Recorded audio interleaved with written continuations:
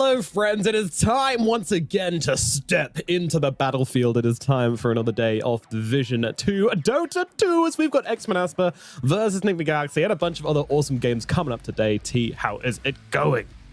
It's great. I just realized that after all these weeks of working with you, you just look broader than me. You know, you fill up that camera spot just so much nicer than I feel like I'm always like, thank you, peeking into this shot. Like, oh, okay, hello. But I just realized a comparison I just made. But no, today, a delightful day of Dota. Not as banging, I think, as the 21st of June. Those games and those, like, they were hyped. True. I forgot about that part.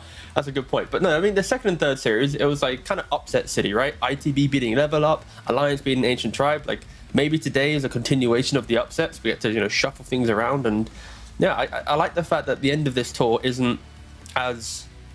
I want to say scripted, but it's not obviously scripted. But like other tours, it's kind of scripted. Yeah, I love that, you know? Twist. Like you need something in there. The writers really got creative this season. Yeah, you kind of need to. Sure. There's like DPC, right. There's third-party tournaments, so many things happening. All right, go on, Nomad, off you go, boss. There is indeed. So let's take a look back on the script that went down, what the writers cooked for us on the last day of broadcast. That was, of course, the 21st of June, and we started things off with Naming Galaxy versus LG, actually. But there was an issue there where Aramis, allegedly his internet wouldn't connect. He did join the lobby somehow, and yeah, that was a whole thing. I'm sure you've read about it, but basically, that series wasn't really a series, so we start things off with Level Up versus ITB instead, and this was a romp. And ITB, they've decided to show us some Dota, and I'm here for it. Yeah, we got to see Jibe play at least Mars in game one. This is a hero that I think is very player-based hero. You know, same thing like in the MEA qualifiers for Riyadh, Amar played a Mars as well, and it looks incredibly strong in the right hands. And Jibe in this game, at least, popping off once again. He went 6-0 and 11. Monkey King, I don't know. I feel like the whole team, they finally hit a little bit of like just synergy and like the vibes that they want to hit as a team, because they're a relatively new roster. Again, ITB, like Nande is now playing on there. Merlin, Respect, like 3 new names to a roster that has been like a hallmark of Western European DPC. But yeah, it's just surprising to see. I love to see upsets. And to give context, ITB before this series was sitting at a 1-3 scoreline. Level Up was sitting at 4-0. Now we're talking about the top of the table versus the bottom of the table. So to drag that team into the mix, it's like incredible stuff. Thank you, ITB, for making the end of this tour even spicier than it needs to be. Thank you.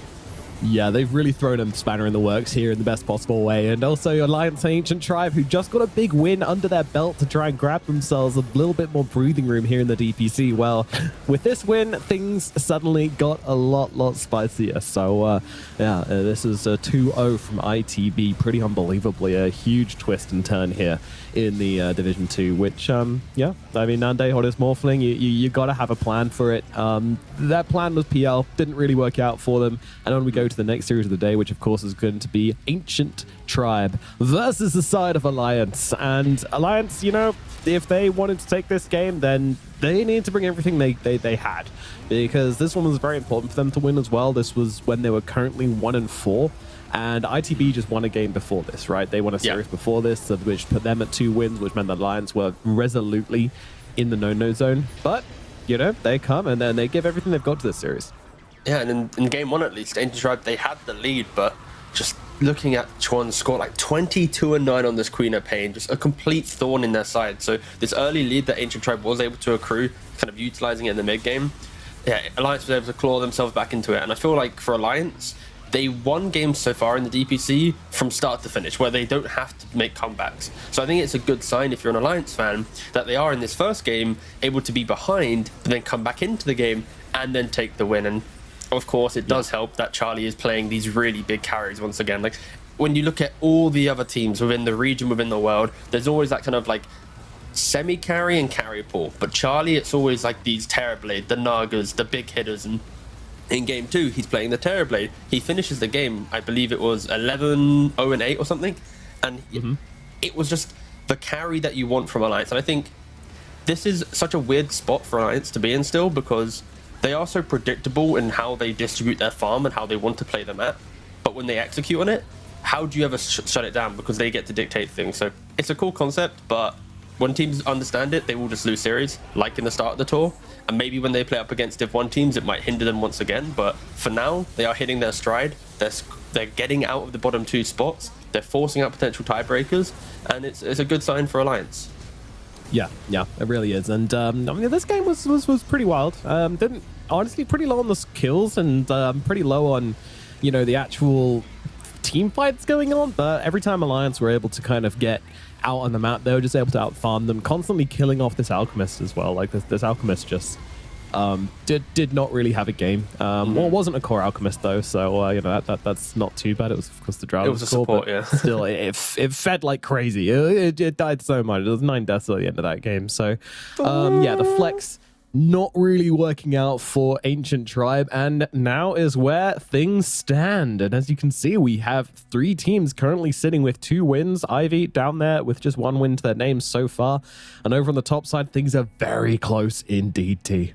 Oh man, it's so spicy. You know, we've got how many days? We've got 2 full days of games left, and then we had that final on the 27th between Nigma Galaxy and Alliance. But the fact that we're seeing the whole right-hand side of the leaderboard within spitting distance of each other, and even on the left-hand side, the top 4, it's so close. Like, I crunched the numbers, Nomad, all right? I had a look. I need to see the upcoming fixtures, and if we could get really dumb, stupid scenarios, and my golly gosh, Nomad, we're gonna get them potentially. So here it is, guys. If you want to subscribe to the most stupid form of DPC in the history of all DPC in the last couple of years, this is what you want to root for. You want these victories to occur for Nigma, OG, Ivy, OG, Manaspa, Level Up, Nigma, because then we will get a 4-way tiebreak for first place and a 4-way tiebreak for last place. And just to give context, when you get a 4-way tie, it becomes a double elim bracket. So this group stage pretty much becomes a seeding into a playoffs for promotion and elimination. Some have said that they wanted the DPC to be a group stage into a playoffs. Some have said this is the desired format. And if you want to actually test it in real life, this is the scenario we want. I don't know. The likelihood of it occurring is so slim. But if it was to occur, just think about it. We literally have a playoff bracket for like every... We'd go round again pretty much. Everyone would play each other. We'd just go round again. It would be insane. It's so good. So it would be pretty good. I'm not gonna lie. I'm pretty excited about the possibility, but of course, slim chances, I'm afraid, guys. Slim chances. But let's have a look at what we've got coming up today, because we've got some pretty hype games in store for you guys. Starting off, we're going to have X-Manaspa versus Nigma Galaxy. A very important matchup here for Nigma Galaxy. This is their best chance they're going to have at taking down X-Manaspa and getting a spot in the top 2. So they need to bring their A game here. They are, of course, boot camping in somewhere in China somewhere, so somewhere in the world. Yeah, you know, they're together, that's what counts, but pretty far away, further than they were before in their previous boot camp. Meanwhile, second series, we've got Old G versus Level Up, and then we move into ITB versus Ivy. But talk to me about this Old G versus Level Up series, because it's kind of the same thing as Enigma series.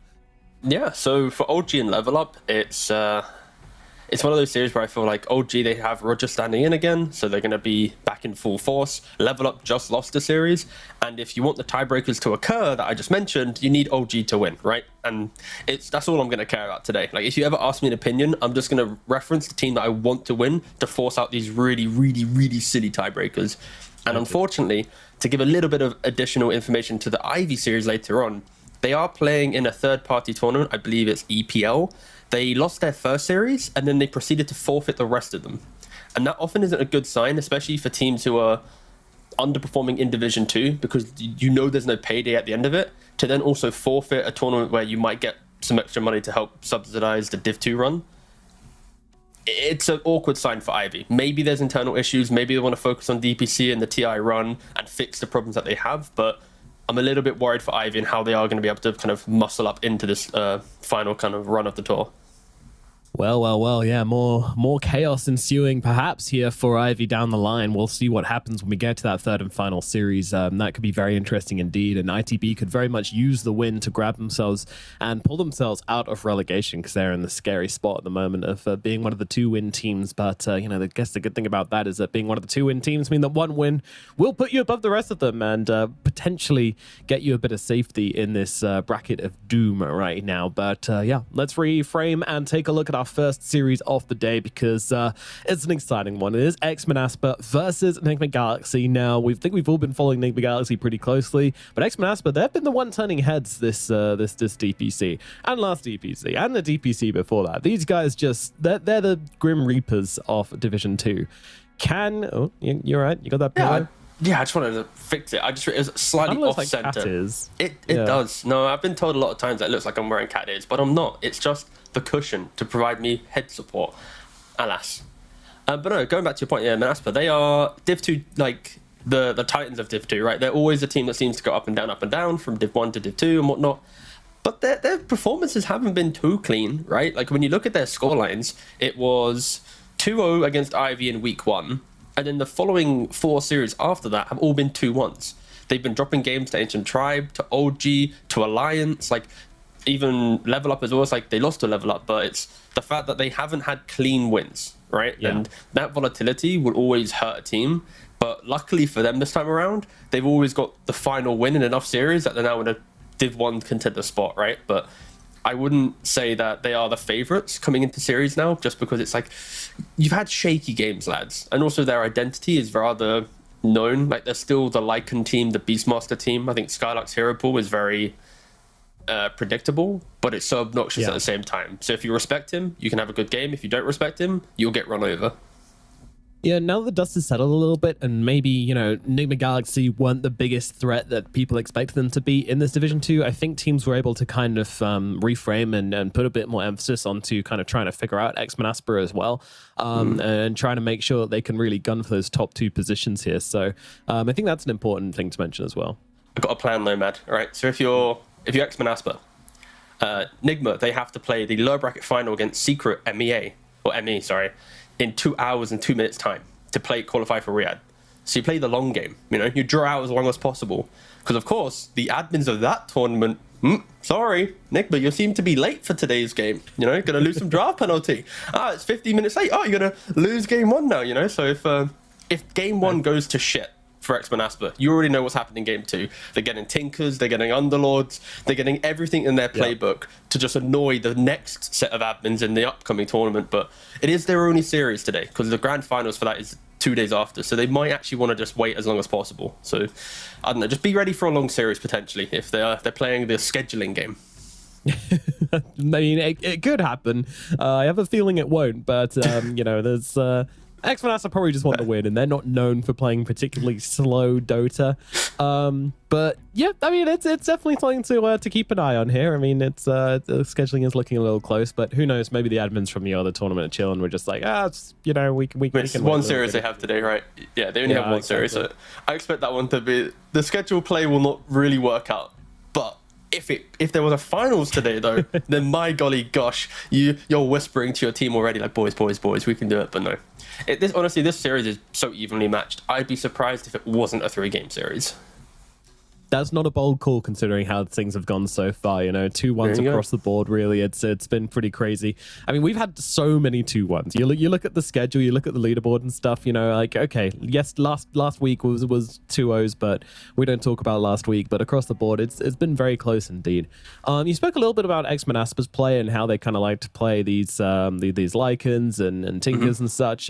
How do Enigma Galaxy different, and how have Yuma and Mikey been fitting into this team? I feel like Yuma and Mikey have brought their own identity into the Enigma roster. We're seeing heroes like Wraith King, Luna, kind of come up from the carry role in the mid lane. We're seeing Keeper of Lights. We're seeing Necrophoses from Mikey. And I feel like Enigma are kind of allowing them to do what they want within draft and game. And I think that's still potentially their weakness, because sometimes you feel that kind of disconnect between the go and what the team's trying to do. And obviously in time, this will kind of be fixed because, of course, they're a new roster and they have the individual skill. But you can kind of see like the new roster jitters that this type of team will have. And will they be ready for TI qualifiers? Yeah, probably. Do I think that they can get to Division 1 based on their current score?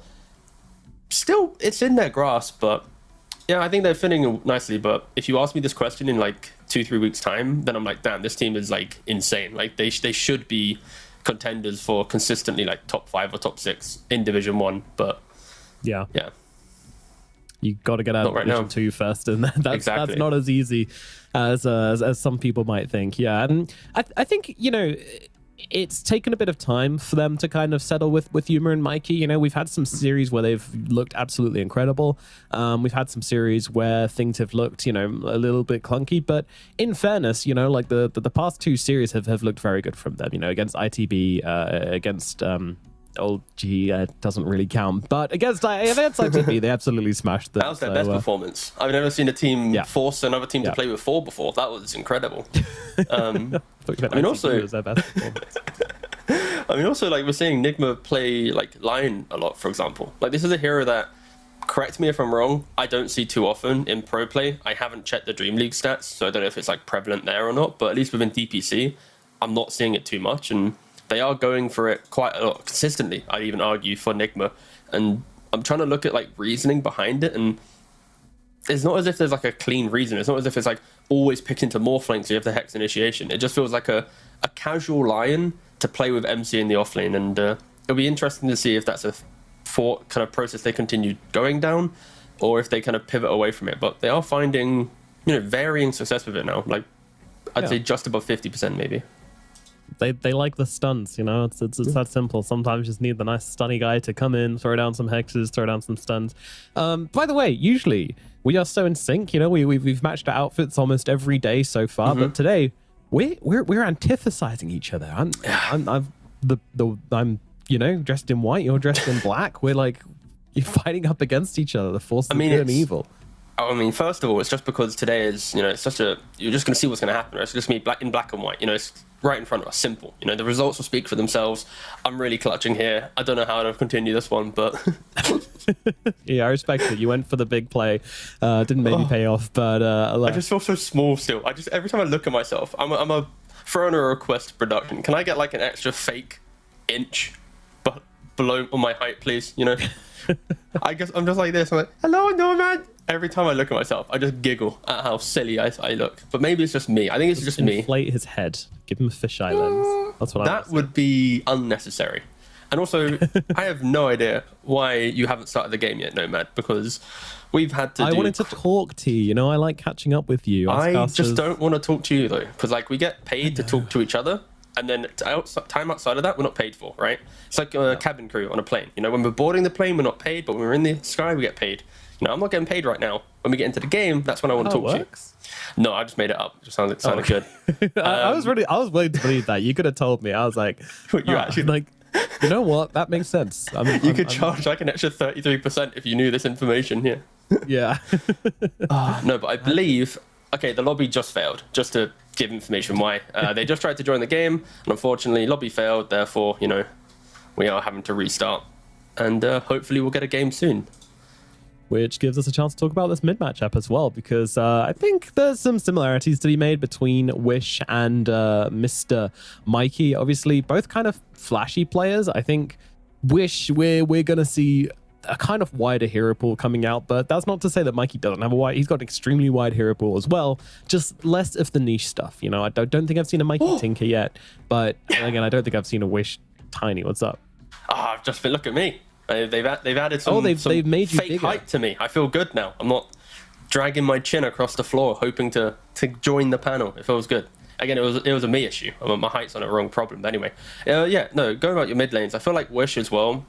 He feels like more of a foundation to Manaspa's playstyle, where it's like Skylark makes the space to be annoying. Wish uses it to also be annoying, be it on some Void Spirit, Ember, or Tinker. And then behind that, you have just Chaos. And I feel like on the flip side for Nigma, Mikey is a bit more of a Chaos maker by himself. And then Yuma and MC are kind of farming within the pockets. So I feel like there is going to be a bit of a disparity on who's making the moves. And if, for example, if Wish is shut down, I feel like Manaspa often has harder games to play. But if Mikey's shut down, then it's like you expect MC or Yuma to step up. And I think heroes, of course, are slightly different on these players. But I think what they bring to the team is also very different. And I think if Nigma brings supports to mid and make these extra moves, then maybe that's their recipe for success. And unfortunately, the lobby did fail again. I'm going to tell you just every time. and we're trying to find out who's not loading in right now. I love this part. So for people that don't know, now it's a whodunit, right? Now it turns into a detective, and then they have to try and find out who didn't load into the lobby, and you know they start going around interrogating everyone. No, there's us, there's us. Ian, all good. We're fine. We're fine. It wasn't us, Chief, but everyone gets placed under the hot seat. It's very intense. It's very funny to watch. There is 1, 2, 5, 8, 10, 11. There's like 30 plus people in this lobby right now. So it's a party. We're gonna have to find out who's the issue, because I know in China DPC, I think it was Felix Schauber. I don't know if that was a player that also got banned for being. Yeah, he might have got banned, but either way, if he didn't, good luck. But yeah, it rings a bell. But no, he always had the command in console to be able to find which person wasn't connecting. And there was a brief stint where it was B-Cop who wasn't joining the lobby. And of course, you know, it's his PC, and you know it's clearly his fault. But everyone was like, kick B-Cop. But it's like, yo, bro, he's like the English caster. We can't kick him. You know, we need to fix the problem. It's like, yeah, just kick him. Let's go play. And he didn't have to get kicked in the end. And we failed once again. We are just cycling through lobbies. This is our 4th time. Try again, please. It's me. Okay, we now have the. I think every time the lobby fails, there should be a round of voting, and you vote one person off. And then if the lobby fails again, you do it again. Yeah, basically Among Us, but in Dota. And you keep doing it until you get the real one. But then, but then the teams would vote for the other players. They'd be like, oh yeah, we vote off Mikey. Again, this is just Mikey. You vote off players at this point. We don't want another 4v5, man. We've already had that. All right, let's simmer down. Yeah, let's not do that one again. Don't want to be like the casting pair known for the 9-player lobbies. Hey man, my luck has been absolutely terrible when it comes to like the drums and stuff, right? Remember when we had it in NA when Arteezy had to like run down mid to feed a kill for some reason? Yeah. Was that against the TSM game? Was that Tomato or something? Yeah, exactly. I was hosting that. I wasn't casting that, but even still, I was working that series. Present. The double Roshan. I don't know if you remember this one, but in the China DPC, we had one of the issues you used to have where if someone left the game, they couldn't reconnect. So Valve stepped in and remade the lobby for them with the exact same like point of starting, but they spawned with 2 Roshans by accident. So and then we just played it. There was just 2 Roshans in that game, so that was pretty funny as well. So I mean, were you allowed to take both, or like when one dies, you have to ignore the other? Like, what was the deal? One didn't drop an Aegis. Yo, that's so BM. Imagine like going to Roshan. Boys, go. And it drops nothing. Okay, whatever. The funny thing is, you couldn't see them until you started attacking them, and then 2 Roshans just split, like, because it was like right on top of each other, and then split into 2, and it was like a bunch of hands attacking. Sure. Pretty intense. But of course, that was that series. Yeah. This is this series, and we are now into the draft, so let's jump into it. As of course, X-Men Asper versus Enigma Galaxy. Enigma Galaxy, they really, really need this win here at the moment. Asper are above them in the rankings, so taking a series off them would even things out and put them in a very good place to start to challenge those top 2 positions. But of course, they're also trying to qualify for Riyadh today as well. Things are busy for Enigma Galaxy at the moment. Yeah, and already looking at the drafts, anything too crazy coming into play? No, Manaspa, they really hate playing against Timbersaw. They ban it consistently. Again, a lot of their strategies are Enigmas, Beastmasters, Lycans, like just classic good old Zoo. So I can see why Timber's banned, and even a little bit of respect towards Mikey's Keeper of Light. This hero from the mid lane would also thwart Skylark's ability to play that kind of set of heroes. So yeah, I can respect these bans. This is now opening up quite a lot of heroes into the pool because, of course, Void Spirits are in play. Even the Io and Enchantress and stuff like Enigma has been playing recently, but we'll see where they go. I wouldn't be surprised if Ench +1 was the response here from Enigma. Quite a classic anti-beast combination. Yep. Yo, Kuroki looks like I'm here for it. Majestic statue there. Boot camps always look so good, by the way. Like every time you look at Enigma's boot camp, yo, he looks like an NPC in some like hype RPG game. You know, you're gonna walk up to him and be like, "Yo, Kuroki, man, what's my quest today?" And he's like, "Win another TI." I need you to win me a game of Dota. Come back to me when you have won 5, and I shall give you a reward. Whilst keeping sanity levels above 4, and it's like you go back. I won the games, but my sanity is now -12.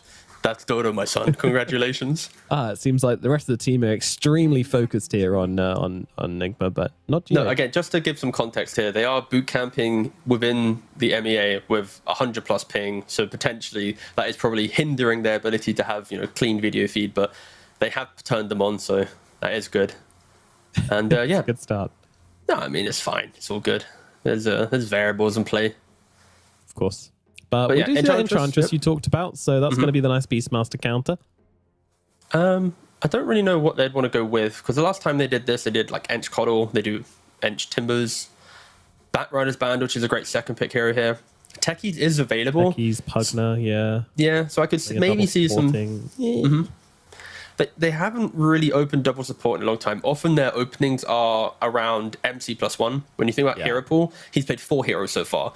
Timber, Doom, Beastmaster, and he absolutely popped off on the Axe the other day, but that's because the other 3 heroes were banned out. And yeah, we go for the Pugna. It is the double support. Already for Manaspa, I'm thinking heroes like Morphling, any Skadi buyers that will utilize the fact that Nigma support duo are going to be aggressive early, but not scale too perfectly into the late game in regards to providing additional control, is going to be something that maybe Manaspa jump on. Yeah, definitely. There's a lot of damage coming out of the support duo, that's for sure. Nigma Galaxy, you know what they lack for in stuns, they make up for in a lot of damage. Yeah, early game pressure for sure. Yeah. I think this damage from Nigma support, it's like, it starts at like 100, and then as the game goes on, it like just decays slowly. You know, like Enchantress, as the game goes later, it can just fall off. Of course, with Hurricane Pike and Impedus and stuff, very strong, but in a traditional game when you're playing 5 and obviously you're buying other supporting items, it doesn't really come into play. So it's just something to be mindful of when you pick the support duo. And they go for the Marana. Yeah. They will, I mean, Enchant's kind of like, she's on a curve, right? Like, she does loads of damage at the start, and then it kind of falls off quite a bit because you kind of fall behind in farm, and you can't really kind of sit in the fights too easily. But then once you pick up that Pike, you can start to be a bit of a hero then, and the game goes really late, then you can start to get some silly items, and you can start to be an absolute beast. But of course, that's a different story entirely, and probably not going to be happening in this series at the very least. But you never know. We're either going to be picked up from the side of Manaspa, so that's going to be something which can kill off this Enchantress's creeps if required. Also a nice follow-up to the Roar with the arrow, so they've got a ton of lockdown between these 2 heroes. And in fairness, Nigma Galaxy, you know, they didn't really pick any saves. They've got Decrepify in there. Enchantress's Nature's Attendants definitely don't count as a save. It's just kind of useless in an active situation, so... yeah, they don't really have anything to kind of counter out the fact that someone's just going to get roared and arrowed in the face. And that's just something which they're going to have to live with on Nigma Galaxy. The question is, does Nigma ban the Tinker here? You're already banning out Storm. You've banned out Keeper Light, like even Huskar for a little bit more laning pressure potentially. Like this, I guess the caveat is if Nigma doesn't ban Tinker, they already have Ench Pugna, and their laning is going to be strong, and their ability to dictate early game will be very prevalent. So maybe you can shut down the map, block Ancients, annoy the Tinker, and of course you can pick 3 cores after to deal with him. It will be interesting to see if they do respect it. Also, Manaspa would have to pick it blind in this phase because their Enigma would close the phase with another pick. So maybe again that factors into the fact they don't need to ban it out. Just we'll see if they go for it or not. I would imagine they want it purely for the reason that Enchantress of Pugna are a great kind of right-click core heroes. So you want one of these kind of hard magic damage heroes, and they're going to get banned out. Nice. And TV coming out. Yeah. Wow. Magic damage is so valuable for Manaspa right now. Like, they can even look to Lesh here, I think. Potentially, yeah. I think because the hero, I think you kind of want to see a little bit more information before you lock in your mid here. I would prefer to see some like Naga Siren +1 coming from Manaspa, just super stable. Get the carry matchup against the Phantom Lancer, and then play. The only issue here is because Nigma's already got the Pugna, going for heroes like PL and Naga Siren when Never Ward Shard comes into play from the Pugna, you just life drain it and suddenly kill all the illusions, right? And now you don't get to see that perfect counter coming into play. So maybe they have a different avenue, but I'm not opposed to the Leshrac. My concern is just what happens when life drain comes into play, Skadi on Terrorblade comes into play. Like, it really puts Manaspa in a need to win the game, go type mentality compared to just a simple pick-off style lineup that doesn't need to progress the map. That is true. That is true. And their lanes definitely aren't the easiest. You know, Enchantress, Pugna, very good laners. Terrorblade has got its moments in the lane. You can really jump somebody with meta. It gives you just like this god tier timing to work through in the laning phase, which no other hero really has. And you have to respect that a lot. But if they do come out in front of the lanes, then they go for that kind of draft. And I can see them just kind of taking things over. So they're going to go with the Pangolier. A nice stable mid laner, most likely here for them. Yeah, no, I like this. For Spartan, some lane securing support. Not the most lane securing. No. Again, not really too much of a Silencer fan. I'm always quite hesitant on the hero. But when you see heroes like Pugna that are very like AFK standstill, cast spells, and hope to life drain, then of course it will help. We're mentioning the safe potential Enigma. There was the scenario of decrep into life drain on who gets roared, but now you layer a global on top. 0 saves are in play. And it does give Manaspa the energy to kind of see hero, go for hero, especially when you have global. So not too opposed to it. You just need to continue the mindset of this draft and keep playing with that kind of aggressive mentality. Because if you ever get behind, then the game is going to feel awkward. Ench skipping waves with her creep, terribly going for waves. You've got supports that don't repush waves too effectively. And on top of that now, control is an issue. You've got Raw, Arrow, Global, Rolling Thunder. Not the most reliable of stuns, other than maybe comboed with a Global, and now you throw a puck into the mix as well. If this game does go into like the mid game, where Manaspa isn't controlling everything with a lead, it is going to be so uncomfortable to play the wider map. Like so much push, so much kind of macro heroes getting picked up from Nigma now.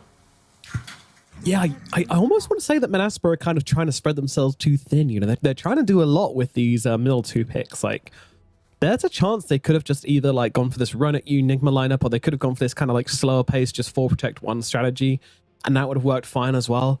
The Santa, the Pango, like it kind of suggests they're trying to do like a lot of things. You know, like the first 2 picks were designed to kind of give them a nice combo and kind of have some nice strong lanes.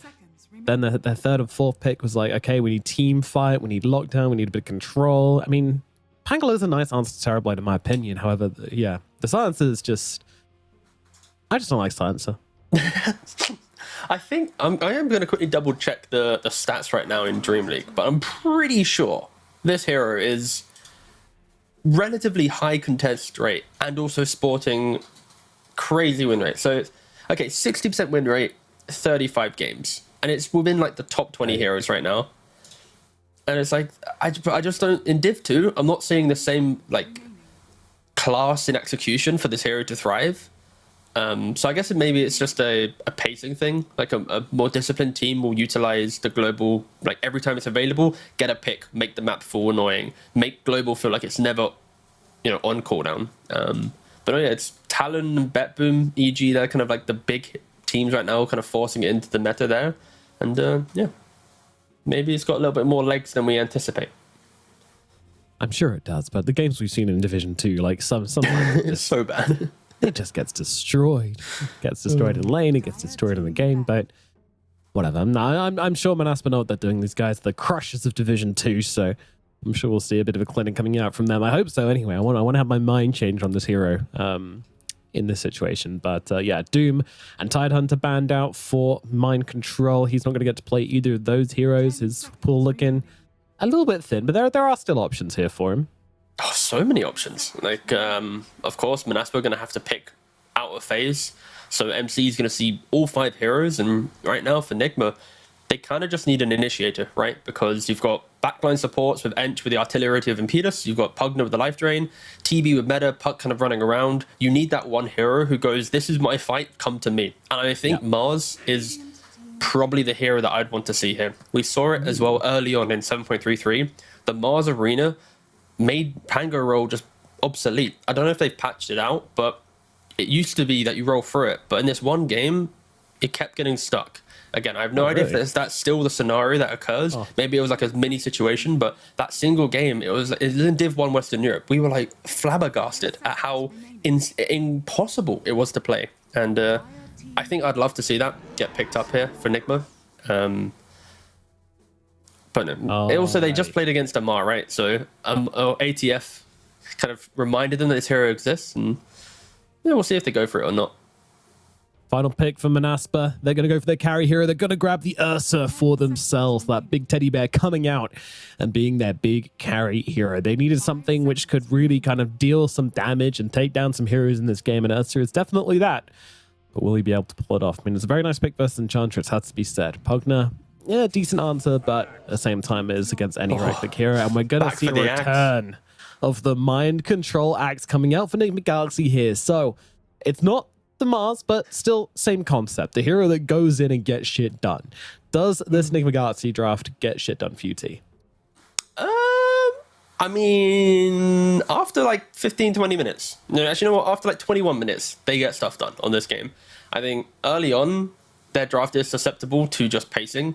Beastmaster wanted to do things, Pango making things happen, but this Ursa pick is always like an awkward hero for me because you want to be aggressive, but you need to go Battle Fury to match the TB farm. And if you go Battle Fury, then you're basically AFK for like 14, 15 minutes after laning phase. So I'm a bit worried that Manaspa, even though they want to be aggressive, there's going to be that constant wait for the Ursa, poke, but not really progress. And for Nigma, they always have the simple form of blink, axe, cool Ursa, play around it and take the fight. So I think I'm leaning Nigma's for game one at least. And but if there was a game for Manaspa to win, it is with this kind of chaotic run at you, everyone for themselves style Dota and get the kills and see what happens. All right. Well, an interesting draft coming out from both teams here. A lot of back and forth. And yeah, they really did need that kind of blink in and go hero. So mind control. He's got his work cut out for him in this game. But as we've seen in the past, he can deliver on this one. Meanwhile, Manaspa, things definitely make sense for their draft as well. Like their draft looks really playable, you know, like you look at any of these two heroes and you're like, okay, you guys can get stuff done together, you know, like these all work. So I'm definitely kind of, I don't know, honestly, I think I'm leaning Manaspa's way just based on the draft. I think execution from them just looks like it can be really easy. And if they get too much of advantage, I think this map is going to be really hard to play for Enigma Galaxy. Yeah. I think the concern that I had is simply if Beastmaster doesn't have a good time and he gets to buy Helm of the Overlord or dictate his own game, then you expect Pango to get shut down from like Puck and the rotations that she makes, right? And I'm just a little bit worried that if the lane, or at least mid and off lane don't go well, then it's like Beast needs to farm, Pango's trying to make moves, but Silence and Mirana don't do damage, and Ursa's farming Battle Fury. There's like, even though their draft looks aggressive, a couple bad lanes can put this draft into a state of being unplayable for quite a long period of time. And yeah, again, let's see who wins. It's both teams are in the kind of their own wheelhouse of hero specialties, and yeah, they should be able to understand the strengths and weaknesses and bring us an absolute banger of a game one. I hope so, because, you know, as mentioned, just one more time, Enigma Galaxy, they are currently 1 win lagging behind Manaspa, so a win here would put them on even terms and also mean that they then tie for those top 2 promotion spots. And not to mention better seeding, of course, for the TI qualifiers as well. Very important one to mention. Yeah, it's spicy in EU as well, right? Like they got 2 slots, right? Yes, it did get announced. We have 2 slots, Western Europe. Congratulations to Western Europe. Also, South America has 2 slots. Very good for the region. Interesting for sure, but you know, good to see some announcements and TI on the horizon. Yeah, so far away. That is the goal. Normal. It's a very long time away. Like I don't know. Like DPC, it's like 3 tours, majors, but I don't know. So strange, very strange. Either way, bounty runes, 2 for 2. That isn't very strange. Ouch. Toothpick and Skylark's back. Takes out almost 25% of his HP. Enchantress, very cool hero. Definitely one of the most ridiculous. Like if you're at range, it's definitely like the best mana to damage hero. Oh, the Enchantress? Yeah.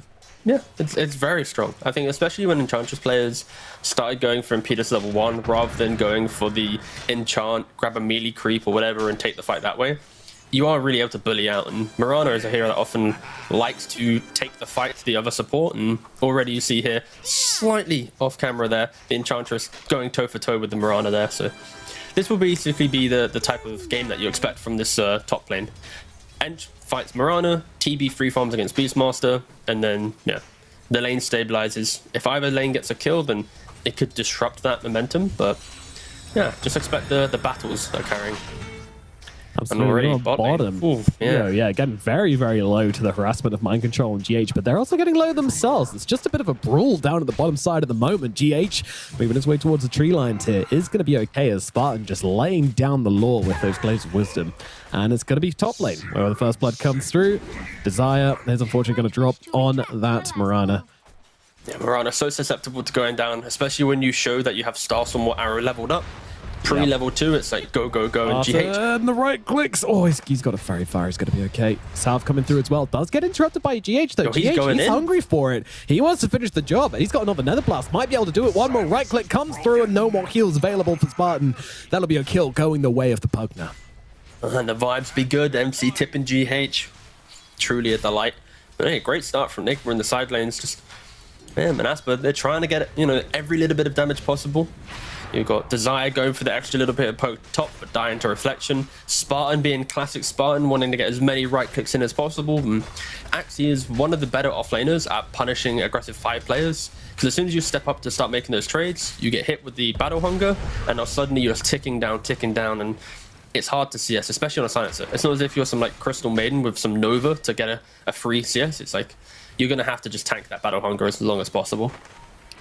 Yeah, absolutely. It's annoying. It's annoying. But at the very least, PO, he should be able to just kind of farm up in this lane. At the moment, not doing great, but with the pulls coming through, some more levels on Silencer as well, going to be able to lock down the Pugner a little bit better. That should allow him to stabilize this bottom lane. Yeah. And you see from his quickfire, the Ursa is looking towards the Battle Fury. So it's not as if we're going to see some new hybrid Ursa where he's going to try and play for the moment and get the team rolling on his back. But no, he is just going to secure his own game. And like, in essence, it is a good Ursa game, right? You mentioned it against Enchantress. He naturally likes to buy Nullifier. He likes to buy MKB against the potential Butterfly of Terrorblade and Abyssal Blade buy. Like, he buys all the items that you need from X-Manaspa. It's just, can he get to the point where he's picking up the items to enter the fray and go, don't worry guys, this item, good timing. But Yuma, whoa, double so much leap fighting here from Desire onto Yuma. They want to bring him down, and they're going to be able to do so. Desire gets the kill, using the Blood Grenade, using the Starstorm, and bringing down this Terrorblade. That is the joy of watching X-Manaspa though. It's like either they go 0-6 in laning phase because they've just relentlessly gone aggressive, or it's just even trades left and right, throwing bodies into the mix. Like, they are one of the more... You don't really know what's going to happen from the lanes. And look at Spartan. Look at him, he's trying to muscle up against an axe. Yeah. Pick your battles, my friend. Pick your battles. He might actually just go down here. Mind Control's not going to stop chasing him, and he's going to stop chasing in Mind Control, as expected. Yes. But Pio, though, Jesus. Oh, he's low. Battle hunger. Heals available. He's just going to die. Nether Blast's going to find him. Oh, no. GH finishes the job. And again, Mind Control. GH, there's the wholesome duo down at the bottom side, and they're just tipping each other up, building each other up. They're not here to tear anyone down. They're just here to buff each other. And of course, because so much aggression, like the amount of regen that Manaspa had to buy in this safe lane, it really kind of skews the net worth right now. Like, I look at Spartan, his courier, Tangos, another salve. He has no economy to his name. 600 of his gold is just pretty much regen to try and pump into his Ursa. Like, he is... Hey. He is close to being... Branch, okay. No, he has... Yeah, exactly. He has a single iron branch. Like, I kind of want him to use all this up just so we can click on him at like 7 minutes and be like, boss man, you got a branch. When I was a boy, I left home with just an iron branch to my name. And he ends the game with 2 iron branches. Yeah. Yeah. Double. Wow.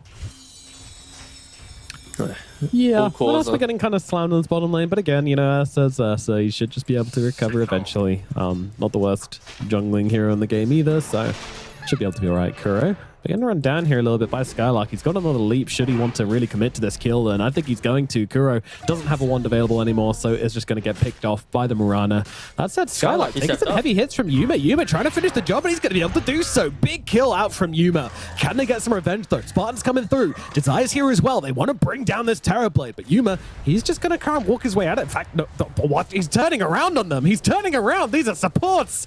You don't kill me, I kill you. Oh my god. The Giga Chad maneuver from Yuma. Surely he doesn't get both of them. Surely not. But he's got the reflection. Doesn't want to go for it. Backs himself up.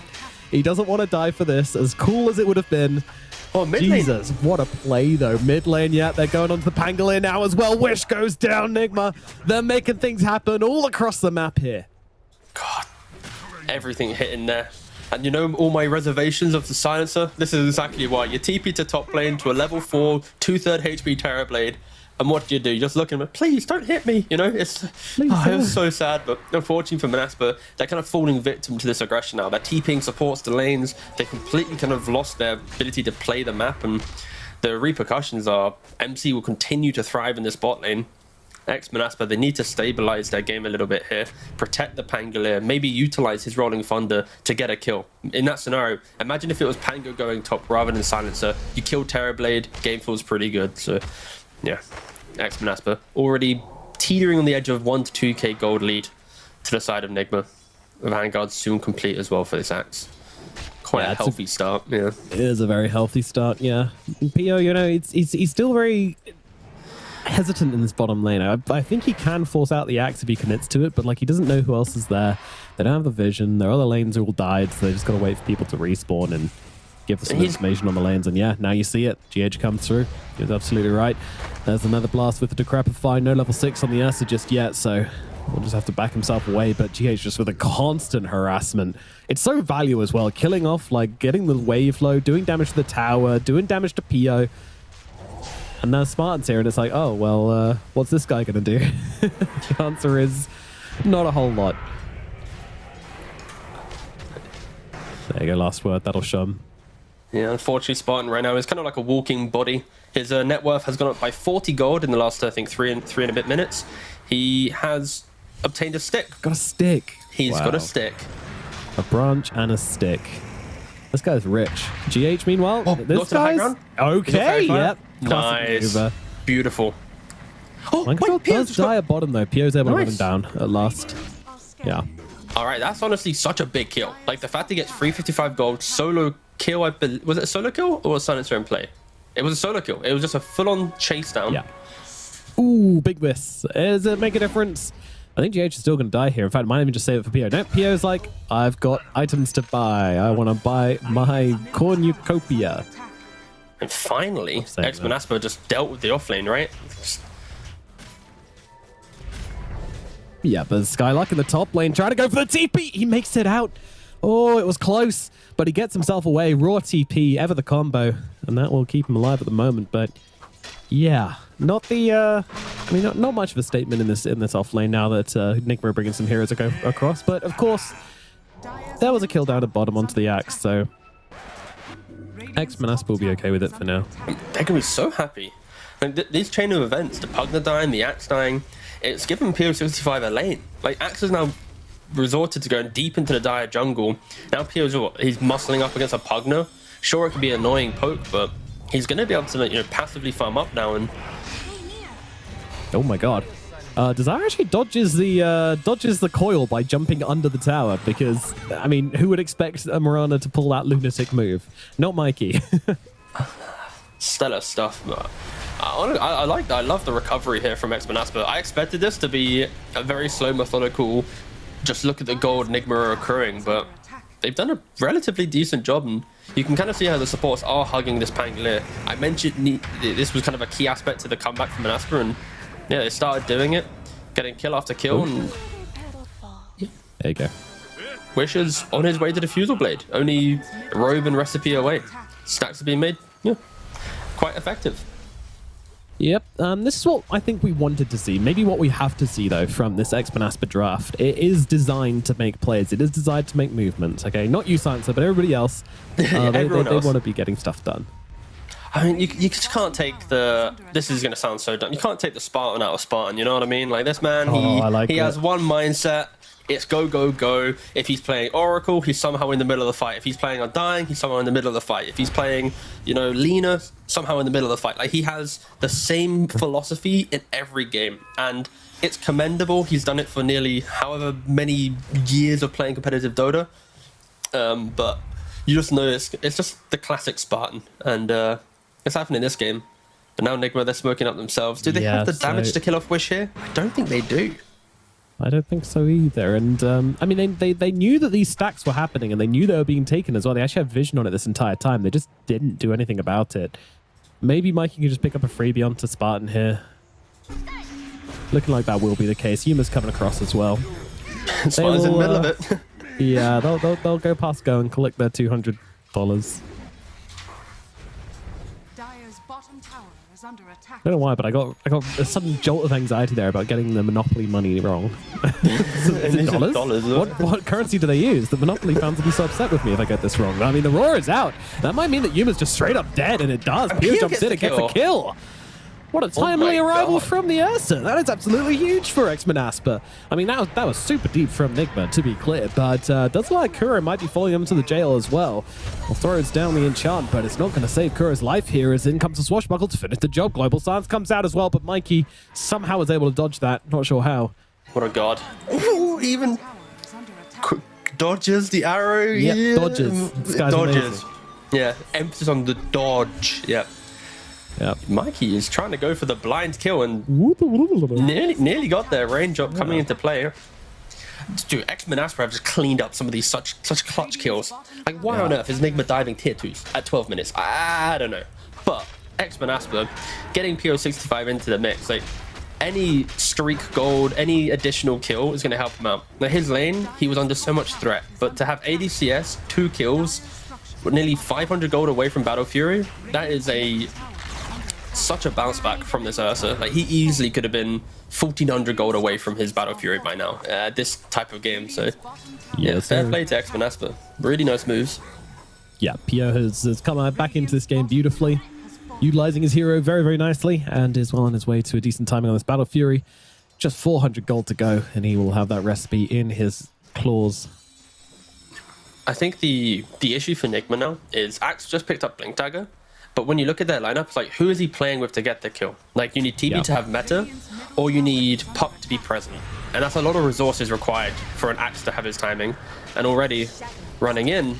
Yeah, GH likely going to get that. Yeah, he's gone. He's gone. The damage will be there. Mind Control comes in though. Big call onto 2. Can they use it to finish off Wish? They need a little bit more. They need the Culling Blade to come down. He's making his way out, but Mikey catches him on the sidelines, gets the Waning Rift, gets the kill. Spartan on his way out as well, but they have the vision upon him, so they should be able to grab this one though. Pio's in the mix as well. Who is he looking for? He's moving towards Mind Control. Won't be able to close that gap though. The enchant is going to take off everything, but the roar is out onto Mikey. They catch out that pesky little Puck, and they will kill him off. So, will be a trade for the moment. Nigma's still hanging around though. Mind Control, he has a blink. He's going to go here onto the Mirana. One lead charge available from Desire, not going to be able to get it off, and Mind Control will grab that kill. Such a meaty sounding dunk, and yeah, Nigma, they answer my concerns by bringing the numbers. They bring all 5 heroes into the scuffle. 14 minutes in, we've seen Nigma at tier 2s, we've seen them deep in the Radiant jungle. They really are just bringing bodies to every fight, and I think they kind of need to, because if Axe is doing this by himself, then he's getting juked out. Pangosine with shield crash after the call. There's going to be roars, arrows. Like, there's so many cheap annoyances from X-Manaspa, and when you kill off the Pangolier straight off the bat as well, it does help. I mean, they kind of need to, right? Set the pace of the game. Don't allow Beastmaster, Ursa, Pango to kind of write the script. Mind Control's got to go through right here. Wish doesn't have the reactions, but do they have the damage to bring him down? I'm not sure. Global Silence just going to make sure that they get Wish out of there scot-free, but decent ultimate forced from Nigma, so I don't think they're going to be super upset about that one. Yeah, I think Spartan needs to be a little bit more careful with these globals, especially around that tier 2. He's not done. I mean, he has a Blink Dagger himself. Right? Yeah. There's no global in play, so why not? Be cheeky. Yep, the brakes are off. Dude, this game is like such a volatile state right now. Like, Nigma, they're trying to poke, they're trying to prod. X-Manaspa's trying to do that thing where they're present for every fight, but also trying to farm up themselves, and it really is in the balance of stalling X-Manaspa's desire to try and break this game. And we're seeing Skylark go for this Aghanims. Ooh. It's such a 50-50 item where you become so unkillable when you get Ags plus like Greaves or a pipe. There's 4 Ocular Bracelets? Oh my god. Yep, 4 on one team, 1 on the other. I've never seen a team with 5 of the same item before, but like, this could have been the game. We didn't see what TB had to pick from, but that's a lot of magic resist. Roar out. Okay. They don't like Kuro, apparently, and they want to take Roshan. So if they could just claim this area for themselves, no one else is going to want to go through this portal. That said, though, they do have an observer up there as well, so... The team is coming. How quick can they be, though? They need to move their way over towards this pit right now. It's not going down too quickly. Axe is 3 seconds away. With its next overpower, though. They need to get here immediately, and they're going to go on the outside target instead, moving across to the pit, but it's too little, too late. Pio grabs it, and out towards Mikey, immediately coiled up, so the bear is tethered. And I think Pio, he might want to look for this. He throws some hits forward onto Mind Control, but he's got to be careful. GH, Yuma, Mind Control, all chasing this teddy bear right now. Nice arrow going to catch out the Pugner, but in comes Mind Control. He uses a rule to drag him back, but Wish, he comes cannonballing through the fight right now. They will get the first kill out onto him, and Mind Control being healed up by GH as well. They need to save their Ursa right now, but there is no help coming. They're going to leave him behind. Manaspa, they turn tail and they run, but are they going to be able to get out? Skylark caught by Mikey here at the moment. The reflection is there. The call as well. They'll get another one. Yuma getting a double kill here. A great answer to the Roshan from Nigma Galaxy. Yeah, nice move there, and it all boils down to when Spartan used this global at this bottom tier 2 to keep this Pangolier alive, question mark. The fact it was on cooldown, it was on cooldown for 5 seconds, but Nigma, constant poke, play as a unit, you kill off the Aegis straight away. The Pangolier Rolling Thunder, it wasn't really in play, right? It disrupted for a little bit, but he had to disengage, and maybe if Global was available would be different. Maybe if the Beastmaster had his Ags and full effect would be different, but yeah, X-Men not having the resources. Like, trying to be cheeky going for Roshan, you have Ursa, go for it, but it just took a little bit too long. They just didn't have all the heroes there to speedily do it, and yeah, fair play to Nigma, just keeping a finger on the pulse on when they can be aggressive, and that just seems to be every single time, consistently. Yeah, they're fighting the movements here, but there is going to be a global silence coming out. So Mind Control, his initiation has been countered, and, well, this is his turn to get left behind. They need to find more. Want nothing to do with it, yeah. Now, they need to get extra heroes, but Mike is actually going a little bit aggressively on here onto the Beastmaster. That is surprising. I mean, they won't have a Terrorblade for this fight. He doesn't have the meta, so no chance of him joining this one. Mikey, blink away. Yeah, without shield rune, so hard to bring him down. Yeah. And guess what? Axe is going to respawn. And Nomad, you got one question to answer. Will Nigma Galaxy go again? Will they try and fight again? I'm going to go for the bold answer. Go on, be bold. Yes. Ooh! Mikey, he's getting a little bit ripped apart right here. GH is there, though, with the Decrepify. Annoying thing for Pio to fight into right now. He's going to have the blink, and actually the call comes through onto the Ursa straight off the bat. They're trying to bring him down before he can go for an ultimate. They've got him silenced up, and they've got the kill. The Duncan's there. Pio goes down. Now they look for more. Skylight's going to be that target. They have not got many slows on the side of Nigma Galaxy, and Blink nice castle. job from the Silencer, just keeping that blink on cooldown with that Arcane Curse. That's going to stop Nigma Galaxy being able to chase for more here. And throughout the chaos of this skirmishing, we've got 27 kills at the 19-minute mark. Terrorblade is 2 components away from the Skadi. And every time we look at the fight breakdown, like, everyone's just doing so much just poking damage. Like, Axe, he's not the damage dealer. He just sets up for everyone else to do it. And TB, non-existent, yeah, as we see it pointed out here. And that's kind of what I was hinting at. He is the one who is ignoring every engagement right now. Like, after the early scuffle of the tier 2 top lane, he's like, you know what, boys? I'm going to just go hit some creeps real quick. You know, I'm just go hit some jungle, get my Skadi, and win the game that way. And already 50 more CS over the Ursa. GPM, well, I think it was like 100. I didn't catch it as it faded away, but still. Ace flying. Meanwhile, at the top line, they're going to go for yet another play onto this Ursa. Pio is just not allowed to sit around and hit creeps this game. It's not fun for him in any way. And you know it's not a fun game because he's looking to buy BKB and Shard. It's like, I will just be as tanky as possible, and we will survive their jump. And if we survive their jump, we'll look to take that secondary fight. And of course, the Shard will apply in Rage when he uses his Earth Shock, just to provide a little bit more robustness. Is that a good word to use here? We're going to say it anyways. Yes. Thank you. You just said yes in a really cool way. Yeah, I'm a Googler. Robustness. Someone in chat's already saying what it means. The quality or condition of being strong and in good condition. There we go. Easy peasy.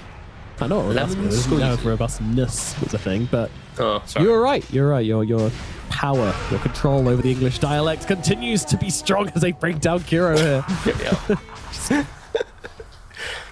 We don't have to segue everything. You know, we do that a lot. To be fair though, a good segue is just fun. You know, like when you say a random word and I have to tie it into whatever's on screen. Oh yeah, it's not for the viewers, it's for us. No, yeah, it's for our enjoyment. Very I mean, that's the thing indulgent about casters. casting. Do you cast for the viewers or do you cast for your own enjoyment in the hope that they also enjoy us enjoying our time watching the game? That's Bang. it. Yeah. It's the same thing, T Governor. That's the secret to it all. You've let it out the bag now. Have fun? Well, Crazy. Tower is under attack. all right. Mikey TP's What away. timings are we looking at here for Manaspa then? Because obviously, you know, they get themselves a Kuro kill. Okay, sure, but I mean, Kuro's almost dying to the Tormentor here, even so. Careful, little fawn. Stay away. There we go. I would say Beastmaster just picking up his Blink Dagger does give a timing for X-Master to play. Because even though Terrorblade does have this inevitable Skadi coming into the mix, if you're able to Middle tower. Blink Roar him into Ursa jump, Pangolier jump, you can kill him off. And as soon as the TB's gone, the entire Enigma lineup is about control. Their damage in early game is from their spells, but as the game scales, it's all TB. The game will become TB centric, and I think there is an opportunity for X-Manaspa to find and isolate and kill. Coil in the middle lane, but immediate global silence and a roar coming out here. They're trying to bring down GH and the puck, and well, looks like they'll just be getting GH here. As Mikey is able to get himself out. I mean, I say that. GH still surviving for the time being, but Pio will finally rip him apart. Manaspa, looks like it could be their fight. Another arrow, Mikey, another arrow. he gets caught! A nice one from Desire, but they need a little bit more to finish him off, and he does have the blink. Swashbuckle doesn't quite connect. Mikey getting away from that one some way, somehow. I think X-Manaspa, they wanted more from that, right? Using the global, the rolling thunder, like everything, and unfortunately only able to get the Pugna, just not doing enough damage. Like, look at the Ursa's damage numbers, it's non-existent. The Pangolier as well. Yeah. He used his entire toolkit to go onto GH, doing 505 damage, and you want to see more at this stage of the game for X-Manaspa. With this draft, with this lineup, you need to have those kind of pivotal pickoffs where it's like, okay, Puck's dead, go deeper. And unfortunately, they're just not finding it. I think the initiation as well was a little bit kind of forced, right? It's the Pangolier getting jumped rather than X-Manaspa making the jump. Like when you have global, you have that condition of smoke up, run in. If our smoke breaks, just press global, jump in, you know, kill whatever you see. And we're yet to see that forward-thinking move because, of course, Nigma are being the aggressors from pretty much minute 0 onwards, right? They've truly dictated this game, and PS65 again is This just guy heroes must in his face. be so mad. Like, he just cannot sit around and hit creeps. You know, this If this Terrorblade. was a pub game, he's already pinging. He's mad. You know, he's already like pinging Amulet, pinging everything. Like he has got some insane mental resilience in this game. Hopefully. I mean, we don't know for sure, but hopefully he does. He's a broken man, realistically. He's on comms like, GG go next, GG go now. see his carriage, his tears streaming down his face, but Nah, he should be fine. he's all right. Yeah. But Asper have always had a good attitude. You know, that's how they're able to stay so consistent. That's the thing. I mean, they just have like happy go Larry kind of vibes, you know? Nothing Go can be Larry? wrong if we're Okay. together. Is that a phrase? Saying new but- things today. I'm a Google it. that one's not going to come up. But Desire is going to get cut down as they get caught out by the axe mind control. He's just a killer. He's just a Grim Reaper. Instead of a scythe, he has an axe. Oh, it's a song. That's why. Happy Go Larry is a song. I mean, Happy Go Lucky Yeah. is the phrase, obviously, but Yeah, no, I've heard the phrase. I mean, happy go lucky. It should have been happy go lucky, but I've heard it before from my dad's friends, cousins. see. Down pub. Down to pub yet. We're in a now stalemate of this portion of the game, right? Because again, for X-Men Asper, one failed jump because Blink Ursa is very much a hero that you blink incorrectly, your fight's already over, right? Because you're in a wrong position, you're getting slowed up, things are just hard. So for X-Men Asper, even though they want to be the aggressors and try and do something, they've done nothing to Terrorblade now for nearly 10 minutes in a row. He's got the Skadi that we mentioned. He's already 2 items deep into Butterfly. He's only the Eagle Song away, pretty much. Like, it is so concerning. Even though the net worth is even, everything is around this Terrorblade. So everything we mentioned previously, if you isolate the Terrorblade, he can die. The Axe Burst, the Pangolier damage, like, there's a lot of stuff, but they're yet to find the opening. Mikey just trying to force out a global silence there more than anything. But then they're going to get it, but it doesn't matter. He's already dead on the Ursa. They used the global, sure, but way too late. That's just going to go down. And now Enigma, they can look to take this tier 2 tower. And set up for Roshan, which is now back, by the way. Harry will take down that catapult, but it doesn't make a blind bit of difference. Tier 2 tower gone. Are they going to poke here? Ursa's dead for 30 seconds. Of course, at this stage of the game, buybacks aren't going to be your friend. Dire's bottom tower is under Yeah. We'll see what they do. Okay, no, I'm just going to jungle away and be efficient. That's fair. I also respect that. Going into Pangolier high ground can always just be a waste of time. And you're, of course, mentioning Roshan is up in play. Dire's structures As they skedaddle their way across the map to get there. Dire's Yes, they do. Eagle Song picked up from Terrorblade as well, so that's going to help them take it even faster with Mind Control GH already in the pit, getting it done. Monomaspa? Monomaspa? They are on Now, the the move. question is, one, Got a will they fork. get there in time? They're kind of in the area. This isn't the quickest of Roshans. You may even having to Spot. use the ult for it. Just walk in. Pavis, walk in. Take it. Bro, you don't have global, man. This is the most you can do. No, please don't do that. Damage on Arcane Cut is Mikey. pretty He's value. looking to throw some shots the way over at Manaspa. TB, he is not used being taken Metamorphosis. anymore. Yeah, Yeah, that's half the thing. duration left. They- So Enigma, they're the ones. Mind Control kind of needs to find the catch here. But they've got it. They've got vision on everything on Manaspa. They've got the Hawk down. They can just play around this. Oh, Skylark will be seen, and Mind Control's got to be able to grab him. It's such an That's awkward place to BKB. park yourself. Yeah, BKB raw, not committed though.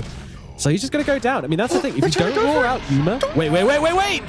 Oh, the backstab! The little. Yo, what a is it a bear? backstab. Is it a rat? I don't Are know. they going to find him, though? They coiled the pit. Oh, go! Oh, Mikey, keep... Hold. They don't have scan. No scans in play. If scan was here, boom, that goes red. You're dead. But yo, what a snipe from Expanaspa!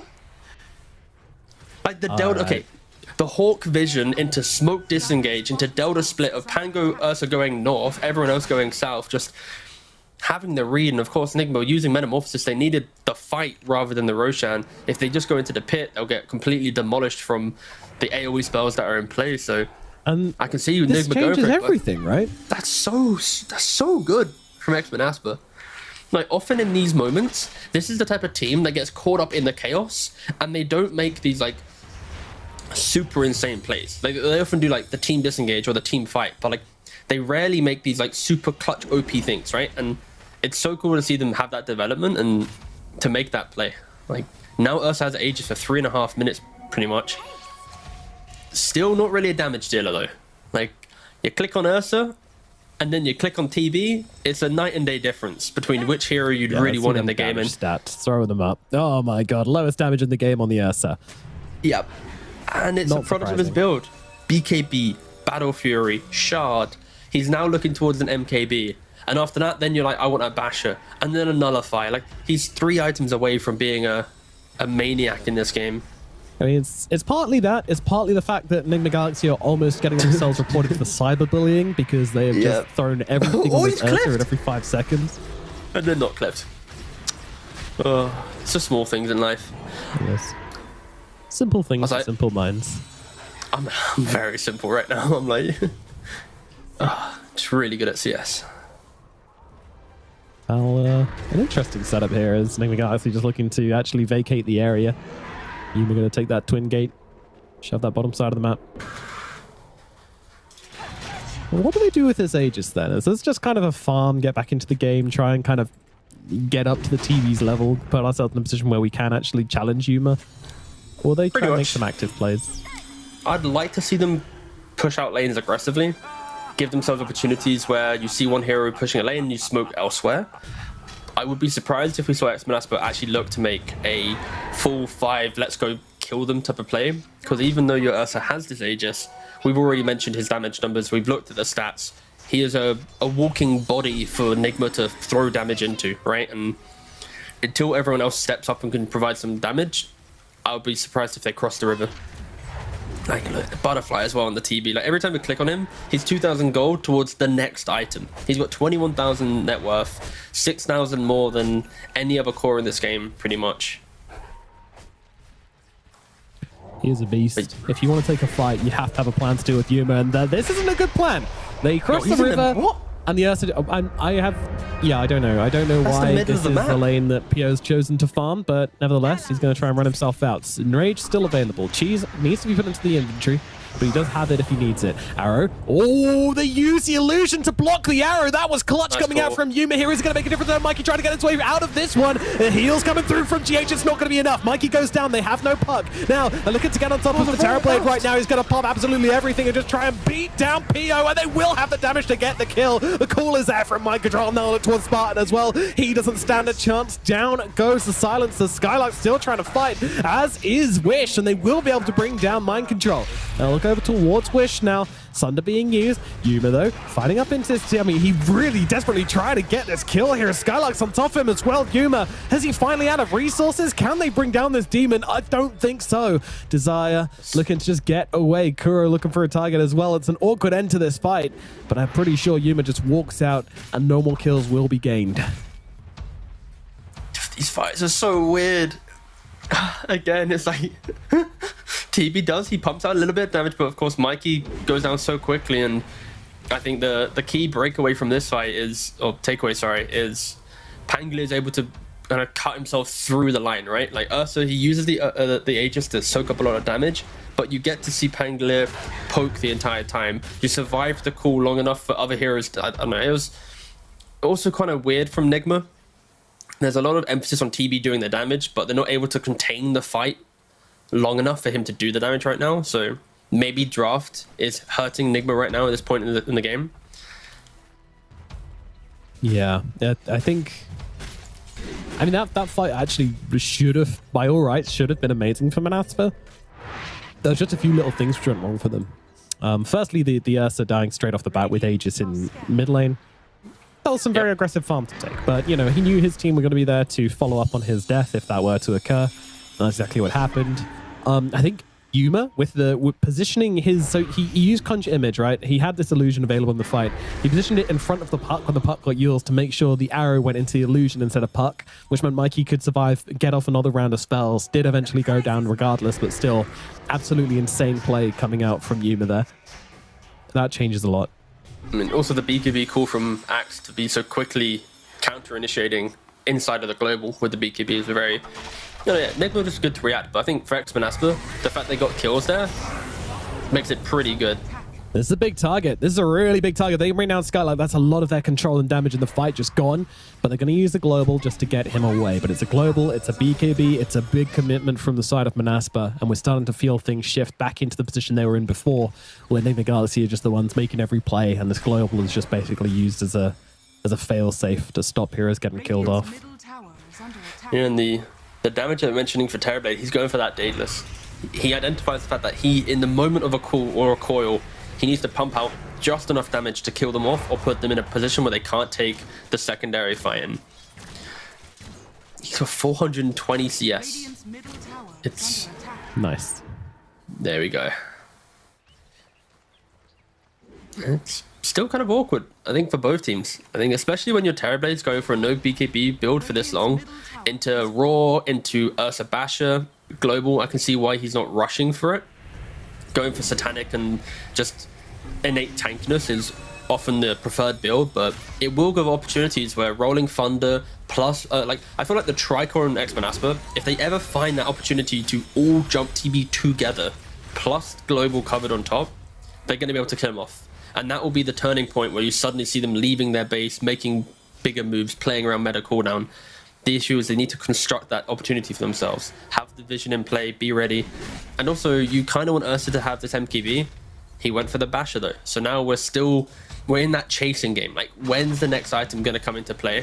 When will PO65 be able to do some damage? Because he's still probably in the shadows of the other cores in his direct impact in the game. Of course, he's done pretty good in other kind of aspects, but not the killing heroes part. Yeah, I think in PO's defense, like, other players wouldn't have done as well as he has in this position. You know, it's not a player issue what's happened to him. This is just Nigma being like, fuck this Ursa, we're going to make this game misery. And but they're in on the ball. Yeah. feel like you could get a highlight package of just how many times has PO65 been ran at. Yeah. And it's like, it's an impressive amount of times where he's been ganked or just put in an awkward spot. Like 3-5 and 5 scoreline. Like, nothing too crazy. What are you thinking, Nomad? Well, I'm thinking, you know, if this game keeps in a stalemate, another wacky Roshan fight occurs, and you know what kind of game are we looking at when we get to like this kind of super late game scenario? And I feel like Ursa is going to kind of get a second win. They have the ability to kill any core if the game goes long enough. If they're able to get hexes, they're able to get a bit more control on their team. Yeah, I think X-Manaspa will scale into this game a little bit better than Nigma in regards to the kill threat. I feel like Nigma can play the map a lot better with their lineup, and offer scenarios where they like blow up heroes. But I think X-Manaspa will, after how awkward the start of the game was, I think they will be excited if this game goes on a little bit longer. Because also like Aegis might not. Sorry, go on. Yeah, exactly. This Roshan's going down very quickly indeed on the top side. Yuma, he's going to take it? Okay, he is. So Yuma, now with an Aegis being a Terrorblade, I like the fact that they give him the refresher as well. So now he can use the Aegis the first time around with Metamorphosis. As soon as he dies, throw the refresher in, reset everything, and have a second life. So this is a rare opportunity that we get to see Terrorblade have an Aegis, but get to use it fully 2 times in a row. Because, of course, meta being such a long cooldown. Weirdly, it is on mind control at the moment, but I completely agree. Oh, wait, they gave the refresher away? Oh. Yeah. I kind of feel like you want it on your TB. I agree. Just because of the things I mentioned. Otherwise, your playstyle with this is going to be TB right-clicking without meta in his first life, dies, and then, you know, becomes the hero he wants to be in the second round. But often you're in a bad spot after Aegis death. Like, well, we'll see how it operates. Maybe Axe passes it off, and they want the refresher to not be on cooldown during the Aegis death. Another option. Yeah. Who knows? We'll see how they utilize it, but we need to keep an eye on this refresher. It could we do. help unlock the next fight. Yeah, unless the call is like, oh well, he'll have enough time to back out and use a, you know, reset with meta and whatnot in his second life. But that does seem unlikely considering the draft of Manaspa. If he dies once, they'll be ready to kill him the second time around, I would guess. Every time I click on Ursa, he's like he wants 7 KB, but then he's like, game's too hard, go and beat Basher. Then he goes, all right, I'm going back to MKB now, guys. Game's too hard, he's going another fire. Yeah. He's like, holy crap, they're not running at me, they're running at towers instead. I'm gonna go get some farm, boys. All right, time to come back for the defense. Mikey, throwing some spells, throwing some threats. I mean, with the illusions, they might just be able to finish the job here. They're gonna have to pop the global silence, but they might be able to bring down Mikey. Mikey, though, he's got the Aeon disc, though, so he's able to purge it all off and get himself away. Wish, meanwhile, in the backlines, looking to just cause a bit of disruption and find the fight opening here for him and his team. He hasn't really been able to do that. Now he's just kind of split off awkwardly, so... Kuroki, give me your life. I'm going up the high ground again. Yep, we go again. Wish actually just TP's back into the fountain. Metamorphosis. It's got about 5 seconds left upon it. Rangebacks is being forced pretty hard right now, but now he goes back to his mortal form. Do they hand that refresher shard over to him? Or do they just wait it out? No, I think that would be a little bit too forced to pump in the refresher. Only 400 mana to his name. I like the disengage here. But still for X-Manaspa, they're struggling. They're putting it bluntly, they're missing a core. All right, they are. Of course, with Aegis, you want to stall out for 2 minutes, but I need to see some form of forward thinking from X-Manaspa. When this Aegis expires in 2 minutes, smoke up, take the fight. You've got Yules, Pipe, Halberd on Morana. You've got so many items on Pangolier that provide damage. Diffusal, Basher, Axe. Like, you're so close a 2K to being advantage a kill at threat. 40 minutes is very, very different to a 2K advantage at like 15 minutes, what we were saying before, right? Like, sure, this TP is giga farm, but yeah, you look at those other heroes and they have their items. You know, Skylark has his items. Desire is super. Everyone's farmed. Like, everyone's got enough kind of tools to be able to provide it. Like, when you look at net worth, Morana's got more net worth than Axe. Like, the game plan of Nigma has been throw MC into constant pickoffs and Yuma will farm behind. It's why you have this, like, such a gap between Yuma and everyone else. You got 11,000 additional gold to anyone. At this like, point, that like, is insane. Yeah. But PO65, we need to go back to him. The carry that we've not been able to praise too much, but he's promised about prince. to complete this MKB. He's tried this MKB for so long. I mentioned the nullifier. He tapped it in for a second, then went back again. He also has ninja gear, so he's going to be able to wrap around and find the jumps. Like, I can feel it. They're so close to mustering an engagement, and maybe Nigma fall for the trap. A minute left on Aegis. If they get too big for their boots, this could be their undoing. They need to be very careful. Careful, consider the high ground is what's in order. And Yuma, with this meta, will take the range barracks. Now going for the melee. Disarms do work out pretty damn nicely for X-Men Asper, but it's not enough to give them an opening. They're going to let them take it. It's too scary to engage on this, they feel. But Yuma, he's not really showing signs of slowing down. Middle wave coming in soon. Top wave already breaking that high ground. Quarter duration left on Metamorphosis. Refresher has been popped. Psych. Yep. They are looking to force this. They recognize. Oh, Mikey gets caught out. Of course, that's Yale Disco. Will just be the first pop here, but Global Silence popped maybe prematurely. We shall see. I mean, there is currently no meta, but he's got the refresher, so he's already used it and will be able to pop it whenever he sees fit. But at the moment, the barracks already so low. Aegis now gone. Nigma, do they force this without Aegis? They're going to try. Yeah, Satanic. Yep. Here we go. Smoke comes out. Roar is there. They're going to throw everything they've got onto the turbo. They need to bring down Yuma. Force stuff away. The coil is there as well. Pio just trying to finish the job. They need to get on Yuma and they need to kill him off. But the answer comes out in time. They're not a force stuff away. Pio's on top of the sun to come too. Pio, he needs to get the hits off, but he can't close the gap. Yuma survives. He gets away. The Ursa is dead. And that might be the final hurrah coming out from X-Men Asper. They almost did it right. They almost threw everything they had and they almost got him, but a couple of force stuffs, a bit of control. And but that was insane for him to get off that Manta, get off that 3 4-staffs used. Pugner, Enchantress, and the TB himself. Pavis in play. The passive aura from Greaves, like, that was the clutch save. Decrypt as well. Like, that was the chance that I was mentioning. That was the opportunity to kill off that TB. He'd used a refresher shard. Like, everything was in play to get that kill, but they just didn't get it in time. Satanic and Sunder turning it around, and you got to feel bad for X-Men Asper. They've kept themselves in this game for nearly, what, 15 so minutes, waiting for this one opportunity, and they found it. They nearly got it, but just not enough. And it feels like Global's the issue here, right? It was like you use Global seconds earlier. If Global's not in play, then suddenly Decrypts aren't coming in. Sure, 4-stars are still in play, but you're going to be able to kill him. It's unfortunate. It really is. And of course, GH does have the Greaves, so technically Global was kind of redundant because he just Greaves, then Decrypts, but still, like, other heroes will be impacted by this. And yeah, X-Men Asper not able to sync everything up. It's difficult to watch, unfortunately. It's tough. It's tough. They waited so long, you know. We just wanted to see one good fight coming out from them, and this wasn't quite it. Desire is gonna get axed.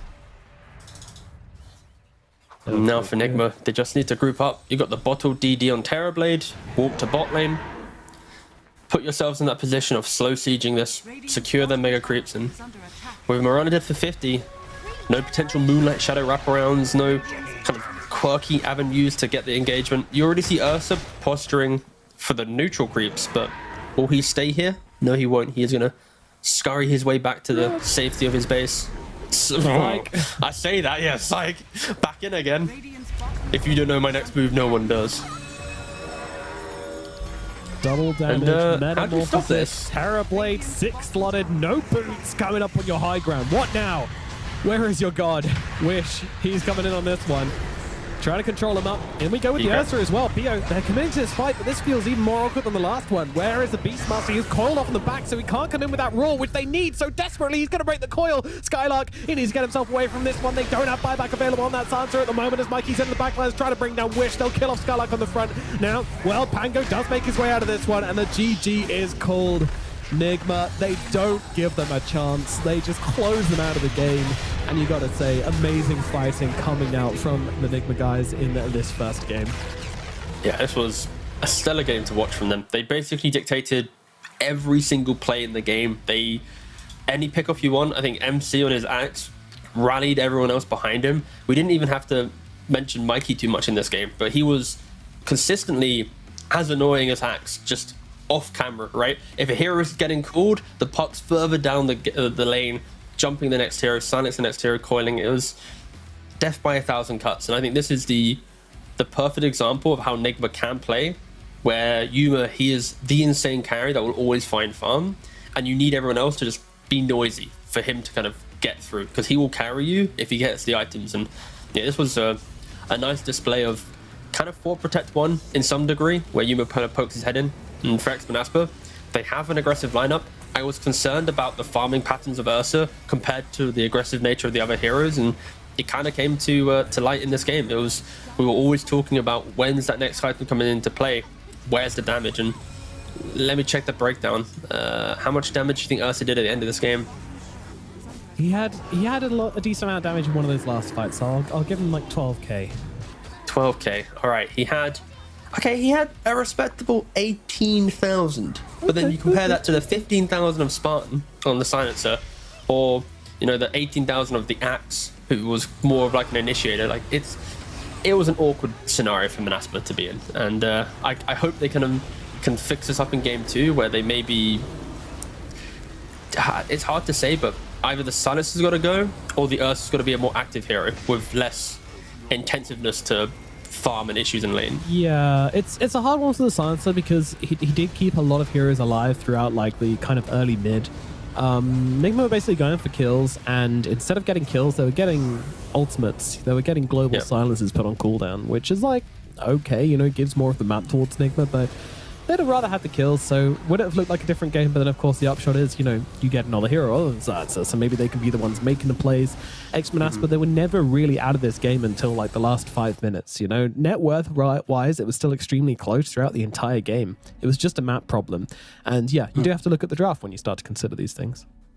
Yeah, and looking at the scoreboard now, we've got some healthy looking scorelines, and without a doubt, I probably want to give MC, Mind Control, the Axe, MVP in this game. I think if he isn't the one dictating the early pickoffs, that I'm dead but go again style kind of play, then you won't see Yuma find as much farm. You'll see Ursa have a little bit more breathing room to play the map, and I think, yeah, MC just understood what he needed to do in this game. They needed an initiator, they picked him Axe, and he thrived. So yeah, I think really boils down, when you get last pick in the draft, you need your hit player on this hero to make a statement in the game. And he had 24th pick, picked up his Axe, and yeah, crushed the game. Like, kill participation, healthy. Like, of course, doesn't need to be in everything, but just enough to get the ball rolling.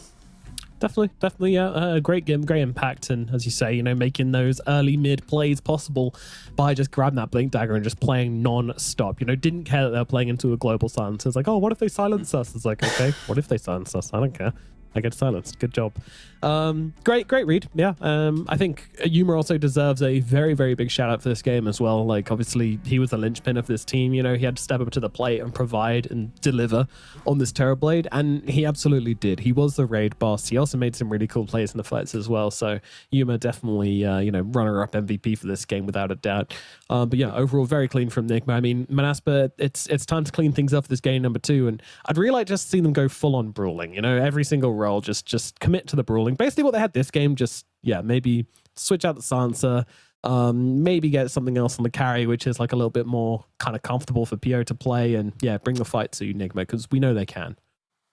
Yeah, okay. This was not really the Manaspa that we're used to seeing. They're a team that often dictates a lot of the early game. You rarely see them lose so heavily early on that they play catch up, and you kind of what you're hinting at as well. Let's see the Manaspa where they take the fight from lane into the game, and we see the craziness happen in the mid game rather than just getting ran at the entire time. Protect your carry. I think that's the other way of describing it.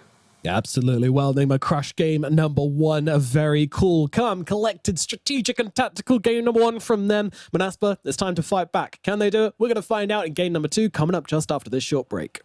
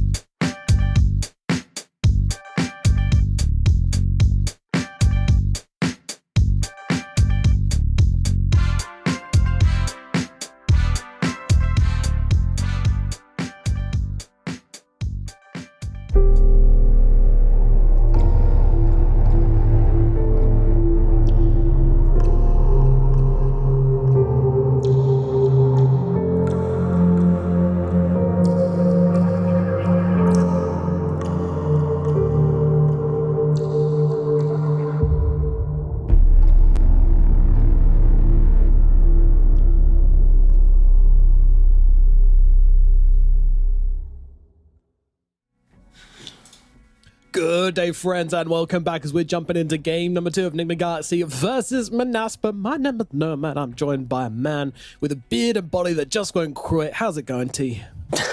Yeah, this body oddy is just curvy as hell. What can I say? No, we're doing good. I mean, that first game, it was nice to see from Enigma. You know, from start to finish, they dictate everything. And they really put Manaspa to the side. And it's such an important series, right, for Enigma. They're sitting 3-2. If they can drag Manaspa to 4-2, tiebreakers. Don't forget what I showed at the pre-show.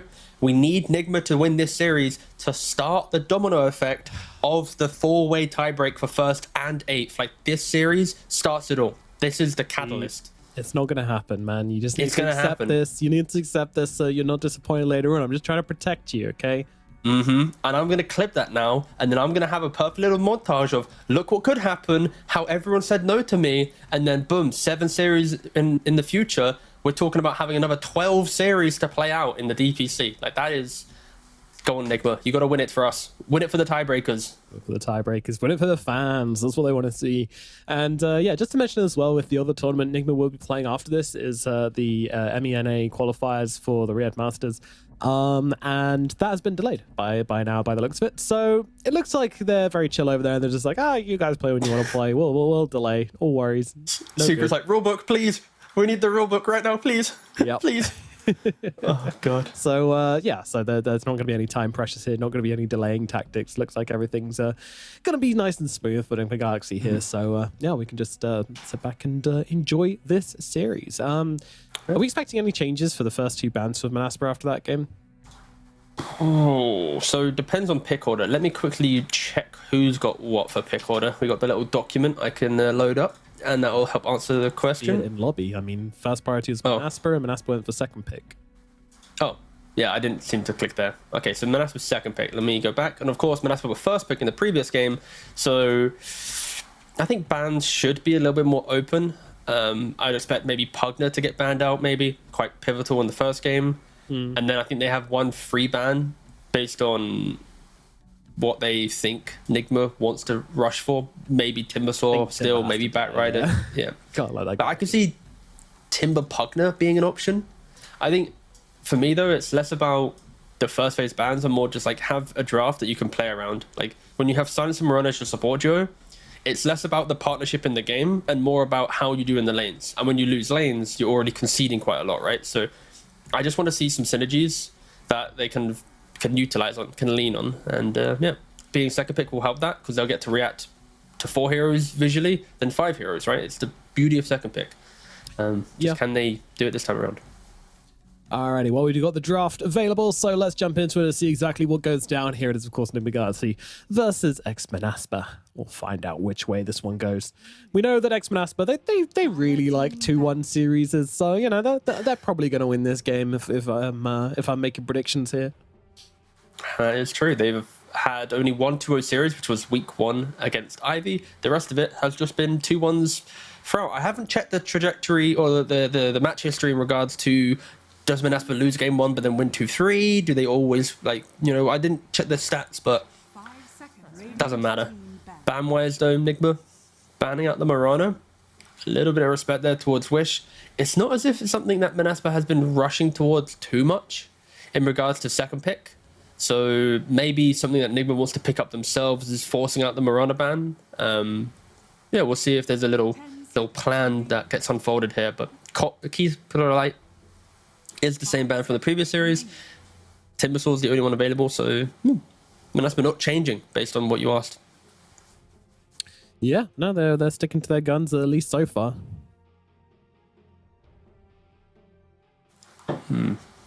So what will that provide then? So Manaspa last time, they first picked the Beastmaster.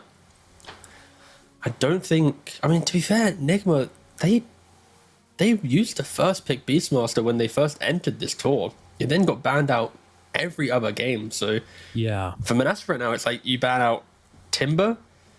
Potentially it's first pick techies into Beastmaster from Enigma.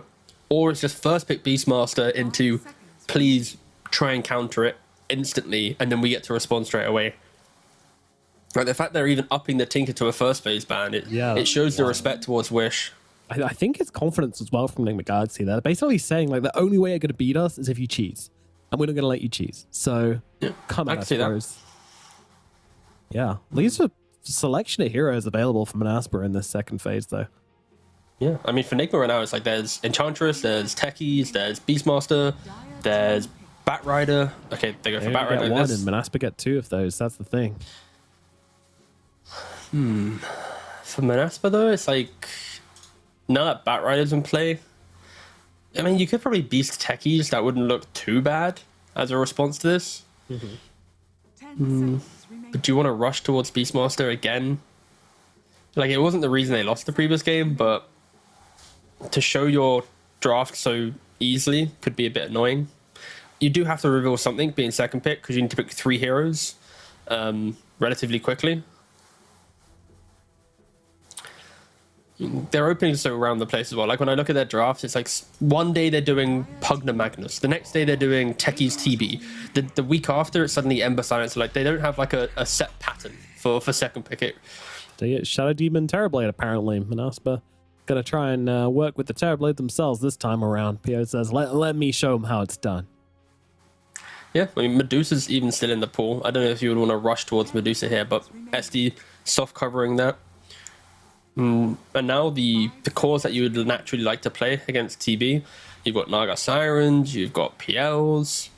Like, they're still all in play. SD isn't too much of a counter to those heroes. Yeah. Interesting. What I would do you do really here, like Shadow actually? Demon pick, though. Like, it's nice save for the Batrider, and yeah, good combo with the Terrorblade.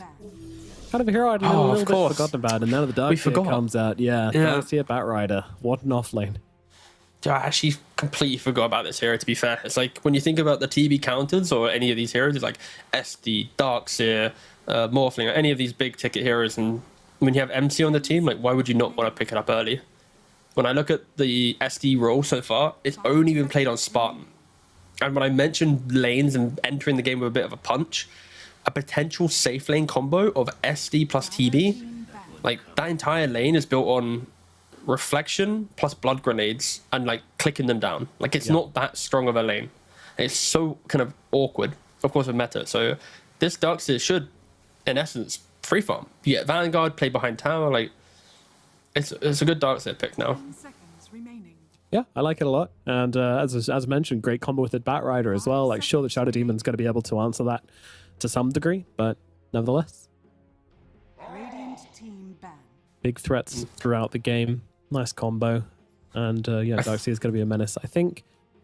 I want to see Bat mid though in this scenario. Like already Manaspa really? banning out the Spirit Breaker. I think when you have Darkseer and Batrider in the same team, of course we see the support meta increasing with Batrider for about a month. About a month now.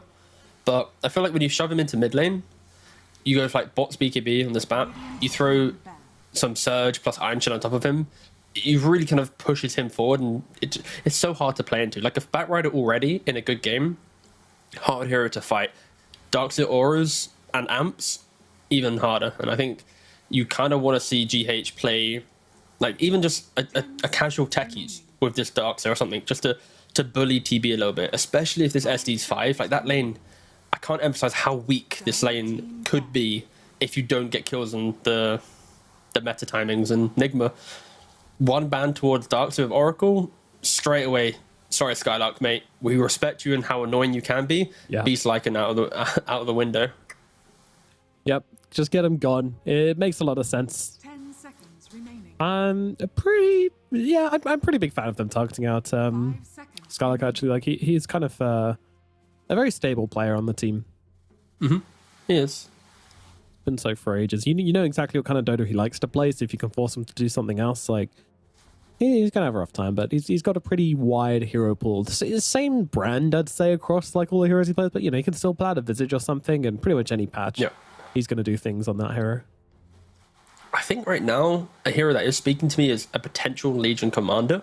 I think this hero is extremely good in the right games where a team doesn't have good saves, but also you can get through laning phase with the Blade Mail, then the Blink, and you just bully the entire time. And I feel like with Nigma now, when you have a Darkseer, if he gets dueled at the start of the fight, can't activate his auras, can't get off Vac Wall, you're really kind of dictating the game for your team. also with the Dispel against Lasso, it hurts a bit more. You now have SD saves plus Legion saves. Of course, it depends on how Nigma enters this next phase of the draft. But I'd like to see Manaspa pick up a support here, which is quite aggressive in nature.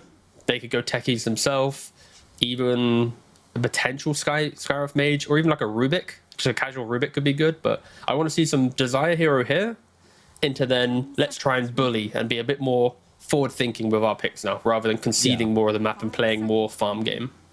Yeah, I can definitely see that. That makes a lot of sense. Yeah, a hero that's been kind of left by the wayside a bit, but definitely something which could work for them. I'd like to see that as well. And, okay, all right, Wind Ranger comes out, a hero which has been kind of going through peaks and troughs. Very, very popular at the start of the patch. Kind of went down in popularity quite a bit recently, but still pops up every now and again, and for good reason. So I'm going to have to check the win rate on this hero. It's probably not going to be healthy. Windrunner. Oh, all right, in Div 2, 7 games, 71% win rate. Huge. So, but then when you look at Div 1, it was like, what, double-digit games and then sub 40% win rate or something? Like, it was not as healthy. And, oh, wow, they actually do go for the Deucer. All right. And sure, SD is a counter. Even Windrunner to some degree is a counter with the Diffusal Blade build and locking on, but maybe Nigma thinks that they've got enough just chaos in the fight to be able to cover her, and Manaspa don't really have ways to dictate any moves right now. Like, if Windrunner's mid, TV's your carry, it's so much farming. Yeah. Like, now this final pick from, like, this offlane pick, it can't be Legion now. Like, it needs to be even more aggressive. God, this game's going to be Farmageddon, isn't it? Yeah. They could technically go for, like, some... maybe it's too greedy. I don't know. Like, Manaspa is like, your offlane either has to do everything in your draft or do nothing, and everyone hits creeps, you know? Yeah. Like, I could see a world where they go, like, Enigma and all AFK hit creeps the entire time. Or they do the flip side, which is, like, they go for... I don't even know what they go for. Because I don't want to see... My main... Yeah, go on. Okay, so my main thoughts... I dislike... I don't super dislike, but I definitely dislike the Legion idea now. Yep. Pugnus makes it annoying, Medusa makes it annoying. So I'm looking at either Villager, I'm looking at either, crap, past it. Okay, they're going to grab Ruby, so I still get to keep talking about it. But that does mean that Wind's probably going to be mid or off. And yeah, as expected, Wind is a core this patch. Ruby going to be the support. Okay, that's fine. So yeah, back to Spartan. Like, he either goes for like a Visitor or something to play a bit more active, or as you say, like Enigma, or maybe even Doom is something they can do. Just to do contact Skylark, just to triple check Skylark. You said Spartan for a second. Sorry, if I see Spartan play Visage in this game, we're done. Yeah, we're done. Not that he can't play Visage, just it doesn't look very good for the draft. Terrible. Yeah, no, I definitely meant Skylark. Thank you. No. Yeah. So Visage, Doom. Those are my calls. Sure. No, I don't mind them. They do need to have a hero to play around. Like, already Nigma, they banned out a Tide Hunter. I think Tide is the type of hero that you pick to go, sure, play your game, we'll farm, and then eventually TB will try and take that one decisive fight. Of course, SD with his ultimate will dispel any defensive decreps. Darkseer as well can't surge and get into the middle of the fights potentially if you hit him. So SD is going to play a really important role in this game. But just the greediness of this lineup from Manaspa. Like, Windrunner needs what? Diffusal, Gleipnir potentially, even like BKB, Ags, and then TB needs the same. They don't really hit towers too cleanly. Yeah. I am a bit concerned. Like, this final pick will say a lot from Manaspa. Either they put Windrunner into offlane and suddenly Wish has to do everything from mid, or they put the Windrunner mid and suddenly there's a Skylark hero that we're missing that can do the same. But I'm not seeing the offlane pick here that will fix this in the draft. I don't think Underlord does much for their team. Doesn't really apply too much pressure. Legion already, we mentioned the decrep issues for the early game at least. You'd never really get on top of Medusa in laning phase because of Snake slow, so he can't dictate too much. Yeah, this is going to be a difficult pick for Manaspa. It'll be interesting to see how Nigma bans here. Yeah. And yeah, another one of did you mention Magnus? I haven't, but the reason why is because he's also quite farm intensive. Yeah, because he's buying Echo Saber, Harpoon, and they ban out the Enigma. Like, I did jokingly mention it, but I think that honestly would have been the route that you go for X-Men in the hope just to survive and have the inevitable, we hit the combo go, you know, but still so much greed. Yeah, it's very greedy draft at the moment. Either team. All right, what's the last pick, Kuroki pick? This is where we're at now. We're going to see some, last pick. I'm here for it. I mean, I think Disruptor's pretty decent. Some random Witch Doctor probably is fine. Even, I don't know, so many casual 5s are good here. Like, all 5s have different ways. Depends on how they want to play the game, right? You go Disruptor to run at them and catch them. You go Witch Doctor just to secure your lane and farm up and keep your Deucer happy. Because he's a body. Of course, the heal doesn't mean anything, but he heals himself and takes the fight. I'm ready for it. I like Jakiro. I've been playing Jakiro a lot in my pubs. 0 seconds and they go, oh, wait. Okay, so it's going to be Batrider 4, Pugna 5, Tiny whoa. and Mars comes out for Manaspa. So they're going for a do something. Yeah, wow. Oh, it's Kuro back. Damn. Okay, whatever. Semantics. Yeah. Okay. I called for Mars last game as a really good counter-aggressive hero. But that was because of certain heroes bringing it to light. It is a good pick, to be fair. Like, when I look at all the offlane picks available, there wasn't many left that would have instilled confidence in me. And Mars is that one hero that he can stall out these early engagements long enough that eventually a timing comes in play, right? Like, when do you look at an arena spear combo and that hero isn't pretty much dead? I guess the caveat to that is, with Pugna behind and Decrep and Life Drain, if Shadow Demon isn't in position and you're stopping the Life Drain as well, then maybe they don't have damage to kill off inside arena. But through all the horrendous options they had available, they found probably one of the better options in regards to Mars. But I still think Nigma's lineup is just so aggressive with the layers, right? Darkseer enabling Bat, enabling Tiny, Deucer farming behind all of it, no rule stop to the Life Drain. Like, Nigma should be pretty happy with what they got. I agree. Yeah, I think that their draft kind of, this Tiny pick, the kind of pivot at the end, just kind of gives them a lot of kill potential onto the Wind Ranger, which I think is something they could definitely use. Like, we didn't talk so much about the Wind, but she can take over this game, especially with the Diffusal build. I think she could be a bit of a menace. So just getting something which you know is going to give you that kind of ability to catch out the right hero at the right time is pretty important. And then Manaspa actually kind of responded also with similar aggression with the Mars. So both teams kind of picking up like very high pace heroes at the end to change the tempo of the game for themselves. And yeah, we're left with two very kind of even, both in kind of standard and in tempo, I would say. So then it comes down to execution. And based on last game, obviously I'm going to be leaning Nigma Galaxy's way on that one, but I do much prefer TB compared to Medusa in this game. So if it comes down to just the carry v carry matchup, if that's what it ends up being, then yeah, maybe I can find arguments for Manaspa as well. So I'll go Manaspa again. I'm going to predict Manaspa. Yeah, sure. Go for it. I mean, I think you highlighted it perfectly in regards to both teams have the big ticket carry, TB on one side, Medusa on the other. They have supporting casts where one team has SD and Rubik, the other has the Pugna plus the defensive capabilities of a Darkseer. Like, I feel both lineups are very mirroring. The disparity is going to be Windrunner versus Tiny. Tiny is a playmaking hero that needs the game to be dictated by his initiations and his timings. Whilst Windrunner, it's like, even if the early game goes weird, you eventually become a big core. So Nigma, potentially, if the game goes super late, sure, they might have scaling issues, kinda? But then it's like Darkseer and TB. Like, there's so many layers to this game where neither team looks as if it's like, wow, this is like the perfect outdraft.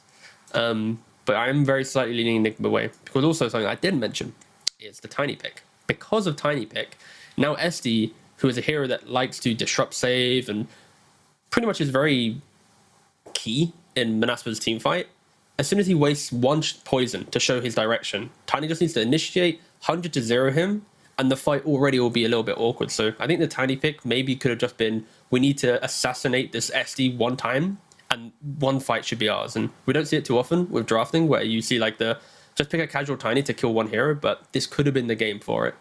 Yeah. And we are paused entering this game. We aren't just holding it on the screen for us to monologue, to talk and chit-chat for longer, but hopefully we'll get unpaused soon. Skylark is disconnected. Yeah, Scar's my favorite one, but hopefully Just call him out. come Yeah. There you go. back quite quickly. Yeah, I mean, it really is a mirror matchup in every role, though. Like, Medusa and Terrorblade are, like, playing super similarly functionally. You know, you've got these one hero eliminators, the assassins in the middle lane, and the Tiny and the Wind Ranger. They're almost the same.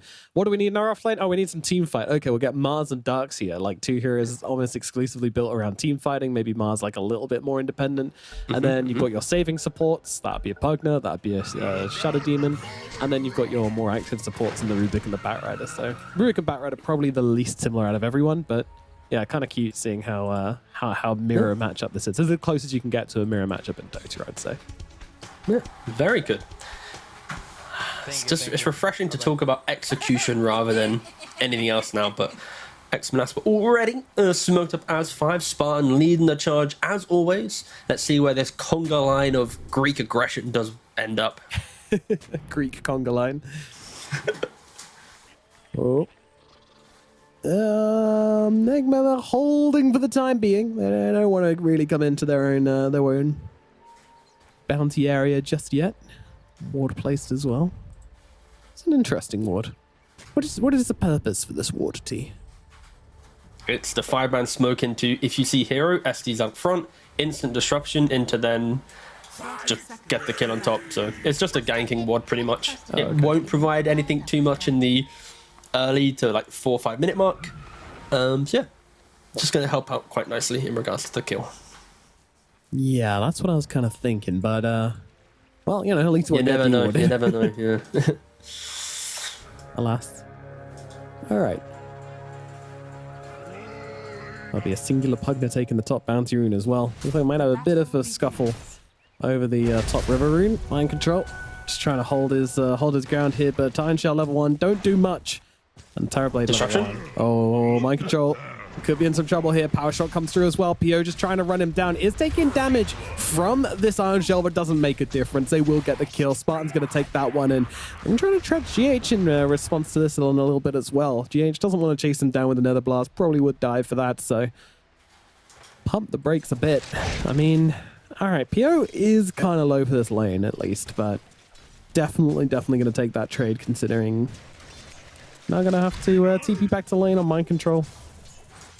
I think the sad part is that Spartan got the first blood kill there. Yeah. I think if that cash injection went towards PO, suddenly he's got a stick plus Wraithband coming into lane. He's going to be against so much aggression. With the spam of the Never Blast plus the Iron Shell keeping the wave under him, it's going to be a very resource heavy lane for PO65. Yeah, but Spartan's already recognized that, and rather than buying like some fancy item like Bazzi or something with his gold, he just pumped it into regen. Like he's got healing salve, stick, mango, and a sentry on his courier. That's what he uses gold on. So I'm gonna make this up right. First blood. Riveting. It's like that's why first blood, like when you give it to your mid, boom, bottle, right? It really can just disrupt certain matchups, but I think if I was to make up a stat on the spot, Spartan is probably the POS 5 player that spends the most on consumables other than any Western European pro player. That is going to be my gut feel guess stat. I mean, potentially in the world. Like this man, he... Oof. Just gets run down here. This Kura Batrider is doing work, and he's looking for another one. Desire is going to get under the tower. The snake will follow, but it's not going to be enough. So yeah, nice level 2 pick up there. Being able to get the chase down. Doesn't even use the Firefly, but just flame breaking him and getting a kill. Batrider, hell of a hero. Super annoying. Of course, the little mini patch that we got in, it reduced the move speed slow, but not the range in which you get knocked back. So against double ranged heroes, being able to knock them back that extra, was it 250 units, I believe it is? Yeah, 250. 250, yeah. So it's going to provide an extra 2-3 right clicks potentially. Yeah, it's insane. Like, the slow was never really that big of an issue. It was, I mean, it was, but the knockback into Blood Grenade combo is just absolutely filthy. It's like, okay, now I'm displaced and I'm really slow. Great. Yeah. It went from being like OP to just really good. Yeah. Is that really enough? Tuned down, but still strong. Top side. He's trying to stack the poison up onto GH here. I mean, Spartan can maybe start to threaten. There is a Fairy Fire and a stick available on GH. GH kind of knows the situation he's in, though. He's just trying to get a little bit of value out of his life and dies inside the orb of disruption.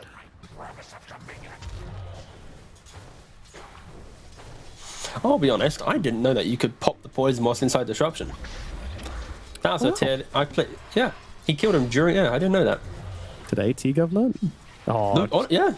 cheeky iron shell to cancel yeah, it's nice to cancel the south. Yeah, jinx. But no, yeah, today that's cool. Yeah. Ooh. You're disrupted from everything and everyone except death, apparently. Poison.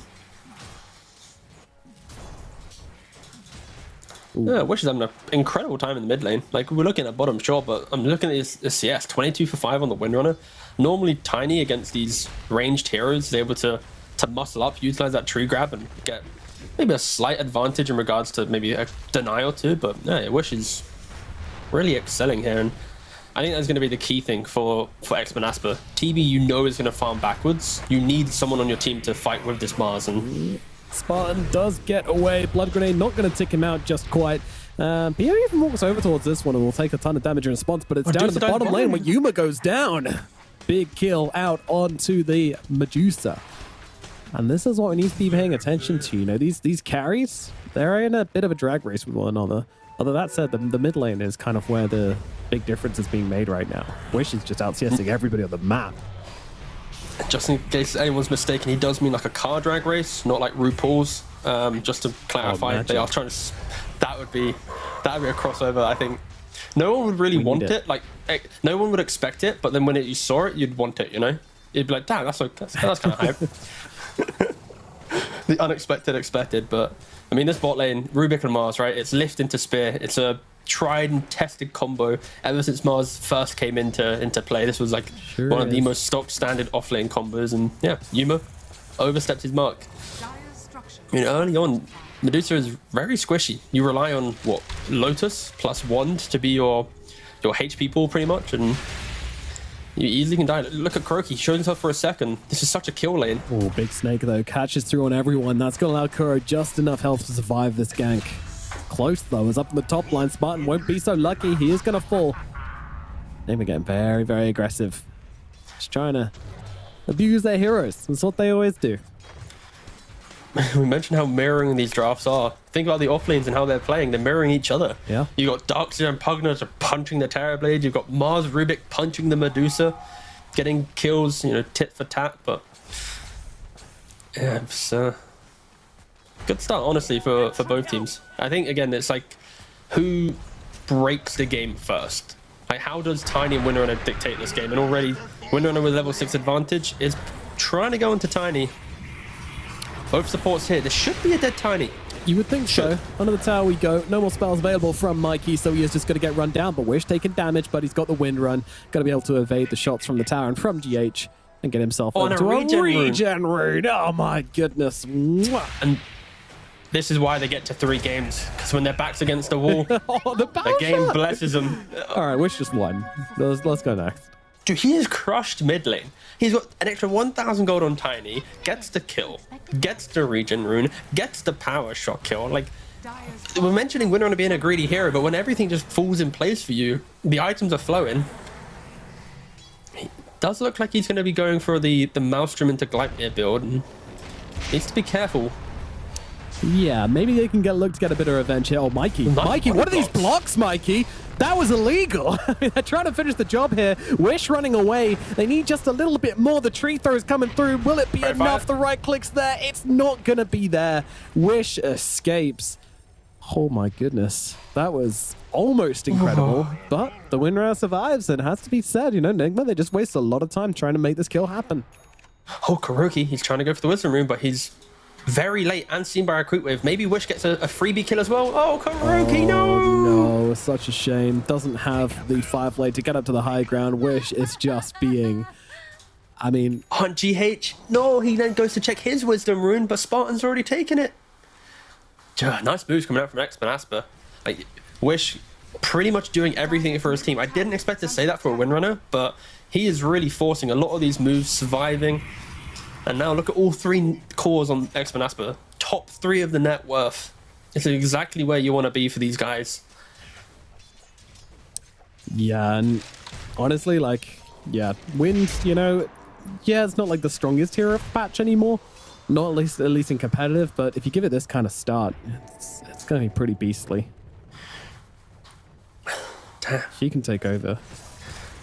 What's the I mean, the win rate for Div 2, I think, it's been picked with elegance in Division 2. Whilst in Division 1, it was more like, I see Windrunner, I pick Windrunner, and then you bash your face into the mouse and you pick it up, right? Yeah. Undefeated. Oh, I'm so sorry for doubting you, Wish. I didn't realize that you were undefeated as well on the hero. Nothing but dubs. Only seeing green. Bottom lane, they found the Medusa. It's all over for Yuma. Wish. What is this? Calm down. That is the biggest steal in the history of Windrunner gameplay. Like, that is the best solo pickoff I have ever seen. The way that he crafted that power shot all by himself with zero setup, just perfectly killing off Medusa. No help required. Crazy that power shot just one shots Medusa, but that's just like, so broken. No wonder it's goes through mana shield. Who knew? I don't know if I'd be happy or really pissed if I was in that scenario. If I'm Mars, I'm killing off the Deuce. Oh, nice. So my game's gonna be good. Blink's on the way. It's like, no, sorry. Wish from a whole screen distance away got the kill. Yep. But no, Enigma, they've gonna get it. Oh, okay, never mind. Yeah. Good plan B though for Enigma. Like, everything's kind of going wrong in regards to the kills and the lanes, but Pugno GH happily making stacks up. Yuma already farming them at the 9-minute mark. Never the best sign, but at least it is an option for them to put the Dusa away from that threat. And Kuroki, we've seen this one before. Yeah. Going down once again. Dominating streak now for Wish as the clock strikes 10.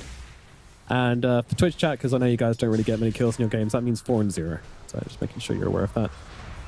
Wish is even looking for more here. Got to be a little careful of Mikey, but with the shield rune, actually, he doesn't. He's got a shield and a double damage. Okay, offense and defense. Radiant available. Yeah. If he had Focus Fire, he would be in the mix of a Radiant jungle. But just because of the fact he killed Kuroki with it, he's like, you know what? I'll let you live this time. He sits back and chills. Yeah. Those brights of yours, I feel like I was expecting him to go in there, but I guess recognize the power of Focus Bar, There's just no need to give away, right? Because you're on that 4-0 streak, the gold you give. Oh, Mars with a big TP, and they've already taken down Desire, and now they're going to pin Mikey back here. Disruption into God's Rebukes. No spear required for this one. They're just going to take it down the old-fashioned way with a spear in the back. Skylark brings him down. The aggression from Manaspa continues. Finally, Wish doesn't steal a kill, Gives it to Skylark, such a generous mid laner. Seriously. Being 4-0, yeah. So charitable. What was wrong? Power shot on cooldown? Radiant structure. Yeah, This is like a level 2 power shot as well. It's not like he's been doing this with full points in power shot. This is a clinical kill stealing as they move in towards Kuro, but again, Scarlet takes another. Ooh, a whiffed Focus Fire, but no, X-Manaspa, they're playing around their heroes really nicely. I think this Mars pick, it's like, this is why I didn't mind it, because if you can utilize Arena nicely and just fight Enigma, it does feel awkward. Like this Tiny, he needed to play a better lane to get Blink and dictate the game. But now, because of how awkward this has been, being down 2k gold to your opponent mid laner, there's no play for you to make. It's not as if you can smoke up and get a kill. Like, you need to somehow drag 3-4 heroes now into any play you make in the hope to find even just a single pick off, and yeah, it doesn't feel good. Yeah, and this is the point you made earlier on about Tiny really coming into light here. Like, this hero from behind, it just feels so bad to play. Like, you need to get some kills to get this Blink Dagger timing coming in for it pretty quickly, and then you need to get some kills once that Blink Dagger's up. And you need to keep getting kills. And he's currently 0-2, so that is not happening. Spartan gonna try and go for the disruption here, but oh, Enigma, they want something bigger. They want to fry the big fishy. Okay, all right. Go. Fishies, yeah. Get in, get out, shake it all about. A really weird way. It's not the cleanest. Okay, they've robbed the hard camp, but the Ancients will be slightly harder. I mean, Mars is to the south. He can pick them off. Oh, the cutoff. He still doesn't have that Blink Dagger, but he doesn't need it with the rotation in like this. Using that little path behind the camp. The arena does come down here. Wish just trying to take out mind control straight off the bat. He gets off that wall. The vacuum, though, it's already been used. So far, no one's gone down, but will eventually fall to the power shot from the Wind Ranger. So it's just a trade. Mind control falls, and that's going to be that. And Rubik still has Avalanche as well, so ugh. It doesn't feel good though for Enigma. They use 4 heroes to rotate, and sure, they take away some like quad stack, but that's not the net result you want. They saw SD on the high ground, they don't want to go for that kill, and Tiny, how far away is he from Blink? 500 gold? Okay. I think this entire game will now be how much of a distraction can Enigma be to give Medusa this farm, or like this farm game. Like if she can maybe get say Manta Butterfly in by 20 minutes, that could be a window where you're poking yourself into Roshan looking for a team fight, but he just needs to avoid all of these engagements. Just hit the creeps and don't do anything. Wish, meanwhile, with the Atos, able to just kind of control a PH here, interrupts the life drain, saving the Shackle Shot for that, then Focus Fire just to bring down that support kill. Easy peasy. GH just caught in pretty deep there, trying to get some vision down, get some pushing going on that tower as well. Get the wave shoved out, making life easy. Meal down at the bottom, Lasso does come down onto Skylark. Skylark would be a great kill here. The disruption's out from Spartan though. Can he blink out of this one? No, he cannot. Arena in one. Spear instead, in fact, and yeah, Arena now available. Just gonna throw it down and try and set up, but Desire's it. Oh, the Avalanche doesn't connect? Wow. All right, well, Mind Control gets away, as does Kuro. Okay. You can kind of see how Enigma's playing the map though, because they don't want to ever approach X-Men Asper in a 5-on-5.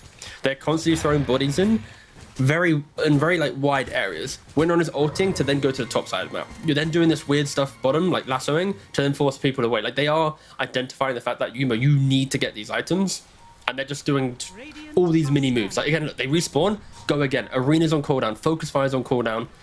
If they find a pick, it will help them. If they don't, sure, the game's going to feel bad, but they're just trying to dictate the game when behind. Down 10 kills, design a really defensive position. Yeah, this is pretty good. Does get seen, though, by the sticky napalm from Kuro. We'll be bringing him down, and, you know, it's a cheap kill, but that's kind of what Enigma are after at the moment. They just want to kind of take the wind out of X-Men Asper's sails a little bit. They're not going to go for Wish right at the moment. Bit too tricky, but you can take down some supports and just make them feel the pressure. Free up. Yeah, Medusa's now top 3 net worth. She's creeping up the leaderboard. 700 gold away from the Terrorblade. You wouldn't have been expecting to say that about 5 minutes ago about how the start of this game went. 2 deaths to her name. Yeah, it's... Yeah, the big difference is still just this mid lane, though. Wish versus Mikey. 1000%. It's tough. I know. It's tough. Ooh! Little bit of a misstep there. Yeah, Skylark does throw down that Arena, though. I mean, they've got a lot to play with. Nice for back Arena coming in. Factful coming in from Mind Control, but the counter wall's there as well. Pio popped the meta, and he's just doing so much damage. Mind Control to drop. Yuma comes in, though, throws down the Stone Gaze, tries to make the escape possible for his team, and will be able to do that much. So, big spells committed to the fight. Both offlaners die. The mirror match continues. So even. Oh god, what a mirror match indeed. I don't know who really takes the win on that one. I guess Enigma wins because you're trading Metamorphosis for a very defensively positioned fight where the game isn't progressing. Yeah. And also, like, in this time, we've not ever seen like the Mars sync up perfectly with the Windrunner in the last 2 or 3 minutes. So it's testament to Enigma's kind of overall playstyle. But still, the net worth grows. Like this Windrunner is about to hit 10k net worth at like the 18-minute mark. It is such incredible farm. Yeah. And where is she going? Oh wait, is that is that Gleipnir complete on Windrunner? It is. Where's that carrier? Oh, top lane. PDP's found something more important, and that's going to be Kuro getting beaten down by Skylark. Although Skylark, he's kind of run out of tools to finish the job here, so going to have to get some help. But help does arrive in the form of a Wind Ranger. Blink, blink. Kill goes the way of Wish. And that's Gleipnir complete. 17 minutes and 15 seconds. 8-0 right now. If she is to die, that is going to be such an injection of economy. And it's only a 2k gold lead. Like, just to emphasize the fact that 17 minutes in with a 10 kill lead, it's only 2,000 gold. So if at any point Wish, after such an incredible start, does give away a kill, let's say it goes to Medusa. That's going to be like, what, 700-800 gold potentially? Like, they need to be careful. That's true, but Wish has been playing a blinder so far. Like, oh no, I don't expect him to die. He's had a splendid game, but you have to take into account all Windrunner players at some point they focus fire one too many times and they die. So It is how it goes, unfortunately, sometimes. Mikey looking for the kill on spot. Oh, Kuro. No, that's pretty bad. The flame break backs him away from the avalanche, and now Mikey's just in a really awkward position. Arena from Skylark as well. Great positioning here from the Mars. They're so caught out. Mind Control does get off the back wall, but it gets nothing done. Skylark gets another kill as well. X-Men Asper, they are cleaning up. Mikey will jump in and get the initial kill he wanted, but what's it going to cost him? Probably his life, which brings him down, and it's a huge fight coming the way of X-Men Asper. All started by unfortunately that flame break just pushing that target back. I kind of like a replay on that one. I just want to have a look at how critical it really was. But I kind of hinted at this during the draft as well with the tiny pick. Like, this is the reason for the pick. See the SD make the jump, make the play. But when you don't hit on that initiation, the ability to just kite out the fight on X-Men Asper is incredible. I think every hero on X-Men Asper has some defensive toolkit in them. Rubik with the lift, TV with Sunder, SD disruption, win on a win run, Mars Spear or Arena. Like, every hero, if you're not cleanly initiated on, will do something to prolong that engagement. And yeah, seeing it perfectly there, especially with the wall still in play. Even when things get a bit awkward, you throw the wall, get the illusion. Now Tiny's tossing that illusion, not the hero as well. So yeah, just really nice positioning from X-Men Asper. Kuro once again, just trying to be sneaky, trying to be 6 seconds annoying. Until Firefly. Oh, Just watch him, Juki. He's gonna find a way. Oh. Well. Imagine if you could just fly off the map. There used to be trees up there that Monkey King could jump around, but there was a game where Sweden Strong used it when the patch first came out and was jumping on the trees outside of the map. And as soon as that game happened, instantly got patched out. Bang. Patched. Just imagine how cool it would be to like make a play in Dota and it'd be so good that they're like, we need to insta patch this. Of course, Monkey King jumping on trees isn't some incredible like insane play. It's just more of a patch issue. But I have a theory, Tiga. You see, I had this mechanic. Okay. It was Muerta and Tiny, where you parting shot the Tiny and then you use tree grab and you get unlimited trees, right? Sure. I told Dendy about this, right? He seemed very impressed. Literally the next day it got patched out. So I'm not saying Dendy's, a narc. I'm not saying he's might have told the teacher, all right. But sure. Could have happened, It was very obviously a bug, but yeah. Did you send him a video of it? Yeah. Filmed his reaction for a video, yeah. You got no reaction and no video because you got patched out instantly. Yeah. Great content you made. That's so good it never saw the light of day.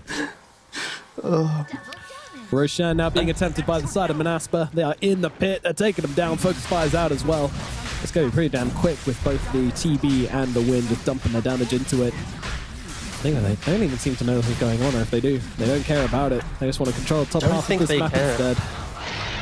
At this point, trying to run your heroes into the most southerly part of the map without vision or smoke, you know how the fights have been going, so I can respect them giving it up. And I mentioned the fact that Yuma needs to AFK farm for around about 20 minute man to butterfly. 21 minutes, both items are in play now. So the Dusa is now top of net worth. Like, if we have a heat map of Dusa, she has been living on this radiant side of the map, this radiant side of the jungle, going from ancient to ancient. Sure, she poked her head into one little scuffle, but instantly retreated back. So yeah, I think Enigma have done a very good job stabilizing this game, not allowing Wish to pop off. It is a not running towards you. Like, he knows they're there. He's like, okay, I mean, this is fine. I think now you don't need to make these plays on Enigma. I think it was good pre-Butterfly, but now Butterfly is in play. It's like, you might want to look at like the bigger perspective of this game and look for an opportunity potentially. The other caveat to that is still respect the Aegis. Look for pickoffs, not team fights. And in 4 minutes, that's when I think Nigma will finally do something together as a team. I think if you look at Darkseer, I think his itemization will be the key component to this now. He has Pipe, soon to be Greaves, maybe even a Crimson Guard after that. So post Aegis, you're going to have potentially triple auras and a farm Dusa. And Yuma, he is so careful right now. Like, he sees an illusion, boom, see ya, I'm out of here.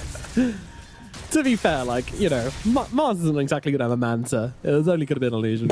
I think the reaction was right from Yuma, but they're just gonna dive bomb this Medusa now. Like, they know that she's got no stone gaze. Yeah, how long she's going to be? 65 seconds, okay. Ooh. This is such a weird game as well. Like, you can feel the farm and the tension between either team. Like, Wish doesn't want to throw away his early lead. He now gets the BKB, so he really wants to survive these fights. Yeah, it's interesting as well how, like, you know, it's still not a huge gold lead. Same as last game, exact same as last game, actually. Where they're just doing so much more with just a little bit more. That is the nature of the beast sometimes. Middle tier 2 tower, dropping pretty dang fast. Top tier 1 so tower also goes as well. I hope you're ready, by the way, Nomad, to cast the potential combination of Vac Wall into Mikey Aghanims. Like, having this, like, the tree volley into then potential 2-3 man setup. Like, yeah, MC doesn't have the Greaves yet, can't dispel it. Is the damage there yet, though? Mind Control being chased down in the bottom side of the map. He's just going to go for the TP out now that Shackle Shot's being used. Spartan doesn't get in range for the disruption in time. That's not going to cut it. Mind Control gets away. They're just getting dragged around the map so much here. I'm feeling a little bit uncomfortable for X-Manaspa. Like, such an incredible start to the game, but just lacking that little bit of conviction. Of course, at any minute, they win one team fight, the game's theirs, right? I think both teams have that built within their draft, but something just like is like gnawing at me for the fact that they've not done anything to do so. Like, they've given themselves a potential window to not win the game, right? And I guess maybe the Tricore doesn't hunt Dusa very well. Like, even if they were to gank her pre 20 minutes, how would they kill her off with the support of Batrider, Darkseer, etc.? Like, in lanes, of course, it's isolated away from heroes, so I think I can see the reservations for wanting to do that, but it just means they need to execute when they make that game choice. And the first Aegis wasn't the time where they were trying to do anything crazy. Second Aegis will be so important for both of these teams. They need to be ready for the respawn. They do. They do. This is the most critical part of the game when that Aegis comes up, because I don't think there's going to be much done with this one. Modern minute left upon it. Manaspa, they should probably take all the tier 2s out of this Aegis. They seem to be wrapping around on bottom right now, so that will be the last one for them, which is exactly what you want to see. They're definitely playing on their pace at the moment, but it's never going to feel free. It's never going to feel free until all the barracks are gone. Just because of this Medusa factor, you know, she hasn't been shut down. She hasn't been controlled. But that said, everybody else inside of Nigma Galaxy has. That's been the sacrifice that Nigma have chosen to make. Are they poking high ground here? It looks like they might be. We've got a game. But the Axe is complete on the Tiny. Pierre's actually... Aegis is out. Nullifier headed towards in 20 seconds. He does. Dude, MC wishes he had a blink right now. I know. Such a juicy Vac Wall if he had a blink dagger. Yeah, he's got to like stealth his way into it somehow, but Manaspa, there's no opportunities really showing themselves for this team, so they are just going to back themselves away. They're not going to overcommit. Yeah, no, but there was a play. Yeah. I'm sorry, but there was a play there. The Tiny toss ducks it into the fight to the Vac Wall. There was a potential form of initiation, and the way that you could have done that is Kuroki with his blink dagger blinks into the middle of 5, starts the fight to then throw in the Darkseer after the fact. So use Kuroki as the bait, Tiny as the vessel, and MC as the control. Didn't happen, but it would have been absolutely stellar and hype if that was to pay off. Maybe the 2 BKBs on Winner on Mars deterred them from wanting to actually execute on that idea, but could have been cool. Could have. Wasn't. Maybe we'll wait for this blink dagger. These are pretty illegal wards up here by X-Manaspa though. There we go. Kuro gets it done. Yeah, they stay for around about 20 or so seconds and then disappear. I think the best ward for sieging Radiant High Ground is the one south of the tier 3 tower. So if we quickly look back at the tier 3 tower bottom.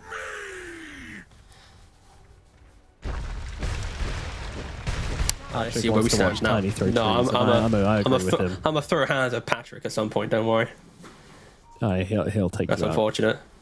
Whatever. Beautiful bald Did he mute us? I think he muted us. That's unfortunate. Shake your cursor up and down. Yeah, see? Oh, okay. It's unfortunate. He doesn't want to hear us. He doesn't like our I casting. don't know what to say anymore. I feel lost. I felt like there's a connection between us. Flow's dead. I feel like Flow's gone. I've lost my mojo. Well, we'll watch these guys take a Tormentor instead.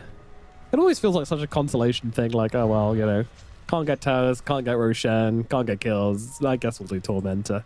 Hooray. Kuro has a shard. Excellent. That's exactly what we wanted from this. Now all those right clicks he's throwing out are going to apply Napalm. Incredible. Tormentor is a very hit and miss thing to go for, because if you're in the lead, taking their Tormentor feels good, but if you're not that far in the lead, your resources will now be halved potentially from your HP. They can then fight you, so you have to be scared. But also, if you don't have the hero that can solo it, then you're dragging multiple heroes to do tank it. Luckily, in this case for Manaspa, PO65 with his high armor and physical damage can eat through it himself. But there are some scenarios that Tormentors just aren't really a viable option. Yeah. And also, PSA, if you're winning a game, if you're like out on the map getting things done, don't run 5 heroes back to the Tormentor to go and get your like Bat Rider or Shard. That's not good. Doesn't happen in competitive games, but you know, in pubs it happens a lot, and I hate seeing it every time it happens. So, but I also like seeing when it's enemy teams like, why have they suddenly stopped pressuring us? Why are we allowed to go and take all their wards and farm up the map? Oh right, they did a Tormentor, and now they have a Shard, a hero which does nothing. Cool. Tree volley. I do love the Ags. I mean, it's one of the most like Marmite Ags in the game, because it either does everything or nothing. There's never an in-between where it's like, okay, this is doing an average amount in this fight. It's an item that forces heroes to be in the correct position. And in a game of Dota with 4 staffs and natural movement, it's pretty hard to isolate that. There is a storm a-brewing. Thanks, Manaspa leaning forwards. Mikey's the one who jumps in with a charge, though. Goes immediately for the tree volley onto 2 heroes. It's bold, and it doesn't seem to pay off here. But Yuma just trying to target down Pio. In comes the disruption from the side left from Spartan. Spartan's very low himself, though. They're trying to fight this right now. Pio and Medusa just smacking away at each other. Actually, no. Pio's looking for mind control. Kuro trying to bring him down. They will be able to do so. Pio's to fall. Now look over towards Skylark. Skylark on the run. He just wants to get himself away. Blink Dagger not available because GH is going to keep it cancelled out for the time being. But Manaspa, they are able to regroup here, but this is huge. The first time we see these carries really going head-to-head, and it's Yuma that comes out on top. It just didn't have the saves in play for Manaspa there to keep the TB alive. I think Kuroki, just perfect execution there. He understood that if he can just blink lasso on top, SD's not in position to save, and yeah, they got the kill. Even the arena just positioned around the Dusa. If it was maybe to the left-hand side, tanking up a couple of those right clicks could have been different. And of course, Darkseer, he died quite early in the fight, but he did his job. He created that TB clone with the illusion. And so for Manaspa, I think in the back of their minds now, execution is key. You've dictated the game. You've got the kill lead. You've got a 5k gold lead. But if you don't execute on your defensive toolkit, this TB can die. Bat Rider, Darkseer, Tiny, Medusa, like these heroes, they can be annoying. I know you're not a TB or a Darkseer player, so you might not know this, but when you create a wall, does the illusion automatically just target down the main hero, even if they use like Manta or some shit? I don't know. Okay, because I mean, somehow Mind Control was able to get a ton of damage on the Terrorblade in that last fight. I would assume, yes, it will target the hero that you created. We have a Roche fight going on right now. Mikey's going to get on top of Wish and force out the BKB to start things off. Mikey does get tethered up to an illusion. Scar's going to throw down the ultimate just on top of it. Yuma, he's stuck in the pit right now. This is kind of awkward. He can't do anything in here. He stole wall. Oh, disruption cancels out the lasso coming through in the second wall in the fight. Also doing work as well, but Yuma, he's completely unperturbed right now. He'll just cut down this Mars. Manaspa just feeling like they're not ready to commit to this fight. And the reason why is because they don't have Metamorphosis. The Aegis, it's going to be grabbed by Yuma. He tries to go in for the steal on Spartan, but it's not going to pay off for them. And now Yuma takes yet another fight and now has an Aegis as well. This Medusa is becoming the queen of the game. Yeah, and the queen of the early game, this Windrunner, she's demoted. Like, she can't get into the fights. What can she do? She's 11-0, but not really able to pack a punch. And of course, this is a Roshan without meta available on TB. So you can see why Manaspa is reserved in their engagement, not wanting to overcommit and just get fully wiped. But even the wall steal, he doesn't get a clone of the Medusa. He only gets a clone of the Tiny. Unfortunate stuff once again for Xmanaspa. Enigma just playing around the timings really well. Farmed efficiently on Yuma, found the window to go aggressive, poke them top, crush them in the bot. And they never really felt like this was a big lead for Xmanaspa. And what's Yuma's scoreline now? After being 0-2-2? 0-2-4 now. Bye-bye, Curry. Kuro. GH throws down the life drain. Just trying to hold his ground, but of course that BKB is there. I mean, Yuma isn't deep here. This might be the Aegis getting dropped here. Yuma just trying to fight up into this, but it's not going to work out for him. PO, oh, disruption. Hold.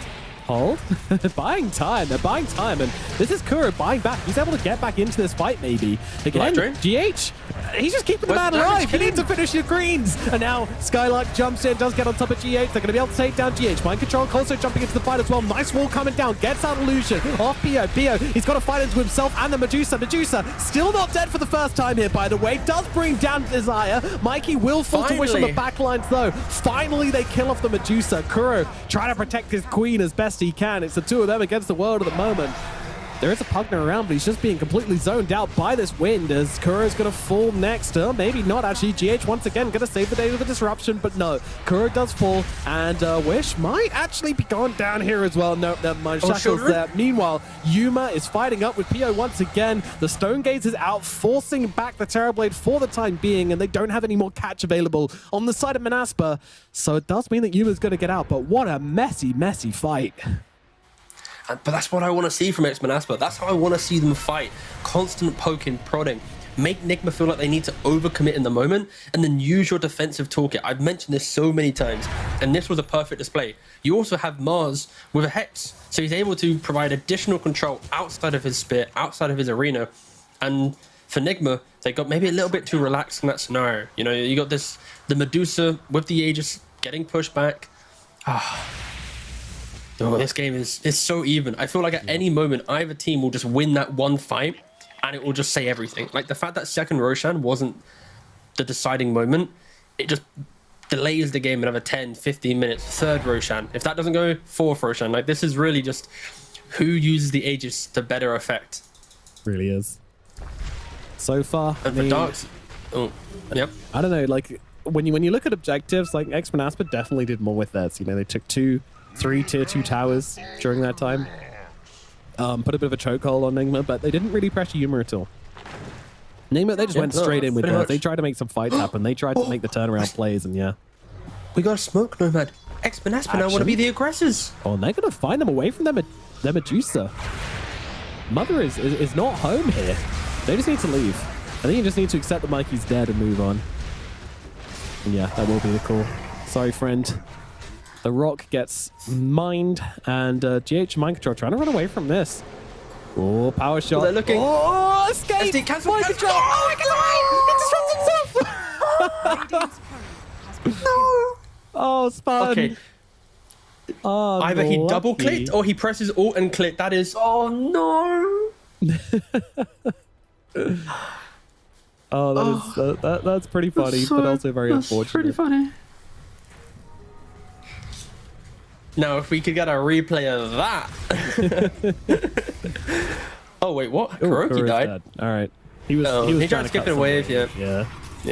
Aghanim Twin Runner, of course, the bane of every sports life. Here. They're doing a lot of damage. These illusions absolutely clearing through Yuma. Yuma does have the cheese. Gonna have to use it. Cheese comes off. Ultimate gets used. Stone Gaze is out to try and prevent them off. Meanwhile, Skylark, well, he's just trying to juke his way around the fight, using the bulwark. But again, Yuma's out of mana again. She could be in some trouble. GH just goes in with the Decrepify, trying to keep him alive. The disruption's there as well. Those illusions gonna slam down on Yuma. Yuma is dead. Buyback available. Might have to use it as Wish is going in. Looking for more. GH is gonna be the target. Lift up to cancel out the tree volley from Mikey. Still unable to have much of an effect on these fights. Tiny trying to chase in.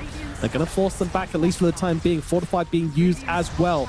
Xmanaspa, they do respect it. Look at their resources. They're pretty damn low on mana. And these Medusa illusions doing so much work upon herself. That is a scary part.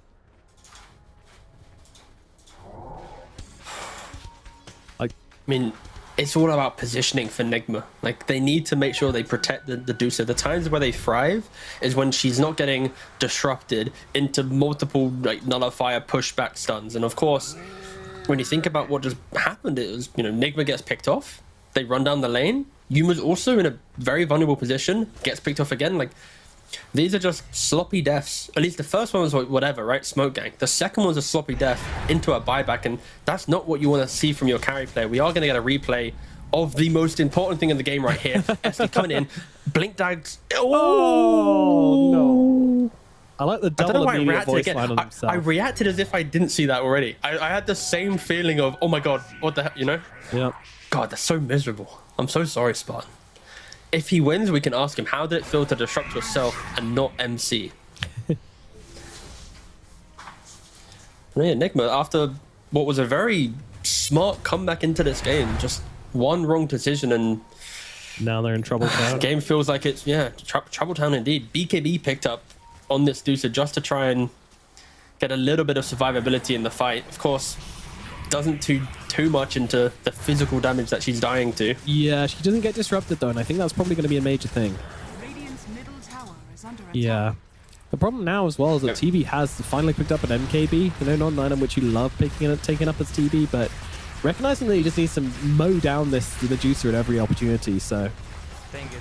The thing with the BKB, by the way, on Deucer is you normally want BKB when you have Blink or Swift Blink, because you want to get into the middle of the fight with BKB Stone Gaze and right click. When you only have one and not the other, you feel this kind of disconnect in how you want to engage.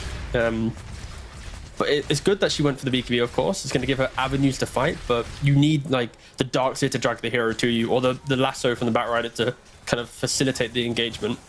Yuma can't be the one just chasing, because then they just run away. Tower is under attack.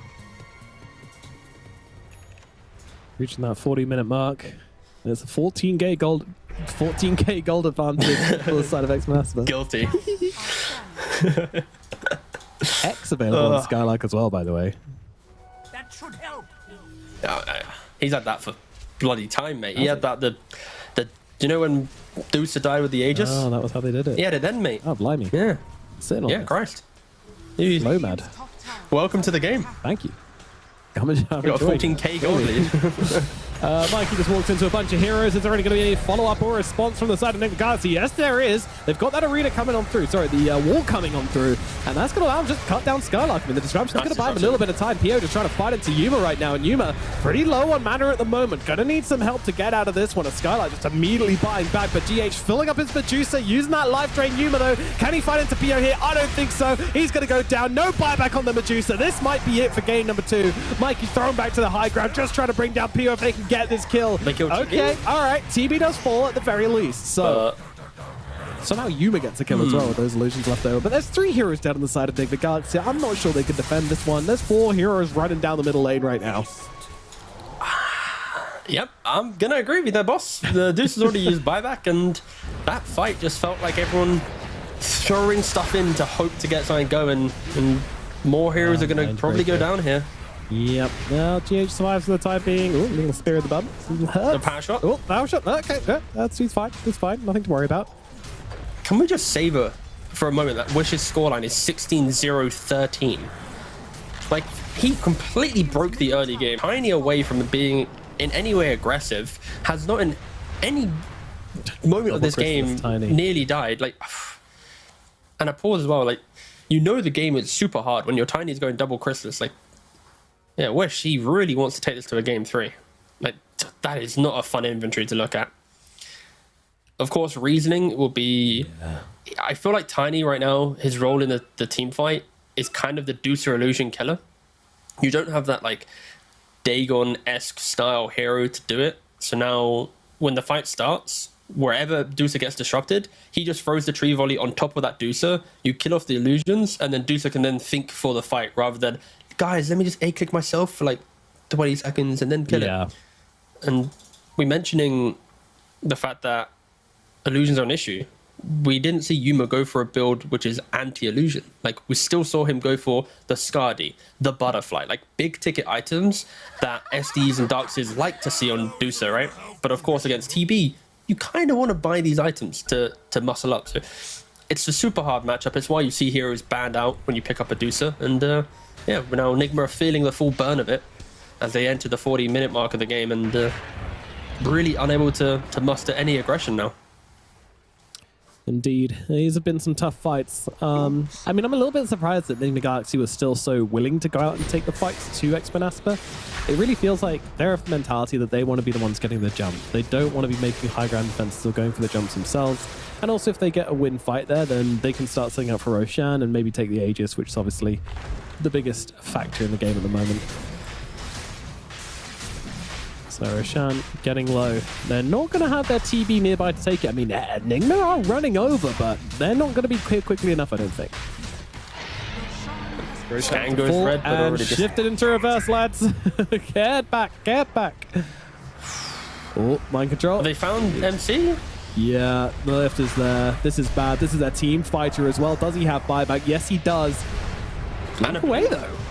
Oh, my pipe goodness. barrier helping him out there. Yeah, big time. Okay, so little breakdown there. PO65, he got the axe from Roshan, so he's going to be able to have that Terror Wave, additional little bit of CC quite nicely. Who picked up the cheese? Who's holding that? Who's the cheese enjoyer? It is, in fact. It's in the. Oh, it's in the pit. Oh, Yeah. okay. I was looking He's around like, unwanted. no, okay. God, what's it with these DPC teams just not picking up cheese? Don't make a lactose joke, but just really bad at picking up the cheese. I've seen it way too many times now. I think it's like maybe the 4th or 5th time. To be fair though, a fight did break out very quickly after. Just, it's kind of comedic, this item. What, cheese?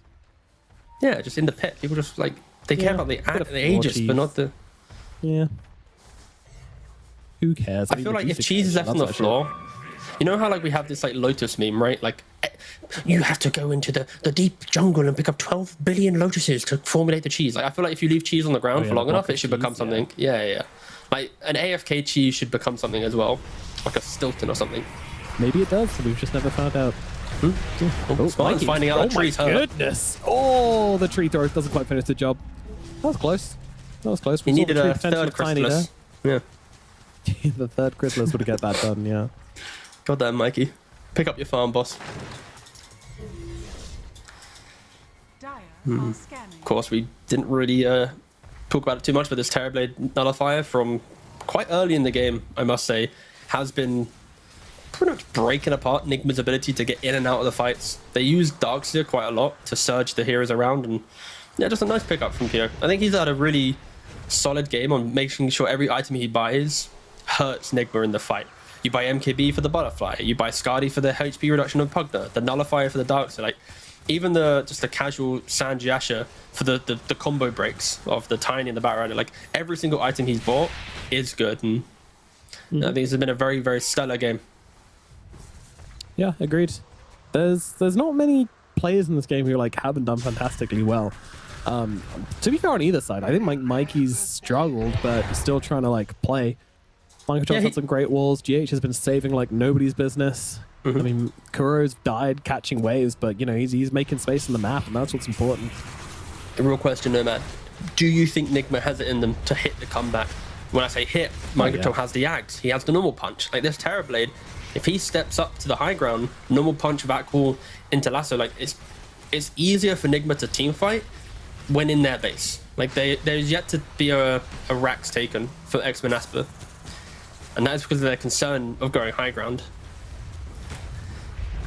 Yeah, it's tough, but here we go. Commitment is made, and Mike Draw immediately is jumping in. He's got the normal punch now as well. That's going to give him a very scary illusion to try and beat down onto his TB. They're going to have to get him out of there, and they will be able to do so with the shard on the Rubik. Lift up, throw back, get our man to safety. It is so easy to keep this TB alive. Yeah. Disruption from Aethelins. You've then got the Aethelins toss back from the Rubik as well with the shard. Like, oh my gosh.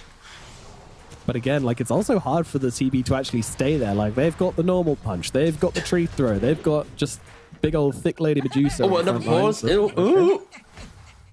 There we go. We good, everyone? All right. Pio. Sorry. Okay. All right. That is the carry play of X-Men Asper. That's not a cute way of saying pee or toilet. Oh, it's actually a door. No ban, please. Ooh, sorry, Wish. We're going to take that into consideration, but... Yeah, banned. Yeah, Pio's see now ya, boss. banned. All DPC events. The rest of time for answering the door. And go. Gotta get that Amazon parcel though. Gotta pick up those. Oh, Any delivery company is possible. Sorry, yes, unsponsored. Thank you. and There we go. branded Oh, delivery yeah. company. Christ. Oh wait, we're on Twitch. We can. We're not sponsored by Twitch. Anyway, There we go. Michael John tries to jump in for the door punch, but he's gonna get. Oh my god, he gets shredded. Where did he go? The little blue man just is no more, and he's got no buyback. That is a big problem for Enigma Galaxy. Big It's a win great for problem to have if you're X-Men Asper. You're like, oh, he's dead. Radiant's bottom tower. Disruption purged off by And Wish just demonic taking purge. top. Radiant's top barracks. Smoke up, Kuro looking around the side here. I mean, Spartan would be a pretty decent catch. Yeah, he's going to try and go for it. Yuma immediately stunned up, though, by the lift, which was used onto Spartan. Stone Gate's going to be used. They want to try and just get the support kills. They're not going to go for the big boy right now, but Pio, he's going to try and make himself Where's a the target damage? anyway. Jumps in. The BKB is just being used by Yuma here to absolutely no avail. Oh, the vacuum down to the low ground. Yuma.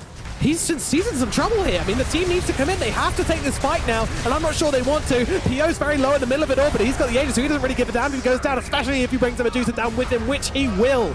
Wish now looking for a target, with the Tiny being dead as well. They'll look towards the Pugner, GH being beaten down, buyback available on the Tiny, but there is no buyback available on the Medusa. She doesn't have the money bought out for the Swift Blink, and well, that is going to cost them big. Radiant structures are fortified. Mind Control jumps in once again. There's the back wall coming down onto the two of them. They need to try and do it without their Medusa. Is it possible? I don't think so. BKB is there from PO. He doesn't have the Metamorphosis anymore at the very least, but he will have it soon. Meanwhile, Mikey needs to get something done here. Can they Which kill him could he be once? suffering his first death here? I don't think so. Wow, PO even tried to save him out here. I mean, he got no Aegis, my friend. Got to be a little bit more careful than that. MC jumps in again. Another punch coming out onto Wish, but once again, they're able to just deal with the illusion. Are they able to deal with the illusions? Oh my goodness, so low! 50 HP! 50 HP out of 3,200, but the Wind Ranger does make it away, and it has gone down to the one barrack dream here for Enigma Galaxy. Can they hold?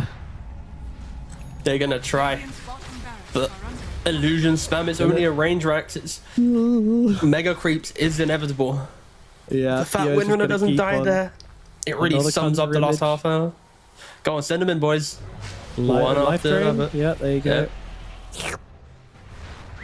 I'm surprised I'm Here not we just go. seeing Skylark just arena click it, you know? Just really Yeah, commit. there is going to be megas here. Oh, there Pio's we gonna go. force the issue. Boom. Radiant's Terror Wave used. the dire Terror Blade used Terror Wave. Still hate that, but whatever. Enigma, they got 20 seconds left on Batrider. One more fight left in them. Down 40k gold. Yuma with the quick buy. Do you Now, know by what? the fourth rapier, I think they might have this one, you know. The thing is, though, I just don't see an item that Yuma wants to trade to then use Rapier. I think maybe the Manta is going to have to be the item. Because it's like, you don't want to... Even maybe the Butterfly, because there's an MKB in play. It's... Oh, it's so... I mean, what's the win Yeah. probability right now? Are we saying like 0%, 1% maybe for Enigma? I'm leaning 0%. I think gonna Dota give Plus them right now two. is I'm gonna absolutely give them shaming two. them. Come on. Yeah, 0%. Oh, minus. zero. It's like, if it was 1%, then there's like some blind optimism towards like TI wins. Maybe like the Aegis in the base is like, let's give them 1 more percent, you know, but whew, this is... Well, we kind of felt like this game is based down to like that one fight breaks the game. Either team could have done it, but yeah, X-Men Asper, they found it, and the cheese hasn't gone moldy, Patrick. hasn't gone rotten. There aren't any little Easter eggs in Dota, unfortunately. And the cheese There still are, we're remains. just massive nerds and find them instantly. That's the problem. Block of cheese got figured out. I still have no idea how anyone found out about block of cheese. I think the best part was when people realized what it was. There was that one player who would like, normally position 4 player that would religiously get the lotuses, make the block of cheese, give it to a core, and then realize this is, for the work required, it's kind of bad. It's terrible. It's all, I mean, it doesn't Yeah. regen in fights, the shield, so it's completely useless. It's like just a 500 shield. Yeah. I mean, Abaddon's crying right now. What do you mean? oh, Desire! There's a cheese! Go! He gets it! He gets the cheese! Desire, MVP! Oh, let's not get carried away now. I think Wish fans are going to be absolutely molding. if he doesn't get MVP at the end of this game, then... If he dies once, he's not getting MVP. No, yeah, I'm hunting down for that. Like, if he ends the game with 1 death, let's just make a statement. Strip him of his Yeah. titles. Yeah, make sure you finish your sentence there. Thank you. I didn't realize this. A little bit suspect. Little sussy nomad as the game goes nearly to an hour. Okay, all right. No, don't go long with him. All right, we're basically running down the clock for an Aegis right now. Nigma knows it. X-Men Asper knows it. What do you think the conversation is going on in Nigma camp are at the moment? They making plans for Game 3? I don't think that narrative never really occurs in a competitive game. I think that is, yeah, I would rarely actually consider that being an option. I think right now for Nigma, it's about we need layers to initiation. We need to find the SD. We need to jump the Rubik. Deucer needs to be up front. We need to vac wall the TB. Like, I think they're just concocting the perfect initiation, because when you're deep by your tier 4s, the vision of your base plus the aggressive positioning of your opponent, there will be one opportunity to fight. So you're saying they have decide a it, chance? construct it, and give it a go. No, I mean they have a 0% chance. Dota Plus Okay. They has already ruled them out. Okay. But no, when I hear people talk about the whole, are they talking about Game 3? It's like, it does a disservice to the potential comeback mechanisms that people are trying to install. That 0%, that's not a winner's Zero- mentality, is yeah, what you're trying to exactly. say. Yeah, In yeah, many, yeah. many words. Don't forget that Which is Nigma fine. still need to play Secret ME in a different qualifier that was meant to start half an hour ago. Like, Look at this ward. This is my favorite ward. which ward? Sorry, I don't know which one you're on about. Dire ward right here. Right here. You mean- Here? How's here helping me? You're a caster. Where Say the something more entire team are descriptive. right now. It's like Oh, just to the okay. side. Oh, I of see. the Yeah, tournament. okay. Yeah. Yeah, I see it. Now on the if you look at the minimap, guys, the Dire ward at the top of the base. There we go. There we go. There we go. What an amazing ward. It was so disguised, I couldn't see it. But also, don't forget that this was probably around an arena fight where the trees were dead. They've now respawned, Yep. so I don't want to flame Spartan on his vision game, but the trees probably can offset that one. And another Agnes. Who gets it this time? Spartan already has one. Wish already has one. Everyone's got an axe, bar Skylark and Desire. Okay, Skylarks is pretty underwhelming, to say the least. Desires is... Okay, Spartan's holding on to it. He Size might is just. cool. I don't mind it for. Surely for Skylark it's okay, no? I don't. There's even at this point, mate. You're 40k up, but like, Spartan, you take it yourself, Chief. Just eat it. You should probably give it to Rubik. That's the takeaway. But Oh, the double cheese. there you go. Two Yeah, cheeses. Rubik. They Yes, still sell for everything. 500, right? It's a grand. Star points. Go set it. Okay, so Nigma, they've had about 6 minutes to discuss how they're going to take this fight. This is the fight where they need to hit absolutely everything. They have a smoke. There you go. They have a Here it is. rapier? The plan's coming into play. Rapier? Rapier is up. Smoke is online. 0%. Wait, is that don't going to forget. give them a chance? Is it going to push it to 1%? Probably not, because the enemy team have an Aegis and everything now as well. Oh, hold. Watch them blink in, No. Mr. Vac will die and just be over. All of this for nothing. You got one shot, Nigma. Make it count. It's kind of like half a shot, really. Sure, yeah. Shot, but your bullet is like a cocktail sausage. But let's see what they can do. Whoa. Oh, the blink dodge. It all starts here. The comebacks now. It's here. That's a 1% blink dodge right there. Damn. I think we're just holding the line. What is the opening which Manasper are looking for here? I imagine it's to jump on someone who isn't the big Medusa lady. If you jump SD, Rubik saves him. If you jump Rubik, SD saves him. You need to double jump somehow, get the supports. But also your jump is your Darkseer, who needs to find the TB. It is why Nigma have struggled in this game. It's why it's gone to nearly an hour. Yep. X-Men Asper. X-Men Asper are just looking for the Darkseer. That's like their biggest target. All the game 2 win, if anything. Just death by 1,000 cuts. You got a 50k gold lead. You're the one that'll throw this game, not anyone else. Tiny, he jumped in. Oh, this is a bad jump from Mikey. Let's see if they can punish. I'm pretty sure they can. He's got a BKB available, though, and actually very, very cautious from Manaspa. They don't want to overcommit to this. They've used the wall. If they can just reset from this, it would be a pretty big win for Manaspa, but they're going to force the issue as the lasso comes out. Disruption is there. Kuro keeps dragging him out, though. They've got Sky like an awkward position, but in the stolen lasso coming up from Desire, dragging them with the lift shot. Oh my god, that is sick! They're so out of position right now. They will run down mind control. PO looking for Mikey as well. Medusa completely isolated. What a fucking way to end this game. It's not over yet as the buybacks come through, but with no Rapier, no Medusa, I think that's probably gonna be it.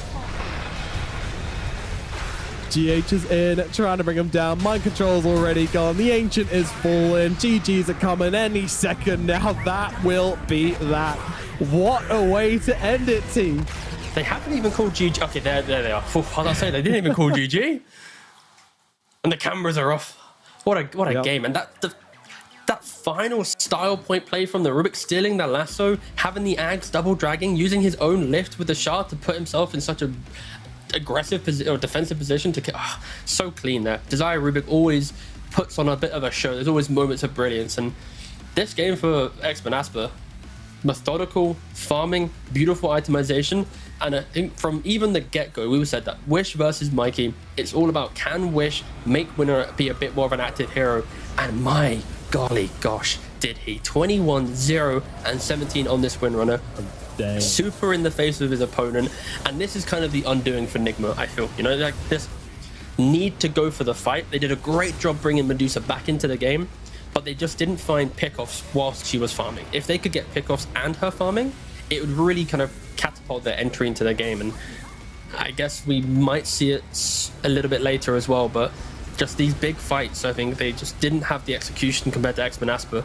They were able to just kite it out, prolong it, use their SD Rubik Mars, and Nigma just not able to get the damage in.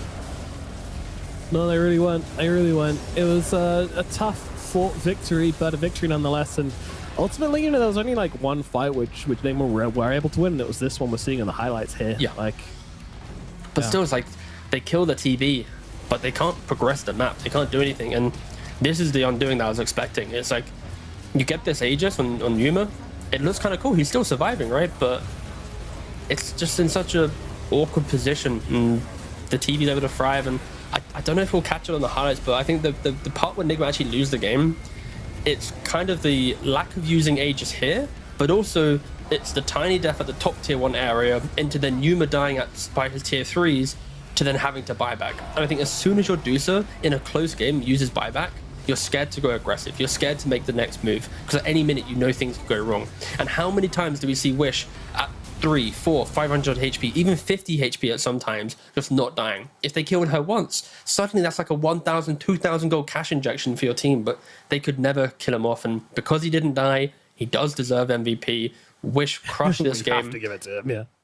And my final regards in this game is I think I'm so impressed by both Desire and Spartan, because often the support duo, they like to get a bit amongst it in the fight. And especially Spartan, I think he showed a lot of discipline in this game, not to want to look to go for the aggressive moves. He was always on the fringe of the fight, ready to defend. And I think that shows a progression maybe for Spartan as a player. And good to see. Game 2, we go into a Game 3, but look at Wish. I'm going to shut up now. These stats speak for themselves. Damn. Yeah, 21-0, 44k hero damage, just blowing people up left, right, and center, stealing the rapier at the end as well, just to give him that extra crispy final finishing items. I mean, yeah, like god tier performance from Wish this game, like absolutely dominated, didn't die once somehow, despite being a Win Ranger who honestly, like, you know, Lincoln's BKB sure, but still didn't even pick up that Lincoln's until pretty late into the game. Just insane. Just really, really good clean gameplay coming out from Wish. And yeah, just completely shut Mikey down. Like this Tiny hit such a slow timing on the Blink Dagger. It came out about like 14 minutes, which like, it's not absolutely terrible, but at the pace this game was going with the amount of fun which everyone was getting on the map, not nearly enough to make much of a difference into the game. So yeah, magnificent performance from Wish. I mean, what are we looking for at the next game, T? You know, like what do you want to see from coming out of both these teams? Honestly, it's like I think we've seen a bit of both, and nice. We do get a player spotlight for Spartan. It's like often with Spartan, his deaths are like there's just so many cheap deaths that we see from him, and it's like, does he need to be dying there? Sure, it's like but don't worry, guys, we took the fight after. But like this was like the game where I just saw like maturity in his gameplay. Like his previous games, it's like 9 deaths, 8 deaths, 10 deaths, 9 deaths, 10 deaths. You know, like it's always on the fringe of double digits. But this just showed like just a good game from him. But change ups, it's like I think both teams have showed us what they're really good at, and I think for Nigma at least, it's make sure that Mikey can be the active player. And I mentioned already that Wish, he's like the pillar for this team. I think there's a lot of noise around the other cores, but Wish is the guy that has pop-off potential, like compared to the others, and make sure he's restricted in how far he can pop off. And in this game, there were no limits to him. Absolutely. Alrighty, well, that's going to do it for game number 2, which means we go to a third and final game between these two teams. We wouldn't have it any other way. We're going to throw it to a break, and then we're going to be finding out who's going to be winning the series between Nigma Galaxy and X-Men Asper. We'll see you in a bit. Don't think we go after, right? Okay? They're trying to save. Oh, they don't have a slow, don't have a again. I have ulti for after this. I cannot commit. Okay, go. He's no man on this. Daxter. Thunder in, this guy. Yeah, I get him. I need to get out. Tar träff hade så var det glömmer. I don't have ulti for a bit, guys. Where is bot? There's my illusion So strong. guys, I can flex, do some. Coming. I wait Manta. I'm using a reflection. Go.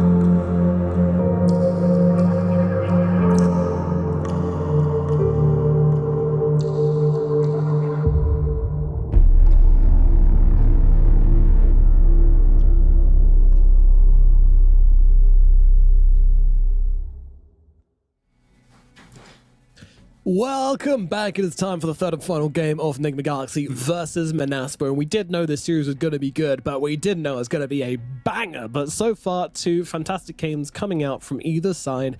Not like super close, not super back and forth. I mean, pretty close to be fair, but not super backwards and forwards. You know, it does seem like the team which comes with a better concept tends to take the game. So I'm interested in this third and final game. I think we're going to get a bit more scrappy. I think there's going to be some comebacks, some swings coming out. That's what I want. I want to see some swing in this game, T-Gov. Yeah, it's like I want to see two things. I want to see like a 25-minute stomp where a team has now used the two games to really understand their opponent and put on like a masterclass of like preparation and draft. Or I want to see what you're talking about, which is like this back and forth game that we are still yet to see in the series. Both games have lasted some time, like 45 minutes, 56 minutes. Like, this in no means is it a quick series. Like, this is a slog of a game, and certainly is. So we do have some picks coming out, so let's jump into that draft and see exactly what's going to be going on here. And to start things off, we are going to have some bans coming out. So Enigma Galaxy, they respect ban the Wind Ranger and the Shadow Demon. Manaspa, they stick to their guns, they take out that Coddle, they take out the Timbersaw. So now for Manaspa, they have the Tinker in play, and of course the Marana. And so I respect these bans from Enigma. Like these heroes, they did work. I mean, Rubik as well did a lot of work, but of course, it doesn't warrant a first phase ban due to its lack of drafting prowess. That's why SD's taken away. And now the response from Enigma in this slot was the Darkseer. Will they do the same draft? Will they throw in another Darkseer, do the same bans? Like, maybe they do. Maybe they go, guys, our draft would have been fine, but these two aspects completely removed our draft opening. No, it'd be cool to see. I think I'd be fine with it. Like, no Shadow Demon makes the Batrider a bit better. It makes the Darkseer fine as well. Like, I don't see why you wouldn't, but also, you know, it depends on their opinion, right? Like, you know, it depends on their read on the game, and they just want to get themselves this big carry hero. And Morphling getting banned out second phase in both of the last two drafts, so they're going to grab it in the second pick this time around. It's, of course, Morphling is such a good hero right now. You Manta, you buy Ags, you steal your opponent's Agi, be it the Terrorblade, so now he has reduced attack speed. It's just so annoying to play into. And already with a Pugner, one support now doesn't have Morphling kill threat, which is always quite annoying, and also Morphling by Scarly to deal with the HP side of the game. So, yeah, overall, Morphling, very good pick here. Manaspa's still banning out the Darkseer and respecting that. I don't know, has there been any flexibility with this? Of course not. Why did I say that? Of course, it's human morphling. I was wondering maybe there's like mid-morph scenarios, but I forgot that Mikey that isn't his kind of, in his repertoire of mids. And yeah, so the carries are already locked in for both teams. Yes. Yep, most like the support from Manaspa as well. Then we got to see a little bit of flex in this Batrider, but they have shown us that they like it. Support did do all right last game against the Shadow Demons. There's only so much you can expect from it. Did really well on the enemy team though. Rubik really did well on the Batrider last game. Always happens with Rubik players. God, such a sick way to end it though. The double lasso into self lift. Oh, I've never seen that before. 10 seconds. Radiant team ban. Definitely a very big moment from Desire. We'll see if he's able to replicate this in game number 2. So yeah, look at that Manaspa. They isolate the Darkseer as well. And so yeah, we don't want to play against that again. You know, clearly caused them some issues the last game. In the few fights they were able to take, it was all about those TB illusions, just dealing the damage back into the Terrorblade. 5 seconds remaining. Yep, I fully respect that ban. Enigma, they banned up Pangolier. Of course, Diffusal Buyer for the early game can annoy the Morphling quite a lot. Doom as well, I like that ban. Different type of bans. They're still linked through, let's say, the Beastmaster and these more pushy style heroes, but I think 3 very good bans for anti-Morphling. Like Lycan takes your tower, takes over the game. Yes, there is this inevitable Morphling can outscale, yada yada yada, but like just the early game and defending, Morphling doesn't defend that well. So of course Lycan's good, Pango Diffusal, and Doom. If Yuma's going to be 4 protect 1, Doom the guy, suddenly it's 4 protect none, and game's pretty much over. So yeah, I like the bans. 4 protect none. Good like that. The nuns. That felt that. Yeah, true. My mum actually was going to be a nun. She it was like she had in a crossroads in her life. She was like, I think I want to be a nun, or I'll marry your dad. And luckily, she went for option B. Yeah, and that's how she described it. Yeah, that's sure. That's how I mean, it was went like down. within like a decent amount of time, right, where the crossroads occurred. But I potentially could have not existed if nuns were in the mix.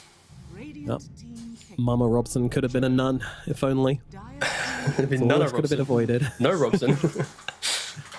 What the? Chen Disruptor? Okay. Wow. It's the duo of guys riding weird pets. Strong. Yeah, it's going to be good for lanes, I'd say, and also the game. Like, Disruptor most likely is your 4 in this position, with Kuroki playing the 5 Chen. So now on Disruptor, you know he's going to get eventually some Ags. So TB, of course, is a hero that wants to use a lot of active items and spells in his fight. It's Sunder, there's Reflections, there's Satanics, BKBs, Mantles, like all these little things. Throwing an Ags Disruptor in the mix will always offset that matchup. So now Morphling, if the game does get dicey, you know there's going to be a timing to hit to take the next fight. So I like it. And of course, Chen into Skywrath Mage combos of big magic burst, having that global heal could be enough to save. Of course, with Sky being in the mix, Sky against Morphling early on, Ancient Seal, pre-Manta, always devastating because you just apply it from Fog, you have high cast range, and then you barrel the damage on top. Radiant I think Axe, pick frame perfect Ooh. Axe prediction. Do you like that? You like that? Very good. Very good. Thanks. He's back. I think Axe would be a really good pick for X-Men Asper due to the fact that against Chen, you'd brush off his damage pretty much. You buy Vanguard, so you don't care about the creeps. In the game, you're always killing off Morphling pretty much with Blink Blade Mail. And you need someone seconds. to enable the Sky. You need that. Yes. I get stunned, I use Mystic Flare. Because if you don't have that, and there's a Chen with the heal, this guy just won't pump out the damage numbers. So I like the Axe pick. And I think Morphling, the way that you play into Axe is you need like obviously stat items as quick as possible. But then you also need your... I guess it's your shard, right? Because then you can strength shift during stun. So whilst you're cooled, you can then strength shift and maybe survive. But still, it's like it's such a good matchup for Axe. Like you should kill him 2-3 times if you smoke onto him in the early game. Dire team back. It definitely feels like a kind of one of those games where the Axe can just take over and kind of be the biggest problem in the game if the TP, you know, if they take it early. It feels good. My slight concern, it's a game where Axe has to do everything at the moment. Obviously, they're going to grab their mid laner as well, but you know, neither of these supports have any form of going in. Neither of these supports have any form of kind of like catching or locking down. So it is entirely the Axe's job at the moment. But let's see if they grab a mid laner, which also enables them to do that. So I think maybe Galaxy actually ban out the Oracle, which is very strange. It potentially boils down to 1, the laning phase of Disruptor 4, glimpse into Thunderstrike, you now dispel the Thunderstrike, so that could be a little annoying.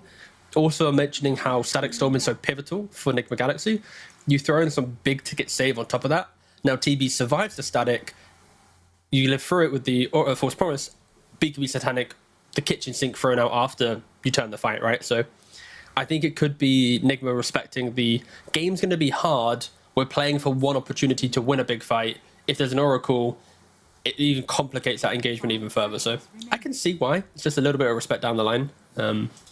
Maybe I'm overthinking it, but it could be something they thought about too. Yeah, I was just wondering who they're going to move to mid. Would it be Skyrath or Pugna? Pugna, which plays Pugna's mid quite a lot. He does, yeah. And into Morphling, into these heroes, like it could just accelerate the game so much because I think the Axe Sky lane is so strong that you kind of... I like the idea of putting Pugna mid because it's like now Chen isn't moving to your tower, Pugna's coming to yours. And now Chen's not thinking aggressively, he's thinking defensively, and it complicates the game. I think Dota is hard competitively when your opponent is able to break from lanes and draw heroes into fights they don't want to be in, especially around tower siege or smoke ganks. It's like that's why Thompson on OG is very good because because he always dictates the non-objectives based movements, and then you have players like Skylark, for example, where he plays his zoo heroes and they dictate the tower based movements. And if you synergize those heroes together, or plays together and have like some big ticket carry behind it, you have the recipe for TIs. Yeah, exactly. You have the recipe for suddenly farming a carry and breaking the map, right? And You. that wish Viper to yuck. So yeah, Wow. mid Viper, mid Bat, and off lane Sphere Breaker. Interesting. Okay, so a bit of a curveball thrown from Enigma Galaxy and then answered by X-Men Asper at the same time. So it seems like X-Men Asper were ready for this back row to be heading to the middle lane, and they had their lane matchup in mind already, and it's going to be Wish on the Viper, which is going to be the answer to that. So is that a tricky lane for the back rider then? I am quickly double checking the stats in this matchup, but I'm pretty sure Viper does perfectly fine because you have poison attack slows. I think the matchup can be a little volatile because Vipers naturally want to stand up and be aggressive. If you get one TP from Disruptor Glimpse, one charge from Spirit Breaker, one Chen Creep come into the mix, you might get a cheeky little kill on Viper, and then suddenly it's the if you come here you die type scenario. But I'd like to think that Viper into bat should be fine for him. It's more on does he ever overextend and maybe get killed off that way. But X-Men Asper, they should be very happy with the heroes they have here. They've got a Spear Breaker in the off lane that doesn't really apply pressure to their TB carry, an Sky lane into a Morphling, plus like just this casual Viper that's going to apply breaks and just be annoying. For the first time in the series, like I'm actually leaning X-Men Asper's way for the draft where it's looking good. Sure, Morphling down the line, you become the Viper, get the break yourself, but then you're not stealing the TB. Like, I don't know. Yeah, it's like percentages. Let's just throw a random number. 65-35 to X-Men Asper, I feel, for like simplicity of draft and the journey in which they need to kind of navigate to get the win. Like the draft plays itself, I think is the nicest way of saying it. Yeah, I think that's fair, but there's one extra factor or one extra ingredient, and that ingredient is water. Something we haven't really touched on so much here, but there is a Morphling in this game. This hero has been absolutely dominating the Dream League tournaments going on, and Yuma, he's Grandmaster on this hero. So you know what? I'm a simple man. I see a Grandmaster Morphling. I don't see any major counters coming his way, other than maybe like the axe, and even then, you know, it's not incredible. So yeah, I'm gonna be going Enigma's way. I think this is the Yuma show we're about to sign up for. But bro, are you just like purposely flip-flopping every time? Yeah, every time you're saying like, something, I'm saying game one I said Enigma, game two you so it's game one I was Enigma, you and Manaspa, game two I was Enigma, you and Manaspa, and game three I then entertained Manaspa just because I like their draft. Again, I always side with the draft I like, not obviously the momentum of the series. And then you're like, I must swing it back to Enigma. Like, what's this? I thought you were going to go Manaspa all the way. You just backed down in the final moments. Yeah, I've got no loyalty. I will switch at the drop of a hat. You'll learn this. Christ, note to self. I won't be casting with you next week. The loyalty I'm already messaging on. You're already messaging. Yeah, I know. Exactly. It's the brutality of being an analyst. Get back to treated like pieces of meat. Exactly. Traded around the market. Oh wait, you didn't play competitively in the last year or coach competitively in the last year? Oh god. Don't worry, boys. I'll be 9K soon.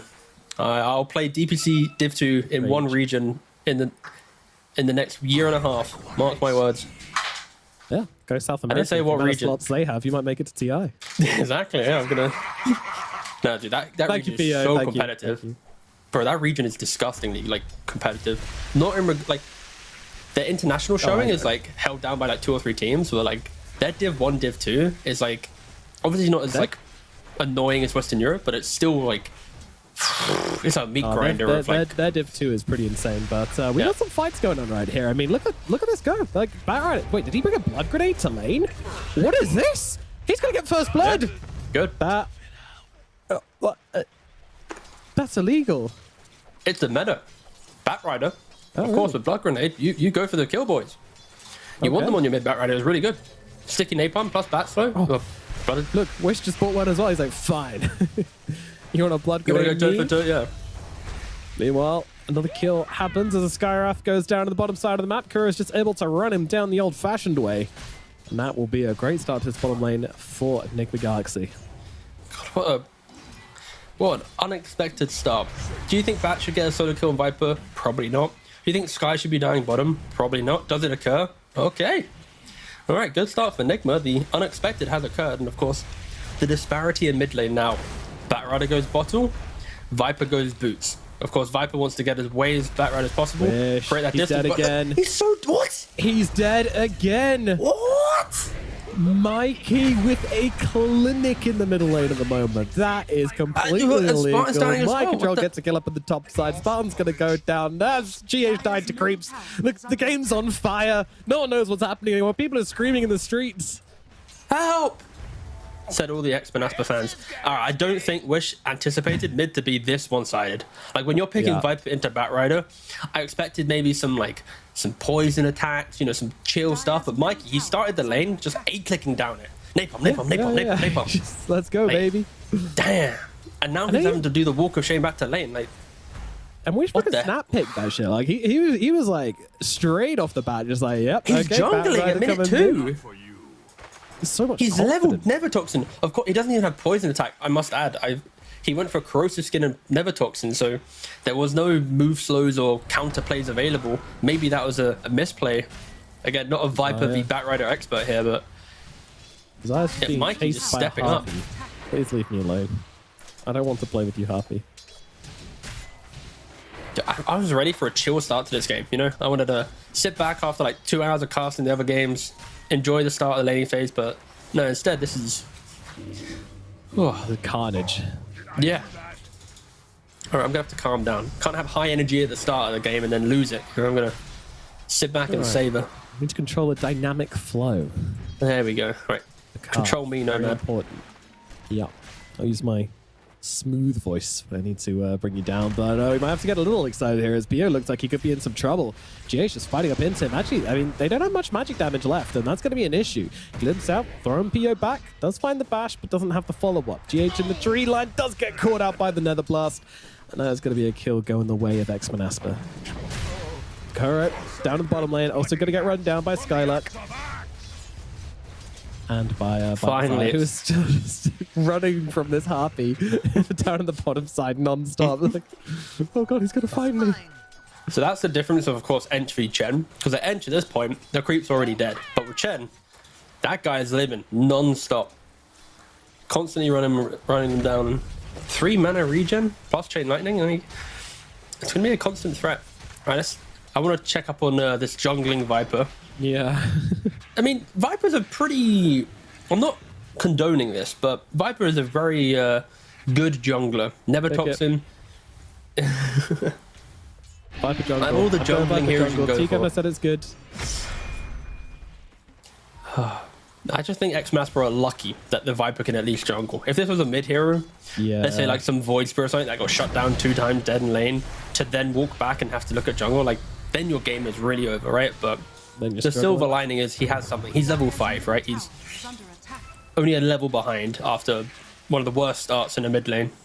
Yeah, I haven't seen anything go this bad in a while. Just 2 deaths straight off the bat, like crazy. I need to stop saying straight off the bat as PO, top lane, getting beaten down. Disruption does come through to Crab5, as that's going to buy him a little bit of time. And yeah, the Thunderstrike won't be enough to kill off PO. Spartan, he's still just trying to catch GH off here, but Charging 4. They have charging 4 and they have mana for Thunderstrike. Thunderstrike as well. Yeah, they should get the kill here. Jumping from mind control. One more click. Ah, the Thunderstrike will get it done. Down goes Pio. Down goes mind control. He'll happily make that trade though. Blood grenade comes down on Spartan. Might not be enough to finish the job on him though. He's got a fairy fire as well, so he'll be absolutely hunky dory.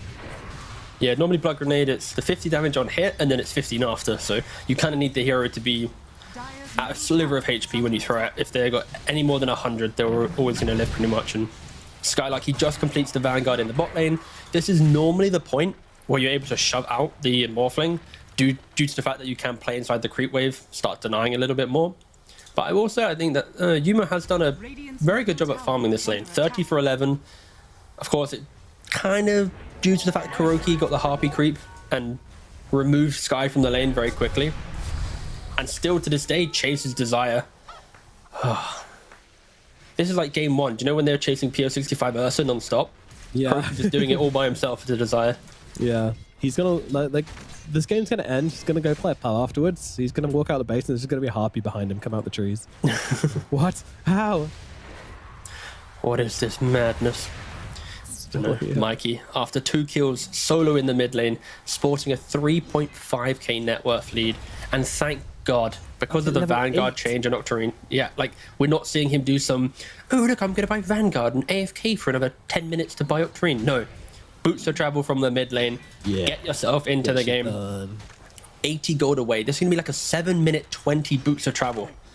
With a Bat Rider, with a Spirit Breaker in one lane and a Disruptor potentially setting up other things, like, heroes should be dying with this. Okay. Mikey just, the moment the pause comes out, just spamming those voice lines, tipping PO. Interesting. A bit of drama, a bit of support drama. Spartan trying to steal the Wisdom Rune away from GH. Say it ain't so. But to you, Governor, will he be able to do it? Mate, he's in the motion of getting glimpsed right now. Correct. He has 380 move speed to the 340 of Disruptor over the distance between here to the rune, or 40 Calculate move it. speed difference. All right, it. guys, right now, Decrepify. someone... It's going to slow. Okay, so from the position of... Okay, this is like one of those like school exams, right? If the Pugner with 380 move speed gets glimpsed over 50 units with an additional 40 units speed over time, will the Disruptor get the Wisdom Rune first? And the answer actually is Psych, Kuroki TPs in and just yoinks it. Okay, let's get some votes going in. Who gets it? Type 1 if you think it's Spartan, type 2 if you think it's GH, type 3 if you think Kuro's going to TP and steal it. That's what I want to hear. Surely it should be GH. Bossman's got Kinetic Field in play too. Patrick's going GH as well. Oh, yeah, he does have Kinetic Field. That's true. But maybe he's honest and he doesn't get it use right, it. Message T Governor on Twitter and he will give you a Go on. Ford Focus. Brand new, not secondhand.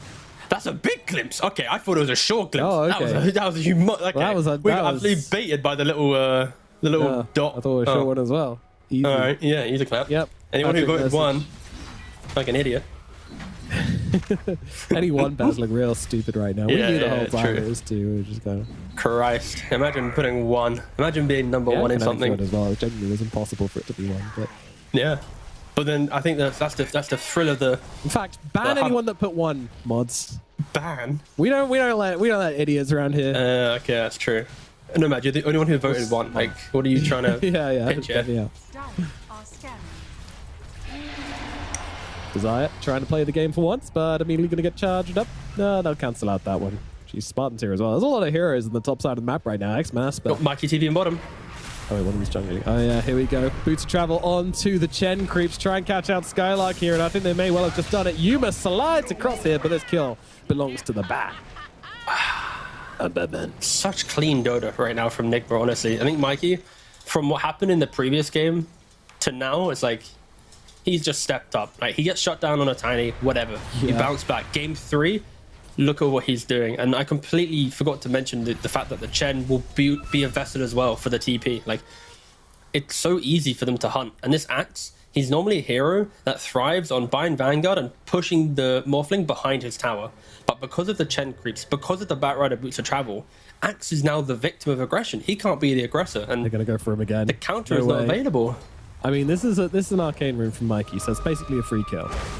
Skylark gonna get caught. Oh, double TP's coming out. Just kidding. Although, wait, hold.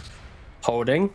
He doesn't have Lasso available, so it's not as if he can drag anyone to the low ground, but yeah. No, we chill. Yeah, he's chilling, respecting the fact that they did double TP. Yeah, good response from X-Men Asper. That's what you need to do. Don't let your back get freebies. Don't let him get absolutely out of control. I mean, kind of out of control. I'd like to see where he goes with this build, though. Like, does he still go back for Octarine? Will he just go for like a BKB or a Blink just to continue forcing the game? And instead, no, he's going to steal some stacks. Thank you. Yoink. Thank you very much for the stacks. Yoink, mine. Still with the arcane rune, so super effective. Yeah, should be able to take it. It's running out soon. Spartan's like, hey guys, what's going on up here? Oh my god! But he does react correctly and get off the life train to keep himself alive. Skylark's coming on through. We'll be able to sneak out a couple of creeps here, but they're kind of low. Mikey's sticking around. He's got the pipeline just 5 seconds due to that arcane rune. They might not know that on Manaspa. And here he comes over the top. Skylark, he's going to go for the call here and just try and control that Mikey with the life drain coming through as well. That's going to heal up Spartan. He's actually going to be in some trouble here. All heroes coming on through. Mind Control, though, just comes charging on past. Gets one, gets two, looks towards Wish, looking for another. Big glimpse back onto the Viper. Man, Nigma turning up big for this fight. They own this triangle. I love the fact that they're bringing all the heroes here. If they didn't do that and then Mikey just dies, like Viper into Batrider, if you can distance yourself, you have so many slows to annoy him. But just the constant damage, the arcane rune from Batrider, really providing enough there. And yeah, again, I love the fact that Nigma brought all 5 heroes. It was so important. Like Yuma is doing a very good job on this Morphling under the good plays of his team to make sure he excels and provides even more. Yeah, being really active might be going a little bit. While still not. Yeah, he's going to get the middle tower. I mean, they see the TP. What the? I don't even know what to say about that. Don't say anything. Let's go quiet. Patrick, you can cast now. You can type some words.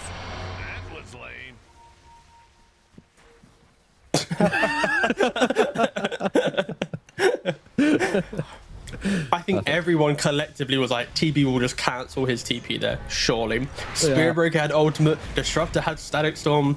Okay, maybe the nerves getting to Xmanasper a little bit. This is a very aggressive lineup from Nigma, especially with how they entered the game, right? Like, you show on a lane, phase boot Spiritbreaker's going to charge you down, Bat's going to TP on you. You walk up a high ground, the Kuroki boys are going to be there, be it the Harpy, the Centaur, something. Like, 5k lead already at 11 minutes. I didn't expect the game to be this of a one-sided affair, especially after game 2 being like this beautiful balance of teams mirroring each other's draft. And now already it feels like just pray for the comeback for Xmanasper. Hit as many creeps you can, dodge the aggression, dodge the smokes, and see where the game takes you. And Blink Dagger complete on Mikey. Again, loving the fact that he didn't fall victim to Octarine. I think this item is Wish just trying to overrated, yeah.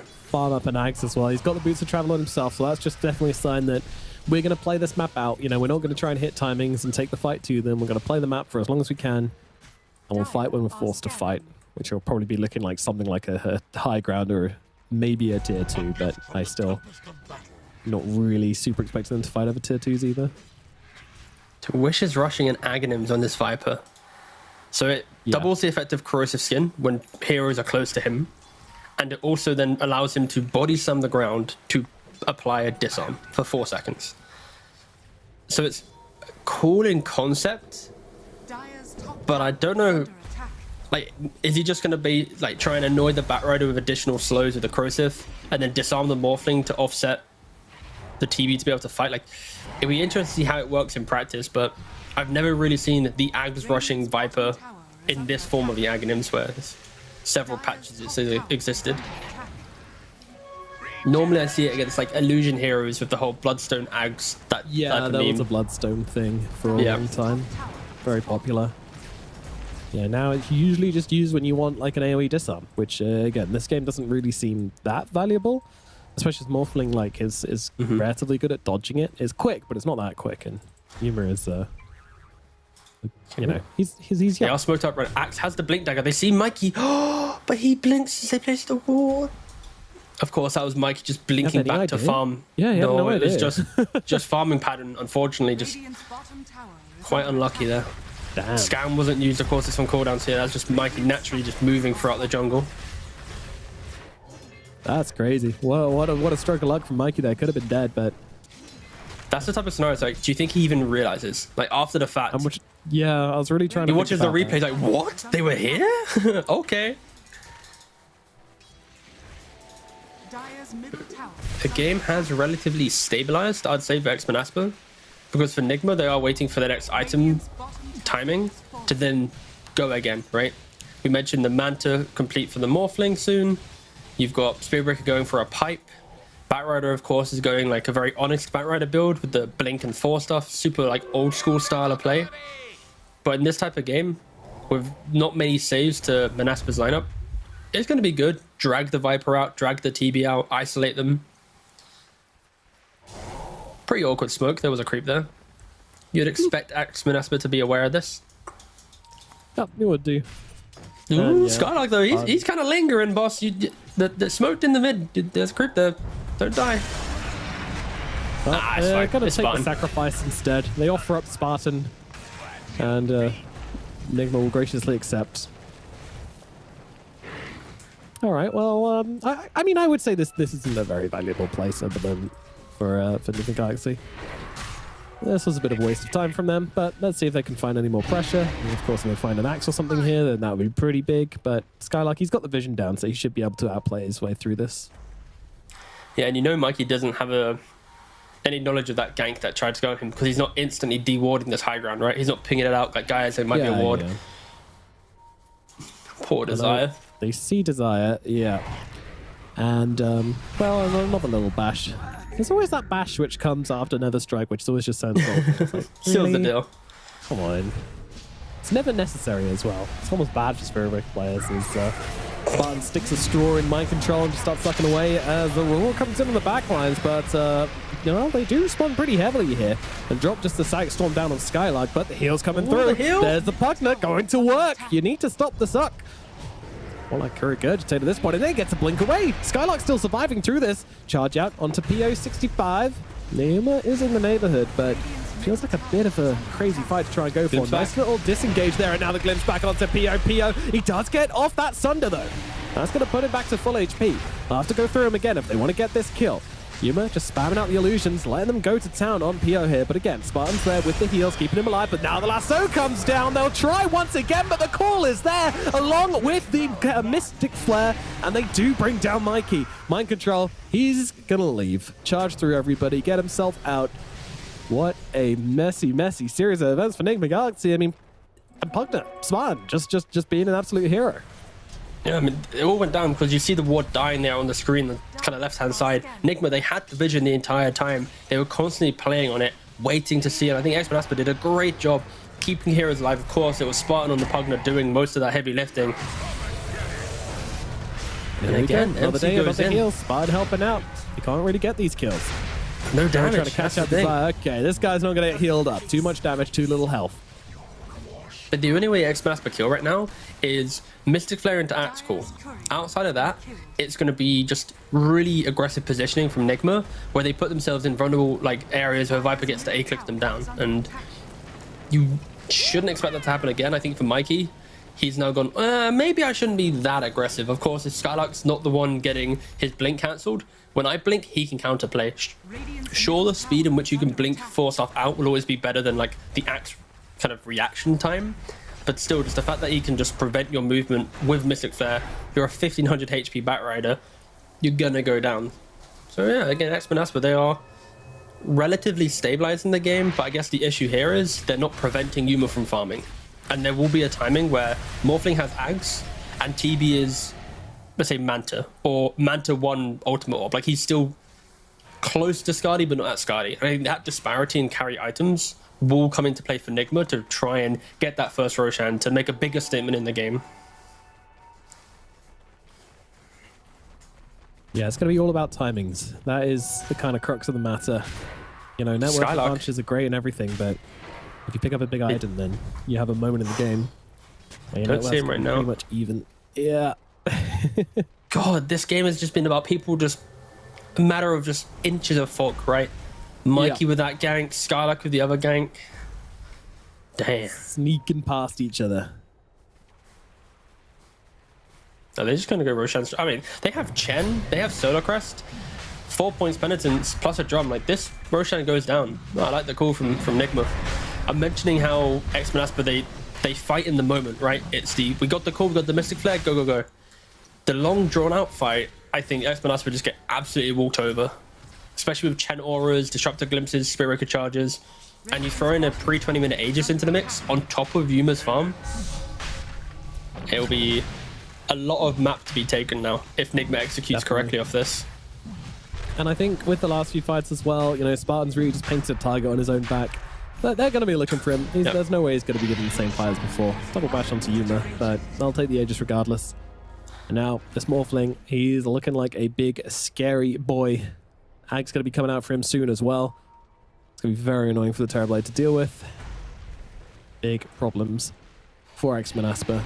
This game has been out of control from the very start. They've stemmed the bleeding a tiny little bit, but with this Aegis, Enemy Galaxy are so far ahead. And don't forget, if Nigma are to win this series, it is the first series to start the domino effect for the 4-way tiebreak for first and for last. I'm gonna ban you. I'm talking about that. I might even request that graphic to be brought up if Nigma are to win. I'll be like, whoever does the interview, are you aware by any chance, Mr. Winner of the series, that due to your victory, you have cascaded all the events in life to formulate this one plan? Would you be excited? And they're like, yeah, we have no idea this could happen. It's unlikely. And it's like, all right, fair enough. Good chat. Kuroki nearly dying to the Tormentor there. Does have to use the heal. And yeah, Shard going towards Disruptor. This is... yeah. So it's just whatever, weird. Shard. Nothing Very crazy. Weird Shard. Ground targeted. Yep. And attached, Dormant. so you can use it as like a smoke breaking type thing. You know, you throw it on the high ground steps, they walk up. Gah, they're here. So it's like a really scuffed techie's mine. Yes, a very short techie's mine. That's the, Yeah, it's 5 seconds, just to be clear. That's the 5 issue with second it. duration. Yeah. I don't even think it'd be that bad if they made it like a minute or something, but Just like Yeah. some Arc Warden wannabe. definitely. Like Techie does like S tier on littering. Arc Warden's like an A. Disruptor's like an F. Or like a D tier. Yeah, pretty much poor litterer, which is a good thing. So hold on. Down in the bottom lane, they have seen the Spirit Breaker here, but he's got that bulldoze coming on through. Pipe as well makes him very tanky. Charge available in 3 seconds, but he's just going to be able to walk himself away from all his troubles. Phase boots, bulldoze, super good. And Yuma's just in the middle of all of them. Yeah, he's Didn't even chilling. see that. Oh, the hell is this about? He's got a Manta MC as well, going so back. you know, Oh, if they try God, and yeah, catch calm him out of down. silence. Oh, Lasso's out. They managed to find the Pugner. That's a big target. And oh, there we go. Instantly just Yuma forced has to pop no that mana. He Manta, just- but there is a Viper Strike on top of Yuma at the moment. They still haven't finished Spartan. They will finally finish the job. There's those heals taken care of. Buyback from the Pugner, though. He knows what he needs to do here. Disarm out onto a Morphling. That's Antagonisms on Wish, which has been now picked up. But the moment that silence ends, that disarm ends, they will take down Wish, and that is pretty easy. Now look over towards Yuma, but Yuma, I mean, he's got plenty of health. He's got plenty of health to work with, and inside the Static Storm, the Terrorblade can't get off the Sunder. He's just going to cook. Down he goes. Blink in, Skylark onto the backlines, doesn't find GH though, doesn't land the call, and now he just tries to TP himself away, and well, will be successful in doing that, but meanwhile, Manaspa Hero is just lying dead all over this lane. Spartan's gonna be the next one on the list, and down he goes. 4 heroes dead, make it 5 with a Pugner buyback, and that is another disaster for the side of X-Manaspa. They just can't find a way to take these fights into the Aegis. It's so damn difficult. It's so difficult for them to fight, and like even when Yuma waveforms in 0 mana becomes a Viper, like there's no damage. I was like, okay, maybe this is an opportunity, but then when you think about it, it's like they can't do anything right now. They need to sit back and farm. And I mentioned this already. Yuma has Manta Ags. When you click on Terrorblade, it's exactly as expected. He's struggling to get to Skadi. Like he doesn't enter the fight with any punch. Sure, he has meta, but level 2 meta, ooh, look at me, you know, he's got nothing to his name right now. So X-Manaspa, I think they need to play a wider map, split up a little bit more, because the net worth disparity, it just comes from every hero to hero matchup, core to core, support to support, is just thriving compared to the side of X-Manaspa that is Yeah. already a 93% win rate, which, you know, I can get behind. I can see I'd it. even say 95. You push it that extra bit further. Yeah. No, I would say so far it's definitely felt like... Oh, the 2-man charge. Okay, all right. Connecting onto Skylark. He's just going to walk himself away. I mean, Yuma wants the big fish. He wants to break down the Viper, and I think he's going to be able to do that. He's got so much damage now. Meanwhile, on the sidelines, Skylark tried to do something. There's nothing to be done, though. He's going to go down as well. Another 2 kills just easily picked up by the side of Enigma Galaxy. And again, like X-Manaspa, they made the call to take these fights, right? They hit some timings. They got this Ags on the Viper, and they were like, all right, let's see if we can actually play the game here. They couldn't, you know, like, No. the call was ultimately wrong in the way the game played out. In another game, maybe it's the right play, but yeah, definitely feels like they should have been playing the map, but they tried to take the fight.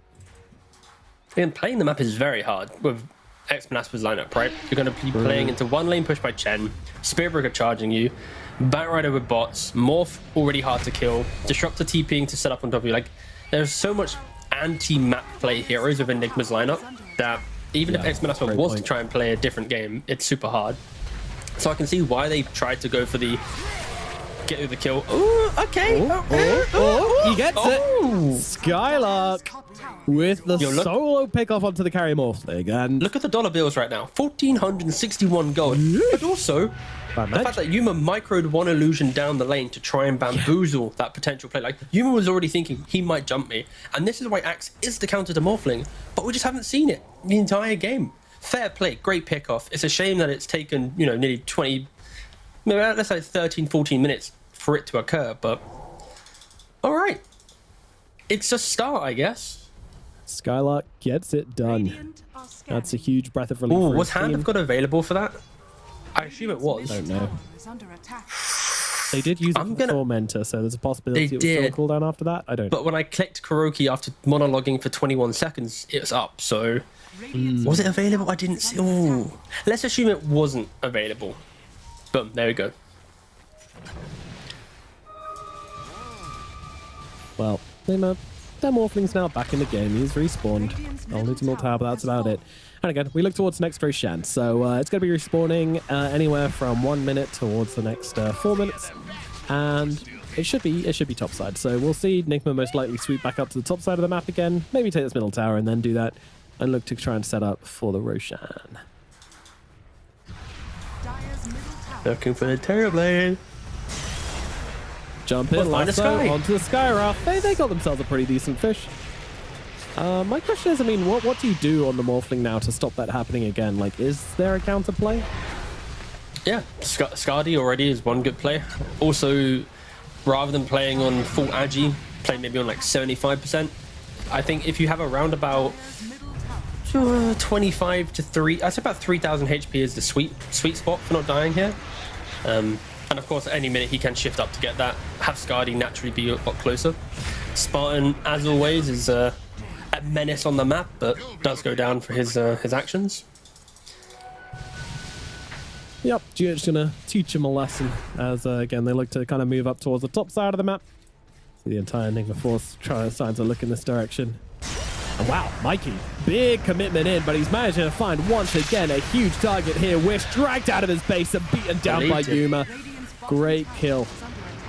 And didn't know there was heals on the Batrider. He's able to just dodge out the Mystic Flare. They're onto the high ground.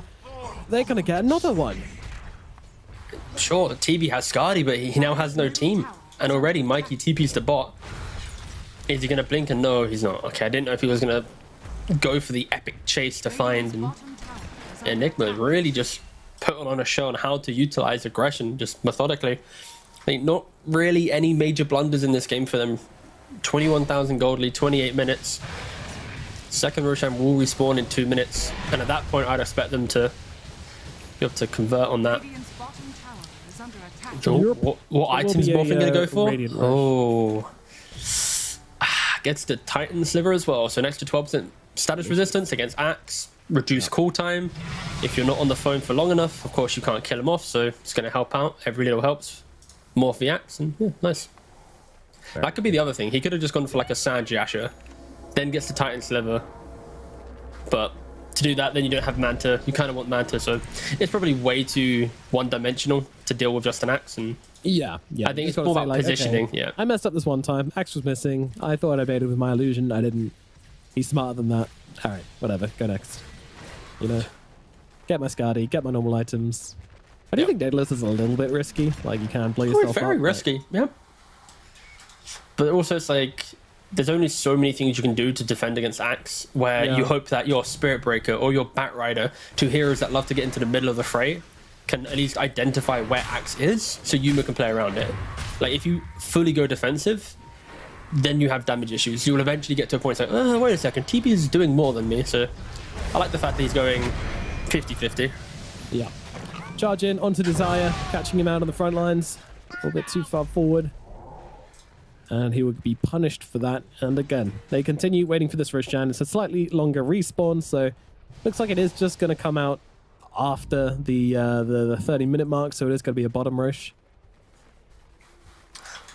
Yeah, not a top rush. 20 seconds. Peter, And he's the TP moving down. into this direction, actually. Ooh, let's get the, ooh. Not sure this is a place you want to be here, little Terrorblade. I mean, okay, yeah. Sky just pinged him like, mate, get out of here. Buddy. Yeah, this is not. Ooh, Friend. this is not the one. And also, this is a game that we've not really seen Desire pop off, right? Think about the Rubik game he just played. Incredible stuff in this game. Yeah. It's not a very good Sky game outside of. Like, when you're behind, it's a terrible Sky game. When you're ahead, you're gonna feel great, right? For Sky to feel good, Axe needs to feel good, and unfortunately, because of that, Desire, who is often quite a pop-off player, has not popped off yet. No. This could be it, though. Currently unpopped. Unpopped. Yuma sitting at 1900 HP. Skylark is ready to make the call. In he goes. The Mystic Flare's there. Do they have the heals? No, they do not. Morphing's just dead. That's a big issue for Enigma Galaxy. I mean, Yeah, they substantial could have issues. seen that coming, right? They had scan available, they just didn't use it. I'd argue at this state of the game, if you're going for Roshan, you need better positioning. You need to, Yeah.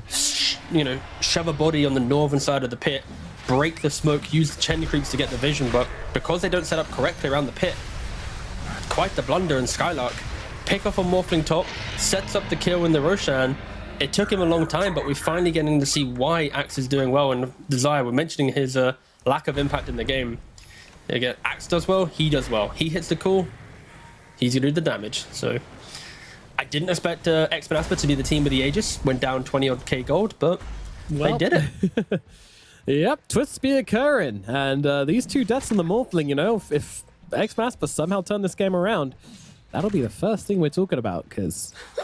Look at the Morphling's items now. It's like he goes for Okay. Crystallis, and then someone on the team's like, "Do not buy Crystallis. You need to survive, please." Yeah, BKB's an option. I would have maybe liked Butterfly. Doesn't help him against Mystic Flare. Does help him against the Axe, though. BKB's also so weird because it's like he's dying to in the the cool cool. flare. It's not as if he's not gonna have time to press BKB. But then again, Axe is quite a slow initiator where it's blink, cool animation. Do have so a chance, yeah. there is, if you're very quick on the ball, like some 23 Savage type Morphling. Yeah, I'm not talking about, no, I'm talking about like, slow mad, yeah. I'm talking about some like goated, gamers. proper morph player. Real This is the true test. Yeah. Yeah, don't try, oh god, Lacoste wanna be now. Well, these gamers are very good at the game, aren't they? That was my Lacoste impression. I practiced it for like 2 seconds. I love you, Lacoste, bye. Better hope he's not listening, yeah. I could just say, okay, I won't say that, don't worry. Moving on. Moving on. I have no idea where that was going, but... I was going to say Winter Wyvern in his going, and accent. it's up to the top lane. Now, they are grouped up together. There's no real targets for them to really be catching up here. X-Men Asper are somewhat huddled. Vision-wise, neither team really has much down in relevant places. Like, there's one X-Men Asper board on the high ground here. Meanwhile, Enigma, they used all their warding down on the bottom side for this Roshan, which they didn't get. Okay. Yuma now sitting at that 3k HP that I kind of mentioned he'd be sitting at. He's teetering between 2.5 and higher. Ooh, every time he shifts lower, I get so scared. At any minute, this BKB Axe could disappear from the tree line and bam! Yeah. You're out of here. Thing is, you can't put anybody else in the front lines. Like, they don't have that kind of draft. Like, there's That's no true. big They tanky don't. frontliners, so... Yuma is the front line. Yeah, you kind of just got to commit to the bit. Jumping from Mikey, finds the angle of initiation. They managed to get on top of the Pugner. This would be a great target here. Spartan getting low. However, in comes a call once again. This time onto 2. They're trying to bring down the Morphling once again. The Morphling gets a waveform out and will be okay for the time being. Didn't pop that BKB before the fight, so... sorry, didn't pop that double damage before the fight. I think if he did, he might have killed himself there. Again, Skylight just causing so many issues for Enigma Galaxy here. That said, And now that it was Morphling's sitting used. up. I'm wondering if they just wait this one out and then go again. Exactly. That's going to be what the Enigma plan is. The fact that Axe didn't get any kills during his call, it does show that the Morphling is getting tankier, playing on a better strength to agi ratio. And still, for Manasper, it's like you need to, if you hit the call, execute in the moment and try and get the kill. But it's so difficult, especially when you don't really have the damage source behind you yet. It's like maybe a Daedalus or a Nullifier on TB. Viper having +1 item could be the thing, but if you don't get the kill inside the core, go again. Meta on cooldown for 90 seconds. I would be very surprised if X-Men Asper can muster a reliable defense here, outside of Yuma just, of course, blowing himself up once again to attacks. Yeah, eyes on Skylark here. He's currently positioned down the south side, looking to see if he can get the angle of surprise, but... Ooh, they're respecting. Galaxy, yeah, there's a lot of respect being shown here. All right, Yuma, he's got the BKB potentially complete. He does go for I'm it. actually kind of hyped to see his reaction. Like, I've not seen the Yuma reaction BKB test yet. Normally, the initiations are more leisurely, so I'm kind of hyped to see if he is like a quick finger BKB anti-axe type player, or if it's going to be, oh, whoopsie, bought BKB and died. Will he change his agi to strength shift as well, knowing he has BKB available? Like, does he trust his reaction time to then play with more damage? Oh, so many questions. Many questions. But no answers yet, no mad. Yet. Yeah, exactly. Oh, riveting. Well, Roshan is going to be the next objective here. And actually, Skylark's got something very interesting queued up. I mean, he's already brought the Hellfire Will, so yeah, running for the Nullifier. I think it'll help against the elusiveness of Spiritbreaker plus Batrider. Yeah, Batrider's got a lot of mobility as well. Aeon Disc on the Batrider as well. Yeah, there's... Oh man, the cavalry are coming. They're running down bottom. Run, with Spartan, haste. run! Here comes a train. It runs into the station. Spartan's out. There's a TP coming out from Mikey as well. Spartan, he gets himself out to safety. Lasso is down though, but well, that's just going to really throw a little bit of extra soul onto Wish there. Oh, Skylark's been seen by a ward. No! Oh, Can he hit the he call? went No, he to doesn't. farm a camp. He didn't know they had the vision, and now Yuma's going to be able to seek some revenge. The strength morph is there without any real difficulty from Yuma. Seax tries to dunk him. Maybe he goes Agi. It's so unfortunate for Skylark there. Like, he has the ward center in the high ground that GH just awarded, but just to the left-hand side on the low ground, this lingering observer that was soon to expire catches Axe jungling. And I mean, you gotta be this kind of greedy when behind. Don't forget that they were down 22k, stole the Aegis. Still down 22k, but making these aggressive plays. And what's the shock? I'm excited because I was going to Tell talk me more. about Wind Waker early on, and I was like, no one buys Wind Waker. They're not going to do it. He had a Shiva's queued up on Mikey, so I was like, oh, he's not going to get it. And then he gets He's only it. got a Wind Waker. He went for the Wind Waker. I love this item. This is one of my favorite items of the patch. It's on an 8.5 for second so long, yeah. cooldown. It's insane. You can just be such a cheeky little fellow with his item. Yeah, it's I love especially against an axe initiating hero lineup. Sorry, now Yuma, if he is caught, Mikey blink, Wind Wake, save Morphling, the fight turns around. So this is such a beautiful game for Wind Waker. It kind of also leans into the fact that you need Nullifier, and that needs to be changed. Please, Valve, I've been begging for so long. When Spiritbreaker was charging, just auto TP it to base. You added this auto TP mechanic to multiple tokens. Just give it as an automatic thing for Spiritbreaker. So many times you charge for a camp, the token drops, you then have to stop your charge, pick it up, wait 11 seconds for your next charge. It's so sad, please. I don't know if you're watching this right now, Valve, but please, if you are, just could you change that for me? Please. Right. Look at this tier 4 token. Look at this. This is a token that doesn't have a home anymore. You guys It's let an this orphan happen. token, Valve. You did this. You did this. You monsters. No, they're not monsters. Just Sorry. misplaced patches. Oh, Please. okay. Thank you. We've got them monsters. They're not going to change it, are they? Yeah, that's true. Or the ogre should pick up the token and then suddenly get like some some hype. Some huge item. What do you think an ogre needs? Like a timeless relic. Just make his smash even more impactful. No, it's a tier 4. It's a tier 4. It's the one below. Mindbreak would be annoying as hell. Just get silent. Oh, he's not going to get the ogre still. That's his own one. It's a good meme though. If it was tier 3, that'd have been an S tier meme. Yuma being hunted down on the bottom side. There are a fair few X-Men Asper heroes here at the moment. Let's see. Being a bit cautious, Mikey. But don't forget, no buyback, no BKB on this Batrider. And now they see everybody. The fight ensues, but there's a Sans. He's going to have to Wind Waker himself forward, but the fire trail does get on top of him, but the call is out onto Yuma. Yuma needs to be careful, but he has got that BKB running, so he's going to be okay, and they will be able to snipe down Skylark. PO trying to stand his ground here, needs a Thunder target and needs it fast. He's not going to get one. The double bash is through, and the damage is there. He is gone. PO is out. They're going to go just jumping onto Wish now as well. Big heals coming out onto Wish. Is it going to make a difference? No, it is not. The disarm, it runs out, and now they will run him down. It is 5 heroes down on the side of X-Men Asper, not standing a chance in this engagement. Fortunately, just not able to connect there.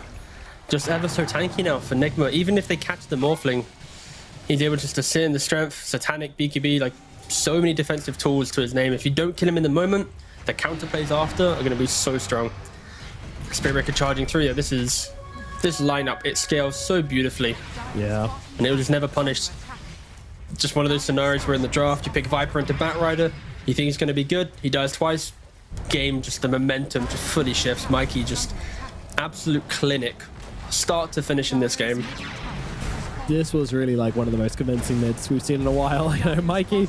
But the last game, Wish did it, right?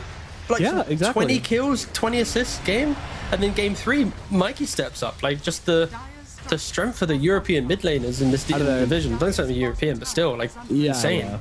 Last game though, like was not quite the same. Where like they literally just killed him the moment he turned up to lane, and then killed him again the moment he turned up to lane again. You know, it's good solo but, to be fair. Yeah.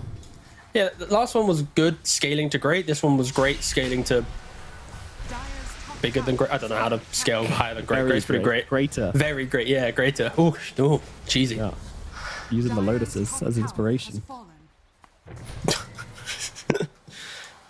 Well, Roshan now stands in the bottom lane.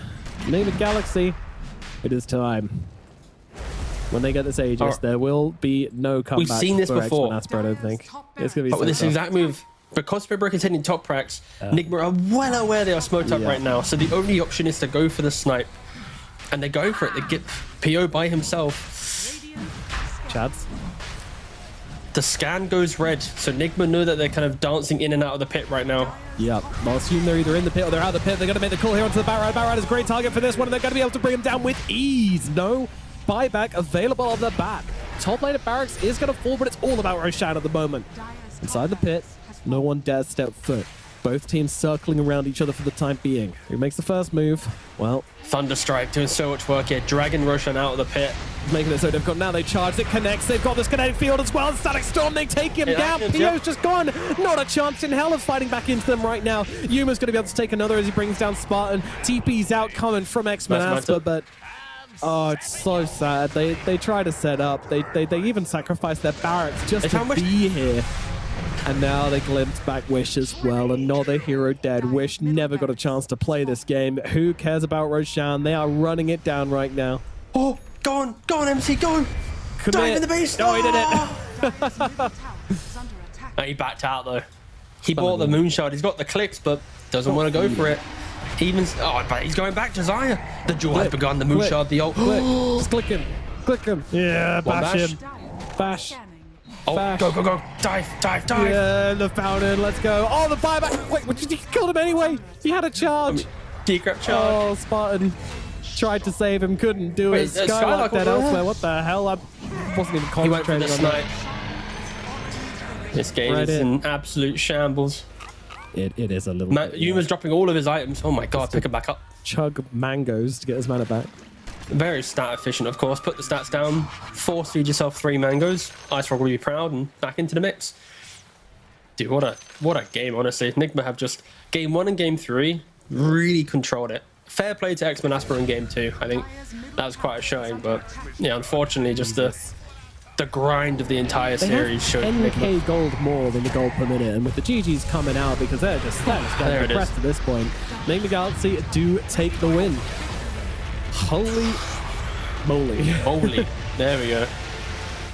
This game 3, it was a very one-sided affair, and unfortunately for X-Men Asper, we're not able to step up to the plate and take that fight. It's hard to say, but this is one of those scenarios where you go for a counter pick concept, last pick Viper, doesn't work out, chalk it up as an error in the draft and go next. Like, you handed this Batrider such a free game that Axe got shut down because of it. The Axe got ganked in the jungle by Batrider with a Chen, then dies again to the Batrider moving around the map as well. Like, this Axe never got to dictate the game. And if mid was in any way stable, Axe buys Blink, buys Vanguard, you kill Morph a couple times, you get to control the map a little bit, you can test a Roshan or two, but just because of the volatility of mid, it just gave Nigma just free entry to this game. So congratulations, Mikey. Easily MVP of this game, because you just removed every aggressive aspect of the draft with one good laning phase. And yeah, the rest of the team capitalized on it. So fair play to Nigma. Congratulations, 2-1. Keeping their Division 1 dreams alive. Beating, Yeah, they which really was are. They really are. #1 seed, yeah. Trying to get in for the top 2 finish, and it's looking like they might be heading that direction. Still a long way to go, of course, but the hopes are alive. And I wish just never really got a look in this game, did he? Like, from that shutout, you know, then you're a Viper playing from behind, which is a position that anybody wants to be in. That's a tough one. Basically, everything put on Skylark's back. And in fairness, you know, Skylark, he had some moments, but it was just too little, too late. You know, I think 25 minutes was when he first got that solo kill onto Yuma, and it was like, okay, yeah, good. But also, it's too late in the day for that to really make a difference. And yeah, Yuma had 2 deaths, and those were both, one was the Axe in the pit, and one was the Axe in the top lane. Both was just solo kills from the Axe, which is kind of insane to think about. But yeah, Yuma did very well, but Mikey definitely taking our MVP. I mean, it's just insane. Like, when did he even kill the guy? It was like, first kill was at 1 Do you minute. mean the mid lane matchup? So the Viper died at 1 minute and 1 2 minute minutes. 02, and then 2 minutes 4 seconds.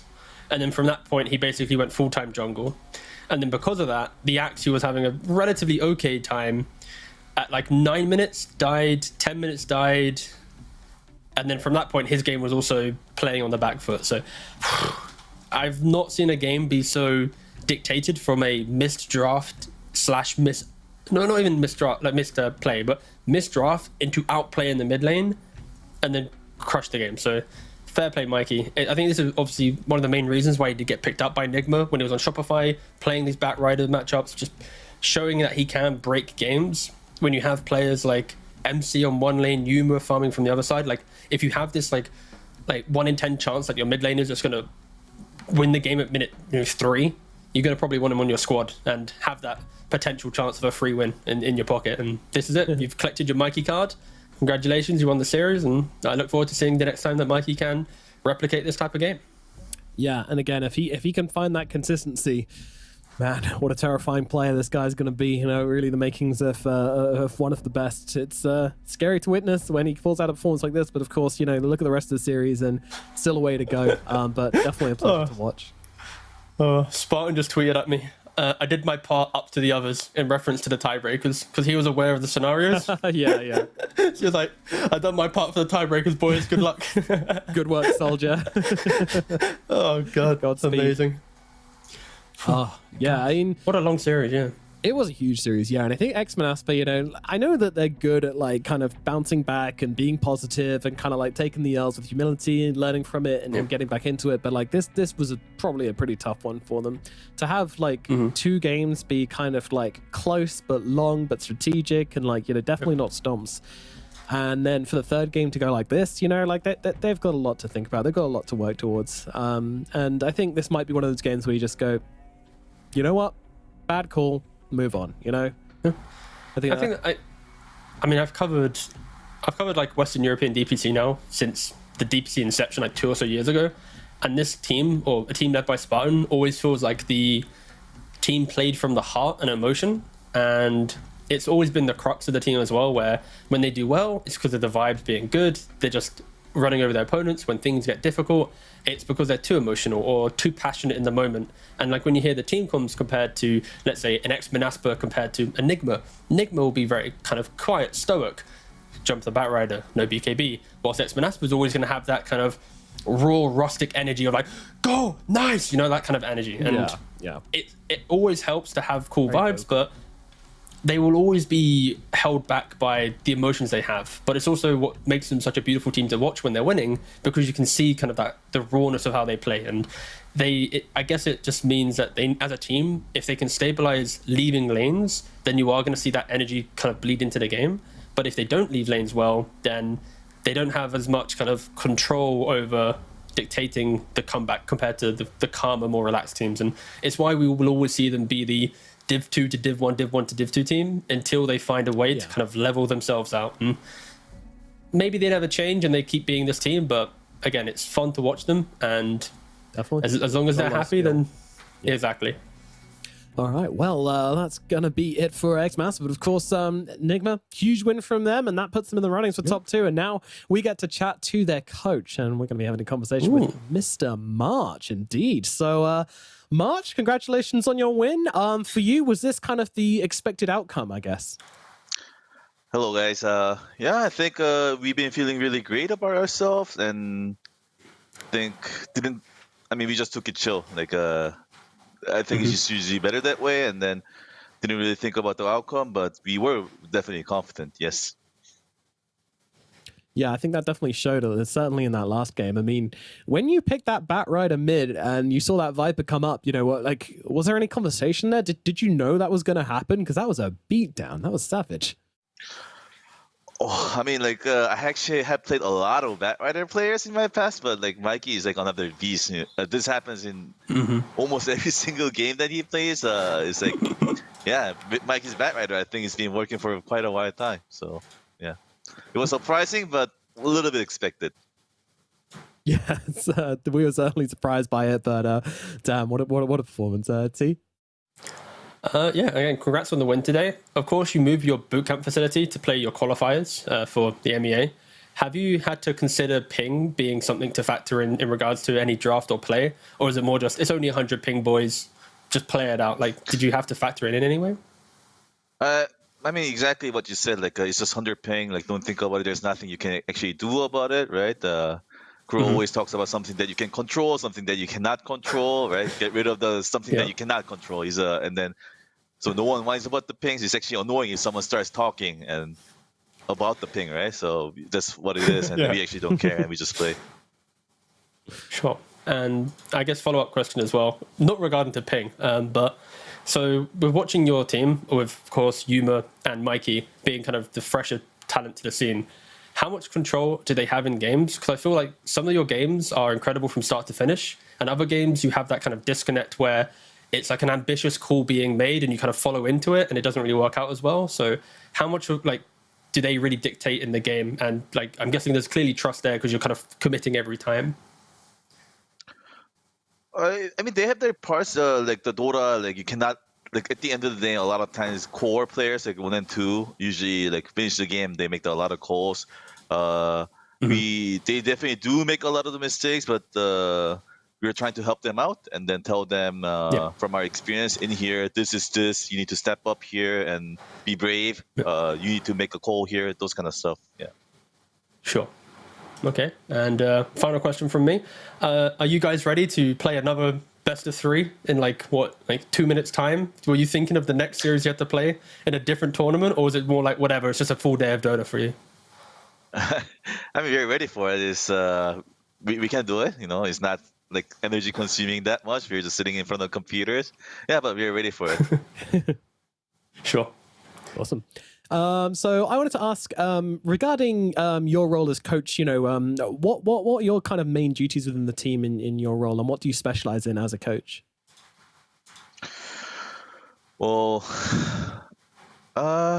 I mean, you were asking me as other than the coach. I just try to be a good friends with the players and then try to keep the good mood. But that's actually just another important job of a coach. So yeah, I guess I try to do that. But yeah, that's actually an important part of the job as a coach as well, I guess.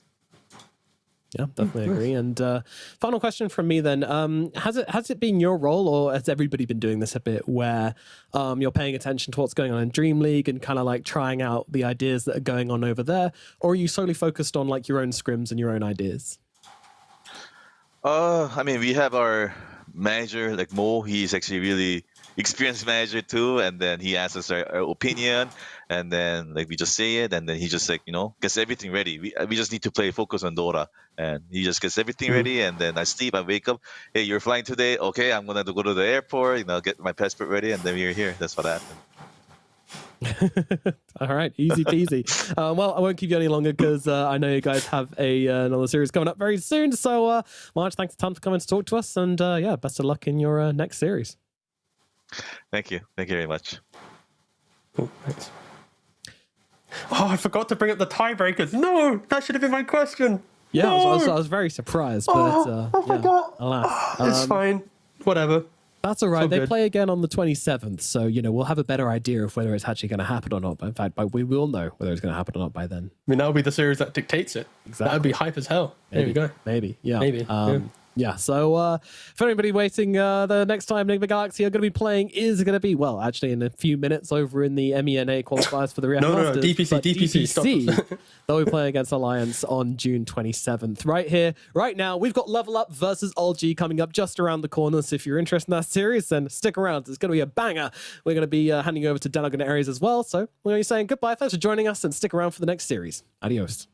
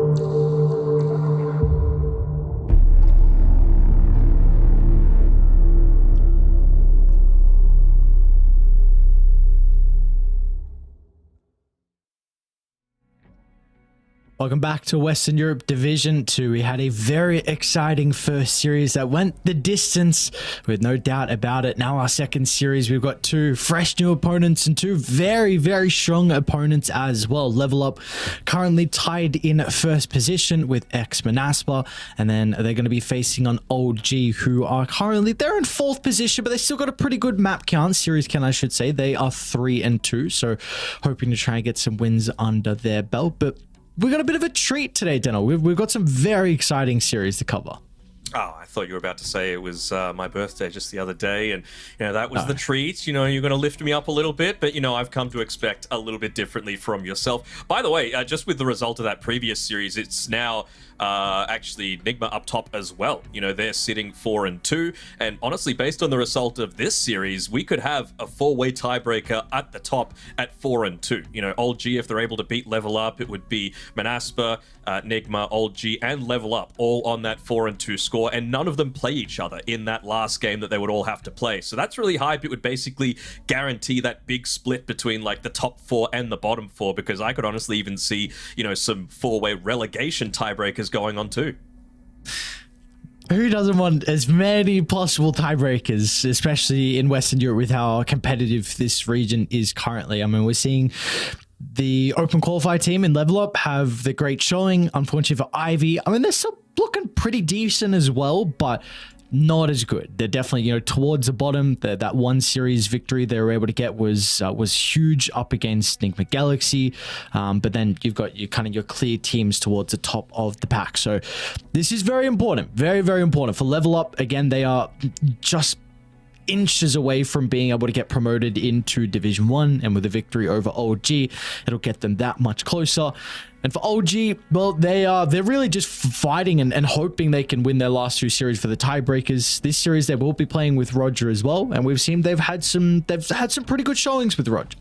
They haven't lost a single series whenever Roger's been playing, so hopefully for their sake and their fans that winning record will continue. I mean, last time we were casting Western Europe was about like 5 days ago, I think, and how much has changed between then and now? Nigma dismantled Into the Breach. Then you and I were both really impressed with their performance from that brought Into the Breach to 1-3. Alliance was 0-4 to start that day, but now Alliance have won their past two series. Into the Breach, they took that big series off of Level Up, who were undefeated at the time, so it's really just goes to show that this is such a close region all the way throughout. And I'm happy for Level Up that they do have this boot camp going, because they're really the team that, yes, a lot of people were saying, the pros, that this is probably the squad that's going to be promoted, but it is still one that came through the Open qualifiers.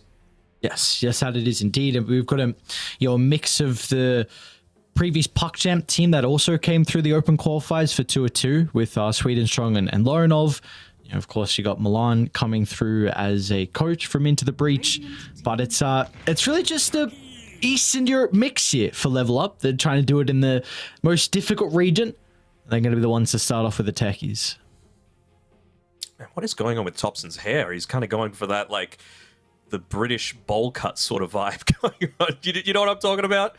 I kind of do, yeah. Yeah. I'm not used to seeing him like that. His hair game has been on point ever since, like, winning TI8. What are you saying? It's still on point, or are you saying he's missed the mark a little bit?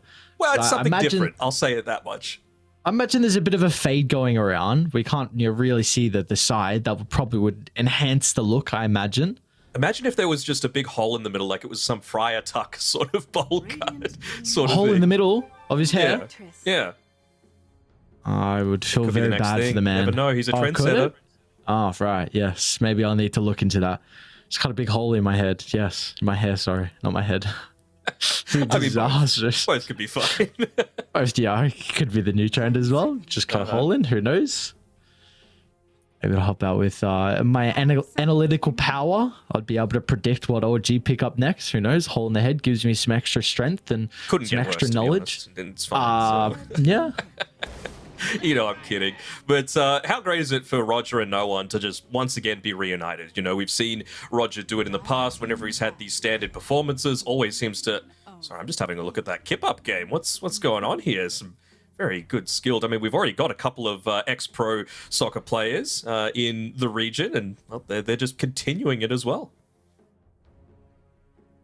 I'm actually not sure. Have they got a coach? Look like they had an extra person behind them. Yeah, they did. Do you know who the coach is as an analyst? No, not off the top of my head. Radiant team. Oh, there you go. Wait, Maybe. I swear I knew this. Low skill. I think it's it. No, it's not low skill. No. I'm cheating. I'm looking on Liquipedia. Booktop. BUKTOP. Where is that showing you on Wikipedia? Because I'm seeing nothing on there. You click on level up and you scroll down to where it says active organization, and where it says coach, it says Ah, the more you know. there you go. We have a Booktop. draft, They by have the a- way. They have a cool jersey, by the way. It's actually a do. really cool jersey. I like it a lot. We have a draft, by the way. Quap response to the Batrider, your staple kind of at least mid lane counter. So, wonder if OG are going to try and consider about flexing the Batrider to a support now.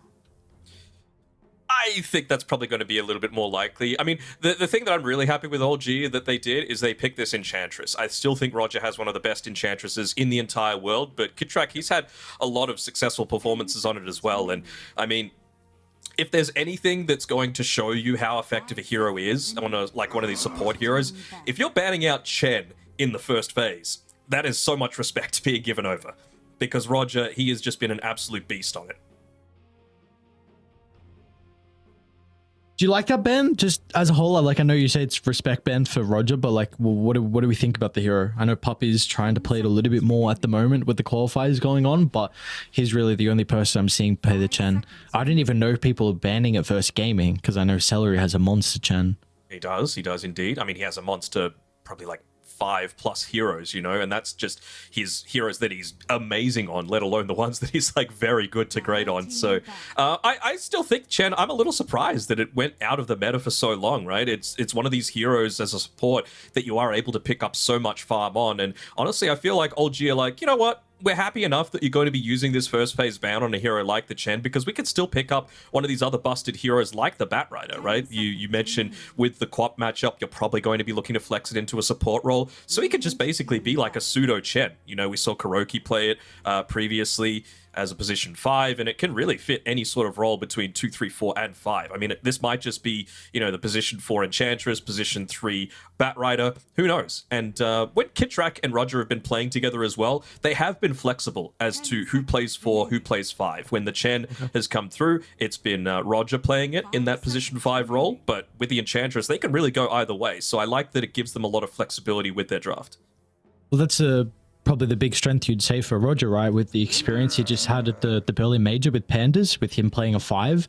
And like traditionally, I mean, he was that 4 for a very long time. He was one of the best 4s out there. So now he has the capability to, like you said, play 5 and 4, which is going to be nice for OG.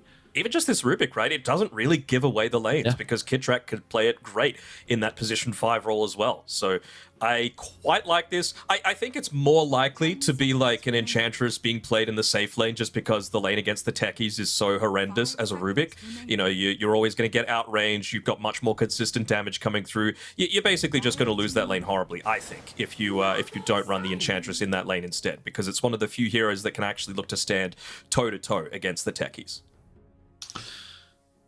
Well, I was going to mention that both sides have avoided the Timbersaw, and I think maybe now with the Nagasarian getting picked up, this is something that OG might be considering at the 18th to address the Naga, because it's a goddamn good game for it. All the supports on OG are going to struggle with dealing with illusions. I mean, yes, Enchantress can take one of them, but that's not enough. Top is jacked, dude. Look at those arms. I think that's owned me. Maybe I'm actually wrong. He's in his blue jersey, so I think all the players were just wearing the standard jersey. I'm just so used to the coach sitting down. I believe you are right. Must be the talks. Bounty Hunter, not really something that we've come to expect, you know, in this first area. I mean, maybe they're just trying to get this techies into the Nagasarian lane. This is going to be a position 3 or 4 Bounty Hunter. We know Milan loves the Bounty Hunter playing that one. So, you know, it will be flexible. Again, when he's played on a lot of previous teams, he has been that flexible role, either 4 or 5. I still think the Milana, I like to call it, is one of the best like hero player combinations in the world. So wouldn't be surprised if we see that this series. But typically, it's weird to see the bounty hunter picked in like this sort of position, right? It's much more of a response sort of pick as opposed to proactively looking to pick it up, you know? Yeah, would you say like a bounty hunter lineup as a whole just wants to be the one on the front foot, getting kills, constantly running at the team? And do you feel like they have a lineup to be able to do that if that's the case? I mean, Quap techies for sure. You can get so much done early on with those two heroes. And again, like if you're going for this, like maximizing the Shadow Strike build on the Quap just to be able to dominate the lane, then, you know, if you're able to get kills off the back of just having that, getting a couple of attract kills, then, you know, you can make up for the time that you would have been otherwise spent just farming a little bit slower in the lane. So I could see it working, but I still would prefer to see this bounty hunter into like a really good bounty hunter matchup, if that makes sense. And surely it makes it difficult now for OG because you don't know if it's going to be a 3 or a support. So if you pick a melee carry for no one, there's a potential that you just give it to the offlane and Onme plays the bounty. Legion Commander.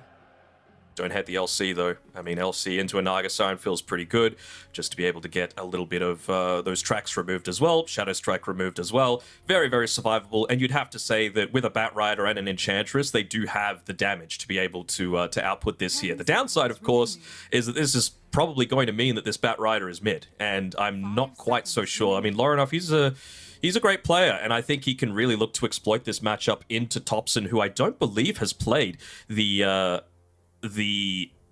Bat Rider in the mid lane so far this DPC. He's played a lot of Zeus, he's played a little bit of Quap, Pugna, Primal Beast, and I think a single sniper game. So unless we see like the callback to like Topson mid Rubik, I'm not really liking how they're setting some of these lanes up.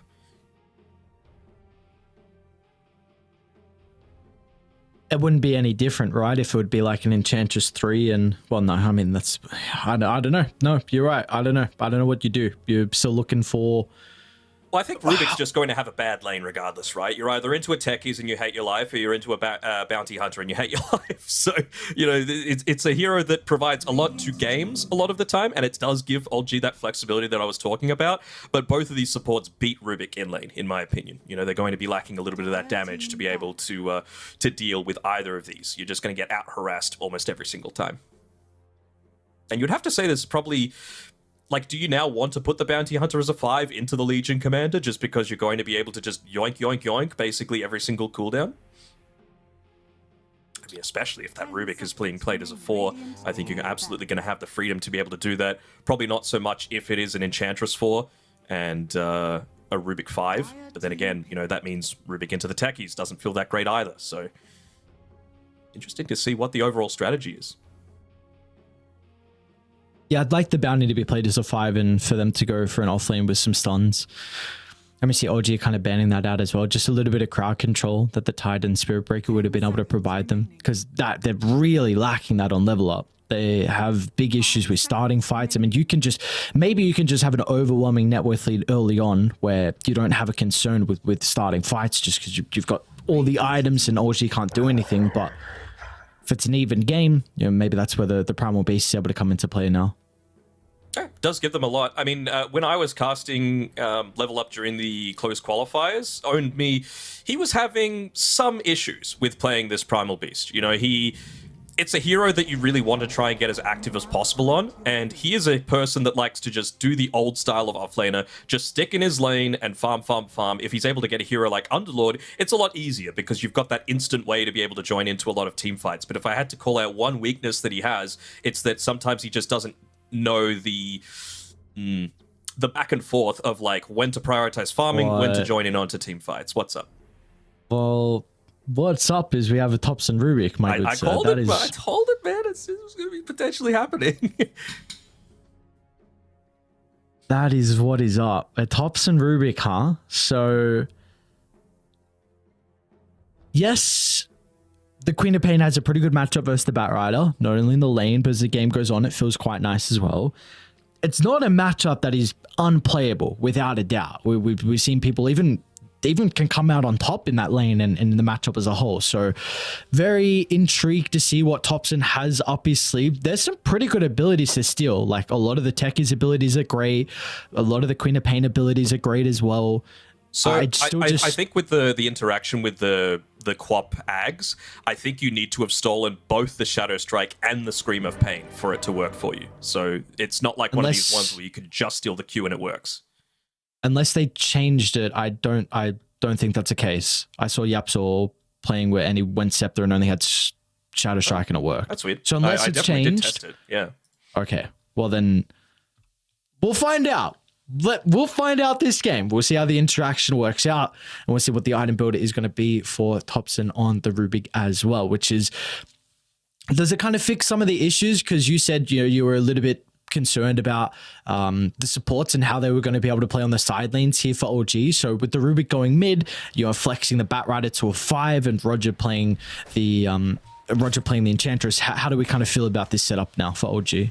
So I really like this Kitrak no-one combination with the Monkey King and the Batrider. Like, that is now significantly stronger in terms of being a kill lane. You're also into 2 melee heroes, unless you're going to put Swedenstrong up on this top side and Milan into the off lane on his techies. So we'll see how it ends up working out for them. But, I certainly feel like OG have really fixed at least one of the side lanes for themselves.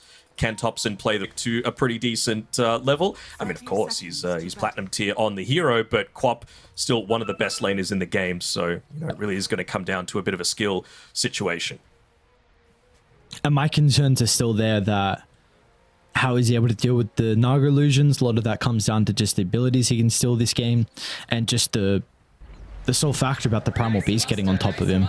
That is the concern for me as well. Like, Rubik really doesn't like having heroes on top of him at the early stage, and the Dino can do that without a doubt. But Onmi should really have a bad lane down bottom. So we will see. Seb's going to take a lot of damage. In fact, he might even die. Although Roger with a point up in the Nature's Attendants can help shrug off some of the damage. So Seb still will have to walk to lane with only about half health to play with. I like this change-up that they've gone for on Level Up, right? Swedenstrong, he's going top. He's going to be trying to yoink away as much of that gold off of Seb as he can. Of course, he's going to be into the Enchantress, so that's going to make life a little bit more challenging. Early on, of course, just the point in the Shadow Walk to make his life a little bit more challenging. And the techies, of course, you're able to do so much more at stopping them from just trying to run at... Dahak is in the offlane as well, so this is something else that you just want to be able to, of course, use the mirror image to be able to get away from a lot of the damage that's coming out onto you. I've now am a little bit more confident with the level up draft, because I was very concerned on how much the Primal Beast was going to get out of a lane up against the Monkey King and the Batrider. So I really like this switch, and I'm surprised we don't really see it a whole lot in Dota as a whole anymore. Like, we really don't even worry about the tri lanes, just the carries going down to the off lane and the off lane going to the safe lane. Yeah, absolutely. I mean, if you have the flexibility to be able to change things up, if people aren't like, no, I am playing in the safe lane and nothing changes and blah blah blah, you just want to be able to have that ability to switch things up if the draft warrants it, and it absolutely does. Wonder if Swedenstrong's going to look to try and get aggressive on this top lane. They've got another Sentry Ward to be able to deal with him for now, so if he did want to make some action happen against Roger, now's the time to be able to do it. Just pulling him away, getting Nature's Attendants on cooldown, and maybe they look to go for some sort of play while... not able to get the D-Ward off, unfortunately. Only getting up onto that level 3. Maybe that's the sort of timing that they're looking for to be really look to try and get a little bit more active here in this top lane. Does Roger go from a point in the enchant to make the damage on the Primal Beast a little bit more difficult to get out? Because I know we've seen, the counters, the classic, like, disrupt the clockwork. Does Enchantress fulfill a similar role in regards to the lane? It does. I mean, have a look at Mr. Observer. Can we hover over the Onslaught, please, on the Primal Beast? We might need to wait. Yeah. Getting chased down with the blast off the Milan. Pretty nice dodge, though. No one can avoid a decent chunk of the damage. Might be forced to pop a Selv. In fact, it's not going to matter as Kitrak will get the damage out of Milan, so Tech is going to be shoved away from continuing that dive attempt. Nicely done, nicely done. Really nice use of the Mischief there. They should be okay. All right, top side. Can we please hover over the Onslaught on the Primal Beast? The first ability. Yeah. Dispellable, yes. So Enchantress, one of the best counters to that. You start charging, you could just use the enchant on him at that time, and then he just stops moving. Pretty fair and balanced way to be able to deal with the old Primal Beast. So yeah, I think, obviously going to put a few points into it, especially if he's able to get these creeps like the Harpy Stormcrafter. Great way to be able to be dealing with the Bounty Hunter with his high armor pool, so lots of magic damage coming through. Going to work out very well for them. The one lane we haven't paid too much attention to is this mid lane at the moment, and I'm quite surprised Top's on top of the last hits. I have not seen how the lane is shaped up so far. I don't know if... I thought it would be a little bit more difficult. Maybe it will be that way now that Lorinov is starting to put more points in the Shadow Strike, but Topson, regardless, is off to a very good start. He will have to fight, though, for the Water Rune. So we'll see if any supports rotate over, as Seb will give up First Blood. Sweden Strong and Omi gonna try and chase down Roger now. It would just be a little bit of poke damage. No real threat on Roger's life. I mean, this is the thing, right? They can really look to set up for those sorts of plays just by going that early point into the uproar. He knows, because of that point that I mentioned, that it's not all that worth putting points into the onslaught this early on, right? So it's about that high magical damage against the Legion Commander, and it's about getting the slow through as well for that early point in the uproar. It's just crazy micro that we can see from some of these players at even the early stage of the game. The Hawk, he tried to send one of the illusions to mid lane. If he was a second earlier, he would have been able to deny the Water Rune. And who knows how different this mid lane would be then with Topson not having that rune to play with. So just the crazy things, the awareness that he has. Not only is he having a pretty good time down bottom, but also even trying to help out his mid laner too. Yeah, it really is the case that he wants to be able to do those sorts of plays, because these are not lanes that you can really look to leave if you're the level up supports, right? It's so important for the Bounty Hunter to be up there as much as he can to be able to nullify a lot of this. Is Kindrak going to be okay? Looks like he might be. He's ticking kind of low, though. Does he kind of want to... Do you want to die at this stage? Yeah. Go potentially refill the bottle for Topson. That they're even actually going to rotate a +1 down to Sweden Strong. They'll use the TP instead of going through the rift. Avoided the sentry going to be ready for the jump in the trees. Beautiful setup. Milan gets the stun still, but just after the tree dance is casted from no one. Regardless, though, will be a kill off the back of the rotation. And Onmi's fine. He was able to pull his own wave up top, so really the Primal Beast is not under any pressure as well. I wonder if they are actually going to go for this bottle refill in the mid lane for Topson with the Bat Rider. I mean, I think at least until the Bounty Hunter shows, I mean, he definitely needs to TP mid now, but he's gone bottom. As a result, Topson's in some danger. Could be able to send the bounty away with the telekinesis. Topson might be able to get the kill onto Sweden Strong, and he knows his fate. No chance escaping that one. So, like you said, though, with Roger going bottom, we'll continue to put the pressure onto Milan. Does look like this is huge if Omi can get a solo kill onto Seb, who's bodying this lane. 31 and 18 compared to the 21 and 1. So Primal Beast almost getting a kill onto Seb's Legion. Would have been huge. And you can see as soon as the Enchantress leaves the lane, that's the time where Omi puts the point into the onslaught as well. So it's not just going to be completely useless there. It was looking to potentially eye up one of those deep dives underneath the tower. Ends up missing out on a siege creep for his troubles. But I mean, if he can quickly look to trample this wave, you might even get some decent damage into that tier 1 tower as well, with Seb moving all this way back. It's actually not even gone all the way back to base, though, just far enough to the courier to be able to pick up the healing salve, and he's not going to miss out on any net worth on this top side of the map. I wonder if Omi goes for the Wisdom Room. You got a Bounty Hunter. That's probably Sweden Strong's MO here that he's going to be looking to go for. Although Topson's looking pretty juicy in that mid lane, gotta say. Oh, he's... They know that the sentry's placed down. He'll reveal himself.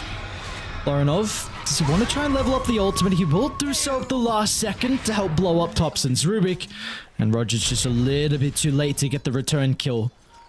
I don't think this Wild Rune Rift is going to be able to snipe him on the retreat as well. So beautifully done. Lorinov gets a big kill, furthering his great start at the moment. I mean, with Sweden Strong seeing those two supports TP in, he might be able to go for this yoink on the Wisdom Rune. Like, they should know that they didn't actually have the time to be able to pick it up because of that slightly belated response. And, I mean, this is going to be huge for level up. They already got the one with Milan on the top side of the map, and now your supports are looking very healthy in terms of levels. And that's huge, right? I mean, they do so much with levels. Techies gets all this damage. The Bounty Hunter. Drak is all... Whoa, he stole our Sonic Wave. Okay. Let's see what they can do with it now, though, because we're going to have a fight for this power rune, which will spawn bottom. Well, Roger is in some danger. Simultaneously on the opposite side, Milan as well is getting chased down. So 2 supports will be killed off. Can they continue with the fight though? Because Thompson is very powerful right now with that stolen ability. Yeah, I'm sure that's exactly what they're looking for. You know, Lorinov, he's pretty happy to be able to just get that kill away as bottom side. No one getting real aggressive here onto Dahak, but won't be able to pick up the kill just yet. I mean, the real loser of this laning stage so far has been the Naga Siren. You know, you made this switch up to make sure that the Primal Beast was able to have a decent time, but it hasn't really worked out amazingly well for you. You know, the Legion Commander is still getting a decent amount against a melee sort of matchup, so the Primal ended up being countered somewhat. Is that not expected though? I mean, Legion does very well versus melee heroes. Yeah, like... absolutely. But it's like, is it worth sacrificing your Naga's game to be able to enable the Primal Beast, you know? Would you not say the Naga has an easier time to catch up? And it's a pretty good Naga game as a whole as well. So can't you slow down his game? Not if he dies. Not if he... No. Not if he dies from a Randy Sonic wave that Thompson still got. And it looks like they should be able to get the kill onto Kitrak though. Meanwhile, over to mid lane as well. Sweden strong. Going to be able to scout them out. Seb is waiting in the trees, but as soon as they get the jump onto Roger, Clever. Seb would be lacking any potential damage that they would have inside the jewel. Did you see they tried for the push with the Wild Ring Ripper, but the damage was just still too much. Thompson's set up for a pretty good game though, right? He's almost got the Phylactery finished up. He's getting the bottle refills in the mid lane. You also got, again, great steal of the Sonic Wave, but even just the Pulverize, right? Goes through the BKB. Nice way to be able to clear through those Naga illusions early on as well, just with that AoE damage. Laranov? Damn, dude, that Fate Bolt is...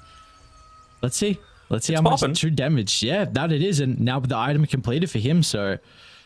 They both have very high net worth, so we'll see how they're going to be able to look to utilize this onto the side lanes. As I mean, Seb is just, he's praying for a kill. He's left top, wanting to maybe give that over to one of the supports. He wasn't able to get anything around the mid lane. Now he's continuing to show off the map, trying to play in the jungle and maybe spook level up and force themselves to play cautionary without seeing the Legion. But Seb's still able to get no duel victories.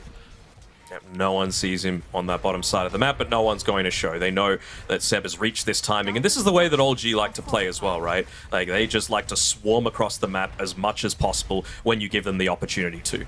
So heroes like the Chen, like the Enchantress, it really feels like it fits their MO, and you know, being able to still give an initiator like the Batrider over to a position 5 and have a decent enough time, that's really just going to work in their favor too.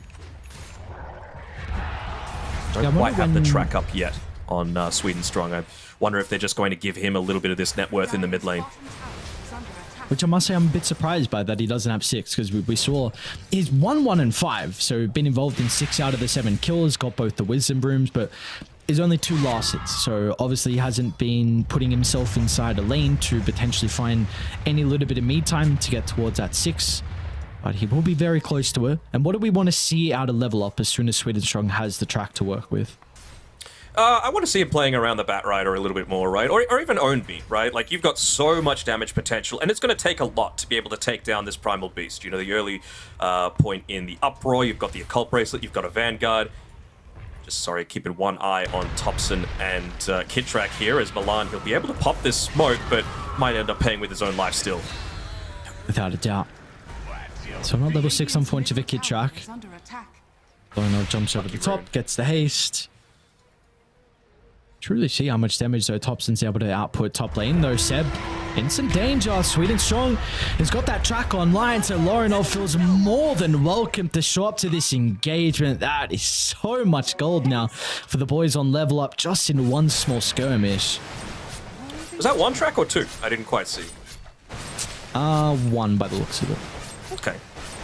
So not the most in terms of gold, but you got to make sure that you do start the scaling, right? It's basically, with Lorinov getting this Witchblade, it's a race between him and Thompson as to who's going to get the Aghanim Scepter first, because it's a pretty great Aghanim Scepter game, always, for a Queen of Pain. And, you know, you're going up against these people that have the ability to get rid of your Shadow Strike debuff with the Legion Commander W, of course. Monkey King's probably going to go into an early-ish BKB against a lot of this damage that's going to be coming through, so you really can look to ramp up your damage, and I mean, it just means double for the Rubik as well, right?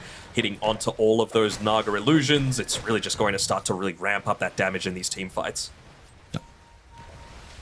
And that's with the Arcane Supremacy, so not just the extra damage, but just the range that you can cast Shadow Strike from could be huge.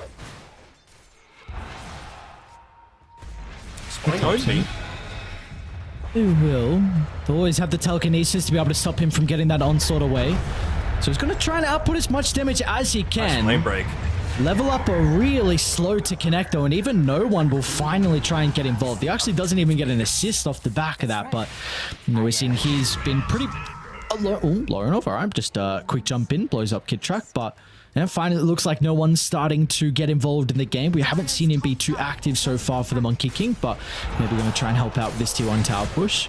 Oh, a Midas on Naga. Okay.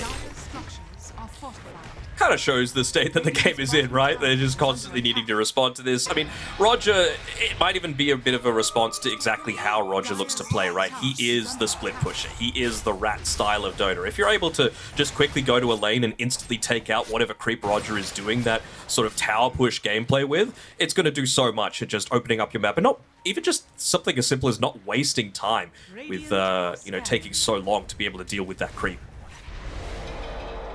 Strong, don't get baited. Maybe it's that rating that needs to not get baited. Just level up. They're starting to bring some more boys over. Kid Track's going to feed away another track kill. They're even going to consider about no one as well, but the Wukong's getting laid down. Will protect the Monkey King. Level up, need to respect this. I mean, once he's able to get out of the range of the ring, it's not going to matter as Thompson's here with an overwhelming amount of damage, and Seb is once again just begging the boys to keep someone alive for his first track. Guys, come on! I need a scale! Give me some love! Needs the duel, and, well, he's going to be able to get into it pretty shortly, right? The tower goes down. He's still around, so actually, well, he didn't get the assist for that either. I thought he might have got at least a little bit coming through on the outskirts, but he's going to have the Blink Dagger in 100 gold, so... really looking to make a rotation together with Kitrak on his Bat Rider level 6, so you've got the lasso capability as well. He's got plenty of movement speed with the Faded Brooch, Tranquil Boots, Windlace. Really want to see Kitrak look to buy up a smoke here.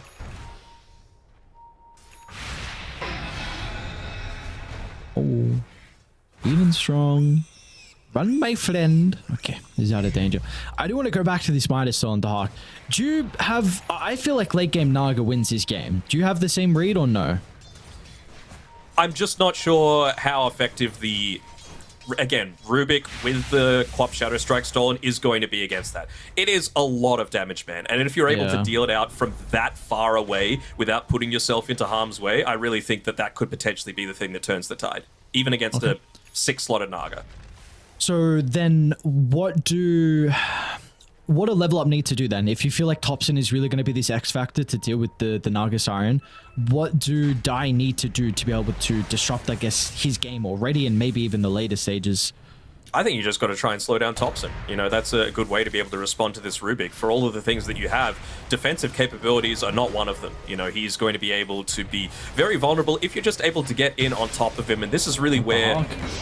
There's the blink. Can he get the song off? Not to be seconds away from Milan being able to keep him alive, but there is that first duel victory that Sev has just been waiting for, and OG chained it into a second kill as well. I think that's 2 track kills as well that they were able to get there. Thompson has it stolen, so able to cast it from that really far away range, even to ramp up that that net worth even further. Of course, that's going to get him into the Aghanim Scepter just that much sooner. So this is what I was talking about with Own Me, right? Oh, use lasso. Okay.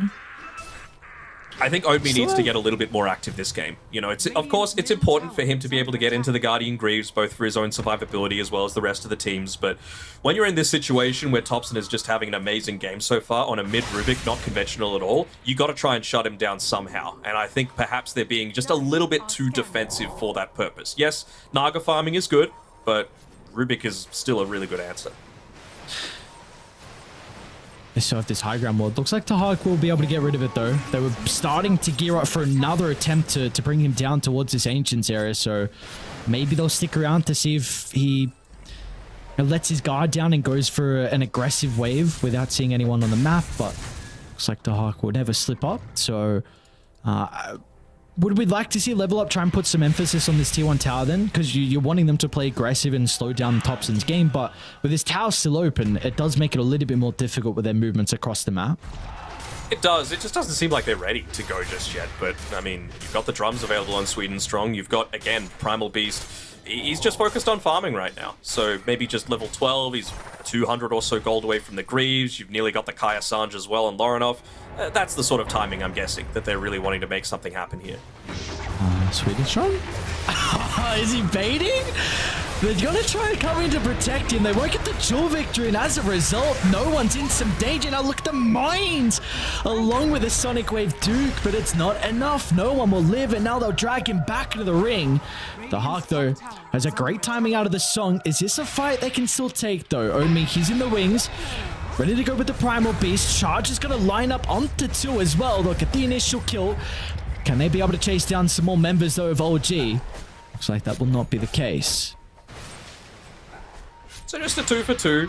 Again, it's like a couple of supports and you end up taking out Seb. He doesn't get the dual kills, so it's just more space for the Naga Siren to be able to play around with. The fact that the song was used is pretty big, just still level 1, so 180-second cooldown. I wonder if that just is the trigger for Old G to say, you know what, that attempt didn't work, but by the time we're back up, I might want to just wait for the lasso. We got to try and take out Dahak once again, because this Midas, we can't let it get too much value.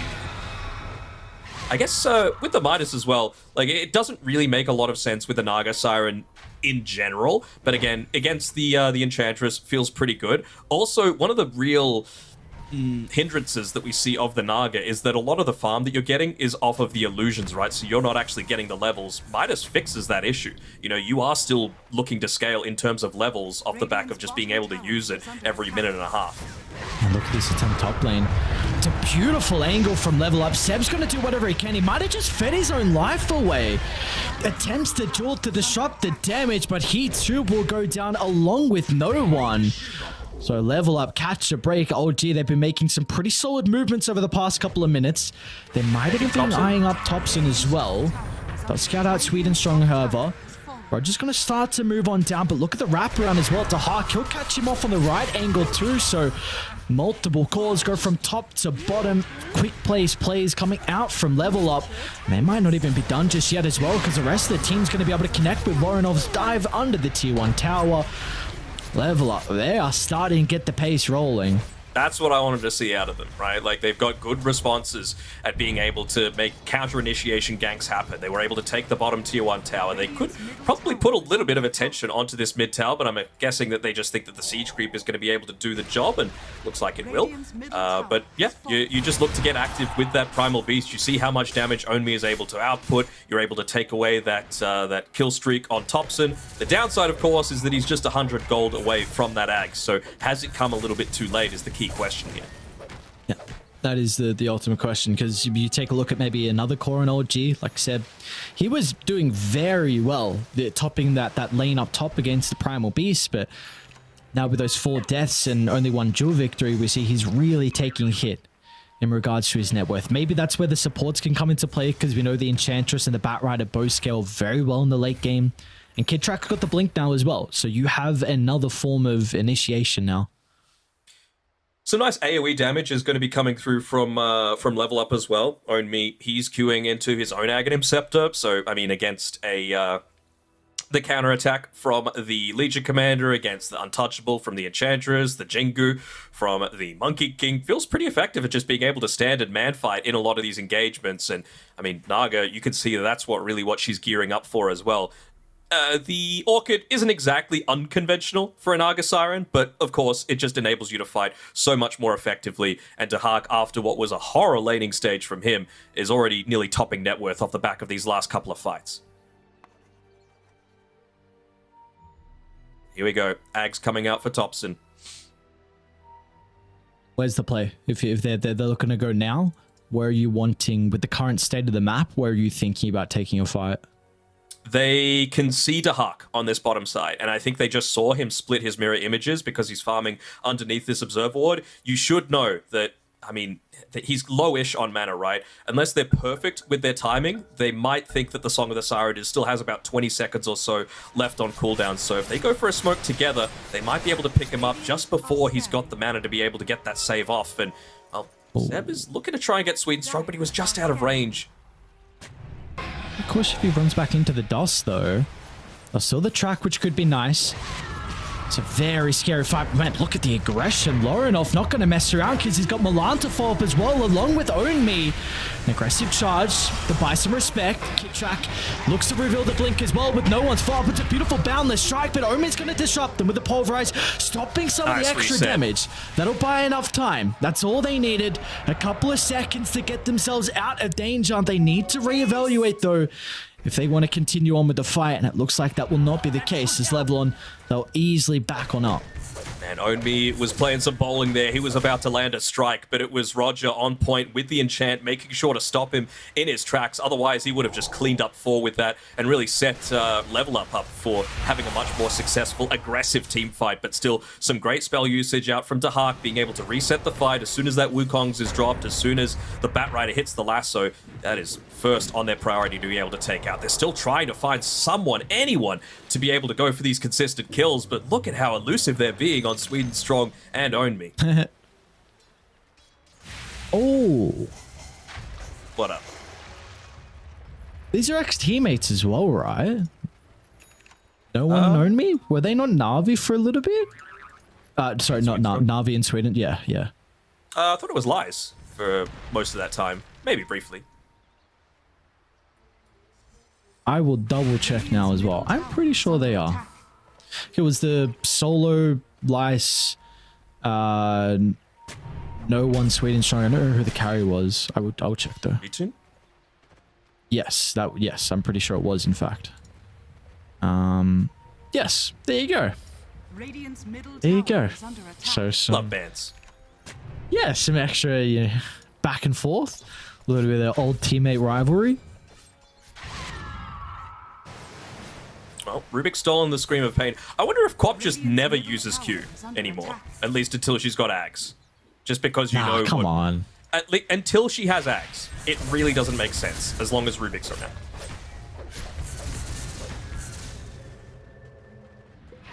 How close is she? Still a little bit away. Halfway. It's not going to be that long. I mean, you're obviously going to be farming at a lot faster speed than the Rubik is. They're just consistently trying to go for kills. This is the old G way. They're going to do it once again. Like, I think this is the right move. You know, they've got Dahak. He is the one that they're going to have their sights set onto if they can look to try and take him out. Well, I was about to say maybe they just go for Roshan, but Sweden Strong, he's going to get caught out here. Maybe not. Maybe yes. Looks like they'll have to use the lasso. So that will be able to set up for the duel. 15 seconds until he moves up top. No. Looks like they want another kill just to potentially see if anyone else from Level Up was nearby to get close enough to protect the bounty. They may have seen Milan's ward drop. Thompson, I don't know if he just got a glimpse of the techies or not. Not sure either. I mean, they were very quick to push out that mid wave as Kitrak is actually going to move back bottom as he gets interrupted by Roshan coming top. I really don't think they have the damage for this just yet, especially now that you've waited this long. Dahak's got the Song of the Siren back available. He's going to be cutting this wave as well. So just giving a lot more information over to Level Up with this lane pushing out. Yeah, I don't think you can rush now. Going to push in this mid lane too.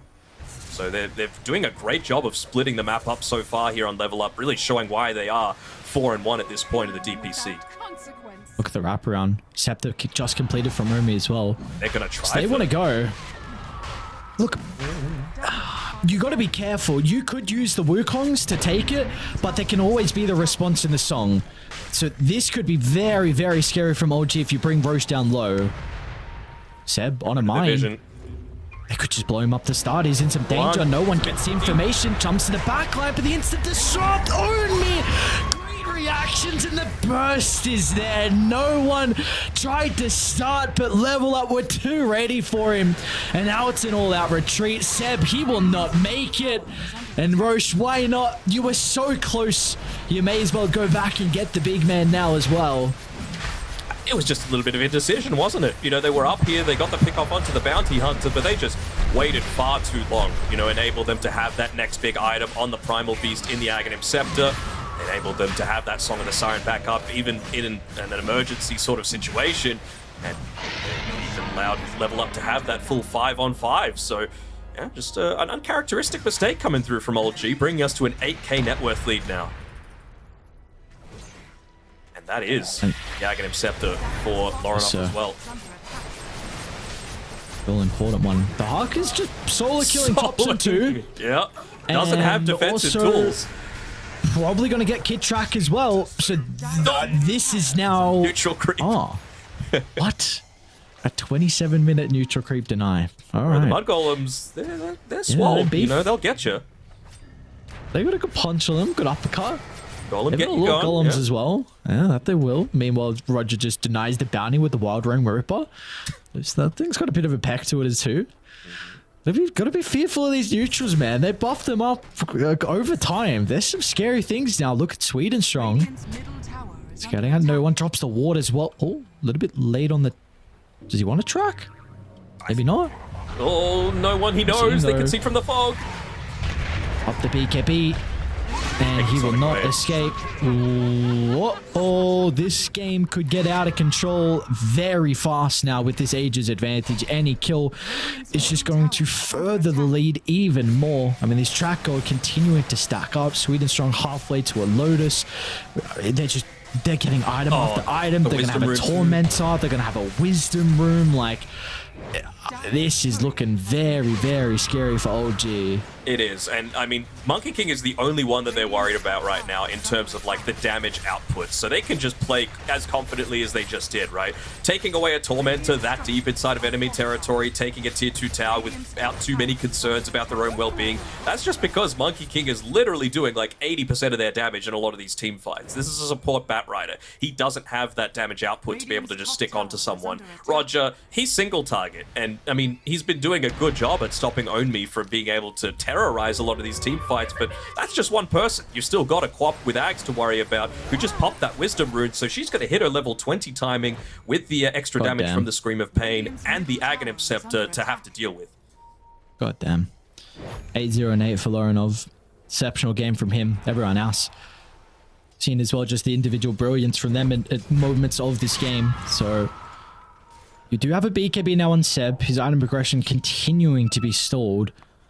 Let's see if this item is going to be enough at least to maybe blow up one person. Seb is getting scouted though. Who else is nearby? Lorinov is the closest person. Oh, he thought he blinked to the left. All right. I mean, you know that you've kind of resigned yourself to not getting dual kills when you don't get the level 10 talent. As soon as you get level 10, Seb's just like, well, this ain't happening. Just look to try and maximize my farm as much as possible, I guess. And look at his neutral out. He has a headband, dude. That is crazy. Very interesting to see. I mean, maybe that's the big thing, right? Like his 10 talent used to be that cast range, right? Yeah. And maybe now it just feels like he's a press the attack bot, kind of. So, but you never want to be. Extra dual range, I guess, is kind of nice. I mean, you're up against Aegis, you're up against Nagasiren, who's kind of hard to catch out onto, even with the Blink Dagger. Oh, they'll get the kill, but they're pretty close on level up to react to this. Omi's going to charge from the south, knocks him down for the tree. At least no one was able to activate the Wukongs. It might not matter, though. He'll be forced to TP out. Omi, he's still got to pulverize. Didn't even need it for the Seb kill. Held it for the last second. No one doesn't escape, and now your Lorinov is beyond a god. Like, they went for this cheeky kill just to try and assassinate a techies, but he's just a measly support that is not worth your attention. 20 damage, bro. You're underestimating the power of 20 damage, 20 whole damage coming through when, you know, you're about to lose another tier 2 tower. They've also got a Lincoln's being built up here, and, well, see you later on. What is that? Sogging for an Enchantress. Are you serious? That's level 3 now. It's not the longest cooldown. No, it's just funny. I know. It's just funny to see. Yeah, screw you. Screw you, Roger. We've had some dukes out in the past as well from the Hawk and Roger. So it's a bit of a battle between the two ex boys. I mean, Quap can just look to play so fearlessly now. Basically just going to wait for this Aegis to expire, get all of that Aegis regen coming through, pop the Witchblade back in, and you've got a shield rune and the status resistance from the Kaya Sanj, and now a Lincoln's as well. So not only protecting yourself against the duel, but also the lasso, but also Rubik just trying to steal that goddamn Shadow Strike. Butterfly. The Hark has come back in a big way. It looked like he backed himself this game, though. Like, he wanted the Naga, went the Midas, didn't get involved in a lot of the early game fights, and if you weren't able to shut him down, now you got all the illusions just running inside your base. I didn't even know if they're going to kill him. Maybe it's just a lasso stall him out on the high ground, so he's not an issue if a fight breaks out, but even that won't happen. So that's lasso now on cooldown for 70 seconds, which means level up. They should be able to get anything they want uncontested if they want this C2 tower. Just losing so much of your map, and this isn't a lineup that, you know, lacks the ability to pick up farm very quickly. You know, again, you don't even need to commit your body onto lanes now as a Quap, right? You can just Shadow Strike from the tree line and you're good. You can abandon it, go to join in on to the rest of the team. Naga Siren, enough said. Again, Primal Beast, he's tanky as hell, right? Look at that. He's even going for a Boots of Travel just to be able to go for these frequent pickoffs. Sweden Strong has been playing a great game on this Bounty Hunter as well, just constantly being able to seek out a lot of these heroes that are trying to get into that next big item. I mean, Bat Rider, he's been able to finish up the 4-staff at least, but Seb, he really isn't scaling, and I mean, he's going a Solar Crest as well, so really just trying to enable no one as much as he can. Is there that... How wary do they have to be to go higher ground and level up into, you know, the potential, like, lasso drag back into Wukong setup with, you know, maybe the Rubik damage and a potential duel on top? Is that something that needs to be in the back of the mind on level up? Oh, of course. It's always going to be a bit of a concern, but I mean, they've got one of the best heroes at being able to enable pickoffs in the Bounty Hunter, right? And it's not like OG can just spend the next 10 minutes just sitting up on high ground. If you do, your net worth is going to go in their toilet, you're just going to get the next Aegis, and then they can go up onto high ground. So basically the job is go for a smoke, find someone, kill them off, and then when they don't have that person, you actually get the outnumber with being able to go onto the high ground when you're not worried about no one, when you're not worried about, honestly, whoever you get picked off. Bat Rider, even as a position 5, is a really key target for them to get. They don't track no one, not wanting to give the position away just yet, but they're going to be able to follow him. Dyer's courier has been killed. Nicely done. Dyer are Maybe the, popping the song. The Huck thinking that might have been able to catch him out. Maybe the courier gave away his position as well, just with that coming out towards Sweden Strong. Space is created. I mean, you have to wonder as well, if Milan's able to get into this Aghanim Scepter, maybe you can even just go high ground, right? Just pop down the minefield, and then, you know, even if you try and lasso someone back, you're probably going to die during the drag. Kind of treat it like a Monkey King Wukong's when looking to siege up on that high ground. Yeah, did you feel like, is there... If he had any other item choices here for Milan, what do you feel like he would be considering besides the Scepter? I don't know, honestly. Like, because it's normally when you see techies, you think, all right, like Solar Crest, but they don't have any amazing Solar Crest carriers. I guess you could just use it aggressively onto whoever gets, you know, picked off. Maybe just use it onto Seb, for example. Get that reduced attack speed coming out. Use it to be able to counter out.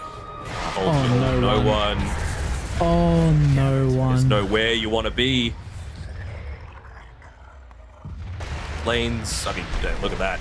Lanes, bottom's pushed in, mid's pushed in. Keep it pushed as much as we can, boys. Top lane, really not all that concerned about it. Let the Naga Illusions do the dirty work. And, I mean, no one he can buy back, but do you really want to? You know, he's barely got enough to be able to do it. Are they just going to jump tops him? I'll be able to buy some time with the illusion, but how do you get yourself out of this one? Master Rubik, almighty Thompson. Oh, stolen. All right. That's how you do it. Still blink. Get away. All right. Wait, no, he's alive. No way. All right, he'll live, but maybe some other boys won't, as they'll get Roger at least as a consolation prize. They might get Sev. Are you serious? What is the Naga damage? It's not the Naga damage, it's just that. It's also the Shadow Strikes exploding next to him, so nearly killed off more than one hero inside of that base. Still holding on to the buybacks on multiple heroes here. you're just going to be losing probably a full lane of racks off the back of this. Lasso available, but I still feel like they're lacking the damage.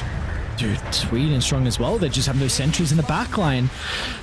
Bounty was able to get the setup. Seb, not going to be able to get back inside the Dies base. to the Lorinov. Like, this is it, right? You dispel the Shadow Strike, you just die. Simple as that. OLC as well is going to be pretty huge. I mean, the thing that they are lacking is the ability to find that lockdown onto one of these very mobile targets. The Blink on the Queen of Pain, the Onslaught on the Primal Beast, all of his defensive tools. He's got an Ogre Seal Totem, and you've still got Song of the Siren off the back of everything. Let's see. Does it screen? No, it looks like you're right. Oh, well. I guess Well, you know, it's confirmed. It's, No, you're wrong. You're wrong. Yeah, you spoke too soon. Did it actually? All cocky and shit. Huh? Wait, what did you say? Did it Sorry? work? I wasn't watching. Yeah, it did. Yeah, it did. Okay, cool. So you can. So what? You? I feel like you're supposed to say something. Ares. I mean, was legit, when I tested right? it, it didn't work. So, it might be a different thing recently. But yes, you are correct. Thank you. Yapsol's Thank correct. You. Wow. Sure. That's a weird thing with demo mode. I don't know. Some buggy things. There are a bunch go of on. things that don't work in demo but do work in real game. Kind of weird. Games in beta, it's alright. 10-year anniversary coming soon. What do you hope that they bring out with that 10-year anniversary? Not going to be on the exact date, by the way. It wouldn't be Dota if it came out exactly as expected. Like anything in particular, patch-wise, cosmetic-wise. That's like what I'm asking you. What do you think it's going to be? Oh man, I've got. Sure, it's going to be a celebration. What Axe Labyrinth 2.0. That Seal would be. Siltbreaker again? That would be so freaking dope. Axe Labyrinth. I'd be bugging out of my mind. If we want to go full Twitch. Twitch here we go. He's going to start using the emotes again. That's right. I'll be off getting early here. I might get to that stage. Sweden Shores. Oh, no one. Scout up Mr. No One. Where is Own Meat? They need that little bit of control through the BKB. Everyone is going to be here to potentially get the kill, but can they get out with their own life as well?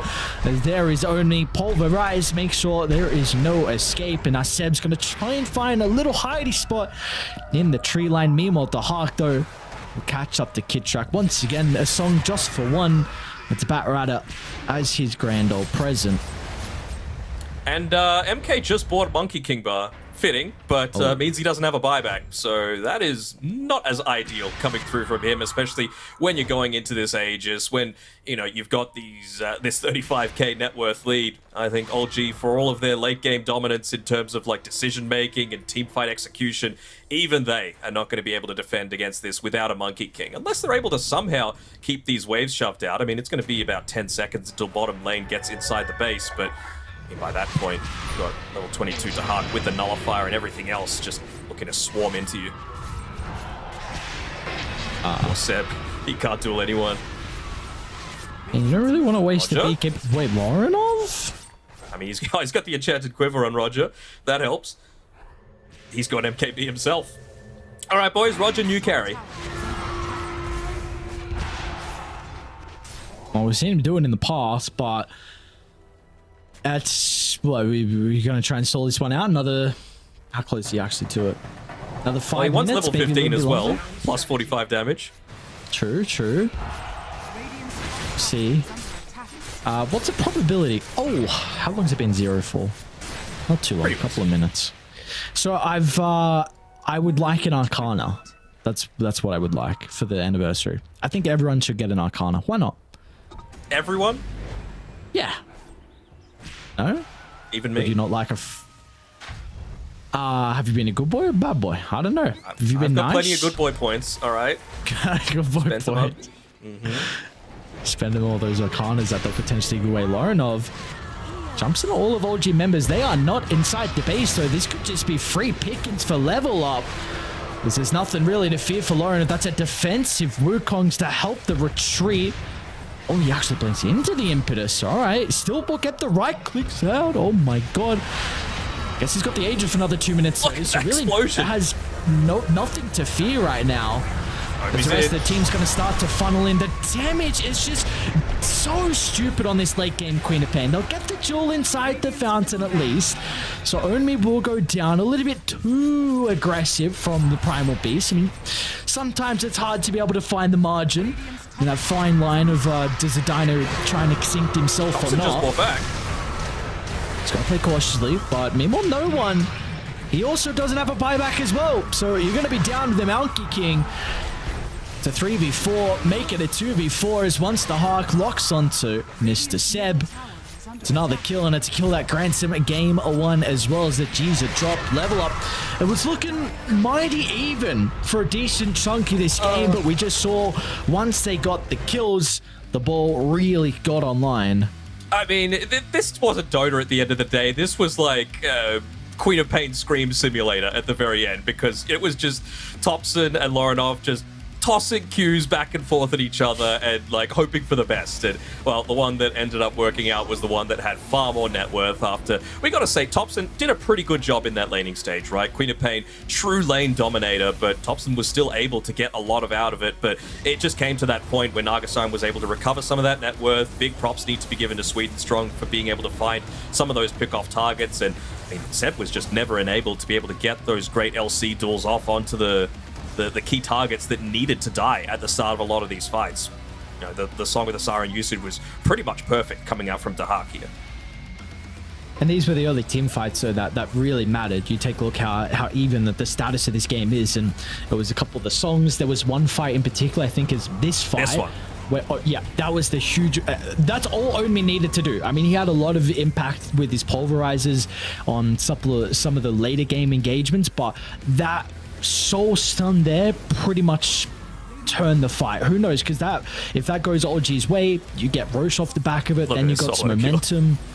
But that's all we needed. One stun, and now they just have the lead from there. 9,000. They never look back.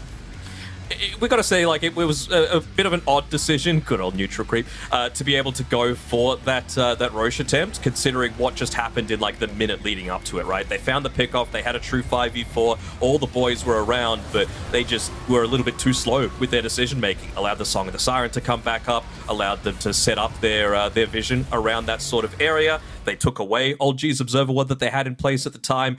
We can't give this to anyone other than Lorinov, can we? No, we can't. I think incredible for the top of the damage, 53,000. Looking pretty good. I mean, involved in 27 out of the 36 kills as well for the Queen of Pain. And yeah, I mean, nearly dealing twice as much damage as anyone else in the game. I want to see Thompson's breakdown. He was second most, and I have a sneaking suspicion that a lot of it was from the Scream of Pain. Yeah, there we go. Shadow Strike, Scream of Pain dealt about 12,000 from Thompson on his own. So really, you know, playing Rubik to its fullest potential, but unfortunately, he just really didn't have the boys to be able to back him up. No, he did not, unfortunately. So, is there any changes we need to be looking at in regards to the draft heading into the second game here for Old G, or was it just a bit of a, you know, play style and execution thing? I don't think you can first phase or like pick Rubik as early as they did. You know, we saw first 3 picks was what? Enchantress, Batrider, Rubik. That meant that either the Batrider is going to be mid or you're going to have a mid Rubik. And, you know, it was the mid Rubik that we eventually did see. But I feel like OG could sometimes get a little bit too clever for themselves, right? I thought the banning coming out from Level Up was really solid. It just meant that the towers were never really under any significant threat because you took out that Chen in the first phase, took that away from Roger, and didn't allow OG to play that full map sweeping style that we've come to know from them. And I mean, honestly, it felt like Level Up played OG's game better than OG did. Yeah, and the Bounty Hunter is definitely one of those heroes to enable that, go from kill to kill, from lane to lane. And once you have that net worth lead, there was no looking back for the boys on Level Up. So this is a team that has been very, very dominant so far in the final tour of the year, only dropping 1 series. And well, they might be able to potentially end today with a 5-1 series count as well. But it's just game 1. There was a very clean game 1. Well, let's see what OG have still left in the tank to be able to potentially send us to a game 3. We'll find out after the break. I'm coming. Yeah, it's fine. I'm nearby you guys already. He's TS stall again. Guys, Rubik Leave the arena, leave the arena. Nice. Keep going. Slowly. You can push aggro maybe. Wanna jump? I kill wanna jump, guys. Kill wanna jump. Do it. Super low HP. I will jump one more time, guys. No discount. Monkey is getting back behind. Here fountain, guys. Back, guys. Watch out. Two buybacks. Two buybacks and they're If you still sleep them, I feel like they might all die. No, I don't wanna. No commit. Just save me, attack. If he use it, yeah.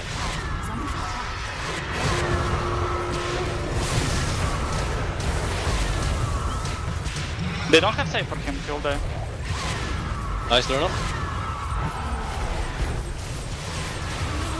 Guys, so much damage, chill. Yeah, chill a bit. Yeah, watch out. Do you wanna top or? I think we need to top. Top.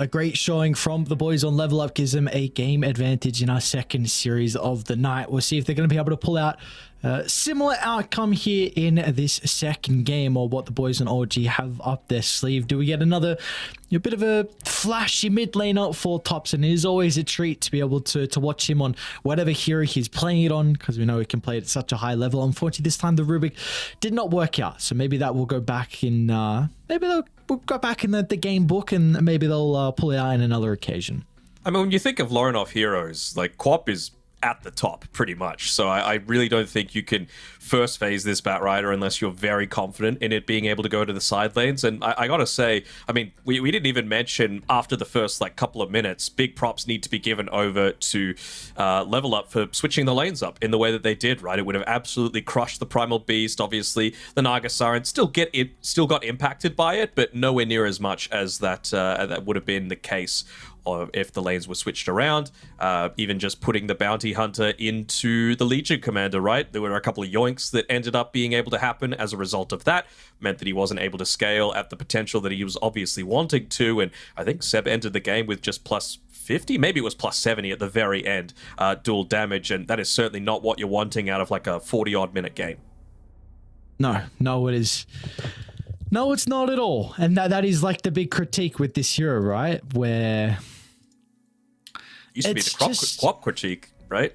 If you don't do great and have the first 20 minutes of the game that you're like, right, I'm set up to be able to carry this one, boys, it just doesn't happen. Quap, not the case anymore. We saw that Screamer paid spam coming out at the end off the back of the Shadow Strike. Seb ended up, dying on his own hand as well, using the press the attack to be able to save himself. But you know what? You can't do that against the Quap. You just end up doing way too much damage to both yourself and the rest of the team. So it's at least it's nice to be able to see this hero in a position where prior you just had to snowball. So it's nice at least it's not like that anymore. But what do you feel like needs to change for the Legion though? Because we've got a little bit of time before we get this draft underway. So specifically for this hero, because again, a lot of people saw the patch notes and thought this hero might be back. Might be a little bit more playable. There was a lot of talk around it, but it still seems like the hero has the same issues as it did before 7.33.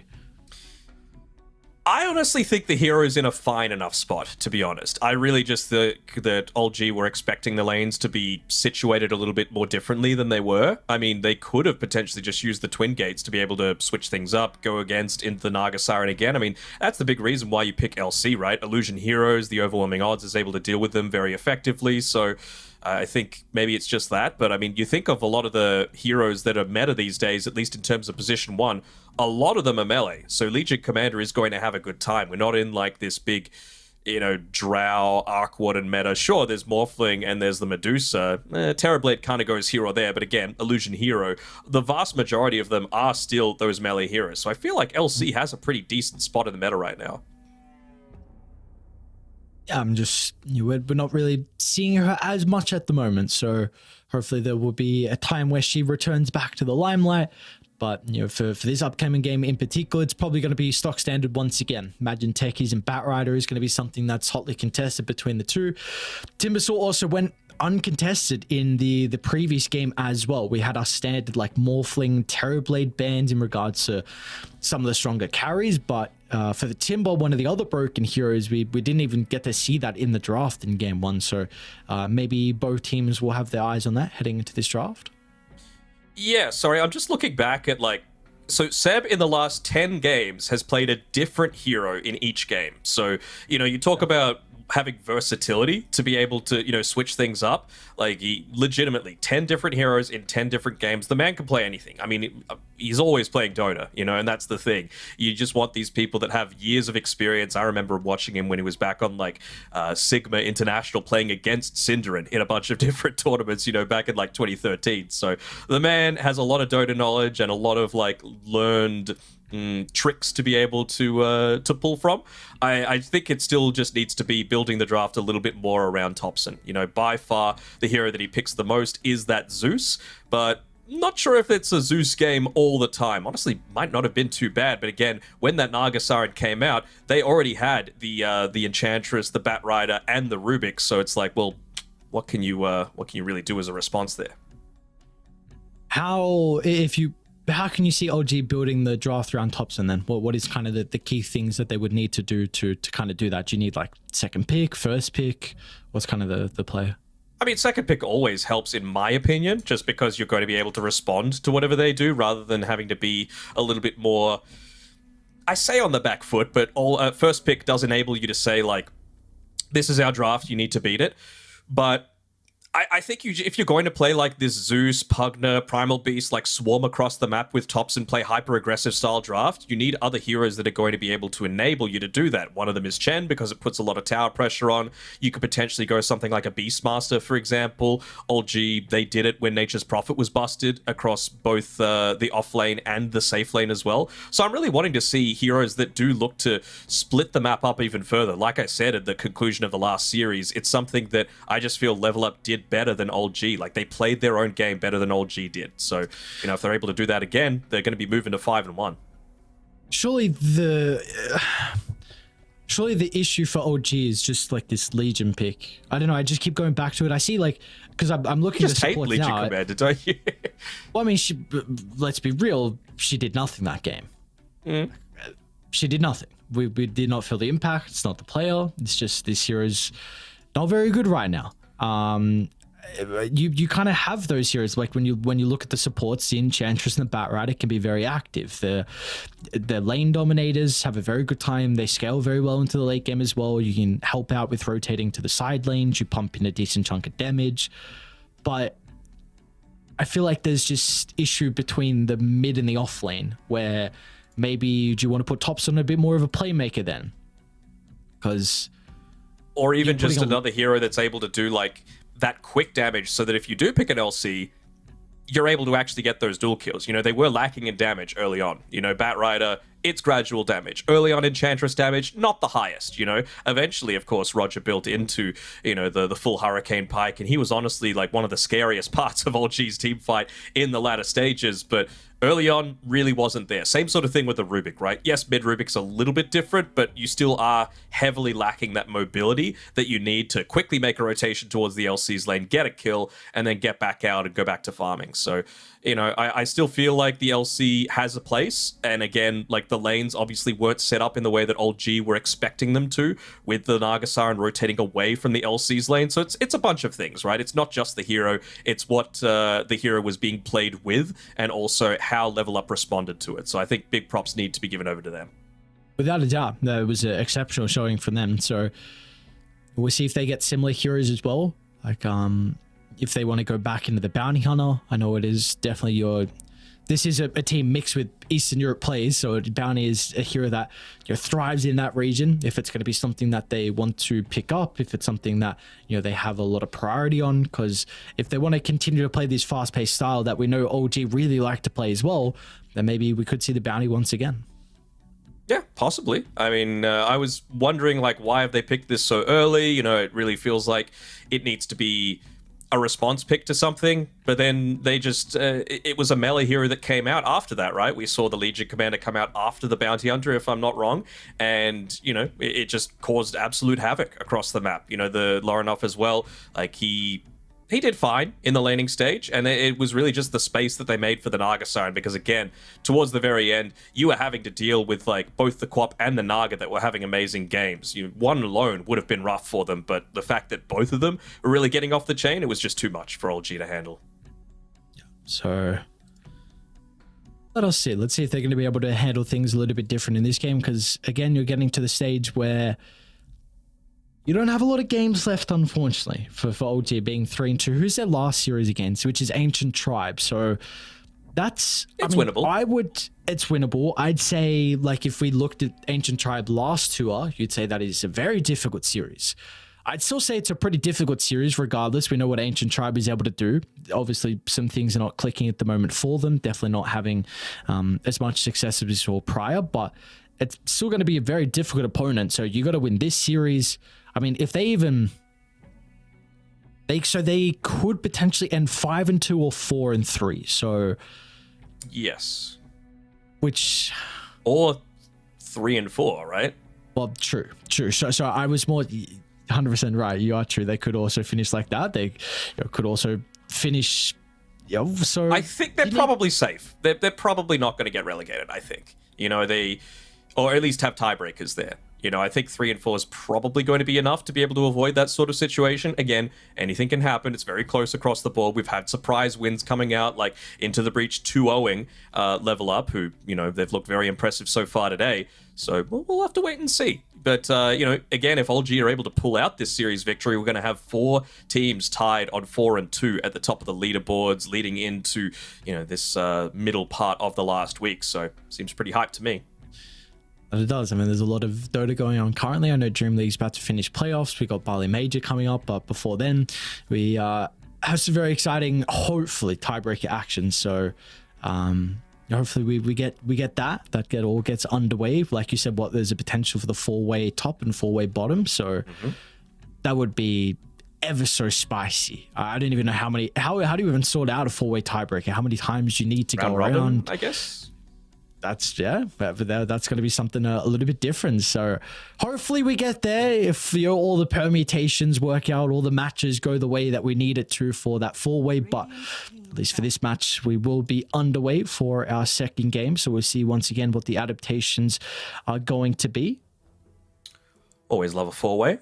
Well, we've got the Storm Spirit being banned out here in the first phase. I wonder if that reveals anything about the sort of hero that Thompson's wanting to play, right? Like I was saying before, Zeus is really something that he's just gone back to every single time. He could even just mid Rubik again, right? You just need to avoid those heroes because he plays a very aggressive style. We saw that he was barely able to get away from a couple of ganks off the back of just stealing the Quap Blink and quickly getting out of there, but you know, not a hero that likes to have people just jump on top of him. You know, very, very limited in terms of the survivability aspects.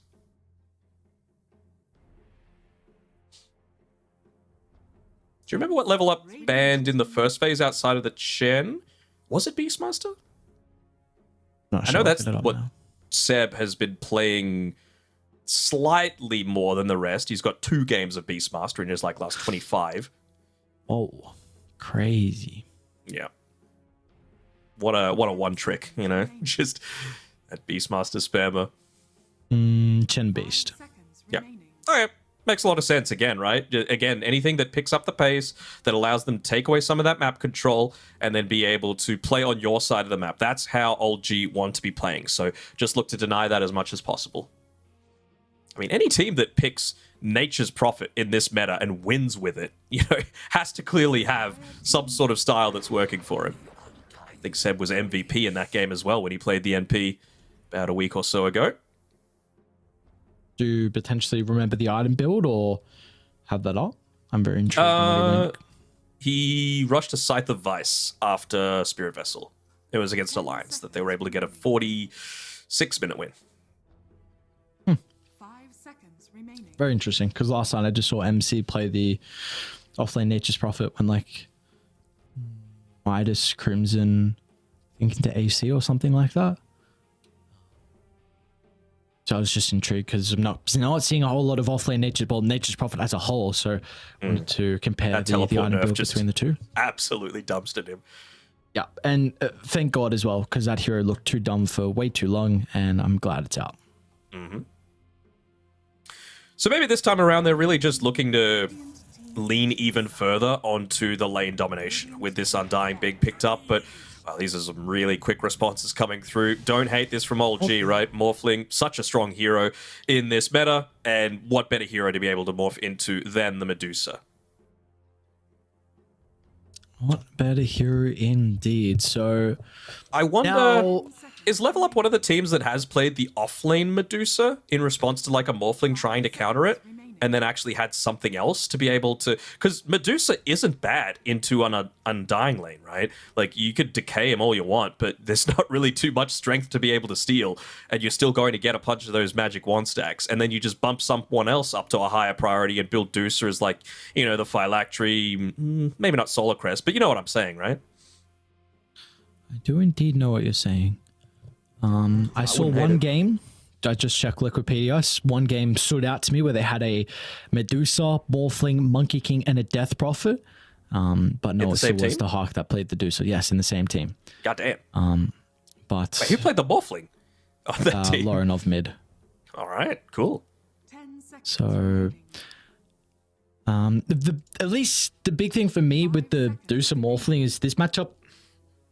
You just need to try and end the game with 2 items. Like, you will be able to farm faster than the Morphling, whether it's going to be Manta Butterfly or Manta Skadi. And you just need to get that along with Roche and walk up high ground, because even at that stage, Morphling can still struggle. He'll probably be a little bit behind you in regards to net worth unless he bodies his lane, and that probably should be expected considering it is an Undying Morphling. So we'll see. I do think this matchup, it is still okay for the Dusa at the early stage. There is still timings for you to be able to end the game.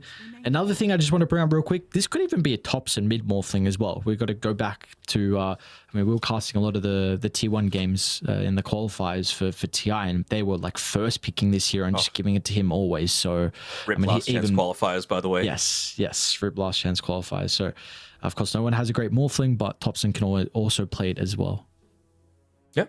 Can totally see that making sense. I mean, I wonder if you do...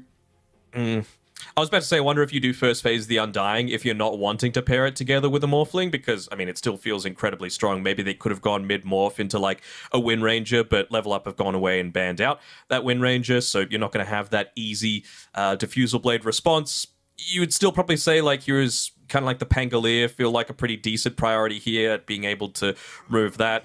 Topson plays an alright Pango.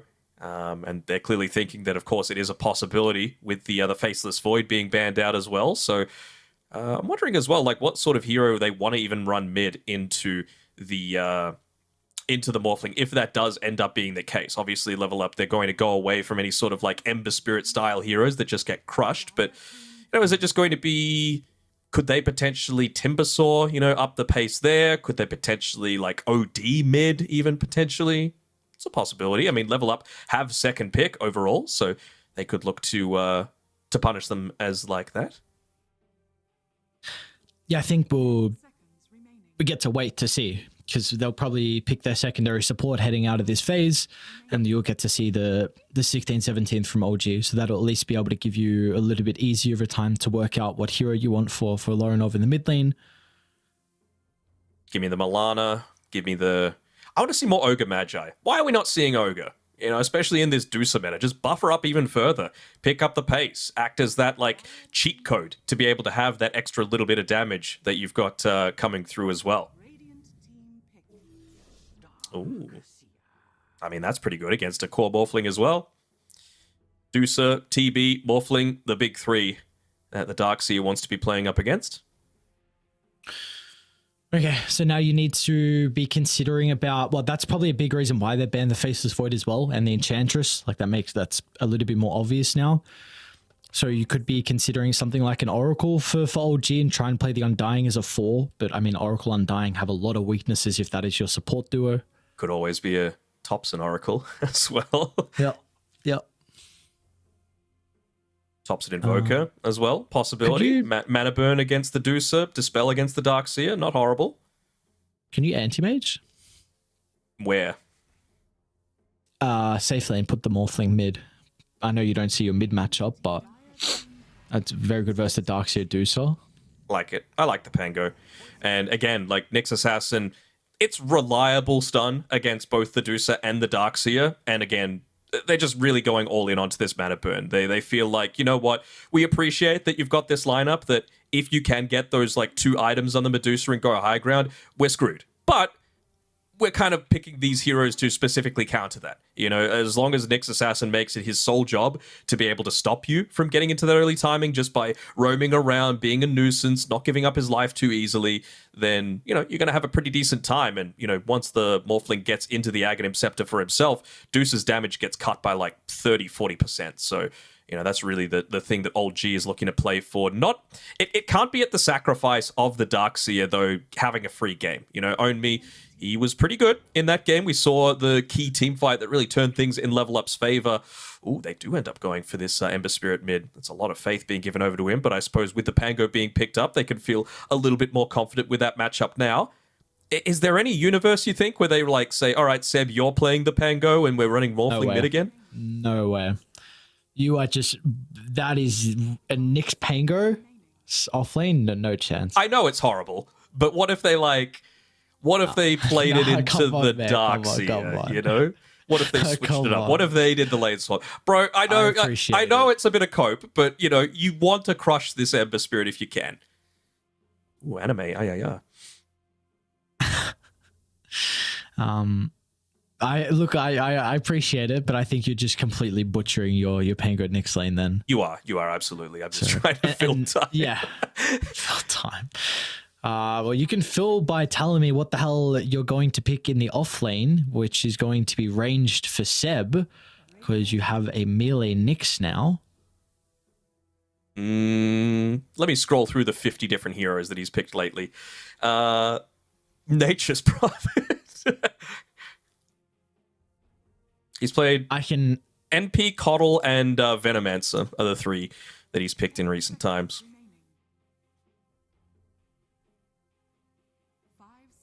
You know I'm always a Veno fan. I know you are. And I mean, if your goal is to just draw out the game, both Veno and Coddle are pretty good heroes at being able to do it. Just keep those lanes shoved in, set up a barrier of Plague Wards as well to be able to stop the towers being taken away.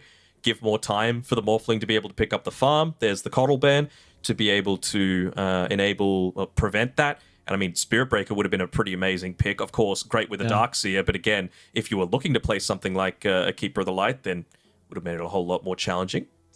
They did ban the Coddle though, so don't worry about that one for level up. Because I can't think of the Seb hero for level up, at least the second support. I'm thinking of something like a Clockwork. You got your melee pairing with Darkseer. You can either play it in the lane. I know people like Darkseer techies as well. They do ban the Prophet too. All right. What other range heroes you got, brother? What are you going to pull out? Hopefully this is not an offlane Nyx assassin. Vano.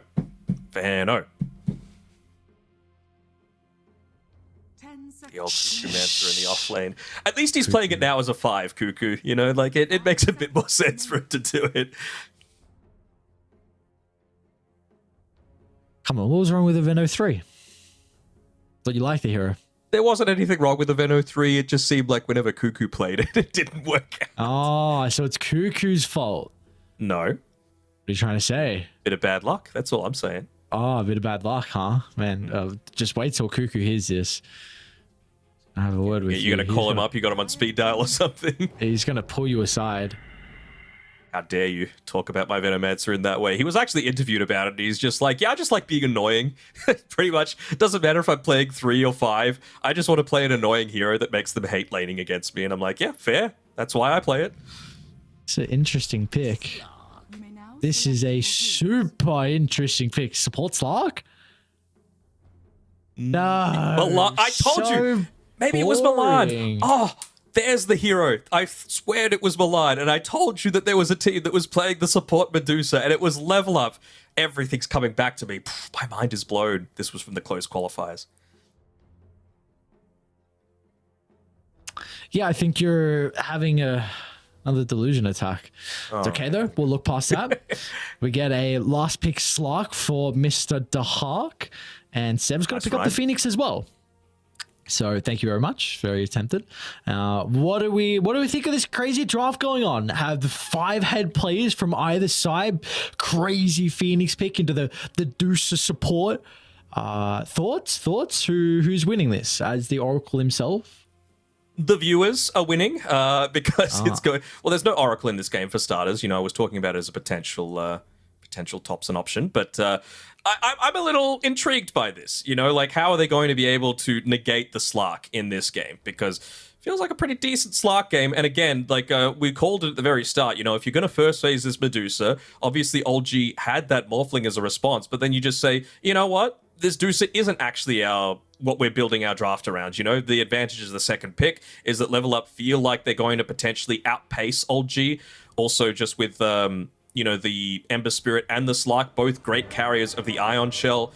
Even just being able to provide them with additional movement speed too provides them a lot of extra early damage output, and Slark probably hits those early timings even faster than the Medusa does, so maybe they're going to be lacking a little bit of tower damage, and I really feel like that's where OLG can look to potentially exploit them. You know, taking team fights around the Tombstone, around these towers, get off a clutch Tombstone, Supernova, Rolling Thunder, stun. Because that is kind of the big issue right now for Level Up in regards to their capability to deal with those extra buildings that's going to be on the map with the Tomb of the Egg. So let's see. Not is it just the objectives they're going to have difficulties with taking. So who knows? Who knows what we have in store for us? I'm a little bit concerned though that now I still feel like there is some value with the Nyx Assassin in this game. Like you play relatively well into the Ember. If he's farming with that Flame Guard, you can always set up. Yeah. Yeah, that's true. I mean, the Stark, if he's farming with Dark Pack as well. So who do you play with this game for Roger? Because he's going to be roaming a lot. Is it just going to be him and the Pango? Is there a trio that they can add to the mix as well? I mean, the thing is with Roger, you do lack a little bit of damage early on, and Undying provides you basically nothing. So I think maybe the way that they just need to play it is just to make sure they have a decent enough time in the laning stage and play a slow-paced game. That's what they want on OG. They want to be playing reactively. I don't think you need to necessarily invade into level up side, just because, you know, Undying wants to be playing around like this anchor point. And if the anchor point is like, you know, a high ground cliff, then, you know, they can just run away on level up. Look at the tools that they've got to run away, right? They've got the Surge, they've got the Blast Off, they've got even additional movement speed from the Stone Gaze, Pounce, Ember Spirit. They have plenty of ways to be able to disengage here. So OG are really going to need to be on point with a lot of their stuns. I'm really looking at Thompson on his Pangolier with those chain stuns from the Rolling Thunder, as well as Roger landing some potential Ravages here on the Nyx. And Roger's going to be playing down bottom into the Techies Darkseid lane. So what do we make of this with Kitrak going top versus the Medusa and the Slark? It's not really going to be able to do much against the Medusa, I suppose, but I guess they just feel like, you know what, at least Kitrak's going to be able to have some sort of impact against this Slark, even if it's just with the Decay, whereas the Nyx Assassin, you really can't do anything. You know, you're just food. Extra Essence Shift stacks that you're able to get off in the lane.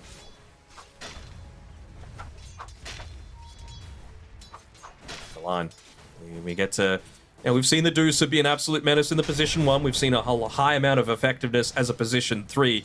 But how many times can you say you've seen it position 5 come through here for Milan? This isn't the mega busted Medusa that it used to be, but he can certainly look to play very aggressive here and output a ton of damage too. They're just trying to replicate the pubs, brother. That's all they're doing. Get a little bit of pub action in here. I am slightly concerned of the 15 to 20 minute mark where you've got that second nighttime where the active level up is going to be. Do you see a same issue for OG? As not if you get kills on the Hawk. Well, that's a great way to start for Seb. Sure. And that's also a very surprising kill that they're able to get. How the hell did that happen? It's just the old duo, brother. Never laned together, but it doesn't matter. No one and Roger. Next teammates. Each other tick.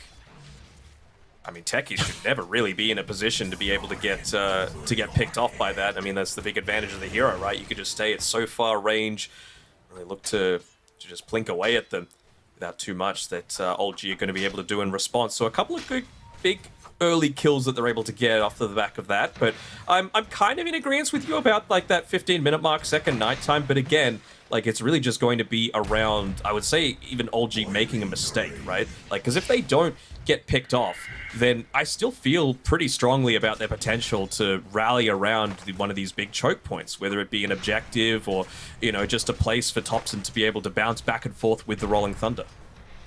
They are very immobile though on Radiant, would you not say? So it's probably going to come down to you got to be just on point with your positioning, your wards to be able to scout out any smokes before they happen and just to TP in so you are all set up for a 5-man.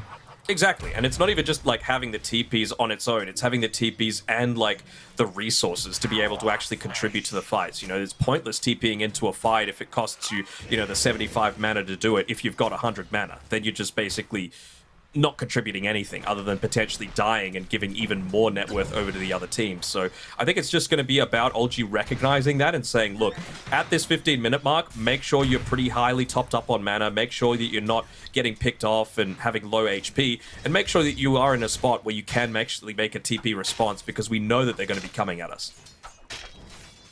And Well, they should be able to get to that stage in a great timing for OG to at least be able to match the early aggression that we're expecting out of level up, because they are bodying all the lanes, in top in particular. And this is one thing. I mean, Phoenix versus Slark. Yes, the game goes on. It's kind of nice to be able to get rid of the fire spirits, but early on, you cannot sustain versus the trade on the Phoenix. You're never wanting to try and dark pact off the fire spirit damage. It's going to do just as much to yourself. No point of doing that. So this is a very regen heavy lane, and you're probably just. They've done a really good job with the creep equilibrium as well, which is going to make it super difficult for the Hawk just to soak level 6. So I actually don't know what they do top. And I mean, we see bottom as well. Like, you're having a great time for no one too. You are. This creep wave is a little bit more challenging though, right? Omi's just hit up onto the level 3. He had the double ion shell creep, so maybe they could have potentially gone in underneath the tower and looked to dive no one with this just weight of numbers coming through from this creep wave, but doesn't seem like they're all that keen to. You know, just doubling up on the farm that Omi is able to pick up, taking a small camp at the exact same time as the actual creep wave. I'm a little bit perplexed about what they're going to do. I mean, Dark is still level 2. This is crazy. 5 minutes in. Are you looking to rotate? Oh, are they going to go for the dive? Oh, look at Rogers' TP. Actually, through the rift he goes. Stun's going to be on the mark. Is the Hawk just trying TP out? He's got Lotus and stick charges. Probably too late though. And Sweet and Strong's going to try and come deal with the Tombstone issue. Nope. Oh, he even got the deny as well. Oh my god, no gold for you. They used a blood grenade as well, and Kitrak still doesn't die. So I wonder if if Swedenstrong moving up here is actually going to enable no one. Actually, he's pretty happy with just farming, right? Old G, again, they're going to play this as passive as possible in terms of what they're doing around this Morphling. It's just about making sure he gets his couple of early items and then looks to scale into the Aghanim Scepter. Early on, it's a good Slark game against the Morphling, right? That pounce to be able to lock him into position, but as soon as you get that Aghanim Scepter on the Morph, it suddenly turns it around. Interesting use out of the Rolling Thunder from Thompson. That he is. Oh, and he's going to get lucky on Thompson as well.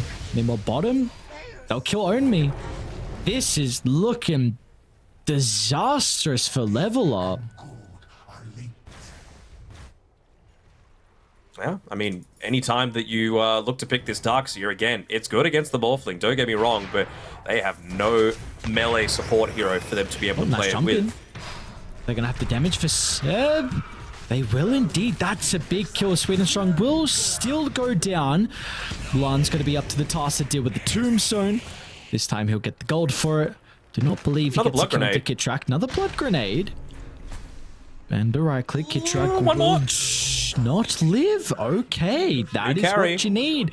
Just you carry. I mean, he's going to yoink away the Wisdom Rune. Oh no. Did they see him? He didn't. Oh no, no, no. They're starting to come on over on Seb. He will be too late though, and Milan could just TP out. Did they get the other one as well? No. At least Roger was able to get the other one. It was a battle. A hard-fought battle indeed for that experience. Ever so vital. Roger will be triumphant though. Medal will go in his honor. Well done, my good sir. Might even get a kill as well as Thompson rotating bottom. Got a nice old DD to work with. And a cliff as well to bounce back off as well. All it needs is a couple of stuns to set up for the kill onto the Darkseer. Meanwhile, they are going to try and shove out mid, but of course Thompson should be able to get back in enough of a time to be able to catch some of the creeps. I like where Swedenstrong's moving, just trying to intercept him as he makes his way back towards this mid lane, but just a little bit too quick there on Thompson. Make sure he's able to get past the Techie's barrier and deal with this push coming in. A little low on mana, I suppose, on Thompson, which might be a little bit of a concern, but he's got Magic Wand charges. Nice dodge. Right. This time, they get the Arcane Rune. Lorinov. Can they go for a smoke? I mean, don't quite have the level 6 on Milan, so, you know, the disengage is still going to come fairly easily for them. Stay at a much easier target that perhaps has a little bit less mobility on this top side. I mean, at least Dahak's been able to hit up onto the level 5, right? You know, still basically half net worth of the Morphling at this stage, but he really just needs that level 6 so that he can get the hell out of this lane. 7 danger? He's got the. They should be able to set up for the jump. Sweet and Strong's not going to go for it, though. Wonder if they do stick around now, though. You know, you got the tombstone, duration, 30 seconds, dive, 30-second cooldown on that. So if they just look to stick around for this next little bit, claim out the bounty rune for themselves, they could potentially look to make another play up top here, especially if Dahak is able to soak up level 6 before that point. They got a great ward inside the river, though. They're going to scout out Lorinov, starting to step on over towards the top side. So Tombstone expires, but look at OG knowing that they're going to make this sort of play, backing off in time. And Seb's level 6 now, so can they respond in time? He's going to dive in aggressively. Can they even get the kill? Lorinov has to try and rem them out, so Egg will be used to keep Kid Track alive. Oh. How do you feel about that? I don't hate it, just because, again, you're still going to have the other Tombstone by the time the Kitrak comes back out. So it's basically just like ping-ponging back and forth in terms of like what is actually the defensive tool that you're looking to use to be able to slow this game down enough. Because oh my god! Oh my god, he almost died, sorry. It's alright. I forgive you. But yeah, they're just trying to stall this game out, right? They want to make sure that the Morphling comes online, and nice stun by Roger. And he'll get the kill with the blood grenade. Roger will not live to tell the tale. To be killed that Lorinov at least able to get a little bit of gold injected into his bank. So he's really the only person on level up having a good game. We'll hear a Rolling Thunder. Omi doesn't have any mana left. He's got a Vanguard though to be able to play around with. Will they have the damage? Looks like they will. Cool Vanguard, bro.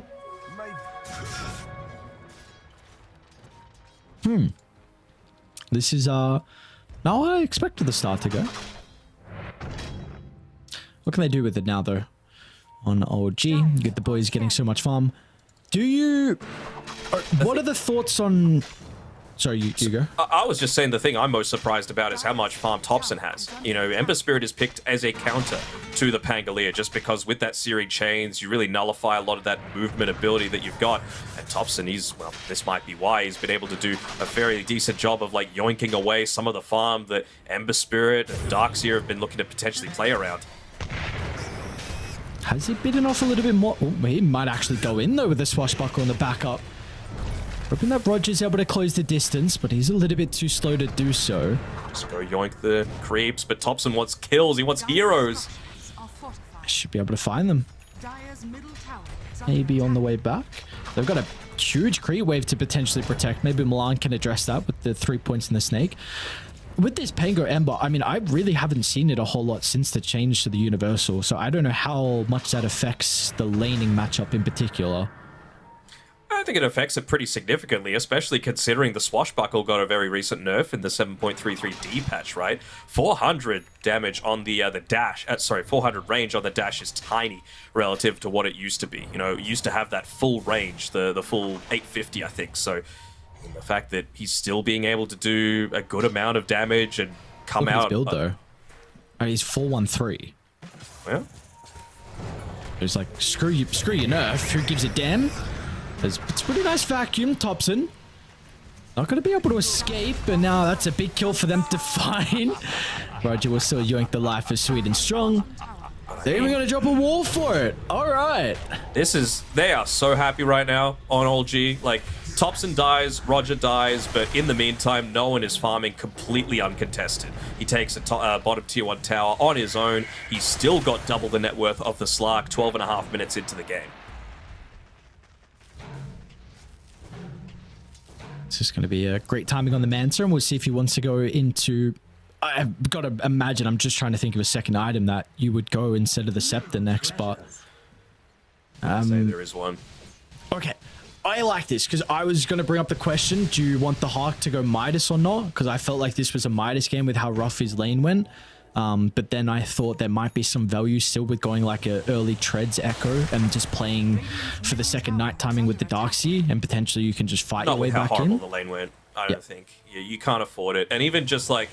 it's going to allow him to keep up in levels, sure. You're going to have less places to be able to farm. Like, the lane obviously isn't a safe place to be, so anything that can make your jungling a little bit more efficient is going to be a positive.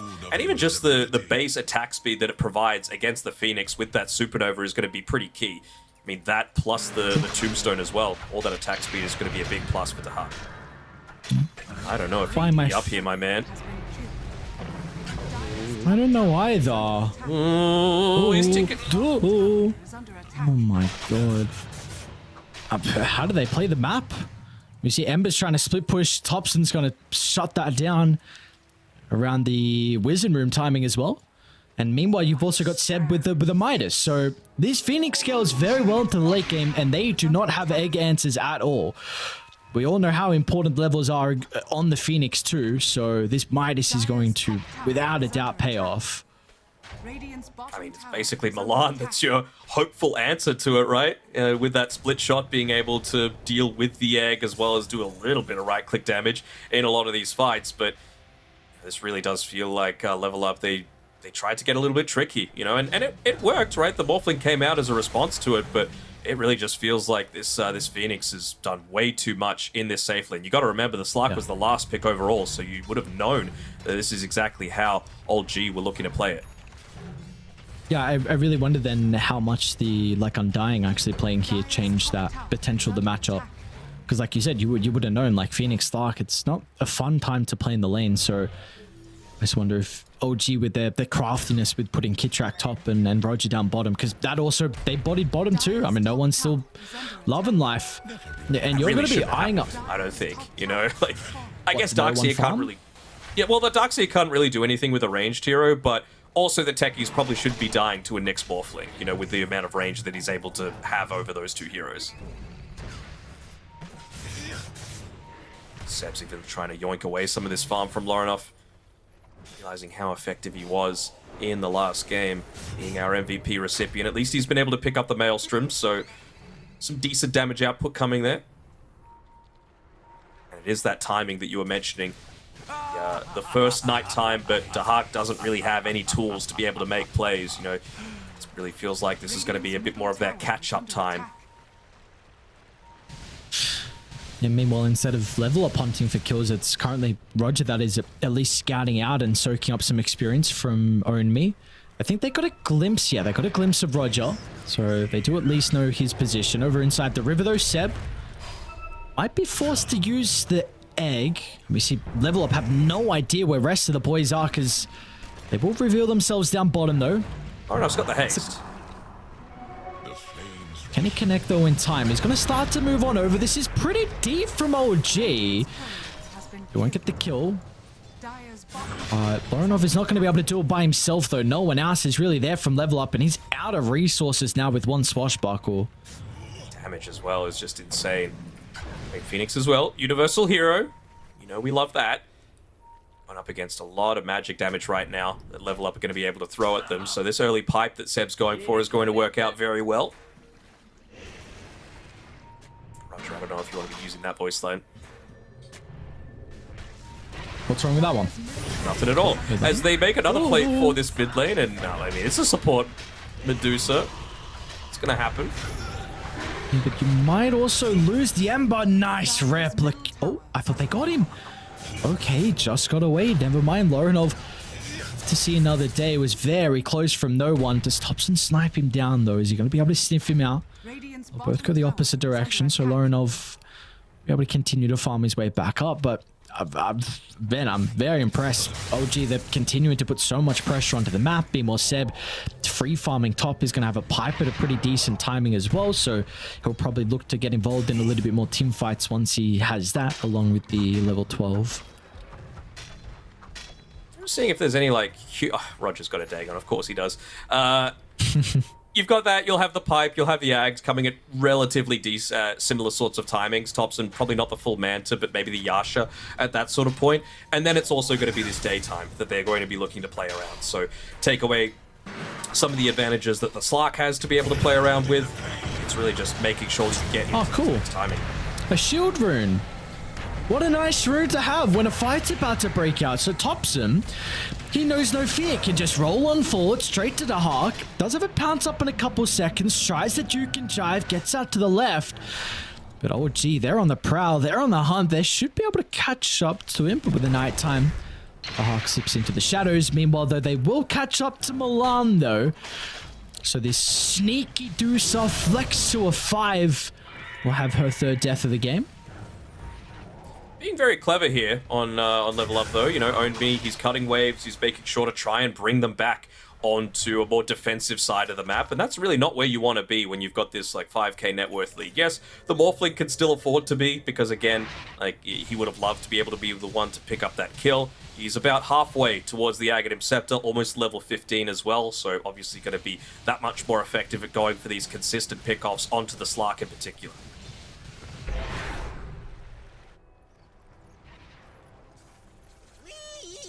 Own Me TP's out as well, and well, it seems like they're gearing up to potentially make some sort of play soon-ish, but Own Me, I'm not sure if the Blink Dagger is really going to help with that all that much. It doesn't feel like the Deuce is ready to fight. It doesn't feel like the Slark is ready to fight just yet. Ember specifically, I really feel like you need this this BKB available. That plus the drums, that's probably going to be enough to be able to deal with these... actually, the Seb's level 12, so that Supernova is going to have the additional 2 attacks to destroy. I was thinking maybe if it was still level 1, they could make something happen with it with that BKB, but maybe not so much now. Smoke up. Lorenov be able to pop both smokes on Thompson along with Kitrak, and so Remnant's out to safety as well. So maybe they want to take the fight now with the Blink though. Own Me's going to start to group up with the team. They have a pretty decent ward nearby as well for level up. Even a DD onto Hawk as well. So all the stars, even though they might be very small and minor ones, are starting to align. Two fights are going to break out simultaneously though. Seb's getting poked down. Meanwhile, back inside the river, Thompson starts with an early use of the Rolling Thunder, but he's got Roger to combine with as well, so they'll easily catch up to Own Me's Darkseer. And now what was looking like maybe level up could take a fight, even down 6,000 gold, was not to be, with the Darkseer getting caught off away from the team. I'm loving the communication that you can tell is coming out from OG as well. You know, after that, Thompson starts hitting the Ancient Camp. No one, I'm sure he's saying to him, bro, 100 gold away from this Aghanim Scepter. Just give it to me. I'm level 15. I didn't use my my morph either. And then we could just continue to move on forward. Even just the positioning that they're looking to set up for. Like, they're right in front of where the Wisdom Rune is about to spawn. Thompson will be able to yoink that one away as well. They might even get a free kill here onto Swedenstrong. Dire's bottom tower is under attack. Meanwhile, besides that, we saw Seb had to use the egg mid lane. Lorenov was being a bit of a bully. Get a free Tormentor as well. Yummy. Grab ally coming up. Yes, sir. Got some pretty decent Ag Shard. Hopefully the Searing Chains. That is true. That is true. You'd love the save. Think you'd even love to be able to get the Phoenix Shard as well. Hopefully that one doesn't go to the Nyx Assassin, which is pretty poopy. Ah, it's fine. They got plenty of spell damage. And well, they're about to have Roche on top of that as well, by the looks of it. So, of course, Undying, one of the better ways to be able to deal with Roche. Not even gonna need the Flesh Golem. And I mean, if you're ever gonna take a fight, it's in a close proximity area like that Roche pit. They are gonna smoke from level up, but it's just only a couple heroes inside the smoke, and it doesn't seem like they're aware as well. And look at Roger. He's just patrolling inside this Vendetta. He knows that he's not going to change the speed that you take the Roche with, but if it means that he cancels out some sort of smoke attempt, he's done his job. Might even be setting up for Lorenov as well. Sentry nearby, but he wasn't ready for no one to fly over the top, and he's been super quick on the Ember Replicate, always playing around with the chains. It's Morphling. No one is just... he's taken over, and bottom, they're already looking at more as well. I don't think stopping them in between getting that kill is going to be Own Me with the surge away, but... Danog, please enlighten me. Because I thought this was going to be a very different game. I didn't see the lanes going as poorly as they did, and now OG 10,000 gold ahead, and seeming like this should just be an easy closeout. Should be, yeah. I mean, most of the time you wait for like second Roche to be able to go high ground, but they don't really need to. You know, the farming time is pretty much done. You know, all no one really wants is to be able to ignore stuff like the techies disarm coming through from the reactive taser, or not be locked into place by the Searing Chains. So as soon as he gets that BKB, it really feels like it's just going to be high ground time for OG. I mean, if someone gets in a position to be picked off, might even be before then. just wanted to be able to stall this game out long enough for no one to be able to get that Aghanim Scepter, and man's got it. Radiant are scanning. I would have thought they would have been over the moon if it was like an even game at that point, even in net worth as well as towers. So the fact that they're this far ahead is just such a huge boon for old G. See, any play that level up have gone for has just been thwarted straight away. They tried to smoke to catch Seb off. He was farming under ward, but they just want a free kill somewhere. Slark doesn't have any permanent Essence Shift stacks at this point in time. He's got this Midas, he's got the Echo Saber, he's got Diffusal. Like, sure, the Midas is a farming item. The rest are kill items. You know, you want to make sure that you're able to find these quick pick-offs if you can, but, I mean, I'm not sure if you can anymore. With Seb being as farmed as he is, he hasn't even gone into the 500 health tower. He's just wanting to deal even more damage to this Slark over time with the Fire Spirit's damage per second slow. Here's that BKB though on Lorinov that you were hoping for. So they have to stall the game out for that. They've got some pretty good wards set up around this mid lane as well if a fight does break out as the Hawk. We'll run first into Roger, but has to play super cautious because Miva over the right side, no one got that Slark replicate, so easy able to lock down Sweet and Strong. A kill into the tower they go. You know, they've got vision up here as well because of the Slark's Shadow Dance being procced. Looking to try and defend this tower. They know that it won't be with the Supernova available. But the thing is, like, do you fight into this in a... Oh, there we go. There's that jump that we've been waiting for. First Slark replicate of the game as Seb's fearless. Tigers. I said did cut the wave. It's a minor thing. Sure. You want the catapult? It's a small victory though, right? Like, you just didn't have a choice there on level up. You either take a fight 4v6 with the Aegis that you've got on the Morphling, or you retreat, they take the tower, and they don't extend further. They were just waiting for a full 5-on-5. They realized how important the techies is to, like, their damage output, even just amping up the damage with that proximity mines. It really feels like the only chance that level up have is, like, a 2 deep dive on the high ground underneath some tier 4s, or Onmi is able to get into this Aghanim Scepter. He's about halfway there. Fire out, man. Halfway, that is so much time where OG don't have to fear. You even see Thompson's just going to poke out to deny 2 creeps in the face of the Darkseer. So even just, you know, making sure any little farm that potentially Onmi can get is going to be cut away. And now no one has that BKB being delivered, I believe. Never mind, he's actually going Hurricane Pike, so he just wants to be able to get out of that leash. That's the main thing that he was really building it for, and you know what? I don't hate it. Even just being able to move away from the wall of replica a little bit sooner, get someone else away as well, can even use it to be able to help out the team. Really like this one too.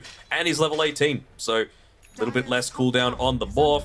He's still going to have the Slark as the main target, of course. That was the first time that he was actually able to get the in onto him, and Tahak, he's not be able to pop this smoke.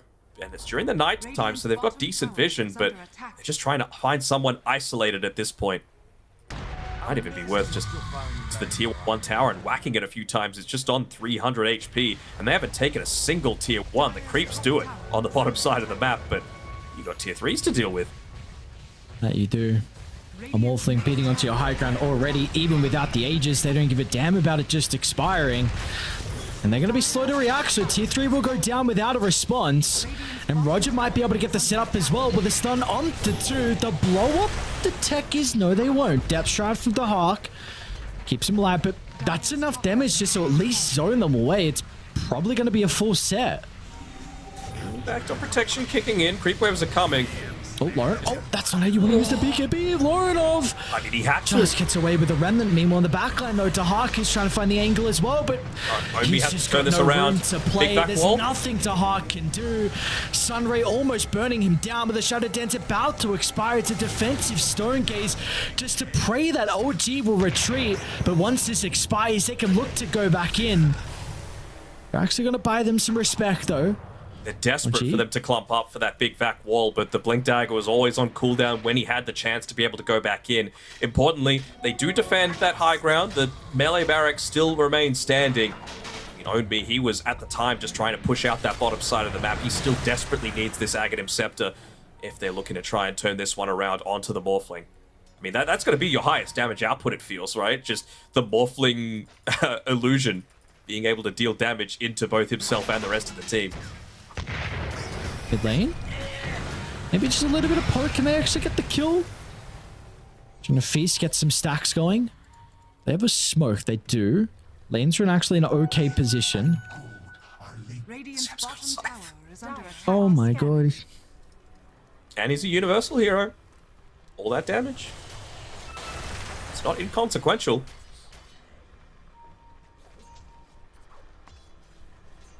Why not even go for a BKB next? And importantly, who cares about BKB really? I feel like it's just 18.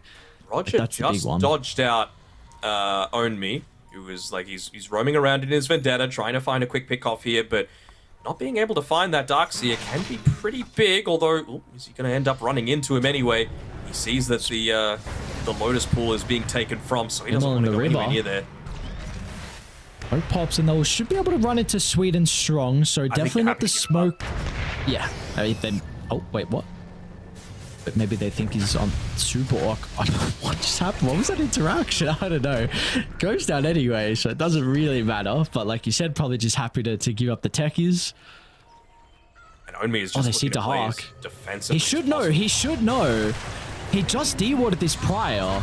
Now that it's daytime, it's going to be so much more difficult to escape, and just these two heroes combined by themselves, he at least is able to activate the ultimate.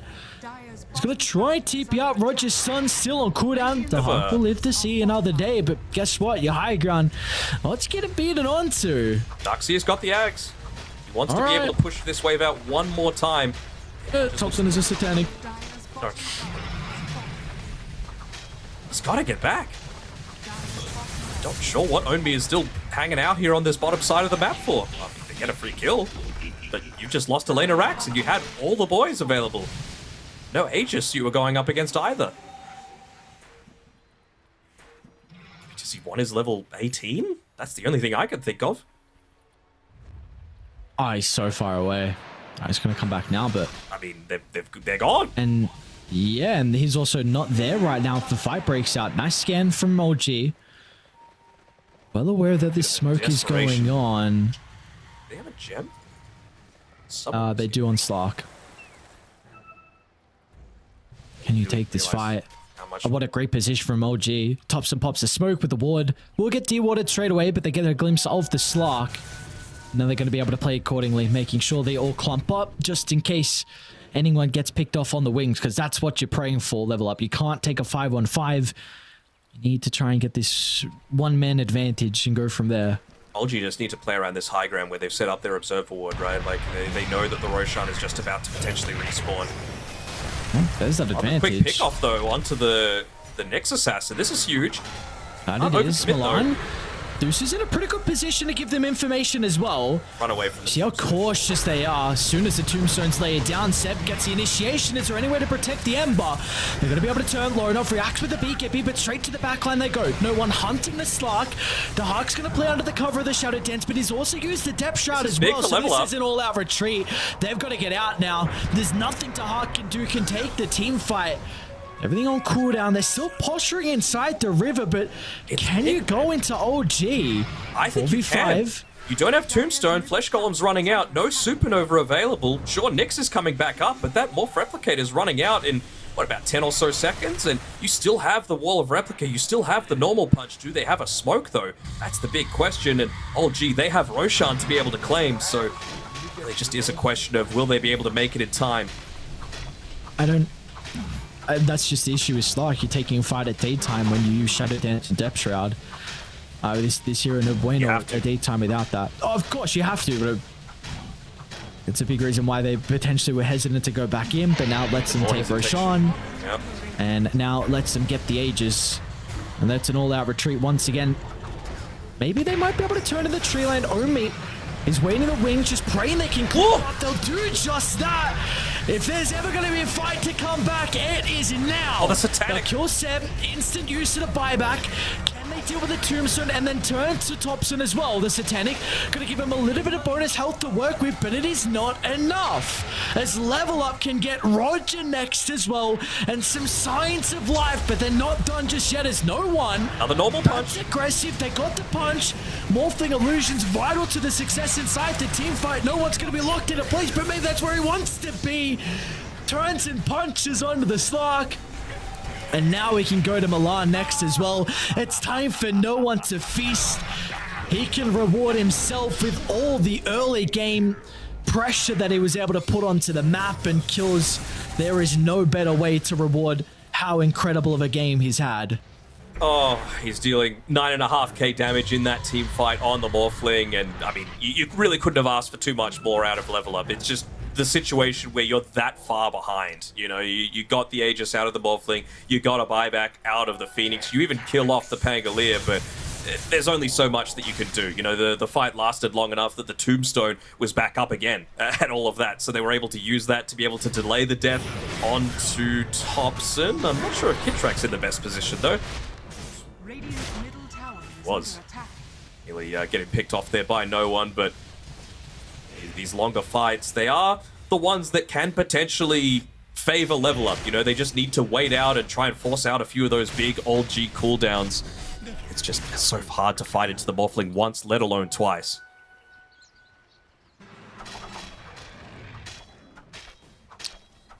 And does that give you any hope though, heading into some of these upcoming fights towards the late stage of this game? I mean, I always felt that timing was potentially coming, right? And, you know, this is why I was like, Level Up, they could do it, because the Tombstone is so hard to be able to fight around. You know, it does things like, you know, if you're not perfect with your Blink Dagger on Own Me, maybe a zombie spawns on you and disables it, and then you can't actually get that Blink wall in that he connected onto, what was it, 3, 4? It was pretty amazing at being able to deal out that damage. So, I mean, he is basically the only person that I'm looking at here in terms of what it's going to be able to do for the team.